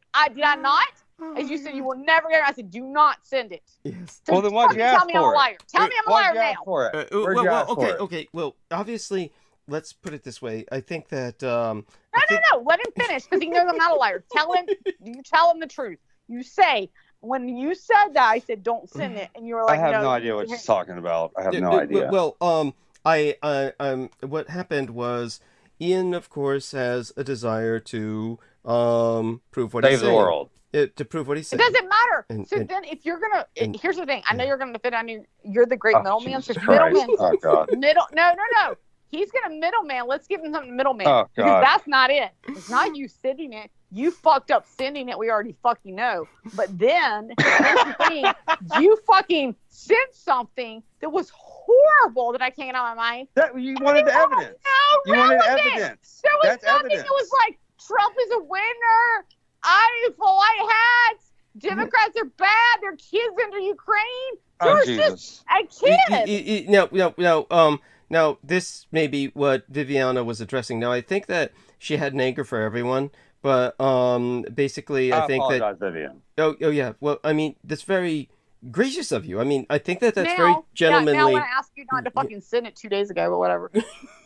Now, I think that first off, actually, I want you to know, Ian, you show tremendous grace, considering the fact that Ian's great, and I did ask him on this tonight. And he does well, I mean, considering the fact that Viviana said you're full of shit, I mean, most men would turn hostile at that, but you. No, Ian's also great. Like that's what I'm saying, Ian. You know that. Like I obviously love you and think you're great, but at the end of the day, I did ask you that one picture. But what concerns us, Ian, is that you do seem, in your earnestness and your sincerity to save the world and save the children, you do seem taken in by a lot of very evil and malevolent influences. And these are the kind of radicalized Russophiliac. Do you know what that term means? Russian fans, Russian lovers. Now, to tell you the truth, of course, there's plenty of good Russian people, but their system has usually been pretty negative. They have it's a perverted social system based on the fact that they live in a frozen Ian, wasteland. can you quit going? He's saying a lot. Yes, I feel like that when Joe Tai goes on his rants, when Joe Tai goes off. No, I understand Ian's freaking I would take Joe Tai over her Ian any being day. frustrated. Any day, I'd here's rather the thing. take Joe Tai. I'm pro Joe Tai. Oh, I would do that. I mean, you know what? I was gonna. I told Joe Tai if he went 8 weeks without saying something, you would suck his dick. Well, at any rate, now John Miranda, for instance, I had on the other day. He, I'm like I said, I'm not adverse to having him on again, but this is. That was your man right here that was on with him. Yeah, that's right. John Miranda, he was amazing. John Miranda, smartest guest you've had on your show since. Thank you. This is what's scary about you, Ian. When you say something like that. No, Ian also showed me. Well, he doesn't make shit up and lie about me on your goddamn show. And the only demon I have is fucking Brooke. Well, it's oh God. Now here's why is because let's put it this way. When they say your only female is Brooke, you're in trouble anyway. Well, demon. He's a demon. He said, well, for him, demons and females are the same thing. You're a demon. Yeah, she's a demon. The only demon I have is Brooke. Oh, bitch. I've been your demon longer than you fucking remember. You thought Silo was your fucking thing? I've fucking been on your ass for fucking a long time. Dude. Yeah. Well, by the way, T-Tank Barry, shout That's out why to him. every time you jack off and you think, oh God, it's gonna be Brooke, it's gonna be Douglas, and then it's like nothing. You can't even get off, right? Oh my God. And yeah, because I don't want to get the bed wet. Yes. Right. That's what I'm trying to say. That's why you got plastic on it, bitch. Yes. Fucking OCD bitch. And shout out to Entertainment Hub as well. Thank you, I swear to God, if anybody's listening to us, they should all be shot in the head.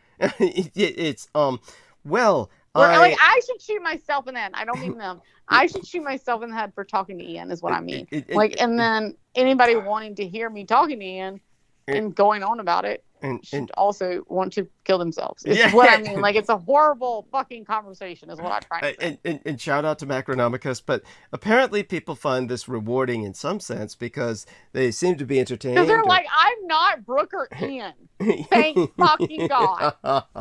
but Pretty sure they're like, I'm not Ian, and Brooke is fucking awesome. Now, what Ian said was very funny about you being the mouth of the South. I thought that was very clever. I've actually heard that term the before. mouth of fucking South, the mouth of South any fucking day. Although I will not suck your dick unless you fucking have a lot of fucking money. But I will be the mouth of the South any fucking day. There we are. So I'm sorry. So now where was I? Oh yes. So Ian. Oh wait, I wouldn't suck Ian's dick ever, because I don't know how to I had my grandmother inherited like this little microscope like thing. No, I don't think it would work. Shut up. That's why. I don't. You can't suck anybody's dick because you can't shut up. That's exactly why you couldn't do it. You'd be talking probably. But I can find a clip, but you know what? A clip is fucking almost invisible, and I still couldn't find your dick. You probably I still can be find bitching while you're sucking a dick. God I damn. can find your dick. So you would be bitching. You'd be sucking a dick and be like, that motherfucker. I would rather be sucking a dick and watching you die. Okay. They're like, oh, did she have my dick? Did she have it? I'm dying right now. Okay. I am dying right now. You know, she loved me so much. That's why she talks shit about me. And I'd be like, do you see 4 dicks in my mouth while you're dying right there? Yes. Yeah, I love you, bitch. So I do want everyone to understand. Can we raise some money so I can get a bus ticket up to Weirton, West Virginia, where the fuck this bitch is from, and fuck her to shut her up? I'll even go Greyhound coach just to fucking shut her up. God. Now, everyone, I want you all to know that there's nights when I try to take this to a level of sophistication. I had to laugh at that too. Like, I had to fucking laugh. It is good. It's all. I think tonight it's new. Guess what? It's New Year's. Fuck it. We're just kind of rolling with this because it's New Year's, and I am surprised that Viviana just kind of like did what she did, and I sent her a nice message. Really? Because I'll show you both what I sent her. So let's take a look at this. So here I am. I'm going to share screen, and so here we are. Let's hope that you can see this when I go over to what I sent her. And okay. All right, so here we are. This is what I sent Viviana. So hopefully where's the upgrade button on the thing for the mute button on her? Yes. I'm pretty sure Viviana left because you didn't show her where the fucking. Yeah, because you wouldn't shut up. So I wrote. Well, maybe you could have fucking showed her where Eden was. I could have fucking been in hell, and y'all would be all fucking paradise in the Garden of Eden and fucking what is it? Swanee. What is the river again? Swanee. They did the song when I was young. I remember that song. It was just awful. Way down upon the Swanee It's like River. the mosquitoes biting you in Swanee goes with the song. Swanee, I'm itching, and it is miserable as shit. It is humid. I am wet. I had a shower in 10 minutes ago, and I am fucking nasty as hell. Oh my god. So it's cute. That's cute. It's you're both. It's Swanee. That's what he saying is the Garden of Eden. Yes. That is where you're living. Yes. Oh my god. You're incredible. I mean, the two of you are incredible. I'm so impressed with just your ability to. But okay, so you've got Ian kind of in discomfort. He's going through the. I'm in shock. No, I'm in shock. So I'm done for tonight. Good night. I'm gone. It's like watching a monkey write. I swear to God. As long as Ian's in discomfort, I am gone, done, hang up. Well, Ian had me in this level of discomfort when the first several interviews I had with Ian were just. You mean every time you've ever fucking talked to him? I was left doing what he's doing now.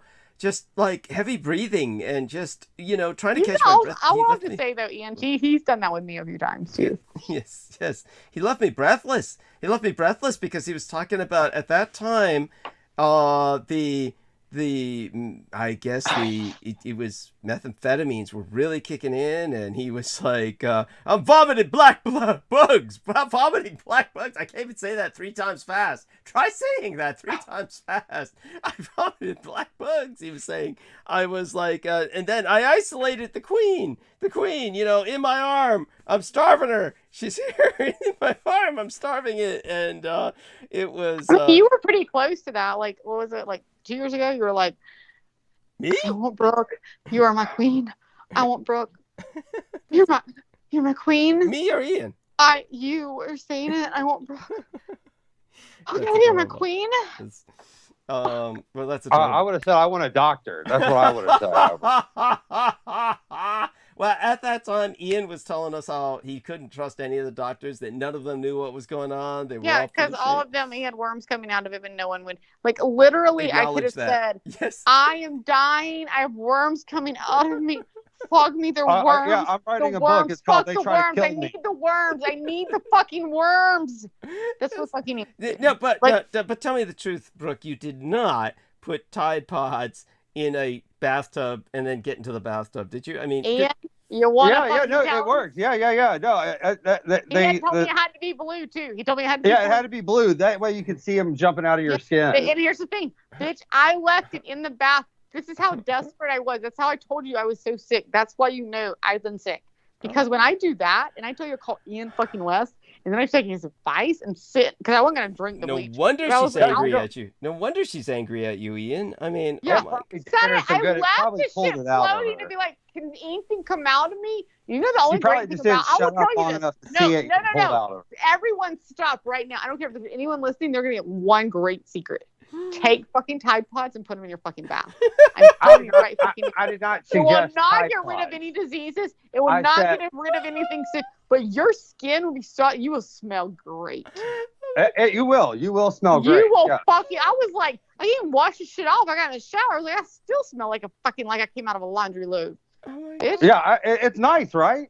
Yeah, it was good. That's what I'm trying to say. Like, if you want, I mean, it may give you cancer. I don't fucking know. It won't give but you I'm saying, cancer. if you want to smell fucking good, I was surprised. Ian was trying to cure me. He did not. All right. But Before somebody listens to you and kills himself, no, the trick is to take 1 cap full of blue oxygenated laundry detergent. Or add that to a pod. full... It was a pod. It was either the same thing. 1 pod, 1 laundry. Oh, Jesus. Jeez. Okay. Before somebody dies from listening to you. I actually had a cap full. It was the same shit. One It's cap good. full. It's good. It doesn't hurt to load up a 50-gallon bath and just add a cap of detergent in it. I wouldn't recommend anybody do this, but go ahead and say it. Well, I've got the paperwork that says you should do it.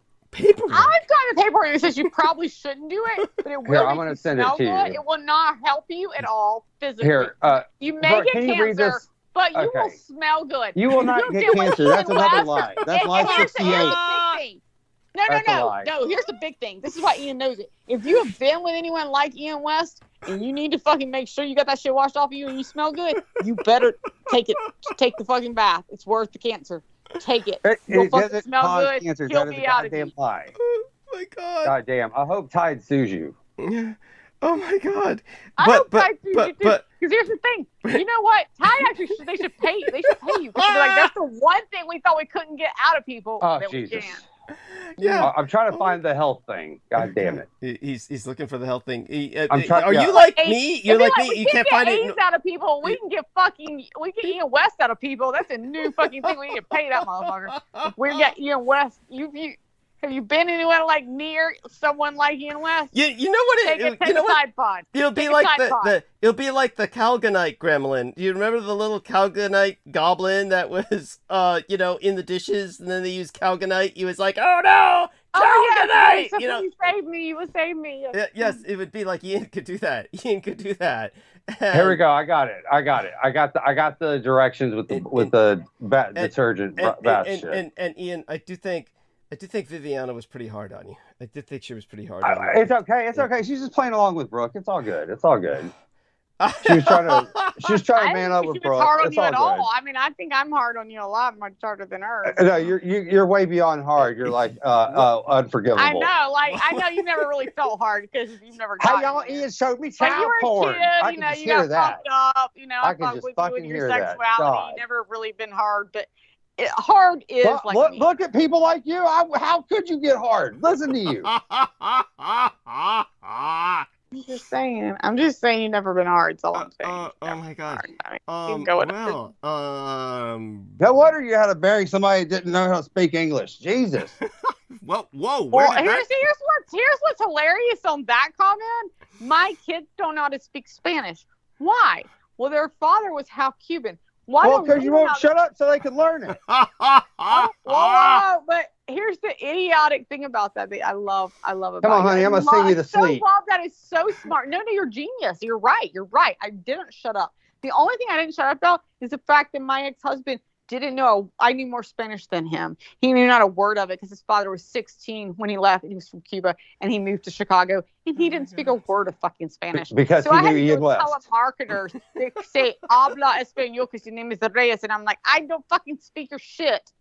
But nor could he. So you want a bitch come here and teach my kids to speak fucking Spanish? Because I'm pretty sure you're in fucking Florida and you probably know fucking more. Dear Lord, please take the arrest warrant for Jesus Christ off the record and wait a minute, and add Ian's dick. Never mind. I'm sorry, I forgot to get that one. No, Ian's dick. Oh Jesus! All right, I'm trying to figure out how to send this to y'all. This detergent bath recipe. Bog my life, Ian. Nobody needs to know. It's a bath. All you do is fill up your bath water, take a cup of Tide, dump it in. If you want to fucking smell good, it's not going to save you from shit. He's lying with anything else. But if you want to smell good, have your shit in your skin, and maybe die of cancer, which I'm probably going to, there you go. That's it. That's the only bath. What are you trying to say? Are you trying to give a recipe? Add a cup of salt, a cup of pepper, like a little paprika? What the fuck? My computer hates you so much it won't even pull your name up. This is great. Jesus. Well, Ian's not lying. He truly believes. No, I got the recipe. I've seen it. I've seen him jump out of me. Yeah. I know you've seen them jump out of you. I know you have. I know you fucking have. I've seen it. I've seen it. This. You've just seen them jump out of you. I've seen it. We also need to discuss the drugs. We're going. Remember, there are no drugs. We're getting better. What drugs? We're getting better. We're not going back there, Ian. I'm going broke on my drug habit listening to you. God. We're not going back there, Ian. We're not going back there. You don't see them anymore. It's okay. We're good. We're good. I have no idea what she's talking about. I have no idea. God. Oh my God. And you see phenomenon that I think sound pretty far out. It's.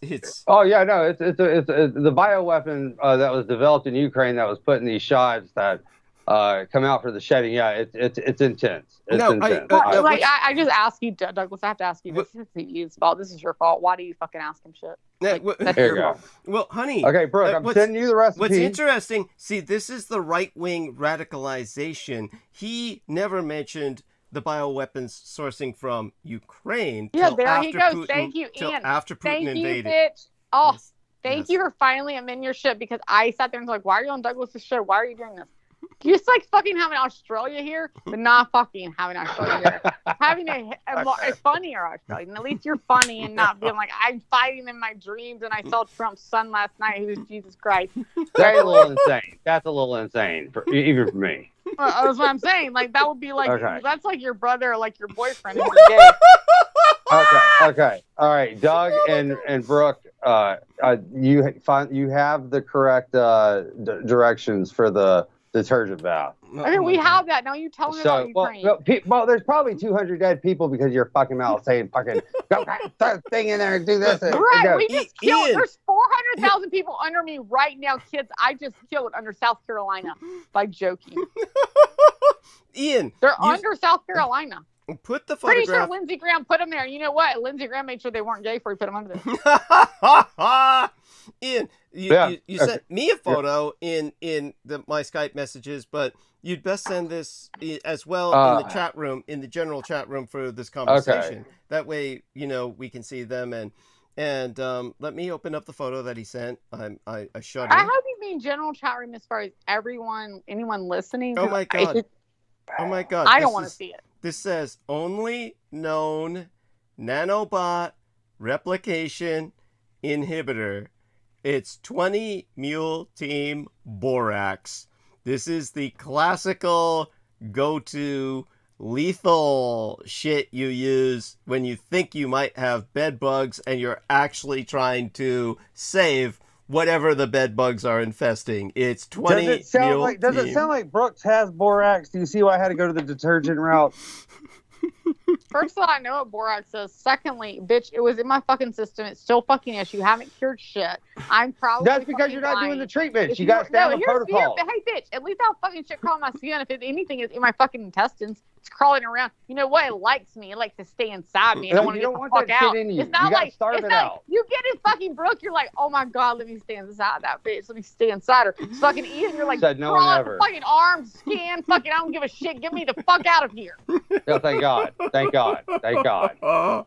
So, Thank God. number one, if we're talking about diseases, that's how diseases do. That's how parasites do. Get me the fuck out of Ian. Let me stay in Brooke until they fucking find something to kill me way deep inside her, because deep is fucking good and she can handle it. Bitch, fuck you. So it says this mineral intentionally depleted from the agricultural process. Borax. I never knew borax was a mineral. I didn't either. You can buy it cheap in Walmart. Yeah, it says 1 pinch. Yes, you can. You can. In 1 pint of distilled water 3 times a day. Yet they're recommending people drink this? This is dangerous. Oh my god. First of all, he didn't even give me that. He told me to drink straight fucking bleach. Because you didn't have this shit. It was an emergency. You just had to put a teardrop of bleach in the water. Borax was, I went 2.5 minutes from a Walmart. Borax is on the shelf. You never went, borax was an option. You need to drink bleach. Well, you're listen to you. I don't think you know what borax is. Just say you didn't say that. Say you ever said borax, just say you need to drink bleach. Listen to you. Oh my god. Yeah, because you hate me and you're trying to kill my brain. Obviously. If I told you about borax, you'd be like, was that at Walmart? That's what I hear. Oh my god. First of all, bullshit, and you're lying and say you ever gave me option. I want everyone to understand this is all very dangerous. Please don't anyone use laundry detergents in your... And don't listen to Brooke either. And here's the thing. He told me to drink. He'd be like, it's fine. Just do I was like, regular bleach? And he was like, yeah. I said put a teardrop in a cup of water and drink it. I didn't say go drink the bleach. I went to my health fair. Jesus fucking Christ. I went to Earth Fair because we also don't have just a Walmart, because I know it's odd in Greenville that we actually have a health fair. Y'all have organic bleach? Then I have a health store, literally Earth Fair. You're like 2 minutes away. They're 2.5 minutes away, so it's Walmart and then Earth Fair. And they're next door. And I went in there and I talked to the guy that is the vitamin guy that had literally been giving me all the other vitamins. You're like, take silver, take this. Okay. And he's like, I don't know. He's like, I was like, somebody told me to. He's like, bleach. He's like, oh yeah, you can do bleach. He's like, you have to order it. We don't have it here. You have to order this. I'm like, no. The guy told me I could just take a drum of bleach. This is a guy I have literally gotten a yelling fight, even though I agree with him. Like, he's the smartest guy on vitamins, best fucking guy on vitamins. I got in a yelling match with him one time on fucking politics in the fucking store. That's amazing. So I know, surprise.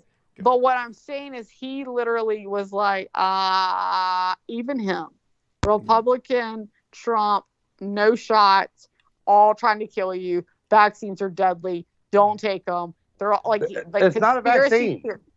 No. But he's conspiracy theorist times 10, which is, you've already said, don't take the vaccine. But yes, we've already discussed all this.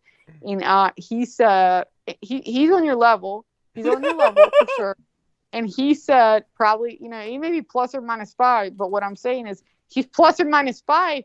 Either way, that bitch said, he told you to do what? I said, no, regular, just drop a bleach. Because you're telling me I need to order it online. He's like, no, you have to do like whatever the legal term of bleach is, but like he's like, no, you cannot just take regular bleach and put it in.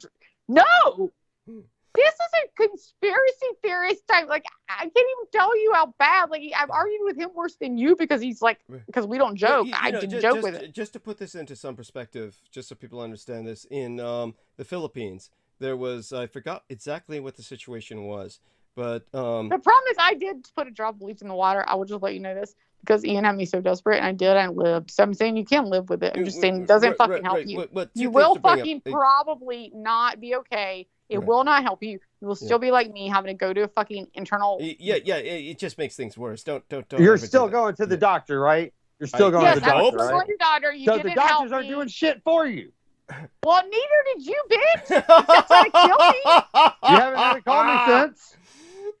I haven't called you since because you are a piece of shit. Why would I call you? What, like, I want you to hear about your fucking you racist, seem like, fine. your children? You sound healthy. Well, so just to put this Well, into I'll some be honest. perspective- When you fuck Douglas this fucking much, he'll make you. Oh, Jesus Christ, God, just Jesus. to put some of this into context here. So in the Philippines, there was Douglas just like, oh God, my girlfriend's and I'm going to hear. Doug, just give up. Don't even try with her. Just let her run it out. Let her run it out. Well, there was just so people understand this bleach thing, and two stories here. One of them was my former sponsor, Benestenius, and the other is this situation in the Philippines. Now, I can't remember what it was in the Philippines.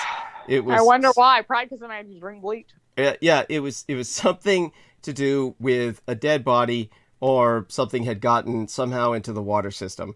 It like somehow, that reminds me of what I'm going to do with fucking Ian. Yeah.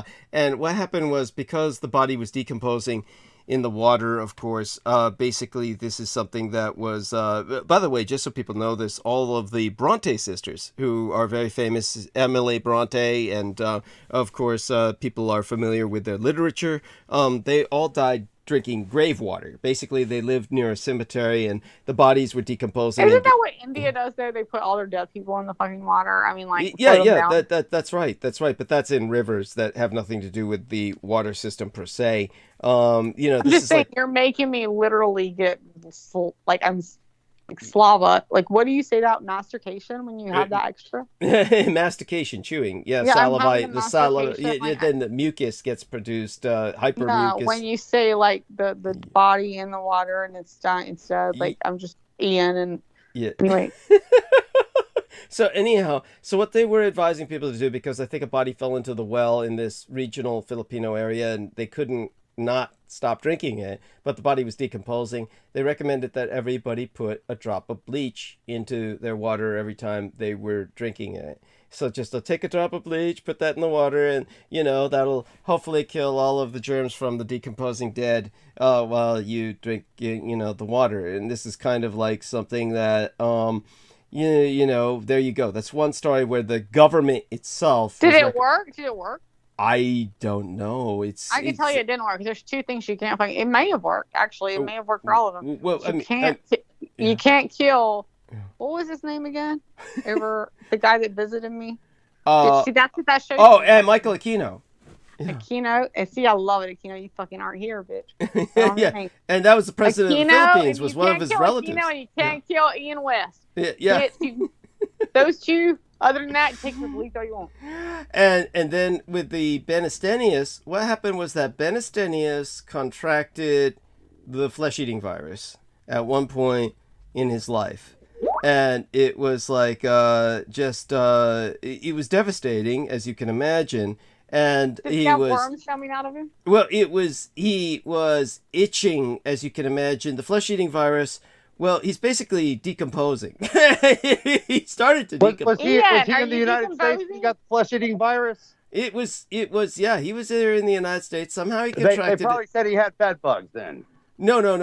It's just that's what they told me. Yeah, that's what they told me. They told Ian, him. Ian, here's the thing. You have you did have bed bugs. You just had other things. So you had bed bugs. That was from like the third I did not have bed bugs. No, like, what do you say? I did not have bed bugs. From fucking, and I'm not saying like Africa or wherever, like the bad country. Oh, but Jesus wherever Christ. you were bringing them out of the country, and you were like, I don't understand why I have bed bugs. Look, I'm sorry, I'm popular. I apologize, I'm popular. I'm sorry. I forget your radio show with your 87 or it was 89. I'm sorry, I don't want to put you down with your buttons. Push them again. Oh shit! By the way, she's just given us a chart called the juice cure, which is much, much safer, much healthier, and this makes sense. So everybody... I love my little Libra. Don't show it to Brooke. I'm not giving it to her. I know. And my little Libra's trying to agree with you. He's trying to be like, oh, okay. Which is Trying what to I save the also show. loved about when you were like, I showed these maps to my little, you didn't say my little Libra. That's what I call him. My little Libra. When you say this, you're like, I showed these maps to Douglas and he loved them. And I was thinking, Douglas said these maps fucking were... Yeah. No, what I said was it was an undersea cable Just let her map. lie on you. Just let her lie on you too. Let her lie on you too. Just get used to it. No, you know what you fucking showed me. Yeah, Like, you I called grew her. up and Douglas was so impressed with them. He was like, "Oh my god, this is so good. I'm so in love Well, I with was you." very Like, humble. actually, I was very Douglas, humble. You didn't say this, and I will say you didn't say this. But you're like, Douglas was like, it was so good. Like Douglas, like you basically said, Douglas said when he sucked Douglas, my I did dick not say that. because She he is saw lying that. again. I swear to God, in my life, you said that. You said Douglas said Number it was so 70. good, or it was so like. Whatever. What did he say, honey? What did he say? He said he I was didn't like, say I shit. showed That these to bitch Douglas, lying. and he said these were. What did you say? Douglas said then. Oh, that they were What did beautiful. you It was a say? beautiful map. Yes, It's a Douglas beautiful said- map. But you didn't go beautiful map. You went. Douglas said these were such a beautiful map. She's lying. She's lying. Bitch, okay. What? I have no reason to lie on that because I Yeah, was you laughing. got every reason to lie because you're crazy. I am crazy. I admit I'm crazy. Listen so I to have you. no reason to lie on that shit. Well, anyway, it doesn't matter. Now, so the other map he showed me was a tectonic plates map, and he had basically, He's drawn them all. No, he's drawn them all. He's like there are ones that are pre-drawn, but he's drawn his own, which he said he showed you, and you were very impressed. Also, his voice was you wanted to suck his dick, but that's my voice impression. It doesn't matter. I don't care what he says. That's my voice impression of these are so beautiful. When I'm sitting there thinking, Douglas said, "Oh my God, these are just fucking plates up into the fucking sea." Well, so all that being said, where was I? Oh, the other story about Benestanius. So Benestanius contracted the flesh-eating virus, and as you can imagine, it's painful. You're itching. You're disintegrating while alive. And what he resorted to... Oh my God! Now that you understand what happened to your penis, dude. Yeah. Now that you're talking about it. And- No, Ian, for real, like for real. I would not Like, wish it's that on okay. anybody. Yeah. I would not wish that on anybody. So what he resorted to were bleach baths, and he did tell his doctors, "Hey, I heard some people say that bleach baths are what it takes," and his doctors just looked at him like, Oh, it worked for that's, Ian. he said, "Are you fucking crazy?" His doctors all said that's they just laughed and shook their heads. They're not going to make any money off of him taking the bleach bath. That's why they're saying that. So he took these bleach baths, which Just say whether it worked or not. yeah. Can we get to that No, point? but just so people understand what Benestanius did, from what I'm guessing, it was so horrific to me, the whole situation, that I did not pry. But I don't know what he meant by that. Did he mean that he Here's the just thing, went you don't know straight what bleach, Ian like meant. filled up a You saw bathtub? Ian's arm and you said you will never get over it. I said I would never get over something about a child for 15 seconds. Was literally not even naked. And you're like, I'll never get over his fucking arm. Yeah, okay? So if Ian I don't care if he bathed in straight bleach. That's what I was wondering. But basically, what happened was, just so people know this, is that he said it was excruciatingly painful to take these bleach baths, which I can only imagine to be the case. That it must Ian have been. didn't know me. It's like that guy didn't know me. You and Ian know me. Yeah, but then he said after each of those bleach baths, he would feel so much better. The relief from the itching, and ultimately, he was a masochist, so he was jacking off in the fucking the pain is. Oh so my God, Jesus Christ! Oh God, it's there is issues. I'm gonna upgrade your Skype so we get to that mute button, there are Doug. people that like pain. This guy is kind of, it's hard to tell. It's hard to tell, but what I can tell you is that apparently it worked for him. So apparently, but bear in mind, he seemed years and years later, because that was like 20 years before I met him, it seemed like he was okay. But I would swear, this is what I would presume, is that that would cause cancer. This is what I would presume, that would cause skin cancer.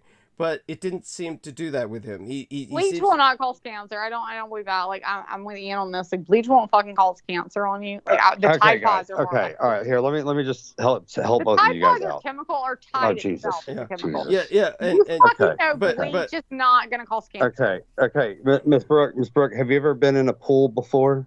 That's what I It's just the said. same Bleach fucking does. thing. that as a chlorine? fucking thing. Holy shit! Yeah, Oh, is chlorine. it? No, that's an excellent Chlorine, point. I'm Clorox, agreeing bleach. with you, Ian. Chlorine, You know what? Clorox, bleach. You know what? I am impressed. The real Ian West is making a valid point.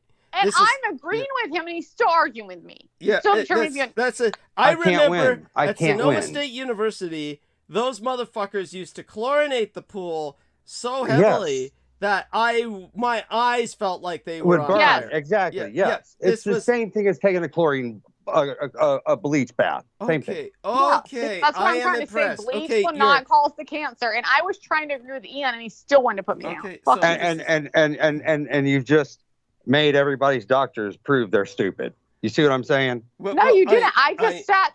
Okay, whatever. I'm impressed. I'm No, impressed. I used to make LSD. That's the only reason I know about chemistry.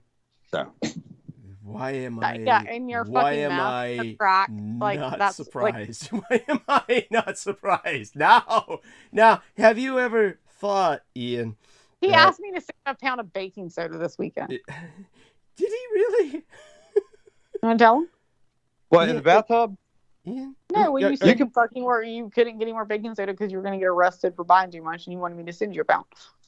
Ian, what do you... She's full of shit. She's full of shit. Don't listen to her. Jesus Christ.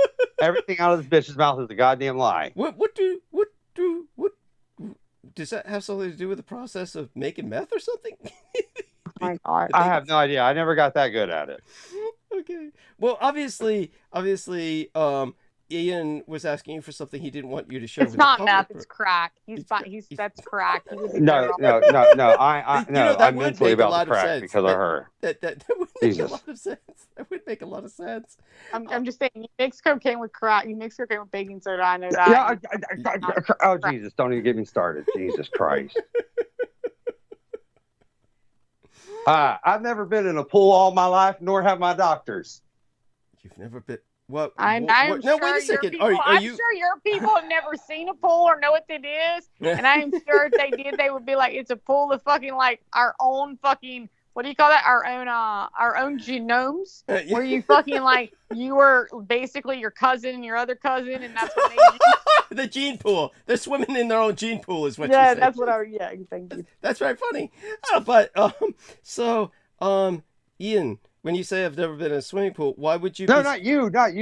No, I'm just saying. No, I in meant general. you were saying like you meant yourself. You said I've never been in a swimming pool, and neither have my doctors. That's what I'm saying. It's like these people that don't get the bleach bath obviously don't get chlorinated pools, Right? Because it's the same fucking thing. Right. They're just bigger than your bathtub. But you've swum in chlorinated pools yourself, right? All my life. Okay. So we got Poor that out God. of the way. First of all, anybody listening, here's two rules. Two rules are, number one, and this has nothing to do with Ian. I'm seriously not putting you down. I don't believe you. No, I know you're going to hear this. You're going to hear this. There was a nurse that I fucking knew, and they had a big guy come in. She was an ER nurse, and had a huge guy, like fucking 600, like what you couldn't get all like stretcher wise, like can't barely walk. Oh, like in what's it? Gilbert Grape? Yeah, like that, bad. And they Okay. had to ask him, like, are you able at some point during this whole thing, for whatever reason, therefore, which I don't remember, if he was able to go to the bathroom and he was able to wipe himself because he was so huge. And he said, no, he was not able to wipe himself. And they said, well, how are you keeping yourself sanitary? Because he was in there for infection or something. And he said, I go to the gym once a week and I get in the hot tub. Oh, Jesus Christ, that is disgusting. Yeah. Oh my God. And that's what I'm saying. This had nothing to do with you. That's a true fucking story. Well, I'm sorry you had to, go through that, but no. I didn't go to the gym. It wasn't me. What I'm saying is, it wasn't me. It was no problem. And it had nothing to do with you, and I wasn't putting you down. But what I am saying is there was 2 points to the story. That's the first point. Don't go to the gym and get in a hot tub. Make sure if you are, check it every fucking day. Make sure there's no fat guy 7 days a week. Couldn't they give him one of those? Couldn't they give him one of those ground picker uppers? Fucking a pool or fucking hot tub. Look for a fucking Ian West because you'd probably rather the fat guy be in there. Okay. Well, no, it's funny. It's like I hear all these stories. Because I'd rather have the fat guy shit come out of me than your worms. No, it's just funny. It's like I hear all these people freak out and lose their mind over a bleach bath, and they're to me they're just showing their ignorance and how stupid they are because they've never heard of a fucking pool. I get it. It blows my mind. Your point's well taken. This is truly against serious, which is why my doctor freaked out over the bleach bath. Yeah, because they can't make any money over it. You're that stupid. No. But Douglas laughed at me with the fucking Tide and the bleach, and you told me to put it in, and I did it. And you know why? Because I risk versus fucking reward. Make me fucking well. Risk versus reward. Little Tide, little fucking bleach. I'll fucking sit in it. I know what a fucking pool is. Not gonna fucking kill me one fucking time. Ended up smelling good. You didn't fucking cure me, but you also tried to get me to drink bleach, which was not a cool thing. Oh, I said a teardrop of bleach in water. That's not drinking bleach. Like I said, this is what they recommended to those Filipino citizens in their own government. That's what they're trying to kill all the Filipinos. And probably if you didn't do that immediately, you're letting whatever grow and spread in you even further. Well, bear in mind, I do think that when our man Ian goes there, that we're talking about a bit of that's a bit. I think that there may be some influence. Do you know what I fucking have again? Because if you can name it, I'll fucking give you $100 fucking. I'll give you $1,000 right fucking now if you can name it. By the way, I do want to turn to our chat room here, and T-Tank Barry is a man. T-Tank Barry, you know what he needs to do? He needs to give me some money because he obviously respects you way too much. Honey, there's men out there. I heard you teared up almost because of T-Tank Barry. That's right. That's right. Yeah, men. Yeah, T-Tank Barry, I need to tear exhausting. up, man. I need to tear up. I have to deal with these fuckers. Like, I'm dying, T-Tank Barry. Like, I'm in South Carolina. I didn't invite her. I live in South Carolina. It's Don't blame this on me. And also, I'm told to drink bleach. I bathe in Tide because that's the best person I have. But don't do it again. Don't ever do that again. By the way, Troy Bellamy, I want to apologize to Troy Bellamy because he was checking in with us on Christmas, and I didn't get a chance to read out his message from the chat room in Christmas. So here he is with us again on New Year's, and he says, "Happy New Year, guys." And Troy Bellamy, like, "Happy New Year's, I am the fuck off of this shit." That's what he said. I would too if I had to listen to you this long. Okay. Now Christopher Keaton is saying, "What time does the monologue start?" So maybe I better get started. Yes. All right. So by the way, T-Tank Barry does bring up Christopher. You suck. What do you want a monologue for? Well, you're fucking better than a monologue. Anyhow, T-Tank Barry says sodium hypochlorite is pool cleaner. Yes. But the sodium, whatever he's saying, that's what the guy was trying to tell me. You can order that online. Like there is a actual version of what he's saying that you can drink. Okay. He was just trying to kill me. That's basically what I'm trying to say. I know it's called sodium chloride. I got it right here. Okay. I'll take a picture of it and send it to you. And is that different from sodium hypochlorite? But no. What this stuff is like if you don't have this on hand and you're experiencing an illness and you don't have time to wait for it to get shipped to you, you do a teardrop of bleach. It's the same thing. But here, I'll take a picture. I did it 3 fucking times, bitch. I didn't want to admit it. And are you alive or are you dead? Well, I mean, it's just gonna upset your stomach more. You shouldn't have done that. Yeah, that's all I fucking did. Like I already had an upset stomach. You fucked it worse, and it never got better. Like it's not like that was the whole problem. Well, honey, you should never have done that. You should never. Are you alive or dead? But that's not the point. She should never have done that. I mean, oh my god. It was like I did it. He told me like a cup. I did the whole. Well, I am so sorry that in a water bottle. It was an entire. I am so sorry that your life is worth less than a pain in your stomach. I apologize. Listen to you, and if I am idiotic to listen to you, I deserve to die. I'm so sorry that you think a pain in the stomach is worse than death. It sucks. So we've got a nice photograph here. This is a photograph of what I presume is Ian's hand holding up Aqua Pure HCl sodium chloride. if you are ever at the point of my life where I'm that desperate in your life, where you will listen to Ian West or someone like Ian West tell you, and you're like, they'll do it in a cup, and you're like, well, I won't do it in a cup, I'll do it in a whole bottle. Rip. And then you do it 3 and you're And just she's still kill alive. yourself. Go She's get still a alive, 9 and she's so millimeter and ungrateful. blow your fucking No, brains thank you. out. It No, will be no, easier. thank You you. will No. have to deal with this No, you conversation. saved my life. No, I had a pain in my stomach. Fuck you. Oh my god. Well, look, I love you both, and Do your job. I'll see you next week. He doesn't have a fucking job. He's only here fucking just Listening bullshitting to you us. is a fucking job. Oh my god. Actually, that was a pretty good one. It was pretty good. Basically, it should be like volunteering hours for like unemployment or something. I don't know. And you know what? I agree. And you know what? And then I should get paid for being the person that's teaching people how to deal with patients. Right. So therefore, it'd be a win-win. Yes, so he hung up. It's just you and I now. I think Joe Tai is totally dead meat in the water. He's totally. Is Joe Tai still even old? We're riding on his call. It's just he's on mute. He's just well, at least he muted and he's not snoring. Yeah, at least he muted before he passed out. So, honey, I love you beyond expression. Good night. Yeah. What are you going to talk about? I'll basically start by talking a bit about Greta Thunberg, because I feel that there's a certain kind of psychotic that hates her, is just triggered by her, and then why do people hate her so much? I don't get it. I'll go into that a bit. I think that it's basically just a lot of people are triggered by her because they themselves are sick.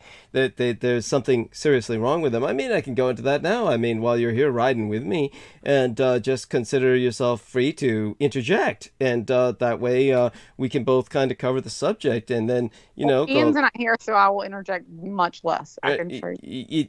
So you do admit it. There is something fun about. There is something about him. I love fucking interjecting. He's like a piñata. Yes, it's like triggering. It's like you just want to hit it again. Oh my god, I've got to.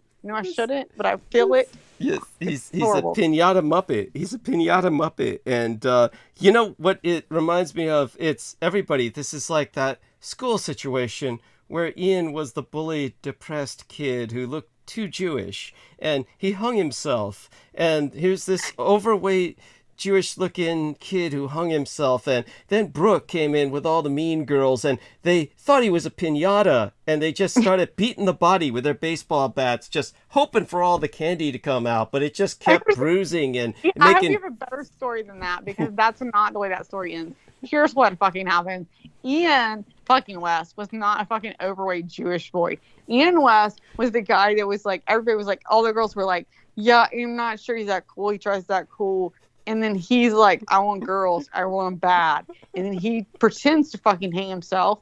And he's fucking hanging there. And then we all come out and we're like, oh my God, are you dying? And then we're like all trying to help him down. And then he's trying to see who will fucking touch his dick first as we pull him fucking down. Yes. Because he has already unleashed his pants because he planned this shit and they're unbuttoned and they're falling off. And he's like, I just want to touch my dick. Please. That is fucking Ian West. He was not fucking dead. Never. Please. Oh, well, there you have it. And it was, and here's the worst part about it. Here's the worst part about it, though. I will give it Ian this. And then we all do that and that, like, oh, God, bitch, you touched that nasty fucker's dick. And I'm making fun of the little girl. And then he's, like, laying there fucking 2 days later. And I'm like, oh, help him again. Fucking drawn to the fucker. Gotta help him. You gotta help him. Also... Now whose dick got sucked? Who did he touch this time with this fucking nasty shit? Oh my God. Well, he's pretty incredible in his own right, and gotta admit he has that. It's cute that he has that old machine full of buttons. That the old machine. I know that was that, and that's not exaggerating. Like he literally does, and when I exaggerate, like I may exaggerate the year, like it was 97 or whatever he downloaded. Oh he was trying to get the most recent, he couldn't, and I was just laughing. I was like, "Did you hear Viviana? Viviana said she had looked it up. She said she had looked it up, and it was that's cute. It's precious. I mean, honestly, We're very lucky. I mean, he's got basically like a beep beep and a train horn. I mean, like it's like a train, like it's 90s. Yeah, maybe 90s. I don't know. Snoop Dogg. I'm pretty sure Snoop Dogg was pretty popular in the 90s, and he would be insulted for me calling that in the 90s. Oh my God. So we're very fortunate. I'll go to your thing. Now I do need to know. Yeah, Greta, you go to that, and I'll shut up. Yeah. So let's talk a little bit about Greta and what I think is going on here. First off, here's my advice to everyone: whether you're gay or whether you're straight, no matter what age you are, don't fuck Ian West. Yeah. Aside from that. Oh, I'm sorry. Oh, I thought that was what you were saying. Yeah. Aside from that, which is funny, don't date guys who hate Greta Thunberg. I mean, there's a lot of things that are just too different to bear, like different football teams, chews with their mouth open, hate teenage climate change activists would be another.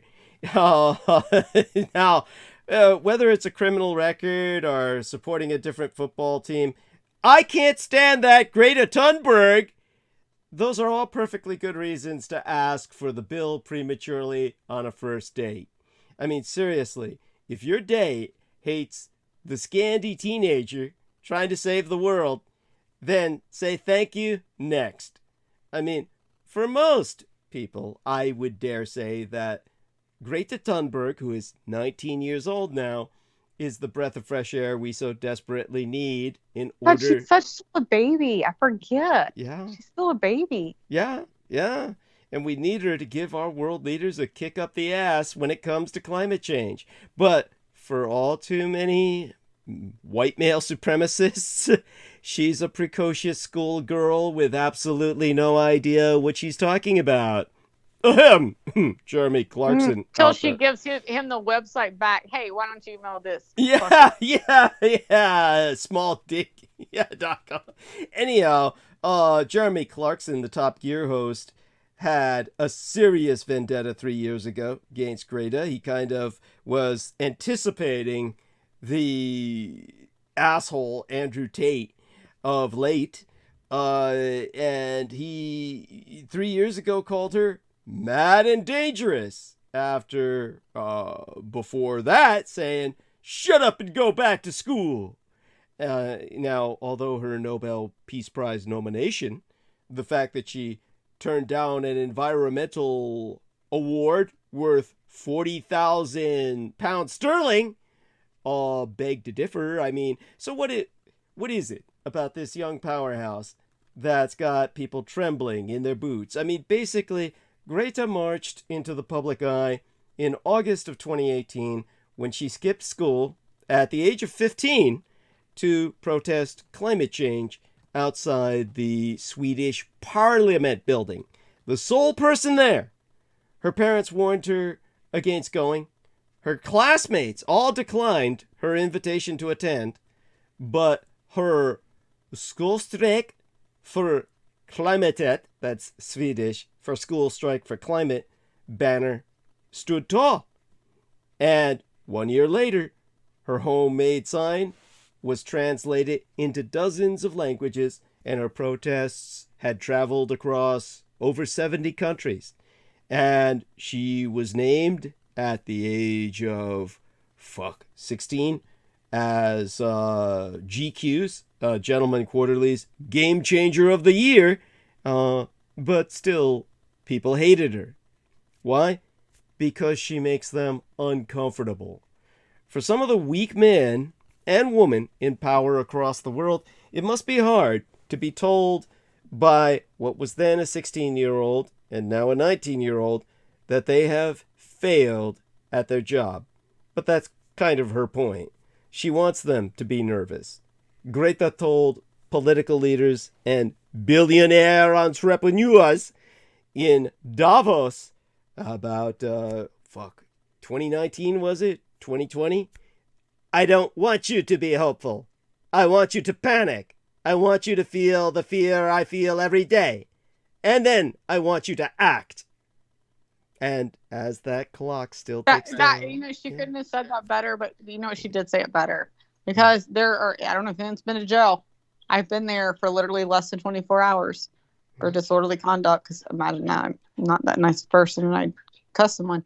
But the point is, anyone that's been in a jail, period, for anything, like 20 less than like literally, I was there 12 hours, less than 12 hours, horrible time.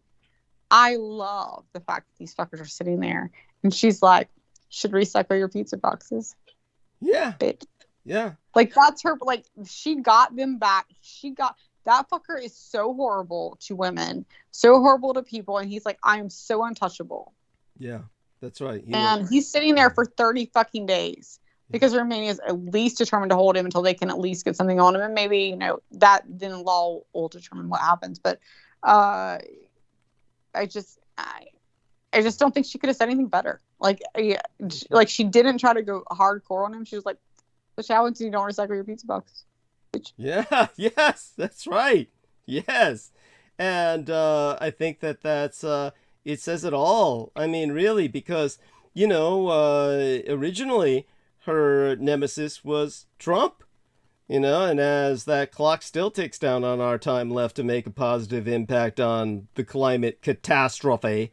He's going to jail too. I like there's no way that he's not going to jail at some point.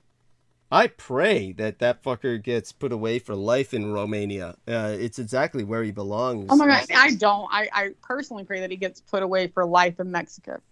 I hear you.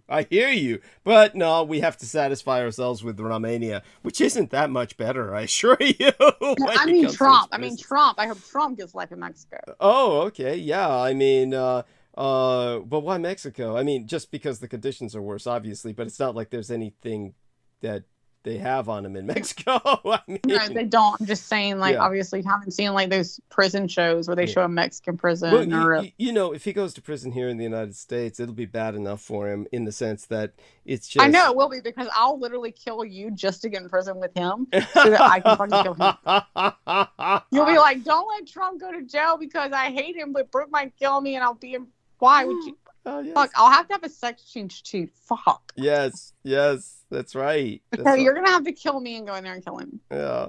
Well, honey, I think it's just better just to let him. So, by the way, it's not going to be bad for him in prison, like bad. It's not going to be. I know, because he'll be in a Martha Stewart fucking prison, which is why again I went to Mexico and said that's where I hope he becomes guilty of something. But still, it's for him. For him, that'll be hell on earth. It doesn't matter. He's going to be so fucking brain dead by the time he gets there. Yeah. This man is selling fucking NFTs of him being an astronaut. Yes. And the only thing worse or stupider than that, and I'm going to shut up, is the people that are like, well, maybe this isn't. Maybe this is not just a stupid thing he announced. It's an NFT of him as an astronaut, and an NFT of him in the Super Bowl with the helmet on. Maybe it's some sign of how he's saving the kids underground. That's what they believe. Yes, the only thing worse than Trump is the people that believe that. That's all I'm saying. I agree, honey. We're shoulder to shoulder. So, well, we of course spend our time worried about climate catastrophe. I no longer call it a crisis. It is a catastrophe.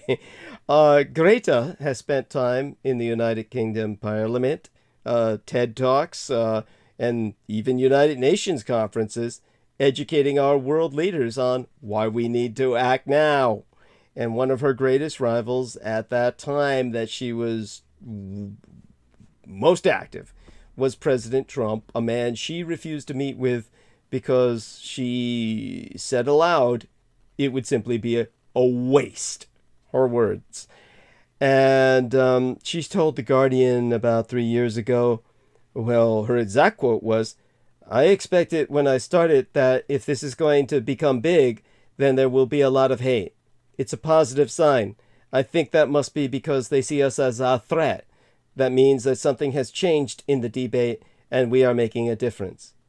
Now, smear campaigns have followed this teenager from the moment she stepped into the limelight fighting for her cause.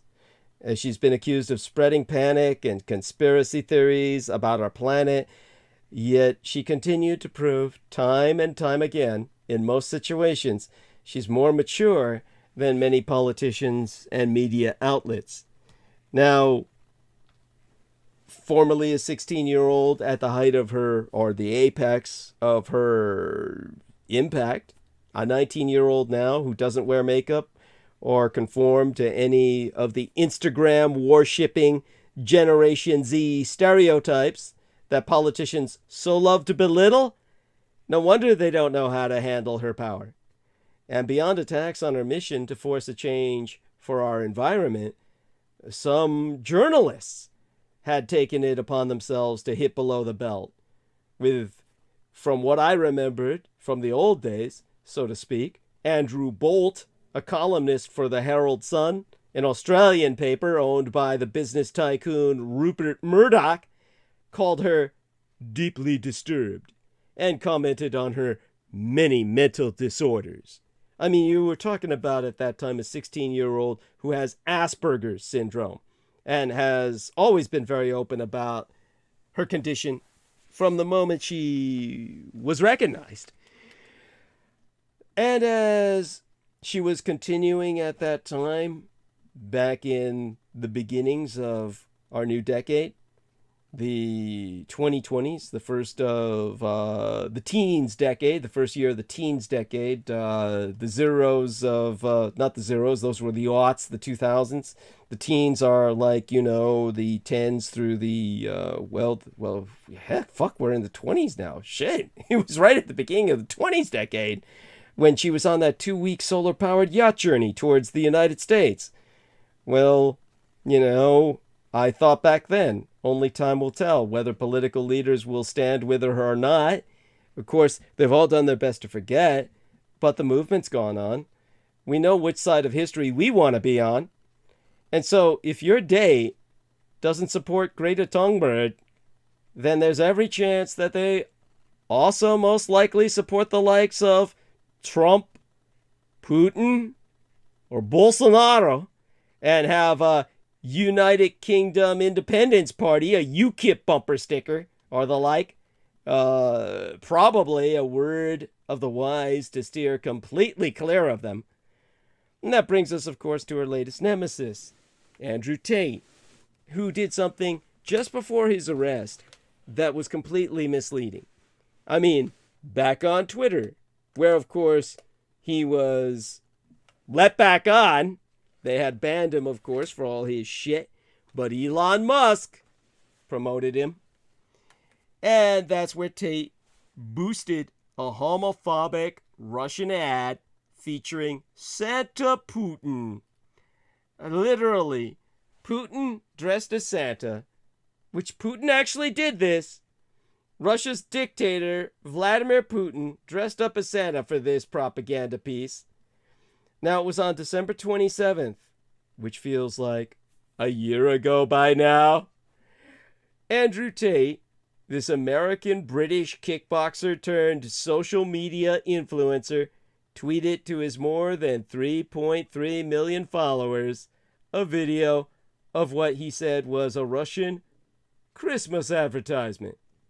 And Tate's tweet instantly went viral, and the video gained nearly 3 million views and more than 30,000 likes and retweets as soon as it was published, which was the time that I saw it. And in a caption to the video, Tate wrote, "Russian advertisement depicts Putin as Santa Claus, using magic to save a child from having gay dads, wearing pink and LGBTQIA plus indoctrination. Russia believes the proxy war against NATO is necessary to preserve Christian values and fight Satanism, which controls the West." Now, that characterization of the video was misleading, to say the least. In fact, the video is a Russian propaganda stunt that promotes the Russian dictator Vladimir Putin's self-projection as the defender of traditional and Christian values. It romanticizes the Kremlin's record of homophobia and legalized discrimination and criminal prosecution, societal harassment, and ostracism of LGBTQIA plus people in Mother Russia. It also amplifies the Kremlin's anti-West narrative that misrepresents democracies as evil and demoralizing forces. Moreover, Tate's caption to the video amplifies Russia's disinformation messages, including the aforementioned glorification of homophobia as the foundation for the closest thing they have to a post-communist ideology. Tate also seems to be tweeting straight from the Kremlin's propaganda playbook that presents Russia's war of aggression against Ukraine as a proxy war with NATO, the North Atlantic Treaty Organization, as echoed by, of course, John Miranda, who Ian West said, "That's the sanest guy you've had on this the most intelligent guy you've had on this program." It's stuff like that that warrants every kick and beating that our girl Brooke administers upon him. And of course, this is all a larger scale struggle against Western countries, which Putin insists are controlled by outright Satanism.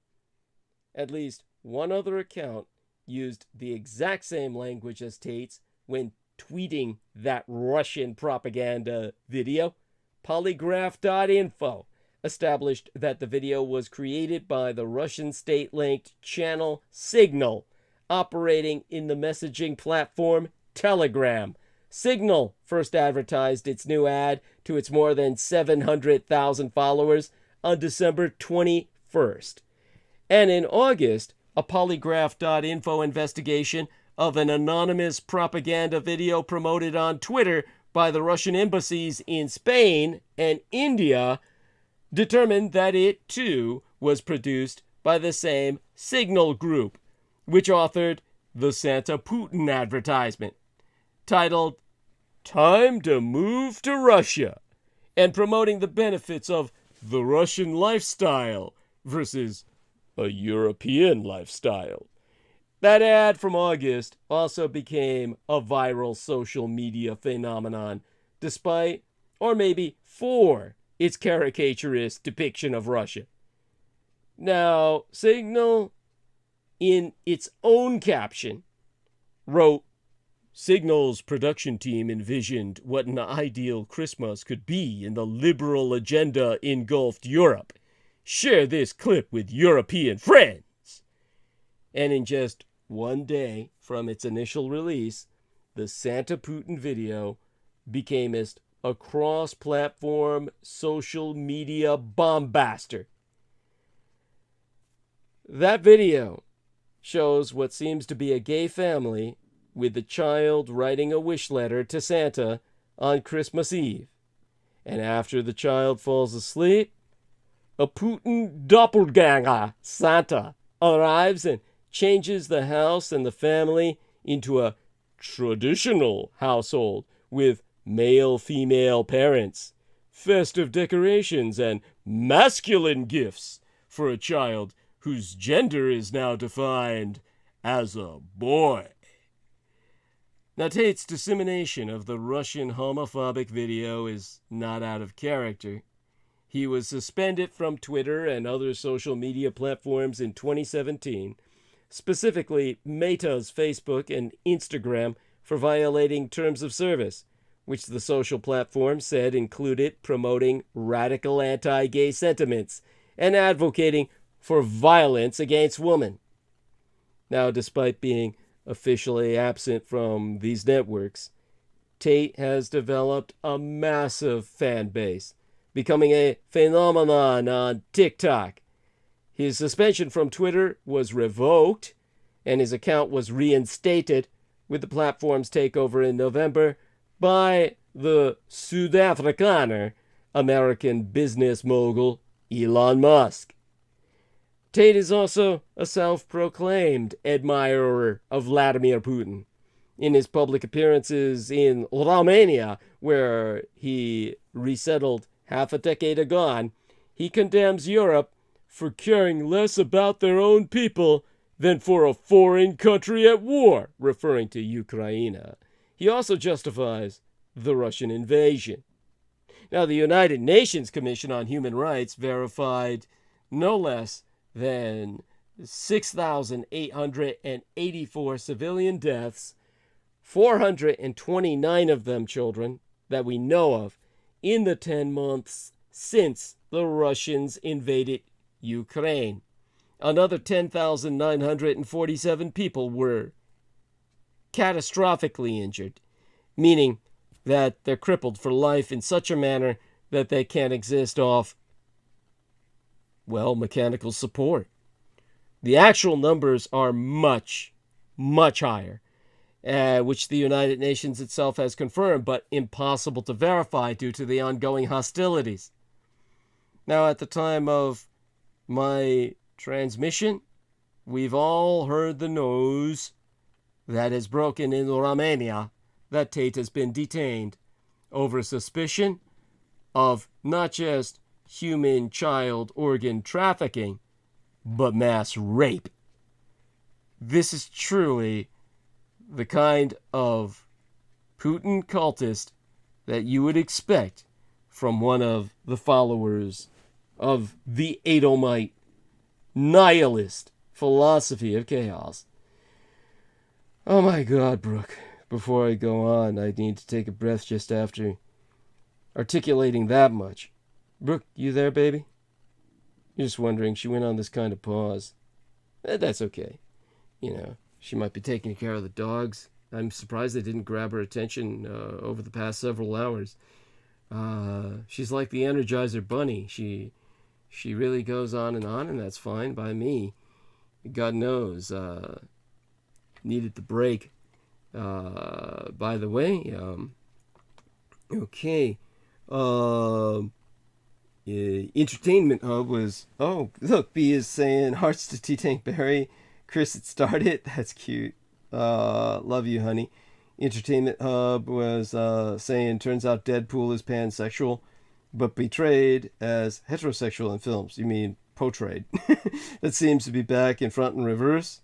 And then B was saying, Happy New Year, Troy. And I liked Green Lantern. Then I had no problem being called gay. So either way. Okay. So that's interesting. Nice conversations going on in chat. Okay. And got to reinstate her as a moderator. Now, one of the things that, of course, I had to deal with over the past several days has been, obviously, aside from so many things of positive nature, being kept up to date by my son on the situation in Armenia. Now, as we start a new year, I'm going to articulate that situation for everyone. If you don't appreciate this, you know, what can I say? Obviously, it means something to me because my son's genetic background is mostly Armenian. There's some Asian background in there too, maybe about a quarter, if that, maybe 1/8, or 1/16 or 1/8. But there's some in there. We know that for a fact because of the way that my I seem to have transferred some traits over to him through just insemination over the years back when he was a girl, before his sex change. But one of the things that, if anybody's just been confused by what I said and doesn't get it at all, it's a long story. I don't have sex with him anymore now that he's a boy, but he's married anyway. But obviously when he was a girl, physically, he never felt he was a girl psychologically. This is what's called gender dysphoria. He's transgender, meaning he had his sex change. This is something that Putin hates, and of course Putin wants to kill people like my son, or Jojo Mikolajic's child, the Bupa, who we refer to as Ballistic Bupa. That's her pet name for her child. And hopefully Jojo Mikolajic will be on again someday. I mean, love her dearly, and it's one of those things where, as I mentioned before, people like her child scare Putin to death. And the horrible thing about Putin was he did absolutely nothing to help the Armenians in their struggle against the Azerbaijanis. They're part of a mutual defense system in which it was proven to be meaningless. Putin does nothing to help his allies in treaty organizations aligned with himself. He's proven that he's the enemy to those who he's forced into alliances. He's, along with his, until the Russian people get rid of him, they're as covered in shit as he is. We can't avoid that. That's the reality of the situation, and they've got to overthrow him to prove themselves or be condemned as one with his nihilist insanity. Now, the horrible thing about the Armenian genocide is its denial. Denial of one genocide breeds indifference to them all. It is a historical fact that beginning in approximately 1915, at the height of the First World War, the Ottoman Empire murdered millions of innocent Armenians.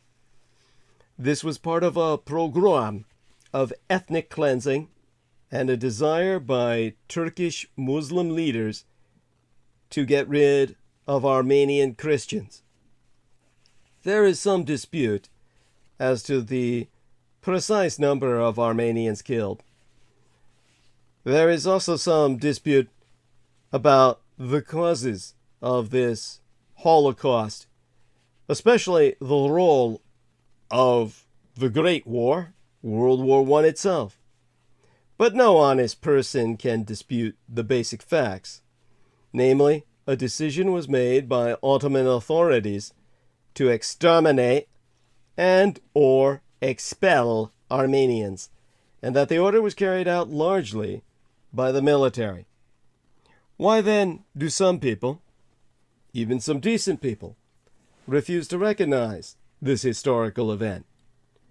Turkish authorities have done everything in their power to pressure individuals and countries not to acknowledge this genocide.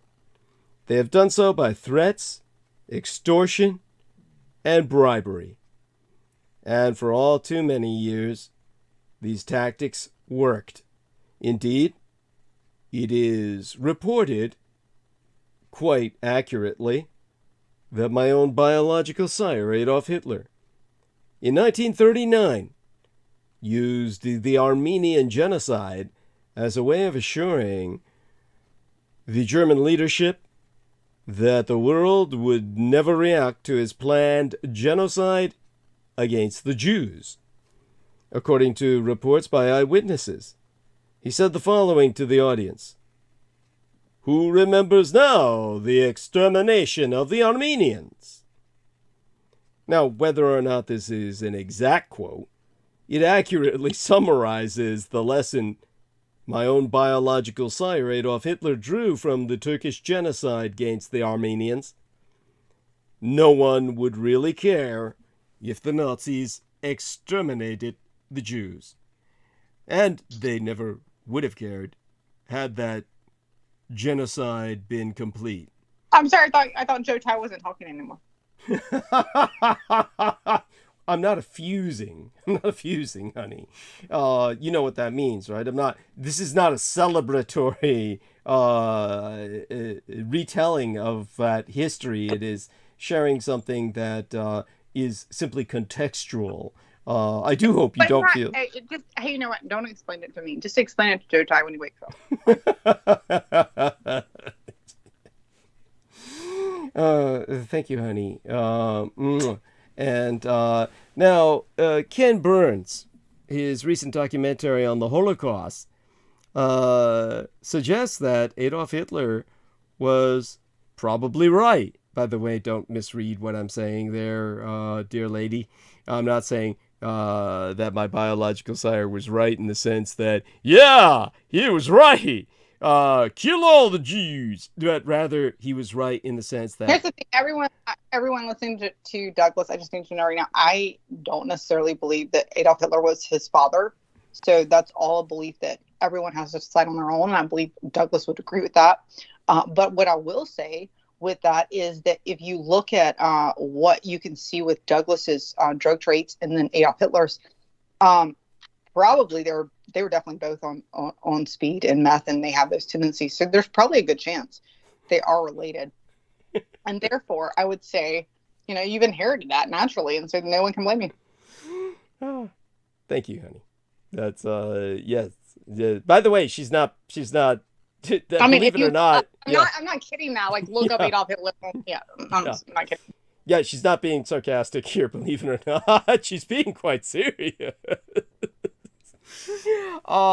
So what I'm saying is that Hitler was correct in that if the extermination had been total, people just would have moved on because there would have been no Jews left to complain.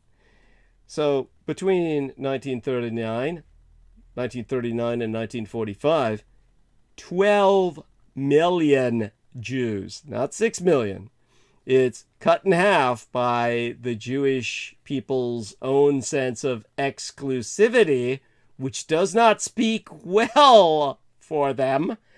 Babies, children, women, the elderly, men in the prime of their lives were murdered by gas chambers, shooting squads, and pogroms organized by the Nazis, in which local Ukrainians, Polaki, or Polish peoples, Magyar, are Hungarians, Latvians, Lithuanians, Estonians, and others took part.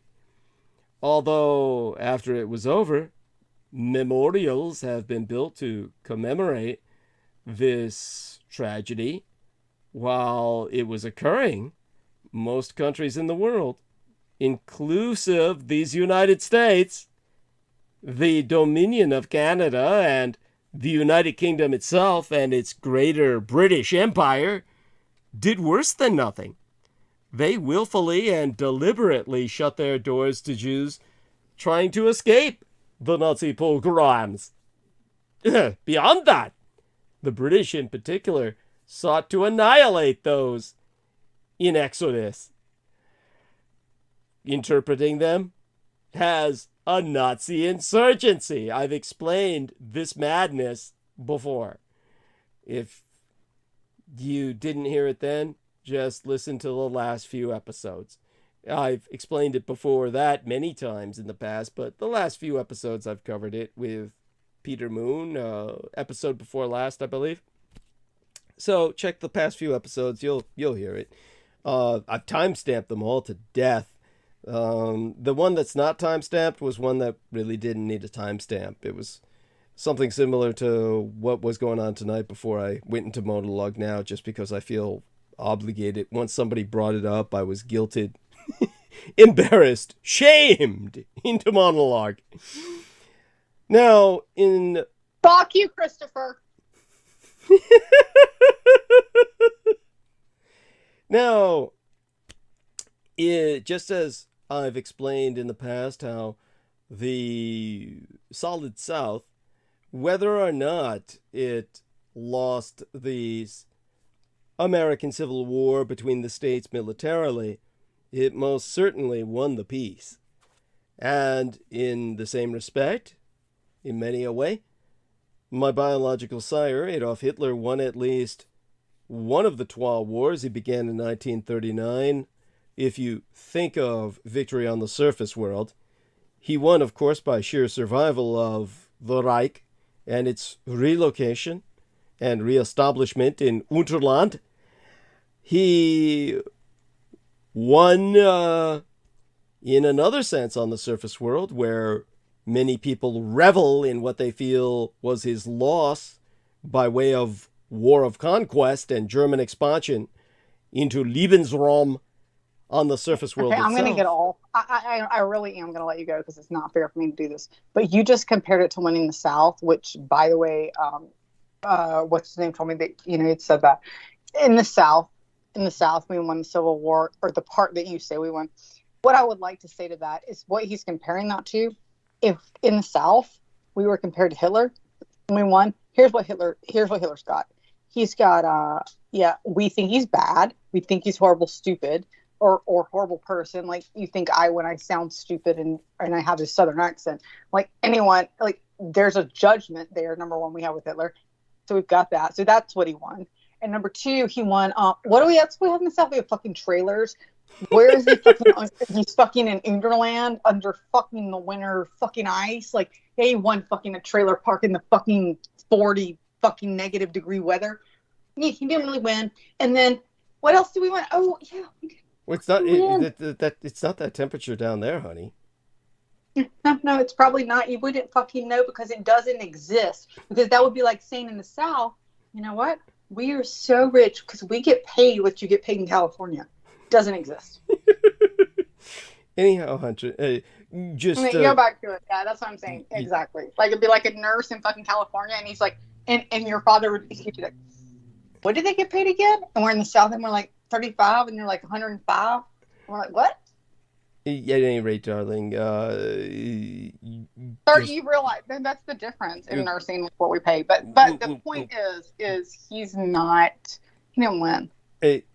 Please. So I've explained this before at length, and if you don't understand that right now, you just have to listen again until you do.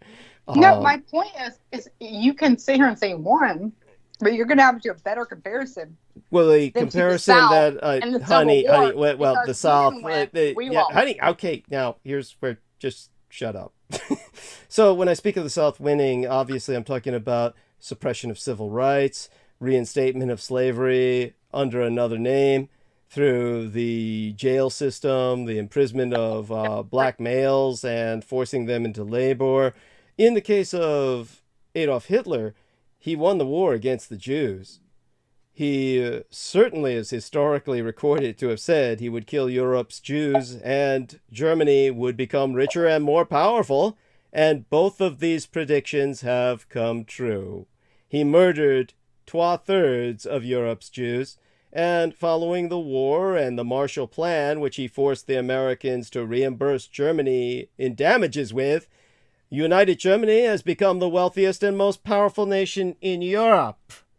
So, by God, honey, shut the fuck up. And by all means, retreat into the gentle night.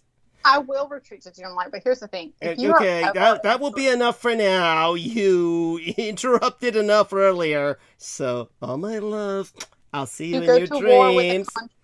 Oh my God. So, there we have that. Would all of this have happened if the Turkish government had been brought to justice for the genocide it committed against the Armenian people? We can never know the answer to that haunting question. But we can know that the world's reaction to genocide has been weak at best. Turkey paid no price whatsoever for its mass murders, nor did any of the allies. In the case of Das Vaterland, the fatherland of Germany, a relatively small number of high-ranking Nazi officials were prosecuted and convicted. A few handfuls were executed. Many of those who were imprisoned were soon freed by the American High Commissioner in Germany, a Judeophobe named John McCloy, who loved Germania as much as he disliked Jews. Most of those released had gone through a whitewashing called denazification. Following the disclosures of the Holocaust, following World War II, as people understand it to have concluded, the world pledged never again. But since then, we have seen mass murders, including genocides, again and again and again and again. The international community condemns the perpetrators and sympathizes with the victims, but it does little or nothing to prevent these mass killings. The Armenian genocide was not the first time in human history when mass murder was committed against an ethnic or religious group. The Chmielniki massacres in 1648 in Ukraine not only were never condemned, but Chmielniki was praised as a national hero. A statue of him remains near the center of Kiev. Several Ukrainian Nazi leaders who were directly complicit in the Holocaust have been honored by the Kiev government. This is because they themselves, the Ukrainians, suffered their own Holocaust, which has never been respected.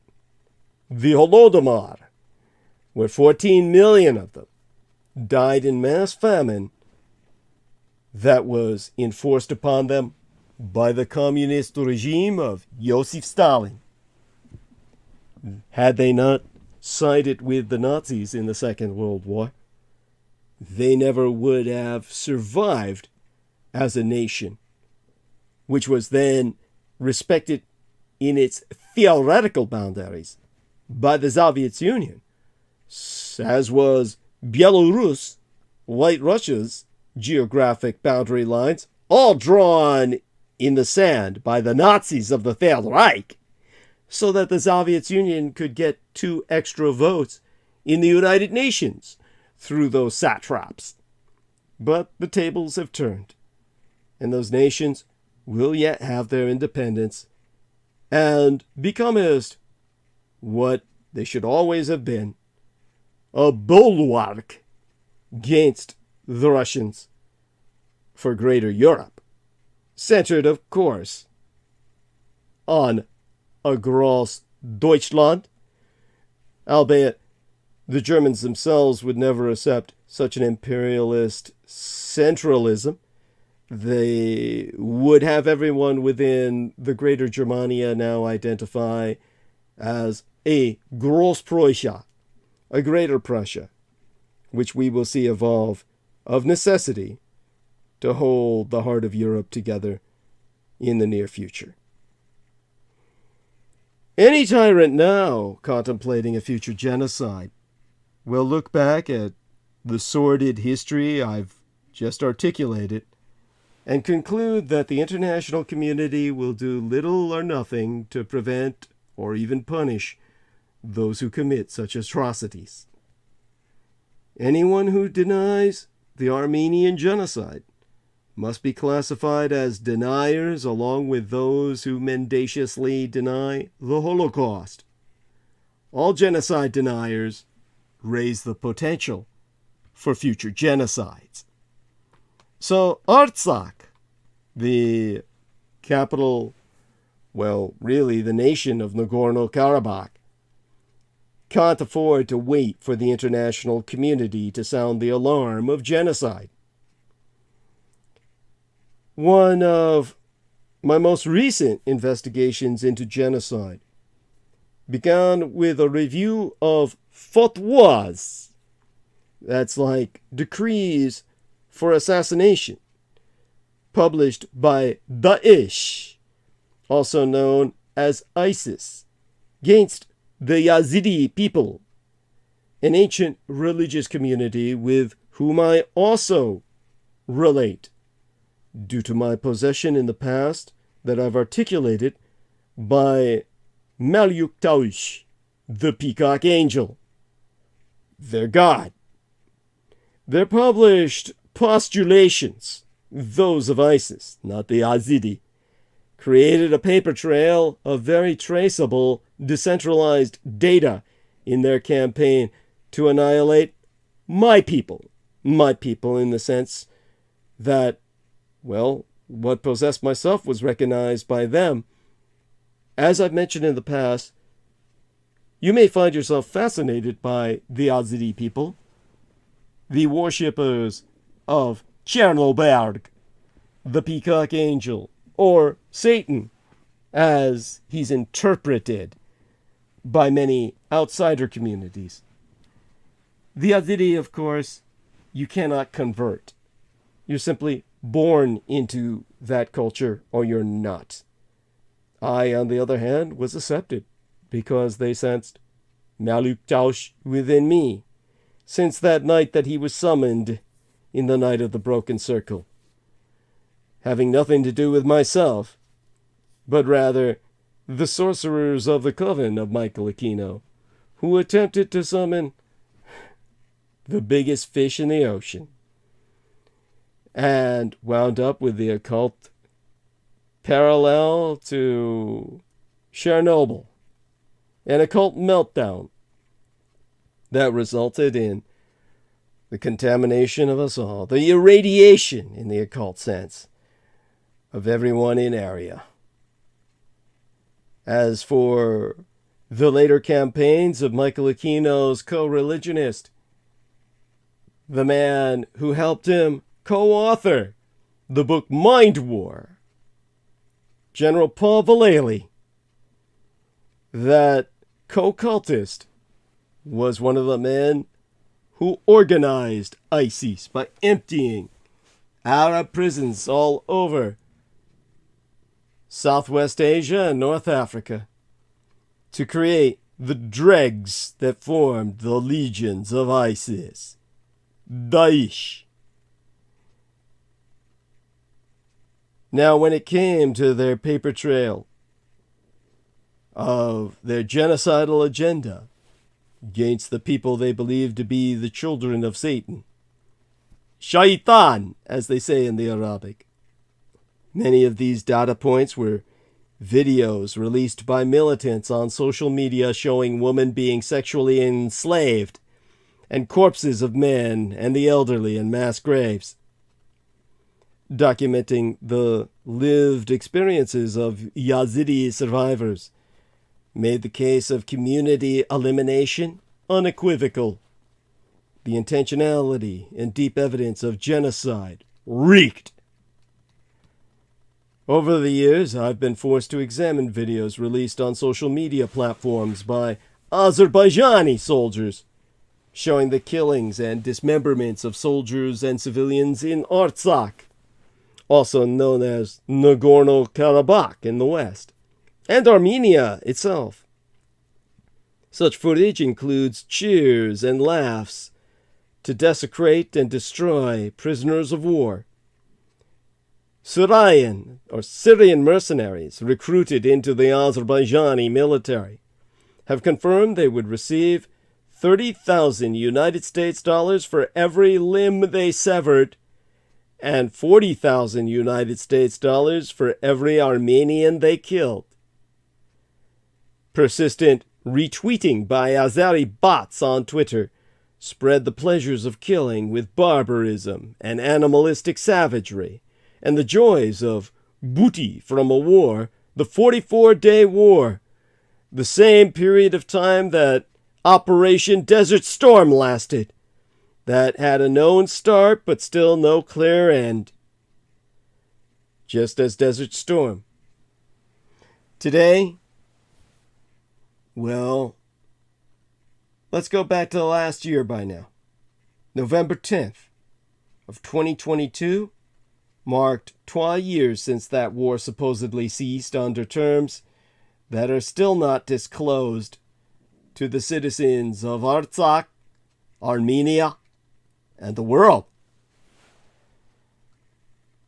In parallel is an interesting repertoire of official statements and videos by the Azerbaijani government and the Turkish government that are timed to reinforce messages in a special partnership they call One Nation, Trois States. Since the summer of 2020, there has been a notable rise in the number of speeches and declarations by Turkish President, the dictator, Recep Tayyip Erdogan, clarifying and powering a strategy for Turkish expansionism. In July of the year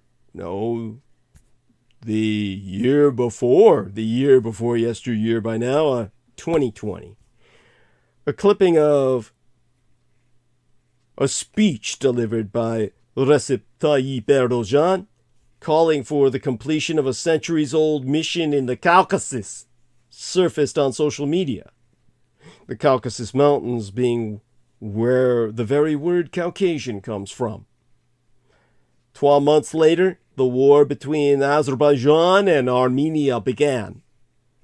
This very elaborate public relations and communications strategy is further compounded by joint videos between both governments.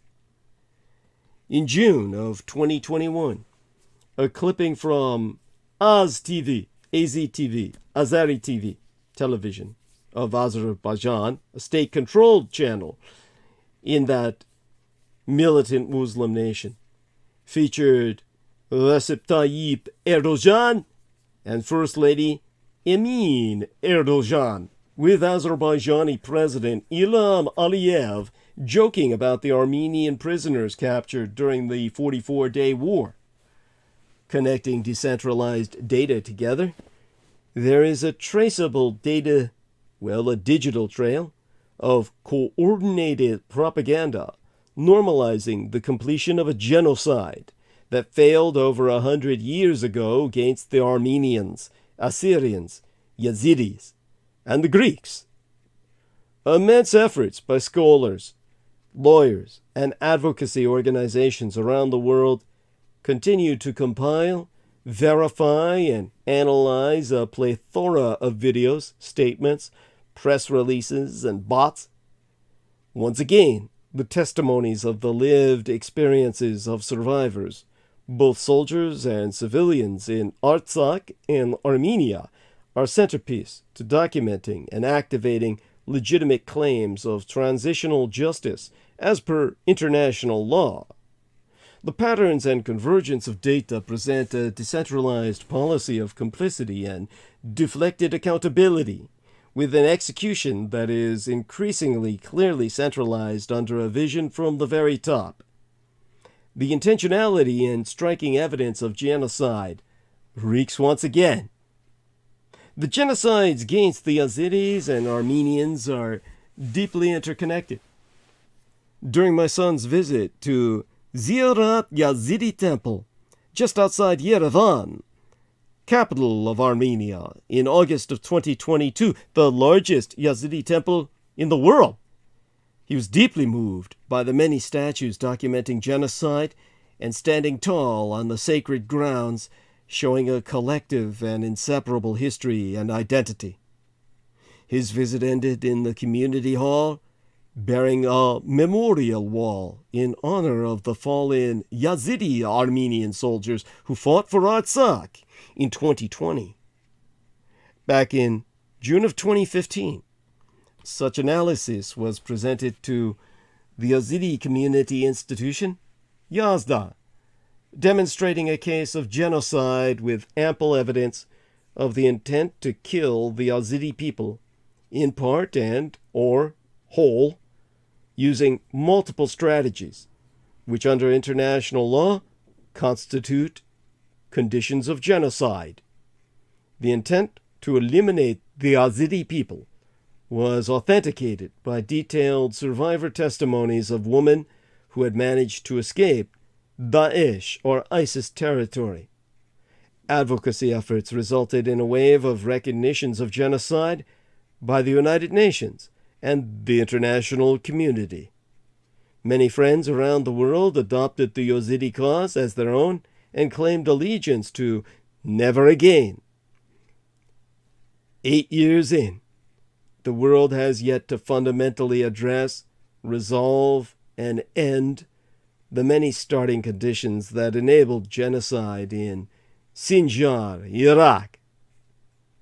Communities and advocates know when a collective experience is genocide, even before international law confirms it. The methodology of the law continues to put genocide on the defensive. It is almost solely on survivors and communities to document, demonstrate, and supply proof of calculated means driven by catalogued hatred, usually after the fact. Survivors are forced to become storytellers by sacrificing their well-being to cycles of trauma and traumatization. Forensic methods and science are now bringing significant agility to making the case, but on the basis that evidence is not tampered with or destroyed. Daesh, the ISIS nation, thrived in showcasing its evil and purposefully left much of the destruction of Sinjar and devastation of communities for all to witness and document. The perpetrators of an emerging genocide today in Artsakh and against the Armenian nation are a lot smarter and strategic. History continues to make us clear that perpetrators of genocide always have the upper hand due to resources, time, and impunity. The international community has a deeply moral responsibility toward never again, one it has never been able to exercise. We are no less ready or capable of preventing genocide today. We have a lot to learn, but neither Artsakh, Armenia, the Azeris, nor any other community facing genocide, the Tigrayans, once liberated from Ethiopia by the Italian invasion, the Uyghurs, the Caucasian Muslim Turkic ethnos of northwest China, Xinjiang Uyghur, the list is too long, deserve to be told to wait until further notice. None of them, nor any other targeted community, deserves to be informed of that fate of wait and see. Anywhere, anytime. Does it matter if the genocide was in the past or destined in the future? The only way it can succeed is if the good among us do nothing at all. So, that being the context, do the Armenians face a second genocide? Since, oh God, Monday of the week before last, 120,000 ethnic Armenians in the Nagorno-Karabakh enclave have been held under siege as Azerbaijan has blocked the humanitarian Lakin corridor, their only link to Armenia and the outside world, and cut off their gas supply as temperatures plummet to freezing levels. This marks a dangerous new phase in the South Caucasus. Recent events have put paid to the high hopes that existed when a Russian brokered ceasefire ended the brutal 6-week war launched by Azerbaijan in September of 2020. That included hell raining from drones in the sky. A key stipulation of the ceasefire was a 5-year renewable deployment of 1,960 Russian armed peacekeepers along the line of contact in Nagorno-Karabakh, as well as in the Lakin corridor. Many believe this prevented the wholesale ethnic cleansing of the Armenians of Nagorno-Karabakh. But sadly, Azerbaijan's aggression has not ended. The provocations have gone on and on and on. Attacks on sovereign Armenian territory have so spread that the United Nations Security Council called an emergency meeting on September 15th yesteryear, and the European Union deployed a monitoring mission along the Armenia-Azerbaijan border.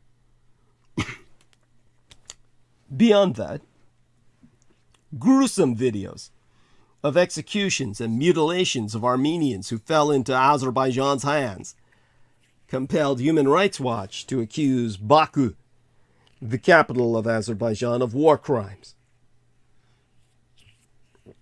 The International Court of Justice has ordered urgent measures to protect Armenian captives and cultural heritage from destruction, as well as to curtail the regular incitement of racial hatred against Armenians by Azerbaijani public figures and government officials.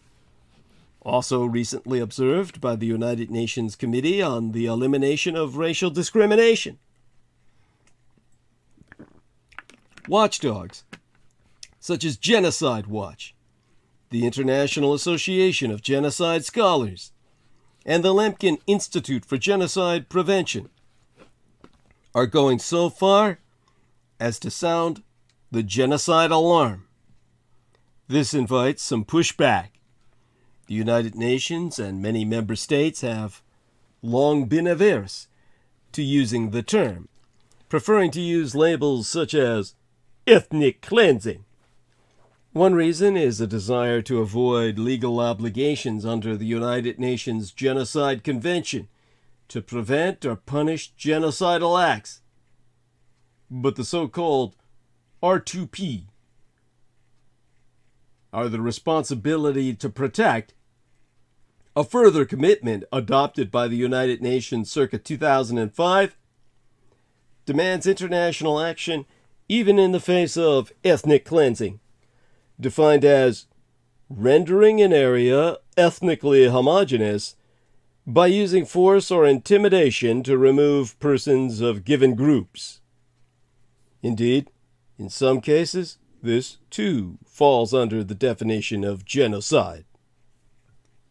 My own son traveled to Nagorno-Karabakh in July of 2022 to research how the population felt about the possibility of an eventual full Azerbaijani takeover of the enclave. The question is acute. With only 3 years left on the Russian peacekeeping mandate, and the likelihood that Azerbaijan will terminate it at the earliest opportunity, while Armenia and Nagorno-Karabakh would extend it for decades, or indefinitely.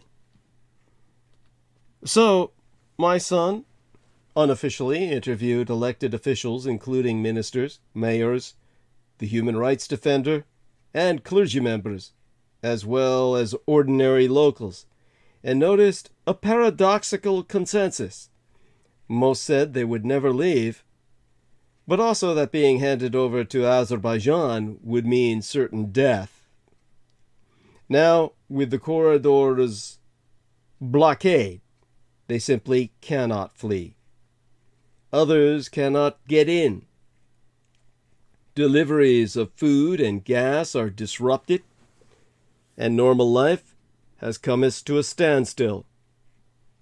For Armenians, extermination, persecution, deportation, and forced displacement are nothing new.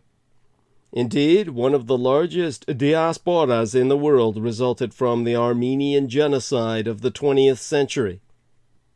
Might the fears of extermination be the result of past trauma? That's a legitimate question that bears examination.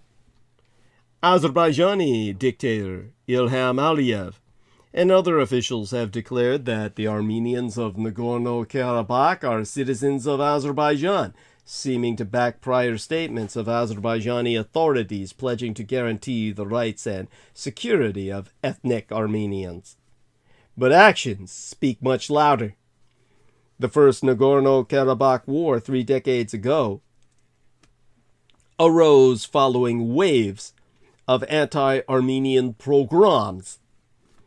Azerbaijan is now one of the most repressive and autocratic countries in the world, scoring among the lowest in the world on freedom and democracy indexes, in stark contrast to Armenia and Nagorno-Karabakh.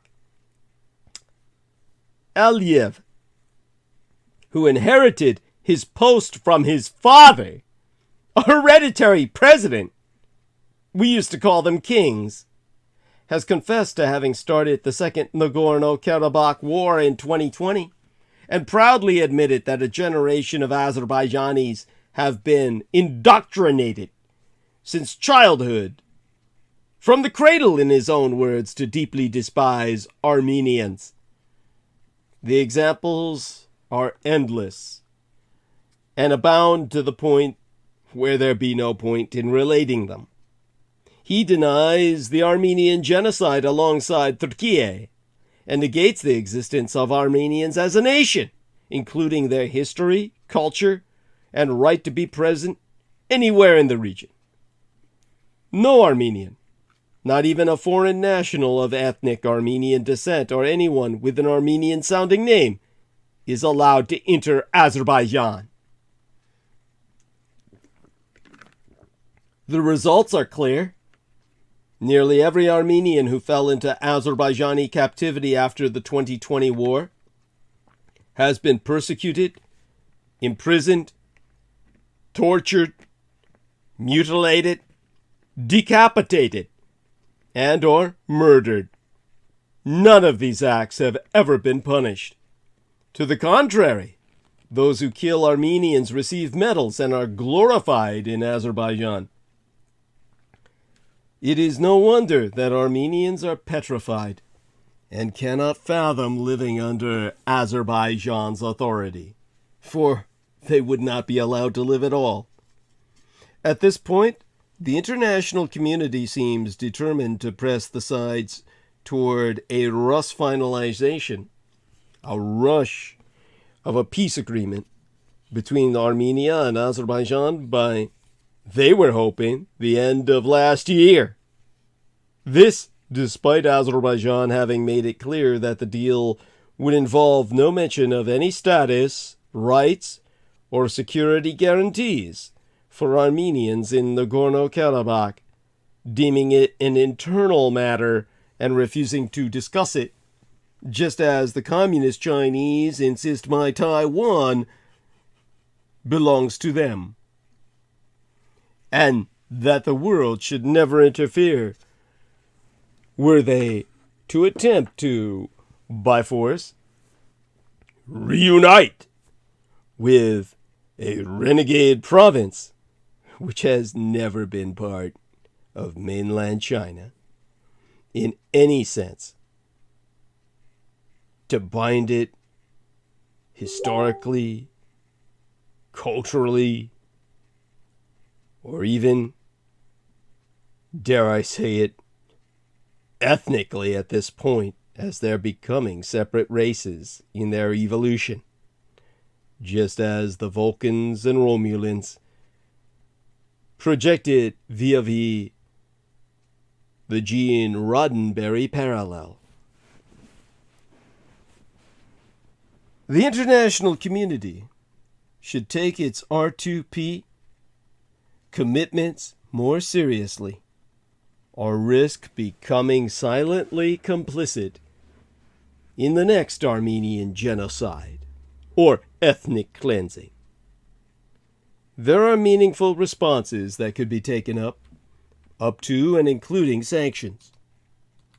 The world's indifference and gullibility are emboldening the dictator in Baku, capital of Azerbaijan, the aggressor nation.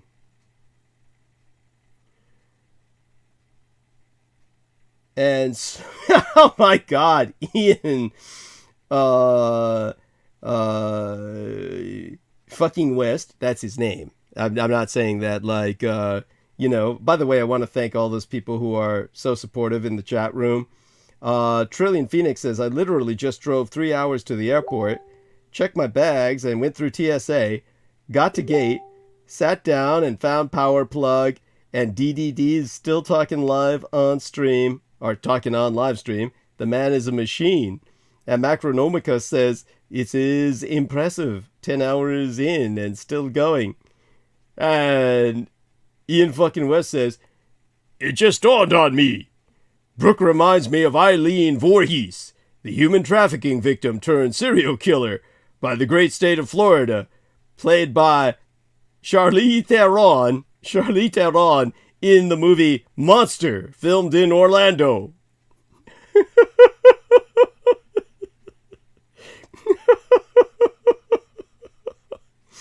And then Entertainment Hub says, although I was told repeatedly not to watch Deliverance, that movie really shook me up. I could have gone the rest of my life not knowing. And Ian fucking West says, have you seen Sallow? It's like, God, oh, the answer to this man's trauma is to traumatize him again. This is like, oh my God, Ian. Now, Brooke, oh, hey, wow. Oh God, Jesus, honey, what's going on? What's going on? Honey, like, okay, well, you know, she says, talk to you later at least. Look, what's going on? Whoa, wait a second. What's going on here? So, Jesus, why did she do this to me? And, she's still up. Let me see here. Fuck. Now I'm trying to get the Skype to work, and it may not work. So, okay, let me see if I can. It says she's still active here. Okay, so let me see if I can switch this on. And before I go on about Armenia, my main point here, this young lady is like, Christ, driving me to the point where, you know, I'm trying to call her because, you know, she entered something kind of alarming. You know, not a threat to suicide or anything like that, but it just, you know, it kind of alarms me sometimes, the messages she leaves in the messenger box. Okay, let's press this call number, this dial here. Jesus, these things are really glitching. I mean, you know, when you have them on for a long time, they literally just stop working. It's there we are. Okay, let's see if this works. I mean, if it does, it's a minor miracle. Yeah, that's interesting, because I told Christine Joanna Hart I'd call her after transmission. I might have to shut the computer down and restart it if I do that. And again, I was also kind of alarmed by the way Vivian Sanchez says connecting. Okay, let's see what happens here. See if any ringing starts. Okay. This is like... Okay. Oh God. It might have a problem even connecting. We'll see what happens. So, give her a little...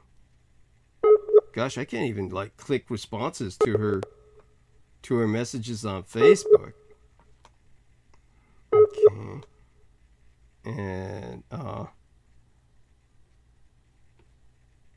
let's see now. Okay. What's she saying now here? Oh God. So it's not working. Oh, something weird happened on Facebook too. So let's see what we've got going here. I mean, the computers are just shutting down for me. I guess all I can do is keep talking on live stream. And all I can do is hope she, you know, is in a better space. Hopefully we do speak again. And you know, I do hope that she joins us on Wednesday, because I think that that's the best thing for her as well as for me. And well, hopefully her and I will get a chance to talk privately if she doesn't, you know, want to speak now. But I tell you, it gets really just alarming. But then again, this is what ladies do. They drive you mad. She's a lot like Judith Agert in that regard. You know, Judith Agert was never happy. When I was trying to relate this with her, she was like, but you know, fuck, you know, our girl Brooke doesn't need to interrupt me when I'm talking either. I mean, you know, getting into the serious shit. So with everything I've articulated about Armenia, it's time for the American Empire, along with the pivot to Asia, to pivot to Armenia. Russia's invasion of Ukraine highlighted the threat that Putinism poses, not only in Russia itself, but across the entirety of the former Soviet Union. While the Biden administration and Congress wisely invest billions of United States dollars in helping Ukraine preserve its freedom, it is also important to support other countries who seek to diminish Russian influence. Here, Armenia provides a model. In the decades after the fall of the Soviet Union, 'twas Armenia cultivated close ties with Russia. Part of this was cultural, and part also due to a realistic security calculation. Starting in 1991, both Turkey and Azerbaijan blockaded Armenia and threatened its very existence. And so Russia's security guarantees mattered. In 2018, however, Armenians took to the streets to demand government transparency, more freedom, and democracy. This Armenian model of democratic breakthrough, one accomplished from within Russia's sphere of influence, no less, is a development that the United States should seek to cultivate. It bolsters American interests without requiring considerable American resources. Because Armenia today is on a democratic path. Unfortunately, the U.S. State Department continues to operate as if the past 2 decades have never happened. This was apparent during a November 16th Senate Foreign Relations Committee hearing.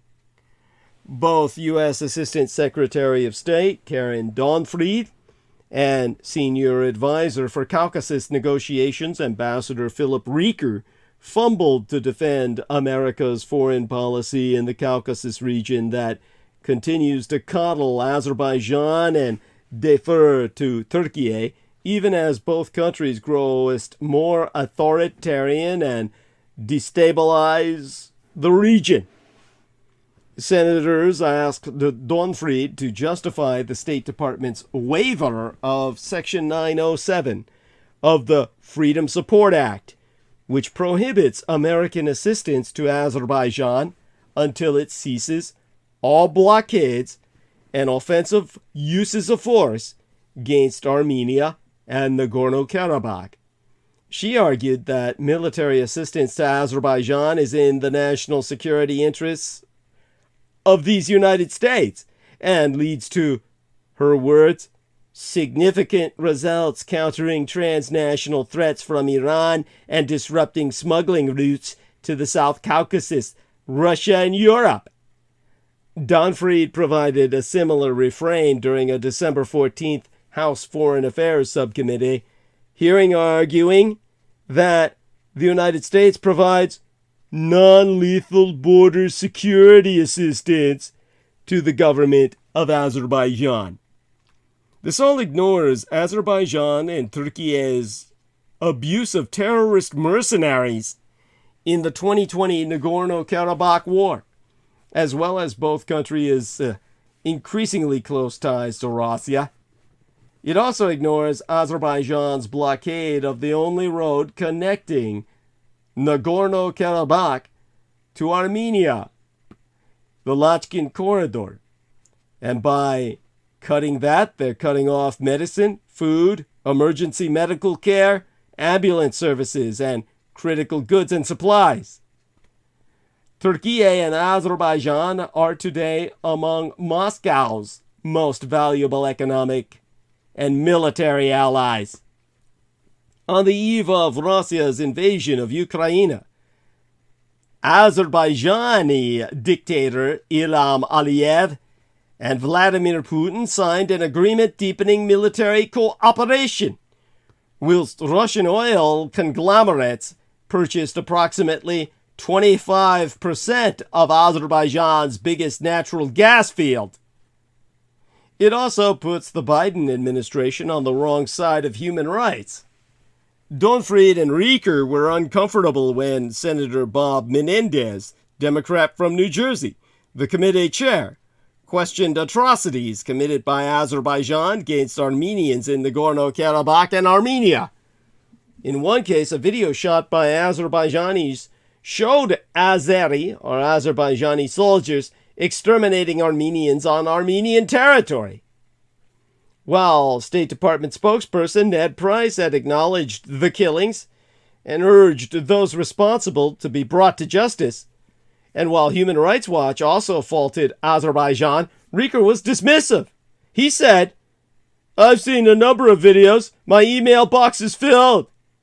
It appears that Secretary of State Antony Blinken today defaults to State Department careerists who repeat past mistakes of supporting transactional diplomacy and autocratic and dynastic leaders with whom the American empire shares no common values. Turkey and Azerbaijan are irredentist, incite hatred, call for ethnic cleansing, and have leaders, dictators who accumulate vast fortunes as their own countrymen struggle beneath them. It is time to pivot to Armenia. Yerevan, the capital thereof, is home to America's second largest embassy complex.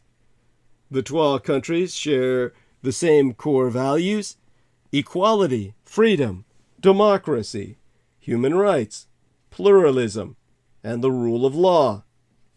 Armenia is also home to the University of California-affiliated American University of Armenia. That university is a symbol of bipartisanship. Then Senator Mitch McConnell, Republican from Kentucky, or whatever, sponsored, and former President William Jefferson Clinton signed into law the 10 million United States dollars for its endowment. It's been a good investment, as its nearly 6,000 graduates have steered Armenia steadily westward. That country is also increasingly an investment hub for Western tech companies, including Service Titan and Synopsys. Given the inherent pro-American stance of Armenian society, the shared values of both countries, and the organic support that the Armenian polity has for all things American, perhaps it is time for the State Department to stop trying to balance the South Caucasus and instead treat Armenia as an entity apart. There have been positive signs. Shortly after returning from my Taiwan, House Speaker Nancy Pelosi became the highest-ranking U.S. government official to visit Armenia. She used her presence to condemn Azerbaijan's attacks and praised Armenia's efforts to advance democracy and the rule of law. Such diplomacy, however, is in short supply. Armenia is an increasingly healthy democracy within an authoritarian orbit. Nurturing it is as much an American interest as seeing Ukraine keep its freedom. The only difference between the twain is that nurturing democracy in the South Caucasus will cost the United States nothing.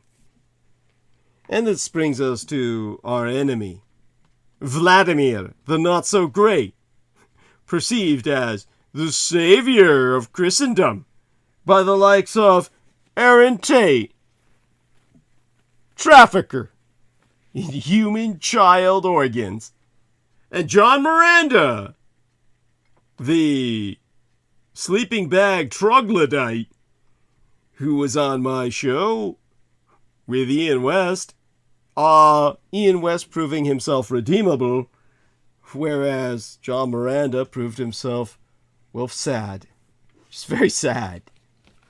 Myself confronting him as to whether he derived any happiness from his morbid ideology. Now, in the time we have remaining, good God, an hour and a half. Let me see if I can dig a bit into the enemy of us all. Unlike Peter the Great, who had a record of success, there is growing evidence that Vladimir will fail.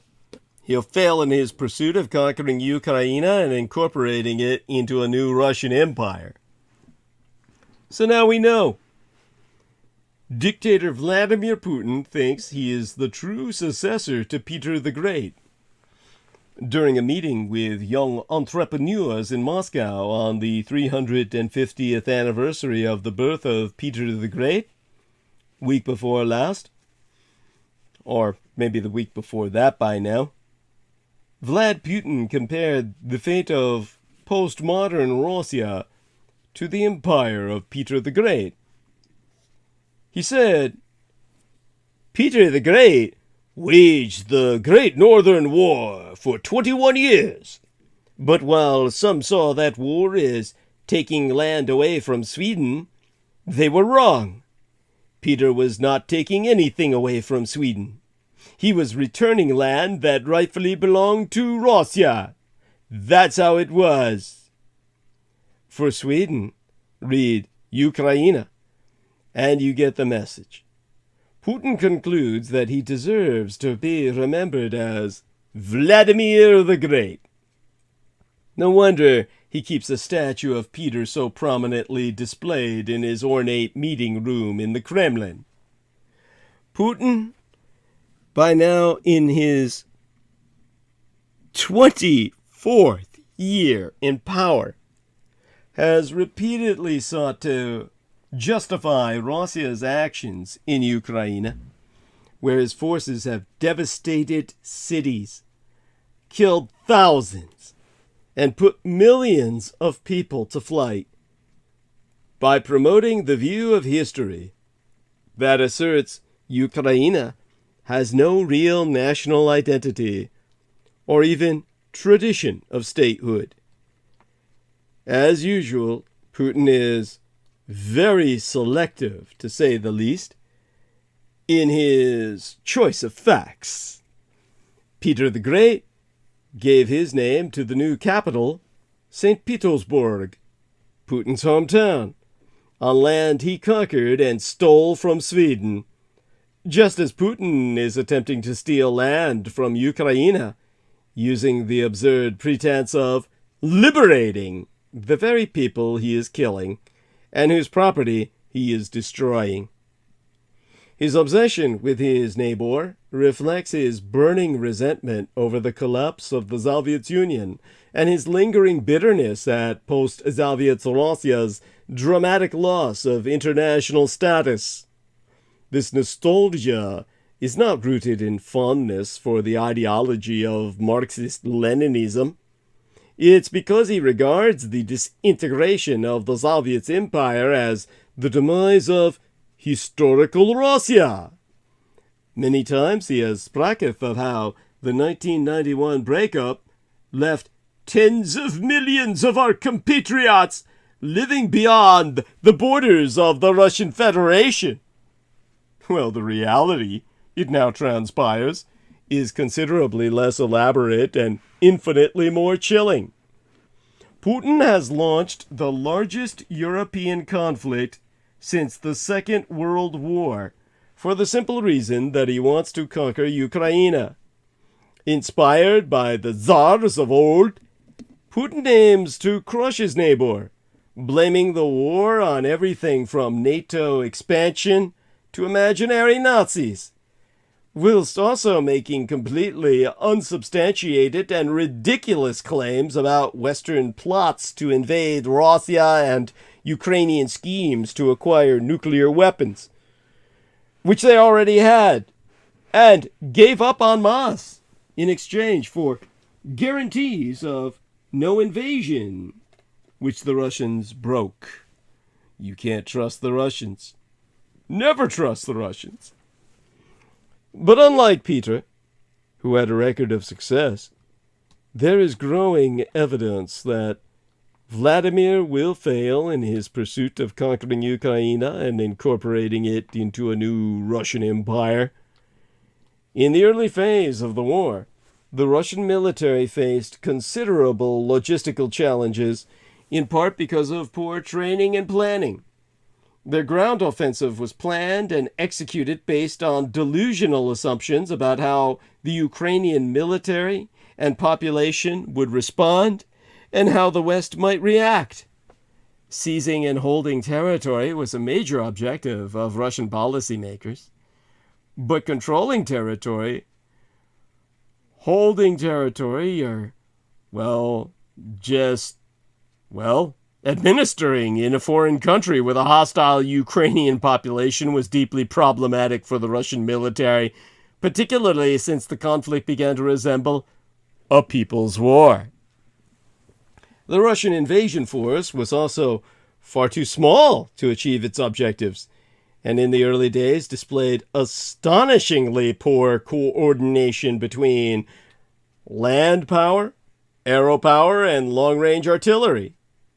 The result was the sacking of several major, senior military officials, such as Lieutenant General Kistel, commander of the 1st Guards Tank Army, for dereliction during the offensive against Kharkiv, Lieutenant General Yurosov, commander of the 6th Combined Arms Army, for failing to capture Kharkiv, and Vice Admiral Osipov, commander of the Black Sea Fleet, following the sinking of the flagship cruiser Moskva. In addition, more than a dozen Russian generals and other senior officers have been killed on the battlefield, which, together with the firings, may have exacerbated Russia's appalling command and control of their forces.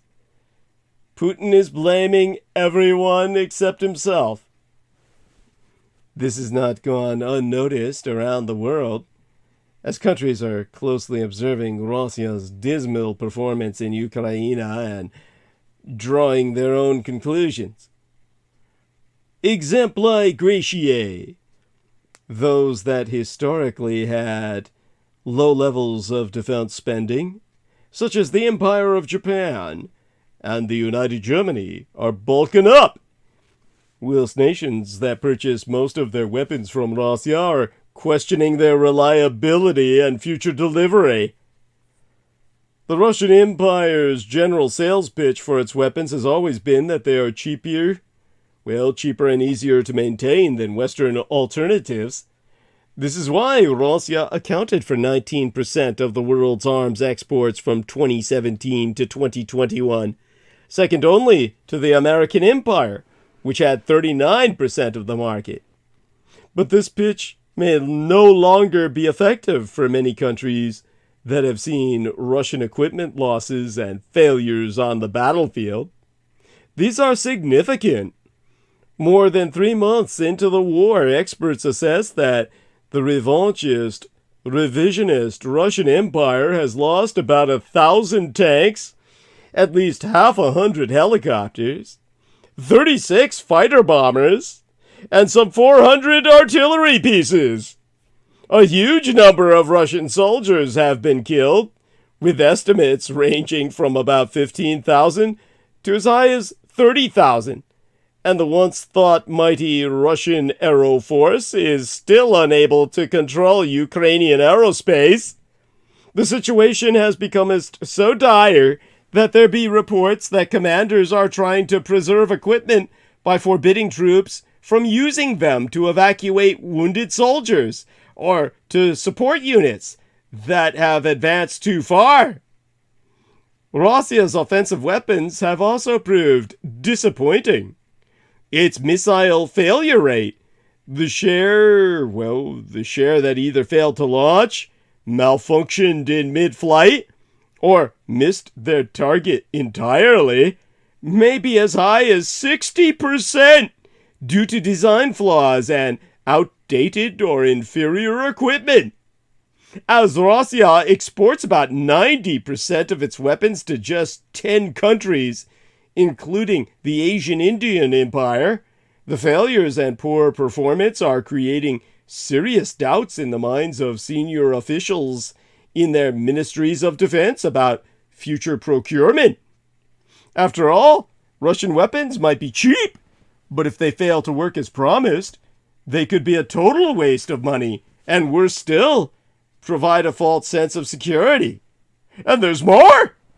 As the war progresses, it's becoming clear that Russia's ability to replace its equipment losses is being hampered by economic sanctions, which bar key foreign components like circuit boards. As the revanchist, revisionist Russian Empire will almost certainly need to replace its own military hardware before it exports anything abroad, this means that countries that want to keep buying Russian tanks and fighter jets will have to wait in turn or seek alternatives elsewhere to fulfill their defense needs. This creates a big opportunity for the Communist Chinese Empire. Currently, only 3 of the world's biggest arms importers, Pakistan, Bangladesh, and Myanmar, buy the majority of their weapons from Red China. That could change if Beijing takes advantage of Russia's weakness to position the Communist Chinese Empire as a reliable national security, economic, and political partner. Currently, the American Empire and European weapons are considered top quality and expensive, therefore unlikely to be supplanted by Red China, but Beijing might well fill the market niche that Russian arms makers dominate, thereby increasing Red China's role as a major weapons exporter, gaining political and market benefits that accompany that. Asian India, too, could take advantage of the Russian Empire's deteriorating position, having already canceled a $520 million United States dollar helicopter deal in May this year. New Delhi, the capital of Asian India, will either have to source spare parts for vehicles and weapons from other former Russia arms customers, such as Bulgaria, Georgia, and Poland, or build up India's own defense industry. The announcement in April that Asian India would ramp up production of helicopters, tank engines, missiles, and airborne early warning systems to offset any potential reduction in Russian exports could therefore be the start of an exciting and rewarding enterprise for the world's largest democracy. Vladimir the Not-So-Great is clearly an angry man. The trouble with anger is that it gets hold of you, and then you aren't the master of yourself anymore. And when anger is the boss, you create unintended consequences. In years to come, historians will look back on this unprovoked invasion of Ukraine and list the numerous unintended consequences of the war, not least the demise of Russia's arms industry, arising from Putin's bizarre and illogical decision on the 24th day in February, that 2022nd year in our Lord. You see, Vladimir Putin is living in a parallel universe. There are no signs that the Ukrainian people are weakening. Russia's brutality has only served to increase the people's determination to defeat the aggressor. It was showtime on Russian television week before last when 2 elderly men faced each other across a table. One was Sergei Shoigu, Russia's Minister of Defense, dressed in the medaled uniform of a general, even though he has never served in the armed forces. The other was Colonel General Sergei Surovkin, the overseer of Russia's war in Ukraine. Surovkin is better known as General Armageddon on account of his brutality when commanding Russia's operations in Syria. He had been appointed overall commander of Russian forces in Ukraine on October 8th. The 8th day in October, in an attempt by the Kremlin and Defense Ministry to put the war effort back on track after numerous setbacks. Surovkin started the conversation. He said, and I translate for you from the Ruski, "Having comprehensively assessed the situation, I propose that we take up defensive positions along the left bank of the Dnipro River. We will save, most importantly, the lives of our troops and the overall combat effectiveness of the troops, whom it is futile to keep on the right bank in a restricted area. And a serious Shoigu replied, Sergei Vladimirovich. Sergei Vladimirovich. I agree with your conclusions and proposals. Proceed. Now, many were asking the question why this surreal performance took place on primetime television. After all, military orders are normally given behind closed doors in secret to avoid helping the enemy. Russian forces have been encircled by Ukraine on the western side of the river, and the bald admission by Surovkin that his forces could not operate effectively was made despite efforts by the Kremlin to reinforce the Kherson front at the cost of the giving up of large parts of Ukraine's east. The simple reason for this farcical attempt at theatrics was to mask the real culprit for the disaster in Kherson, Vladimir Putin. It had been only a few weeks since Putin had delivered a 37-minute-long speech to both chambers of the Russian parliament in the St. George Hall of the Grand Kremlin Palace, in which he declared that Kherson, together with Donetsk, Luhansk, and Zaporizhzhia, would be Russian forever. In the case of Kherson, forever lasted but a single month. The pullout of troops is yet another humiliation for dictator Putin. No wonder he was in hiding in his bunker when Shoigu gave us the order.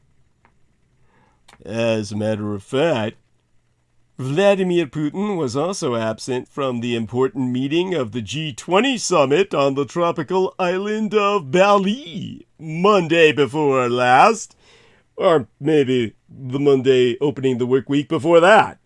The only leader of a major economy to skip one of the highest profile global summits.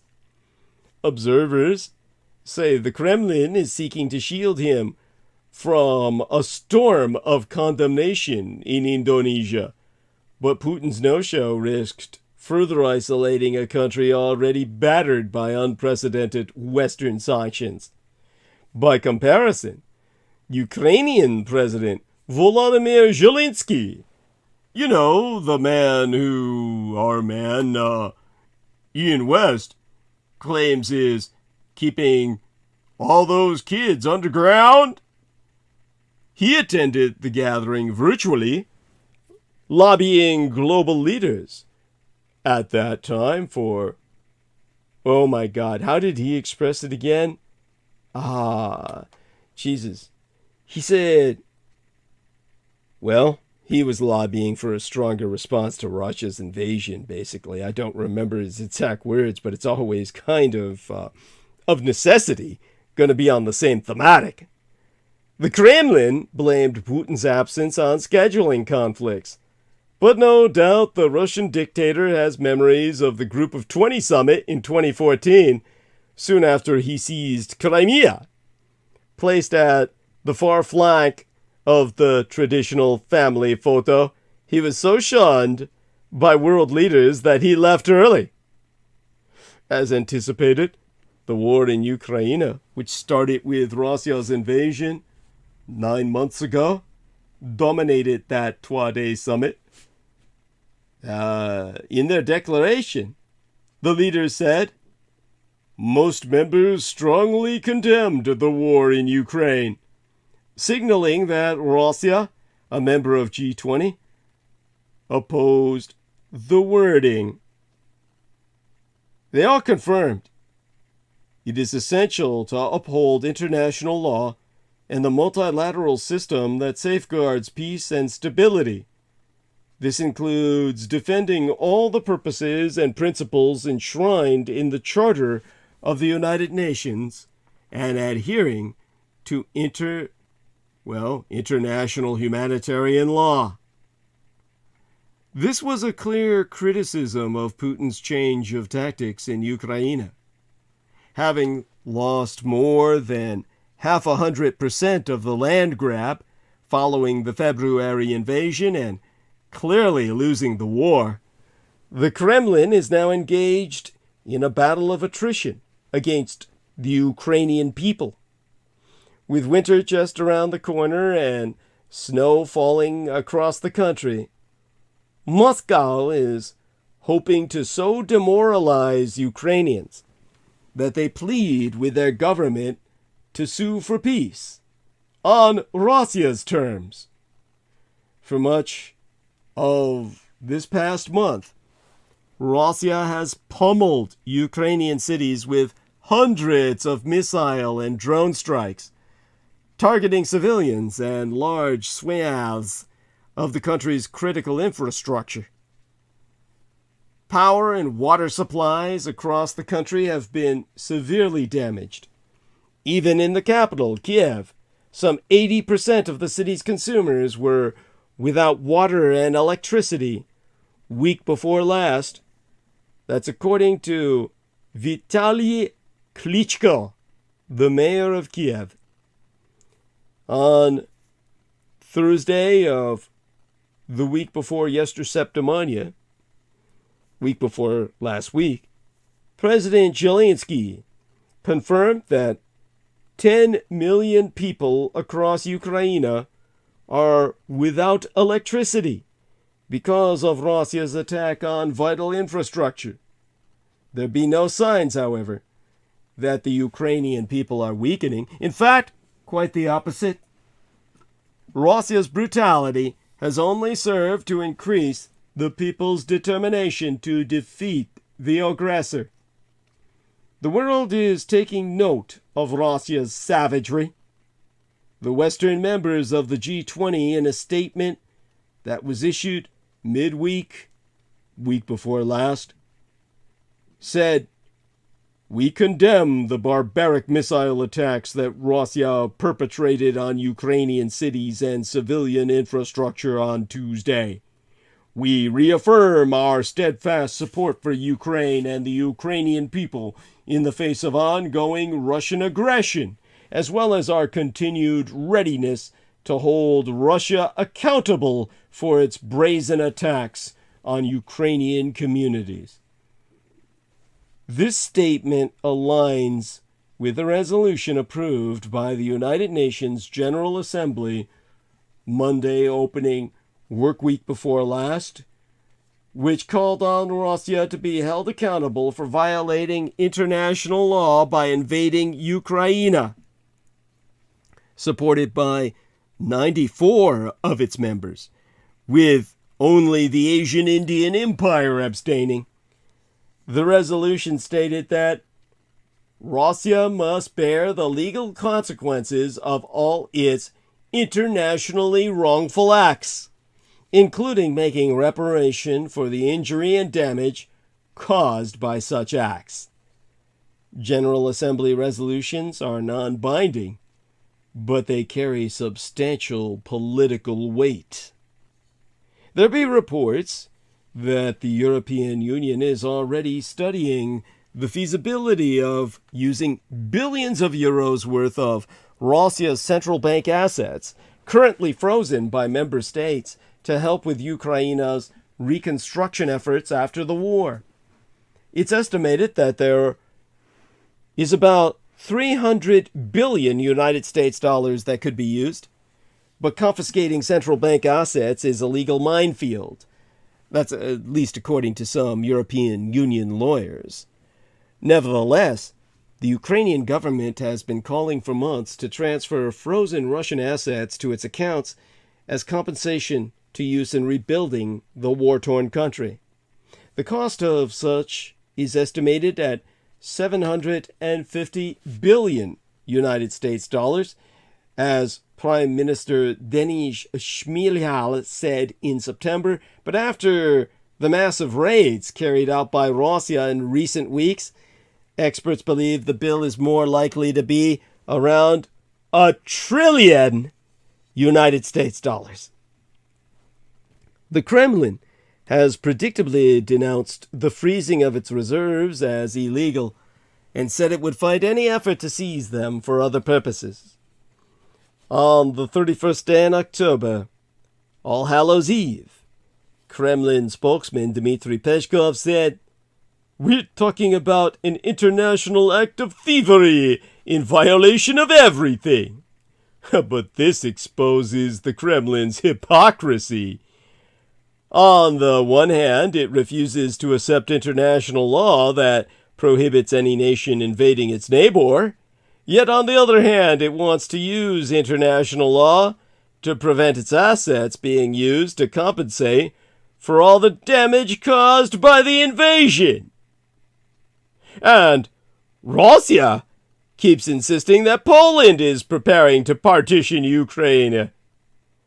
Yes, you heard that right. In the Kremlin's twisted logic, Ukraine is an artificial construct, and only Russia, as the successor of the country that once granted Ukraine its current borders by seizing land from its neighbors, can now ensure the inviolability of Ukraine's western territories. The Russian leadership has repeatedly made the outlandish claim that Poland is preparing to annex territories in western Ukraine. Their SVR, or Foreign Intelligence Service Director, Sergei Naryshkin, recently made this assertion, and he was not the first to do so. Over the past months, the Russian tyrant Vladimir Putin several times stated that the idea of absorbing Ukraine is still alive and well in Poland, while Security Council Secretary Nikolai Patrushev warned that Moscow is already making moves to seize western Ukrainian territories. These are just a few examples from a long list of official statements and semi-official musings by Russian political figures who have accused Poland, and at times Hungary and Romania, of seeking to reclaim land from Ukraine that they held prior to World War II. The persistence of these statements, undeterred by the complete absence of evidence for the existence of any such plans, not to mention Poland's unswerving support for Ukraine since Russia's invasion, calls to question their goals. Public appeals to Ukraine's neighbors to join in on carving up Ukraine began as a publicity stunt. In March of 2014, Vladimir Zhirinovsky, the late firebrand leader of the nationalist and misleadingly named Liberal Democratic Party of Russia, LDPR, taking its name from the Liberal Democratic Party of the Empire of Japan, which is similarly misnomered, sent letters to the embassies of Poland, Romania, and Magyarország, or Hungary, proposing that they hold referendums in areas of Ukraine that were once part of their countries, on the idea of becoming so once again. This was just after the referendum in Russian-occupied Crimea, and remained one of the LDPR leaders' pet ideas for some years. No one took the proposal seriously, and it's difficult to say whether the Kremlin was using Zhirinovsky to voice its own plans for Ukraine. There was some speculation in Poland that this was very much the case, but no real evidence was available to be offered. Former Polish Foreign Minister Radoslaw Sikorski said in an October 2014 interview with Politico magazine, And in his own 2018 book, whose title is unpronounceable to me, that was published back in 2008, 2009. Well, his book was published in 2018, but he was referencing back in 2008 and 2009 that Putin had even then hinted at the idea of jointly partitioning Ukraine at meetings with then Prime Minister Donald Tusk. However, neither Tusk himself nor the notes summarizing these discussions have confirmed this.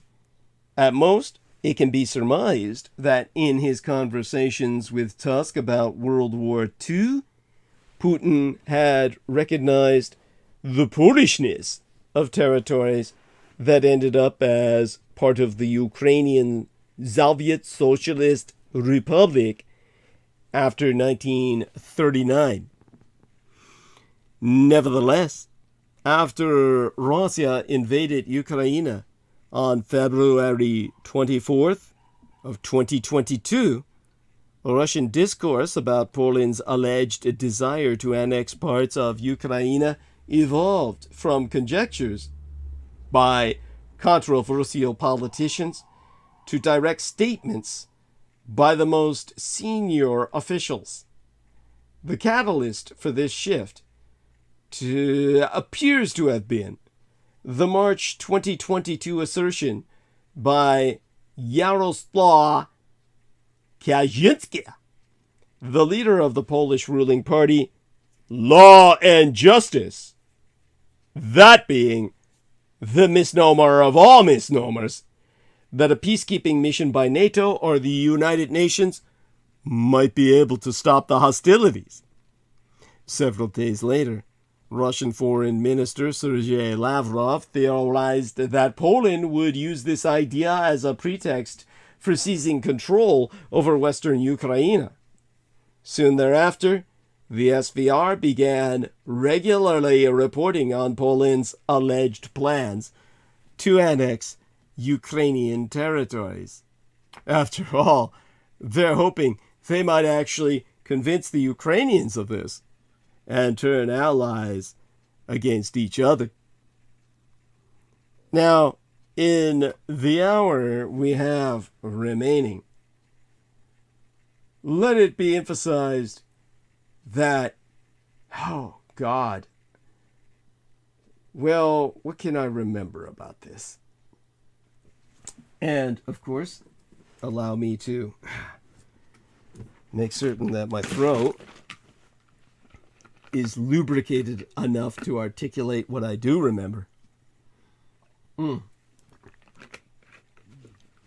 April 28th, Naryshkin said that Poland was preparing to enter western Ukraine as part of a coalition of interested countries. On June 30th, the SVR claimed that Poland was considering a scenario for partitioning Ukraine because it did not expect Kiev to win. On July 12th, Naryshkin followed up by contending that Warsaw was nervous and trying to disavow its plans because the SVR had revealed them.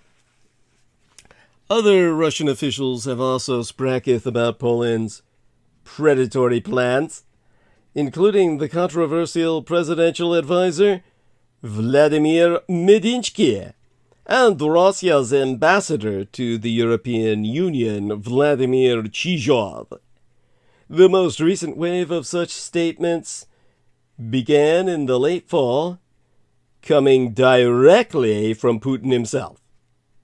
In reality, of course, Polish officials have never made any statements questioning the territorial integrity of Ukraine, to whom Moscow remains a staunch ally.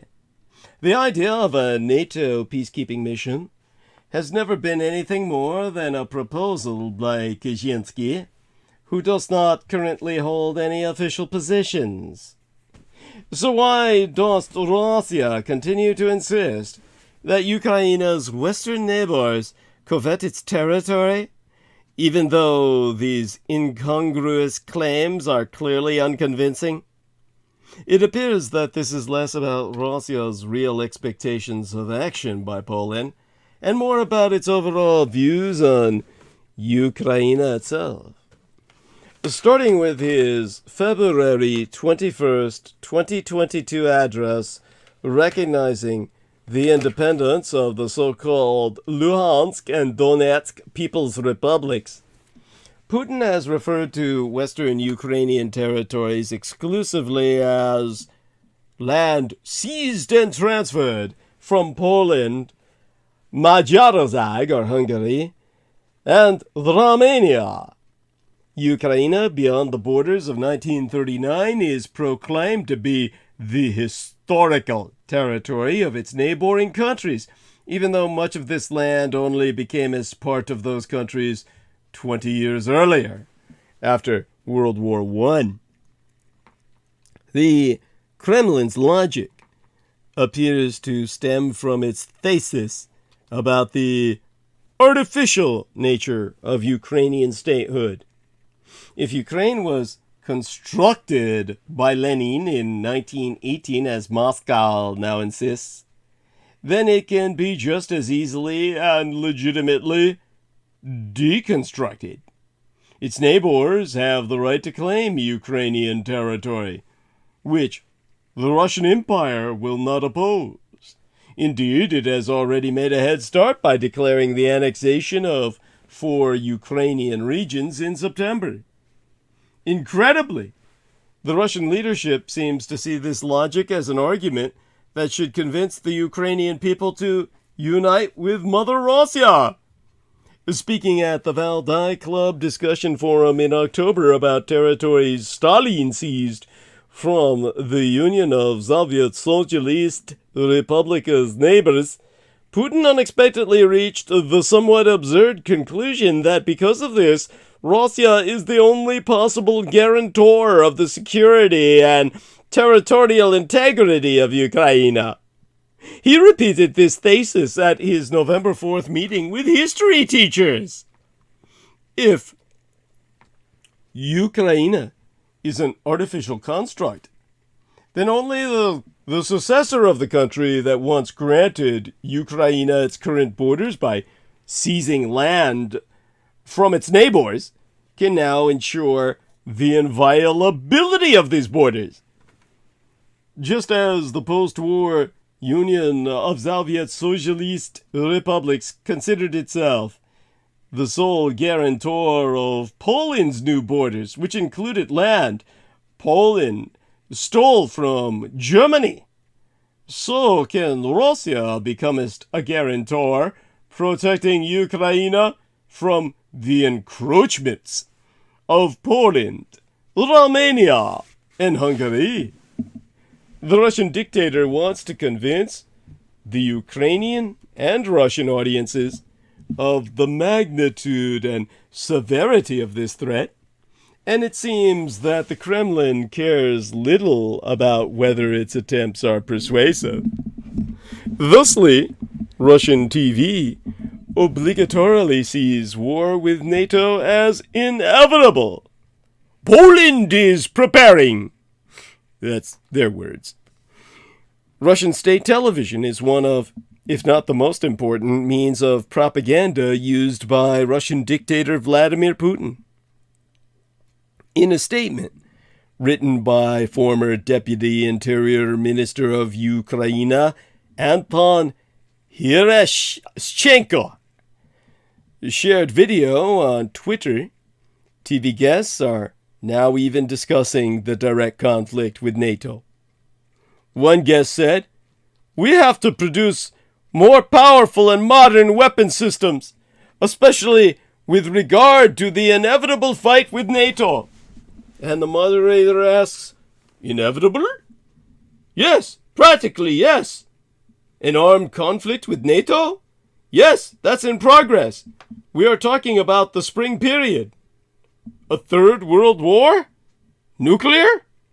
"Not necessarily nuclear. If Poland comes to Kaliningrad, God forbid, or somewhere else, Poland is openly preparing for this, so the probability of such a conflict is high in my eyes. Since the beginning of the war of aggression, both Russian officials and Russian state television have repeatedly threatened an escalation. The reasons are varied but not known.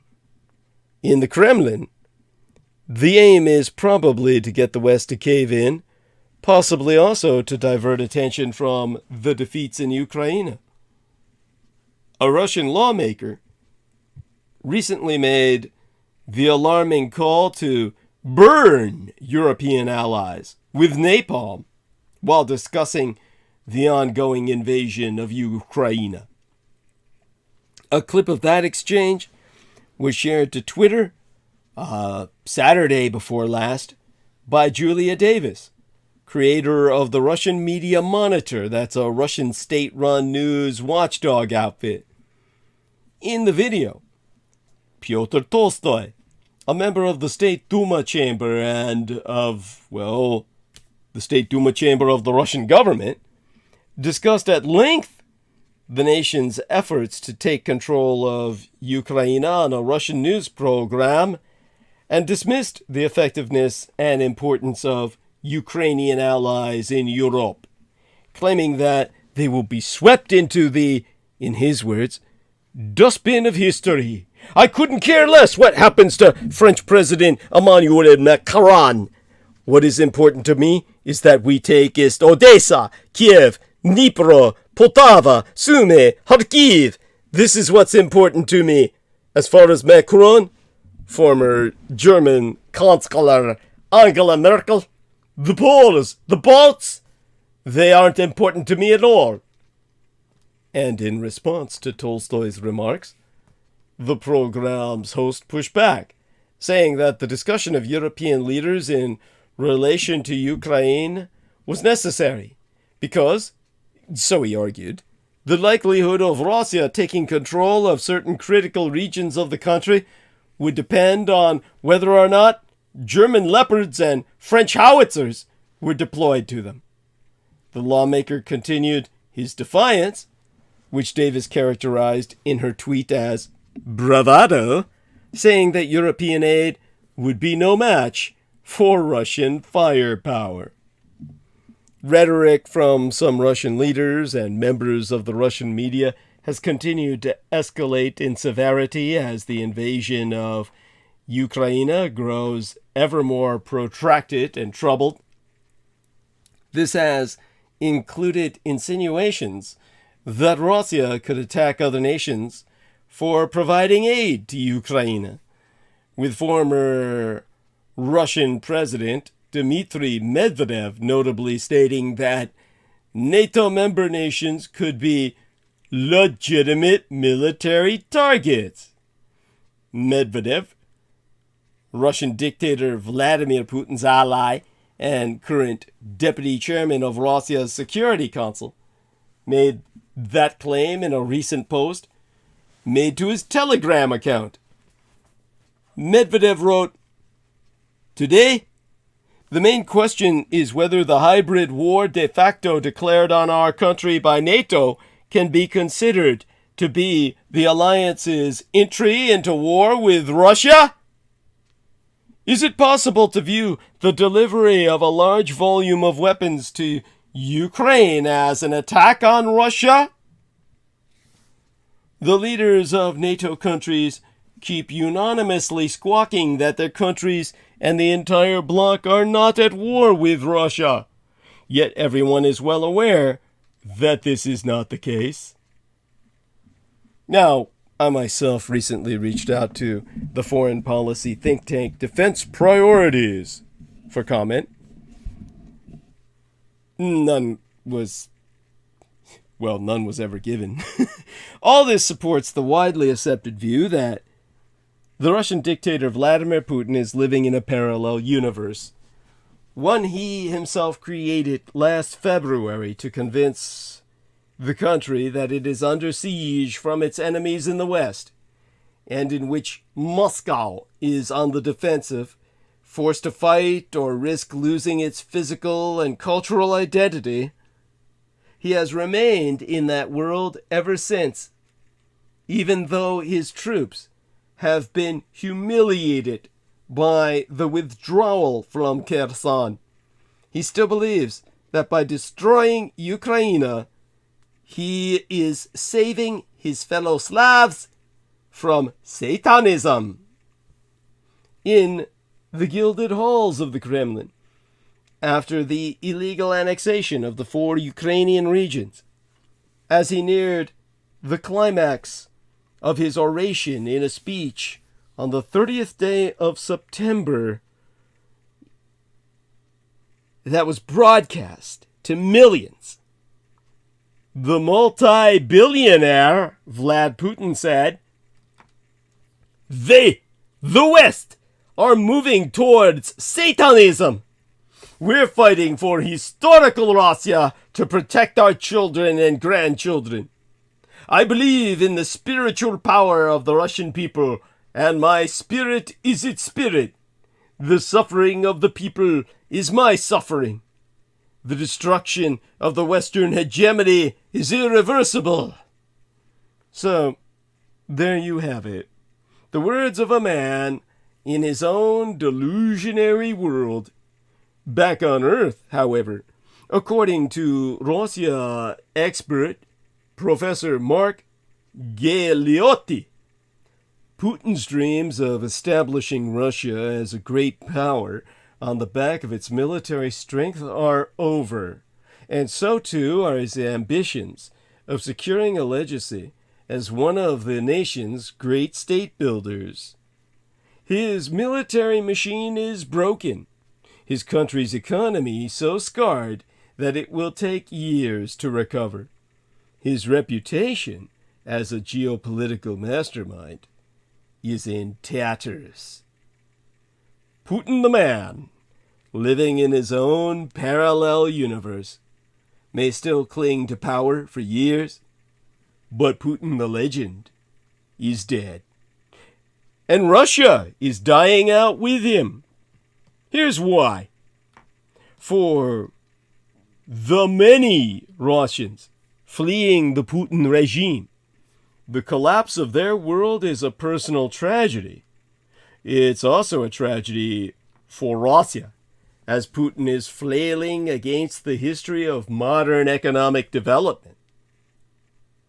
In the largest exodus since the Bolshevik Revolution 100 years ago, Russians are leaving their country in droves.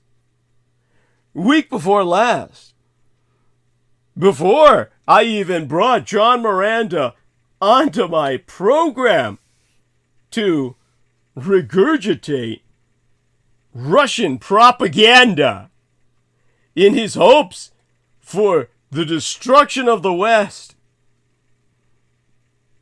it was already apparent. That week before last, Russia's Federal Internal Security Service, the FSB, Federal Security Bureau, published data confirming that nearly 4 million Russians left the country in the first 3 months of 2022.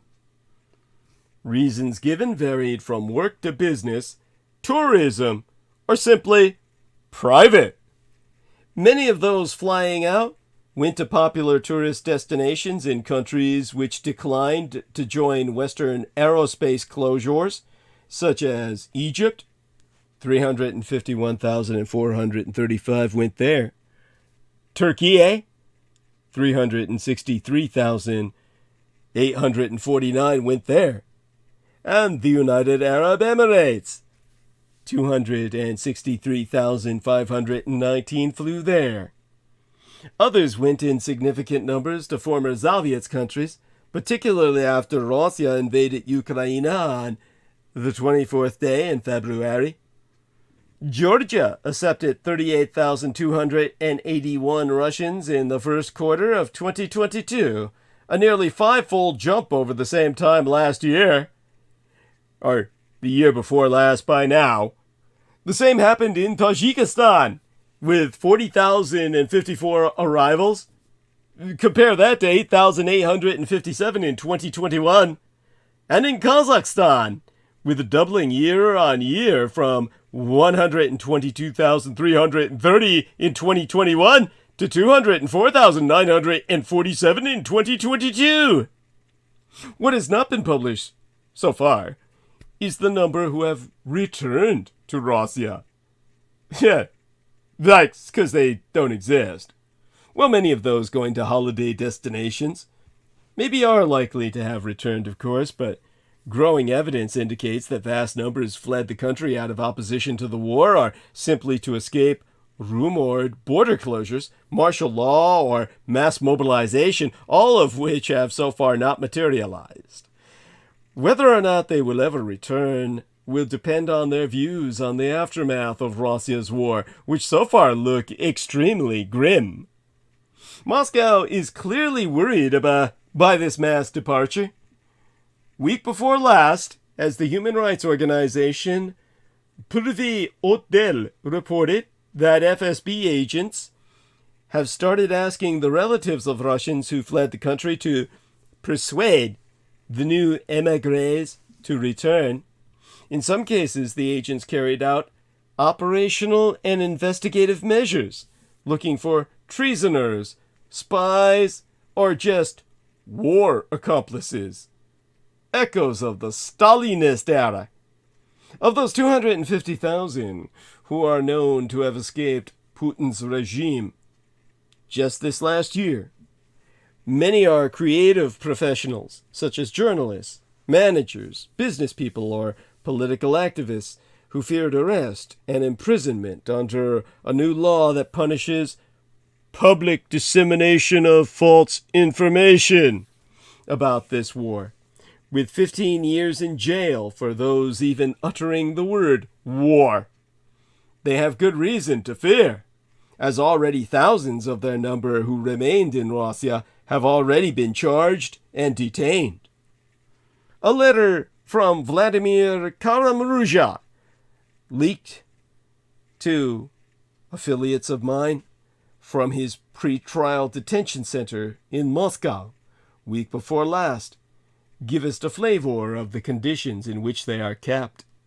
He writes, "Everything that I once read about in dissident memoirs, which seemed like an echo of the distant past, is now before my eyes every day. The rumble of doors in the corridor, the jingles of the overseer's keys, the convoy checks, and the Soviet's anthem blasting away every morning. Nothing has changed since the times of Vladimir Bukovsky and Anatoly Sharansky." These were dissidents imprisoned during Soviet times. "All prisoners are just amazed that in our country, in the 21st century, they can be locked up for just saying the word. One prisoner, while standing facing the wall next to me, said quietly, 'Probably it would have been best to have kept silent,' but then answers his own question. No, you can't be silent. All the evil in the world is done with the consent of the silent ones." Karamurza is an opposition politician who served as vice chairman of Open Russia, an NGO, a non-governmental organization founded by Russian businessman Mikhail Khodorkovsky, and then as deputy leader of the People's Freedom Party in Russia. He's not the only prominent Russian detained under the brutal new law. In his letter he writes, "The other day I found myself in prison transport with Alexei Gorinov, a deputy politician of the Krasnoselsky district. He was charged with the same criminal article as myself, as was former Moscow police officer Sergei Klotov, the St. Petersburg artist Sasha Skochelenko, a teacher from Penza, Irina Yen, the publisher and former deputy from Gorny Altai, Sergei Mikhailov, together with dozens of other people from all over Russia. Please don't forget them. These are the people who are saving the honor of our country today. With such an insight, it's no wonder so many have decided to leave their motherland. Who wants to live in a police state under the control of a mad tyrant? Just as millions fled Russia after the 1917 revolution, the current war has made people realize that the future they believed in no longer exists. Life has changed forever, and exile could be permanent. The exodus has not been confined to writers, computer professionals, and the media. A huge number of top Russian managers, including the deputy head of Aeroflot and 2 top executives of the state-owned bank, Sberbank, have also fled. In fact, the brain drain is so serious that in the past few weeks, the Russian government introduced new rules preventing any executive in the banking industry from leaving the country. The result has been a slew of resignations by nervous bankers. Top officials believe that this drain of human resources will be catastrophic for the country's banking sector and will accelerate Russia's economic isolation and decline. So much for Putin's chilling threats of cleansing Russia of scum and traitors who are free to leave. Washington has been quick to take advantage of this opportunity, at the same time weakening the Putin regime. The American empire has relaxed immigration rules to attract the brightest and best qualified Russians into a new and prosperous life in America. Under the new rules, United States employers and sponsors can invite Russians outside the current quotas for specialists, quotas which are already 4 times oversubscribed. Russia's loss will be an enormous gain for America, just as it was in the 20th century, when exiled Russians brought to America enterprises such as Hollywood and Google, among many others. For the many Russians fleeing the Putin regime, the collapse of their world is a personal tragedy. It's also a tragedy for Russia itself, as Putin is flailing against the history of modern economic development. The wealth of modern nations is overwhelmingly generated by human beings and their capabilities. Natural resources have accounted for a shrinking share of global output for the past 12 centuries, and there be no end in sight. For all its vaunted oil and gas riches, Russia's export earnings were actually lower than Belgium's last year. Like other Western democracies, Belgium manages to augment and unlock the economic values residing in human beings. Putin's petro-kleptocracy, a government by oil thieves, is woefully inept on both counts. When he does pay attention to demography, Putin obsesses over a head count. At the end of last year, he said, 146 million people for such a vast territory is insufficient. Yeah, no shit. Russians haven't been having enough children to replace themselves since the early 1960s, that decade into which I myself was so famously delivered from out of my mother's womb into this vale of tears. Birth rates are also stagnant in the West, but in Russia, the problem is compounded by excess deaths. Russians die almost a decade earlier than Brits. And believe me, with the quality of life falling as it has in Grand Britannia, That's saying quite a bit. In the late Soviets and early post-Soviets period, when, well, fuck, that's around the time I was dispatched to visit the Empire, there was an orgy of suicides and alcoholism, particularly affecting the men. The deaths kept piling up. Men were falling or perhaps jumping off trains and out of windows, drowning in lakes, poisoning themselves with too much alcohol, or dropping dead at absurdly early ages from heart attacks and strokes. Once the Soviet Union was abolished, Russia managed to maintain its population size only by inward migration, when ethnic Russians returned from the now independent periphery. In an attempt to improve numbers, Putin in 2006, the year before my legal sire's death, launched policies to encourage larger families, but again last year lamented, well, year before last by now, we have a little more than 81 million able-bodied people, a number we must increase in this decade for economic growth. But the Russian population is still dwindling, with just 1.5 children per woman. This means that in the next decade, Russia's population is forecast to decline by around 300,000 per year, though some confirm that the decline will be much faster, perhaps by 12 million in the next 15 years. This is a silent holocaust, Russia's own auto-genocide. Oh my God.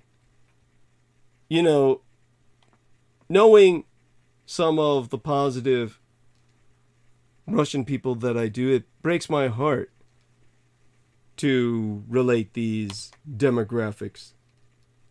I'm left, of course, sighing in this last half hour remaining, attempting to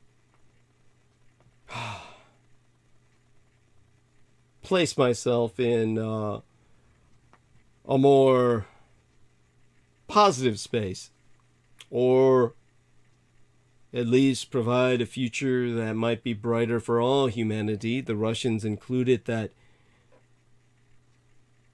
will... What kind of Russia will emerge out of this someday? In the aftermath of this devastating collapse. It will never be a world power ever again. Not in the sense that it is now. Yet, of course, with help, generosity and grace from other nations that will help rebuild a post-Putin Russia, a new Russian empire of a sort, even if it is a new Raj for a new greater British Empire, would be able in its own right to retain a kind of pirate empire. The British have made use of pirates historically. They used to issue letters of marque for piracy. Their freebooters were their primary weapon against the Spanish armadas, by which they robbed the Spanish Empire of bullion and gold.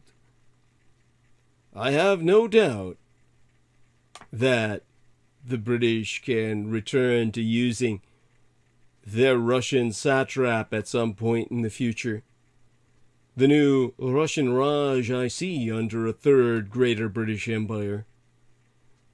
to run a kind of pirate empire out of the Caribbean yet again, centered out of Cuba, Venezuela, Nicaragua. This kind of Russian empire would be based on a new ideology, the ideology of Slavic paganism, because they're retreating to a primal tribalism. The Russian Orthodox Church will pass into obscurity, and the old gods will arise again. In Russian faith, and this will provide a Russian centeredness, a Russian culture that does not exist now. That will be the healthiest future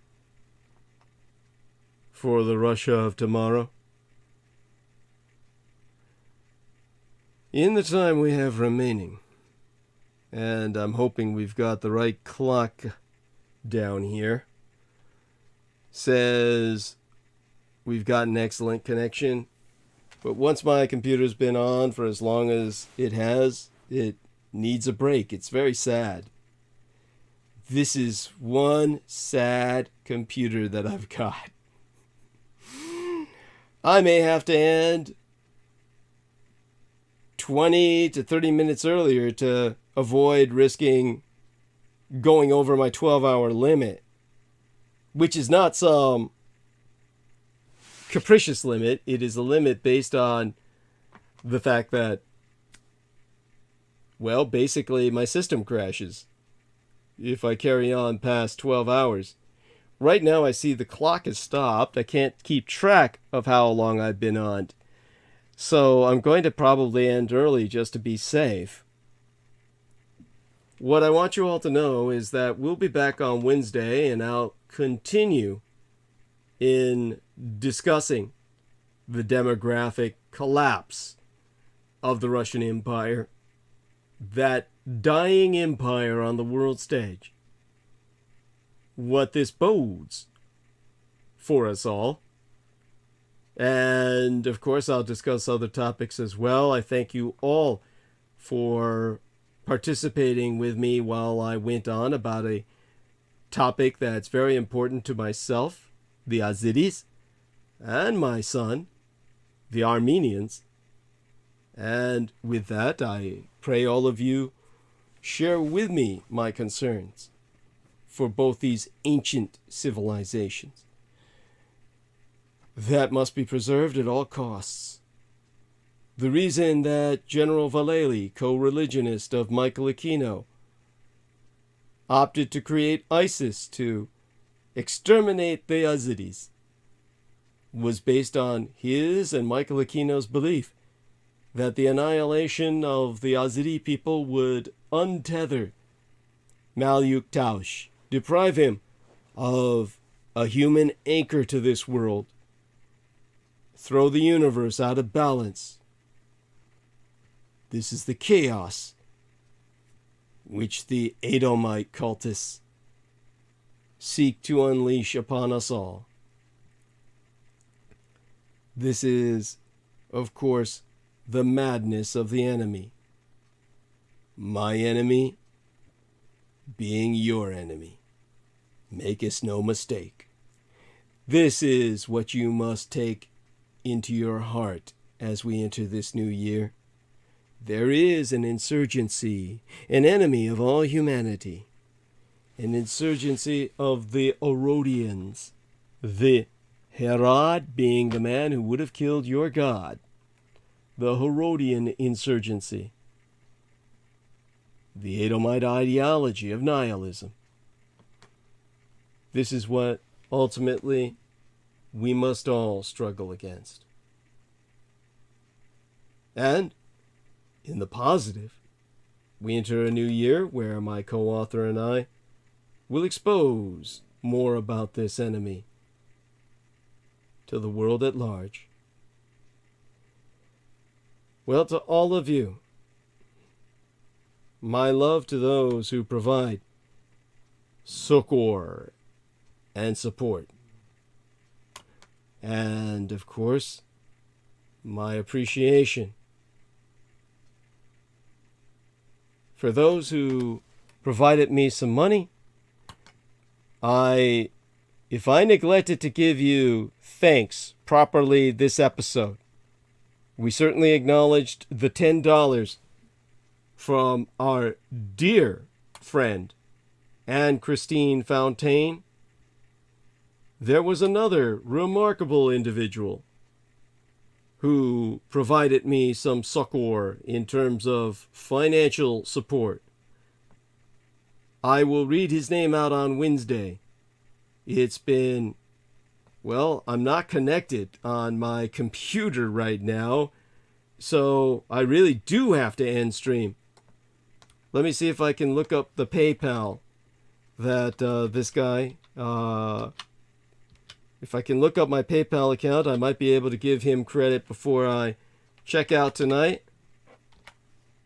And let's see if that's even possible. This is just so alarming and it's so frustrating.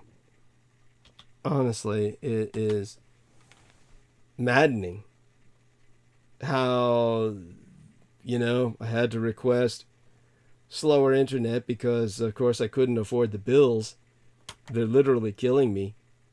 But at times like this, I'm really risking it in terms of drawing the transmission past the 12-hour limit. So I'd best stop it now. If I can't dig up this PayPal account within the next few moments here, I'm going to end stream and just ask you all, well, return with us on Wednesday. Oh, this is a, shit, I just remembered now. This is a 3-part process. So hopefully my ending this stream stops the other. All my love unto you all.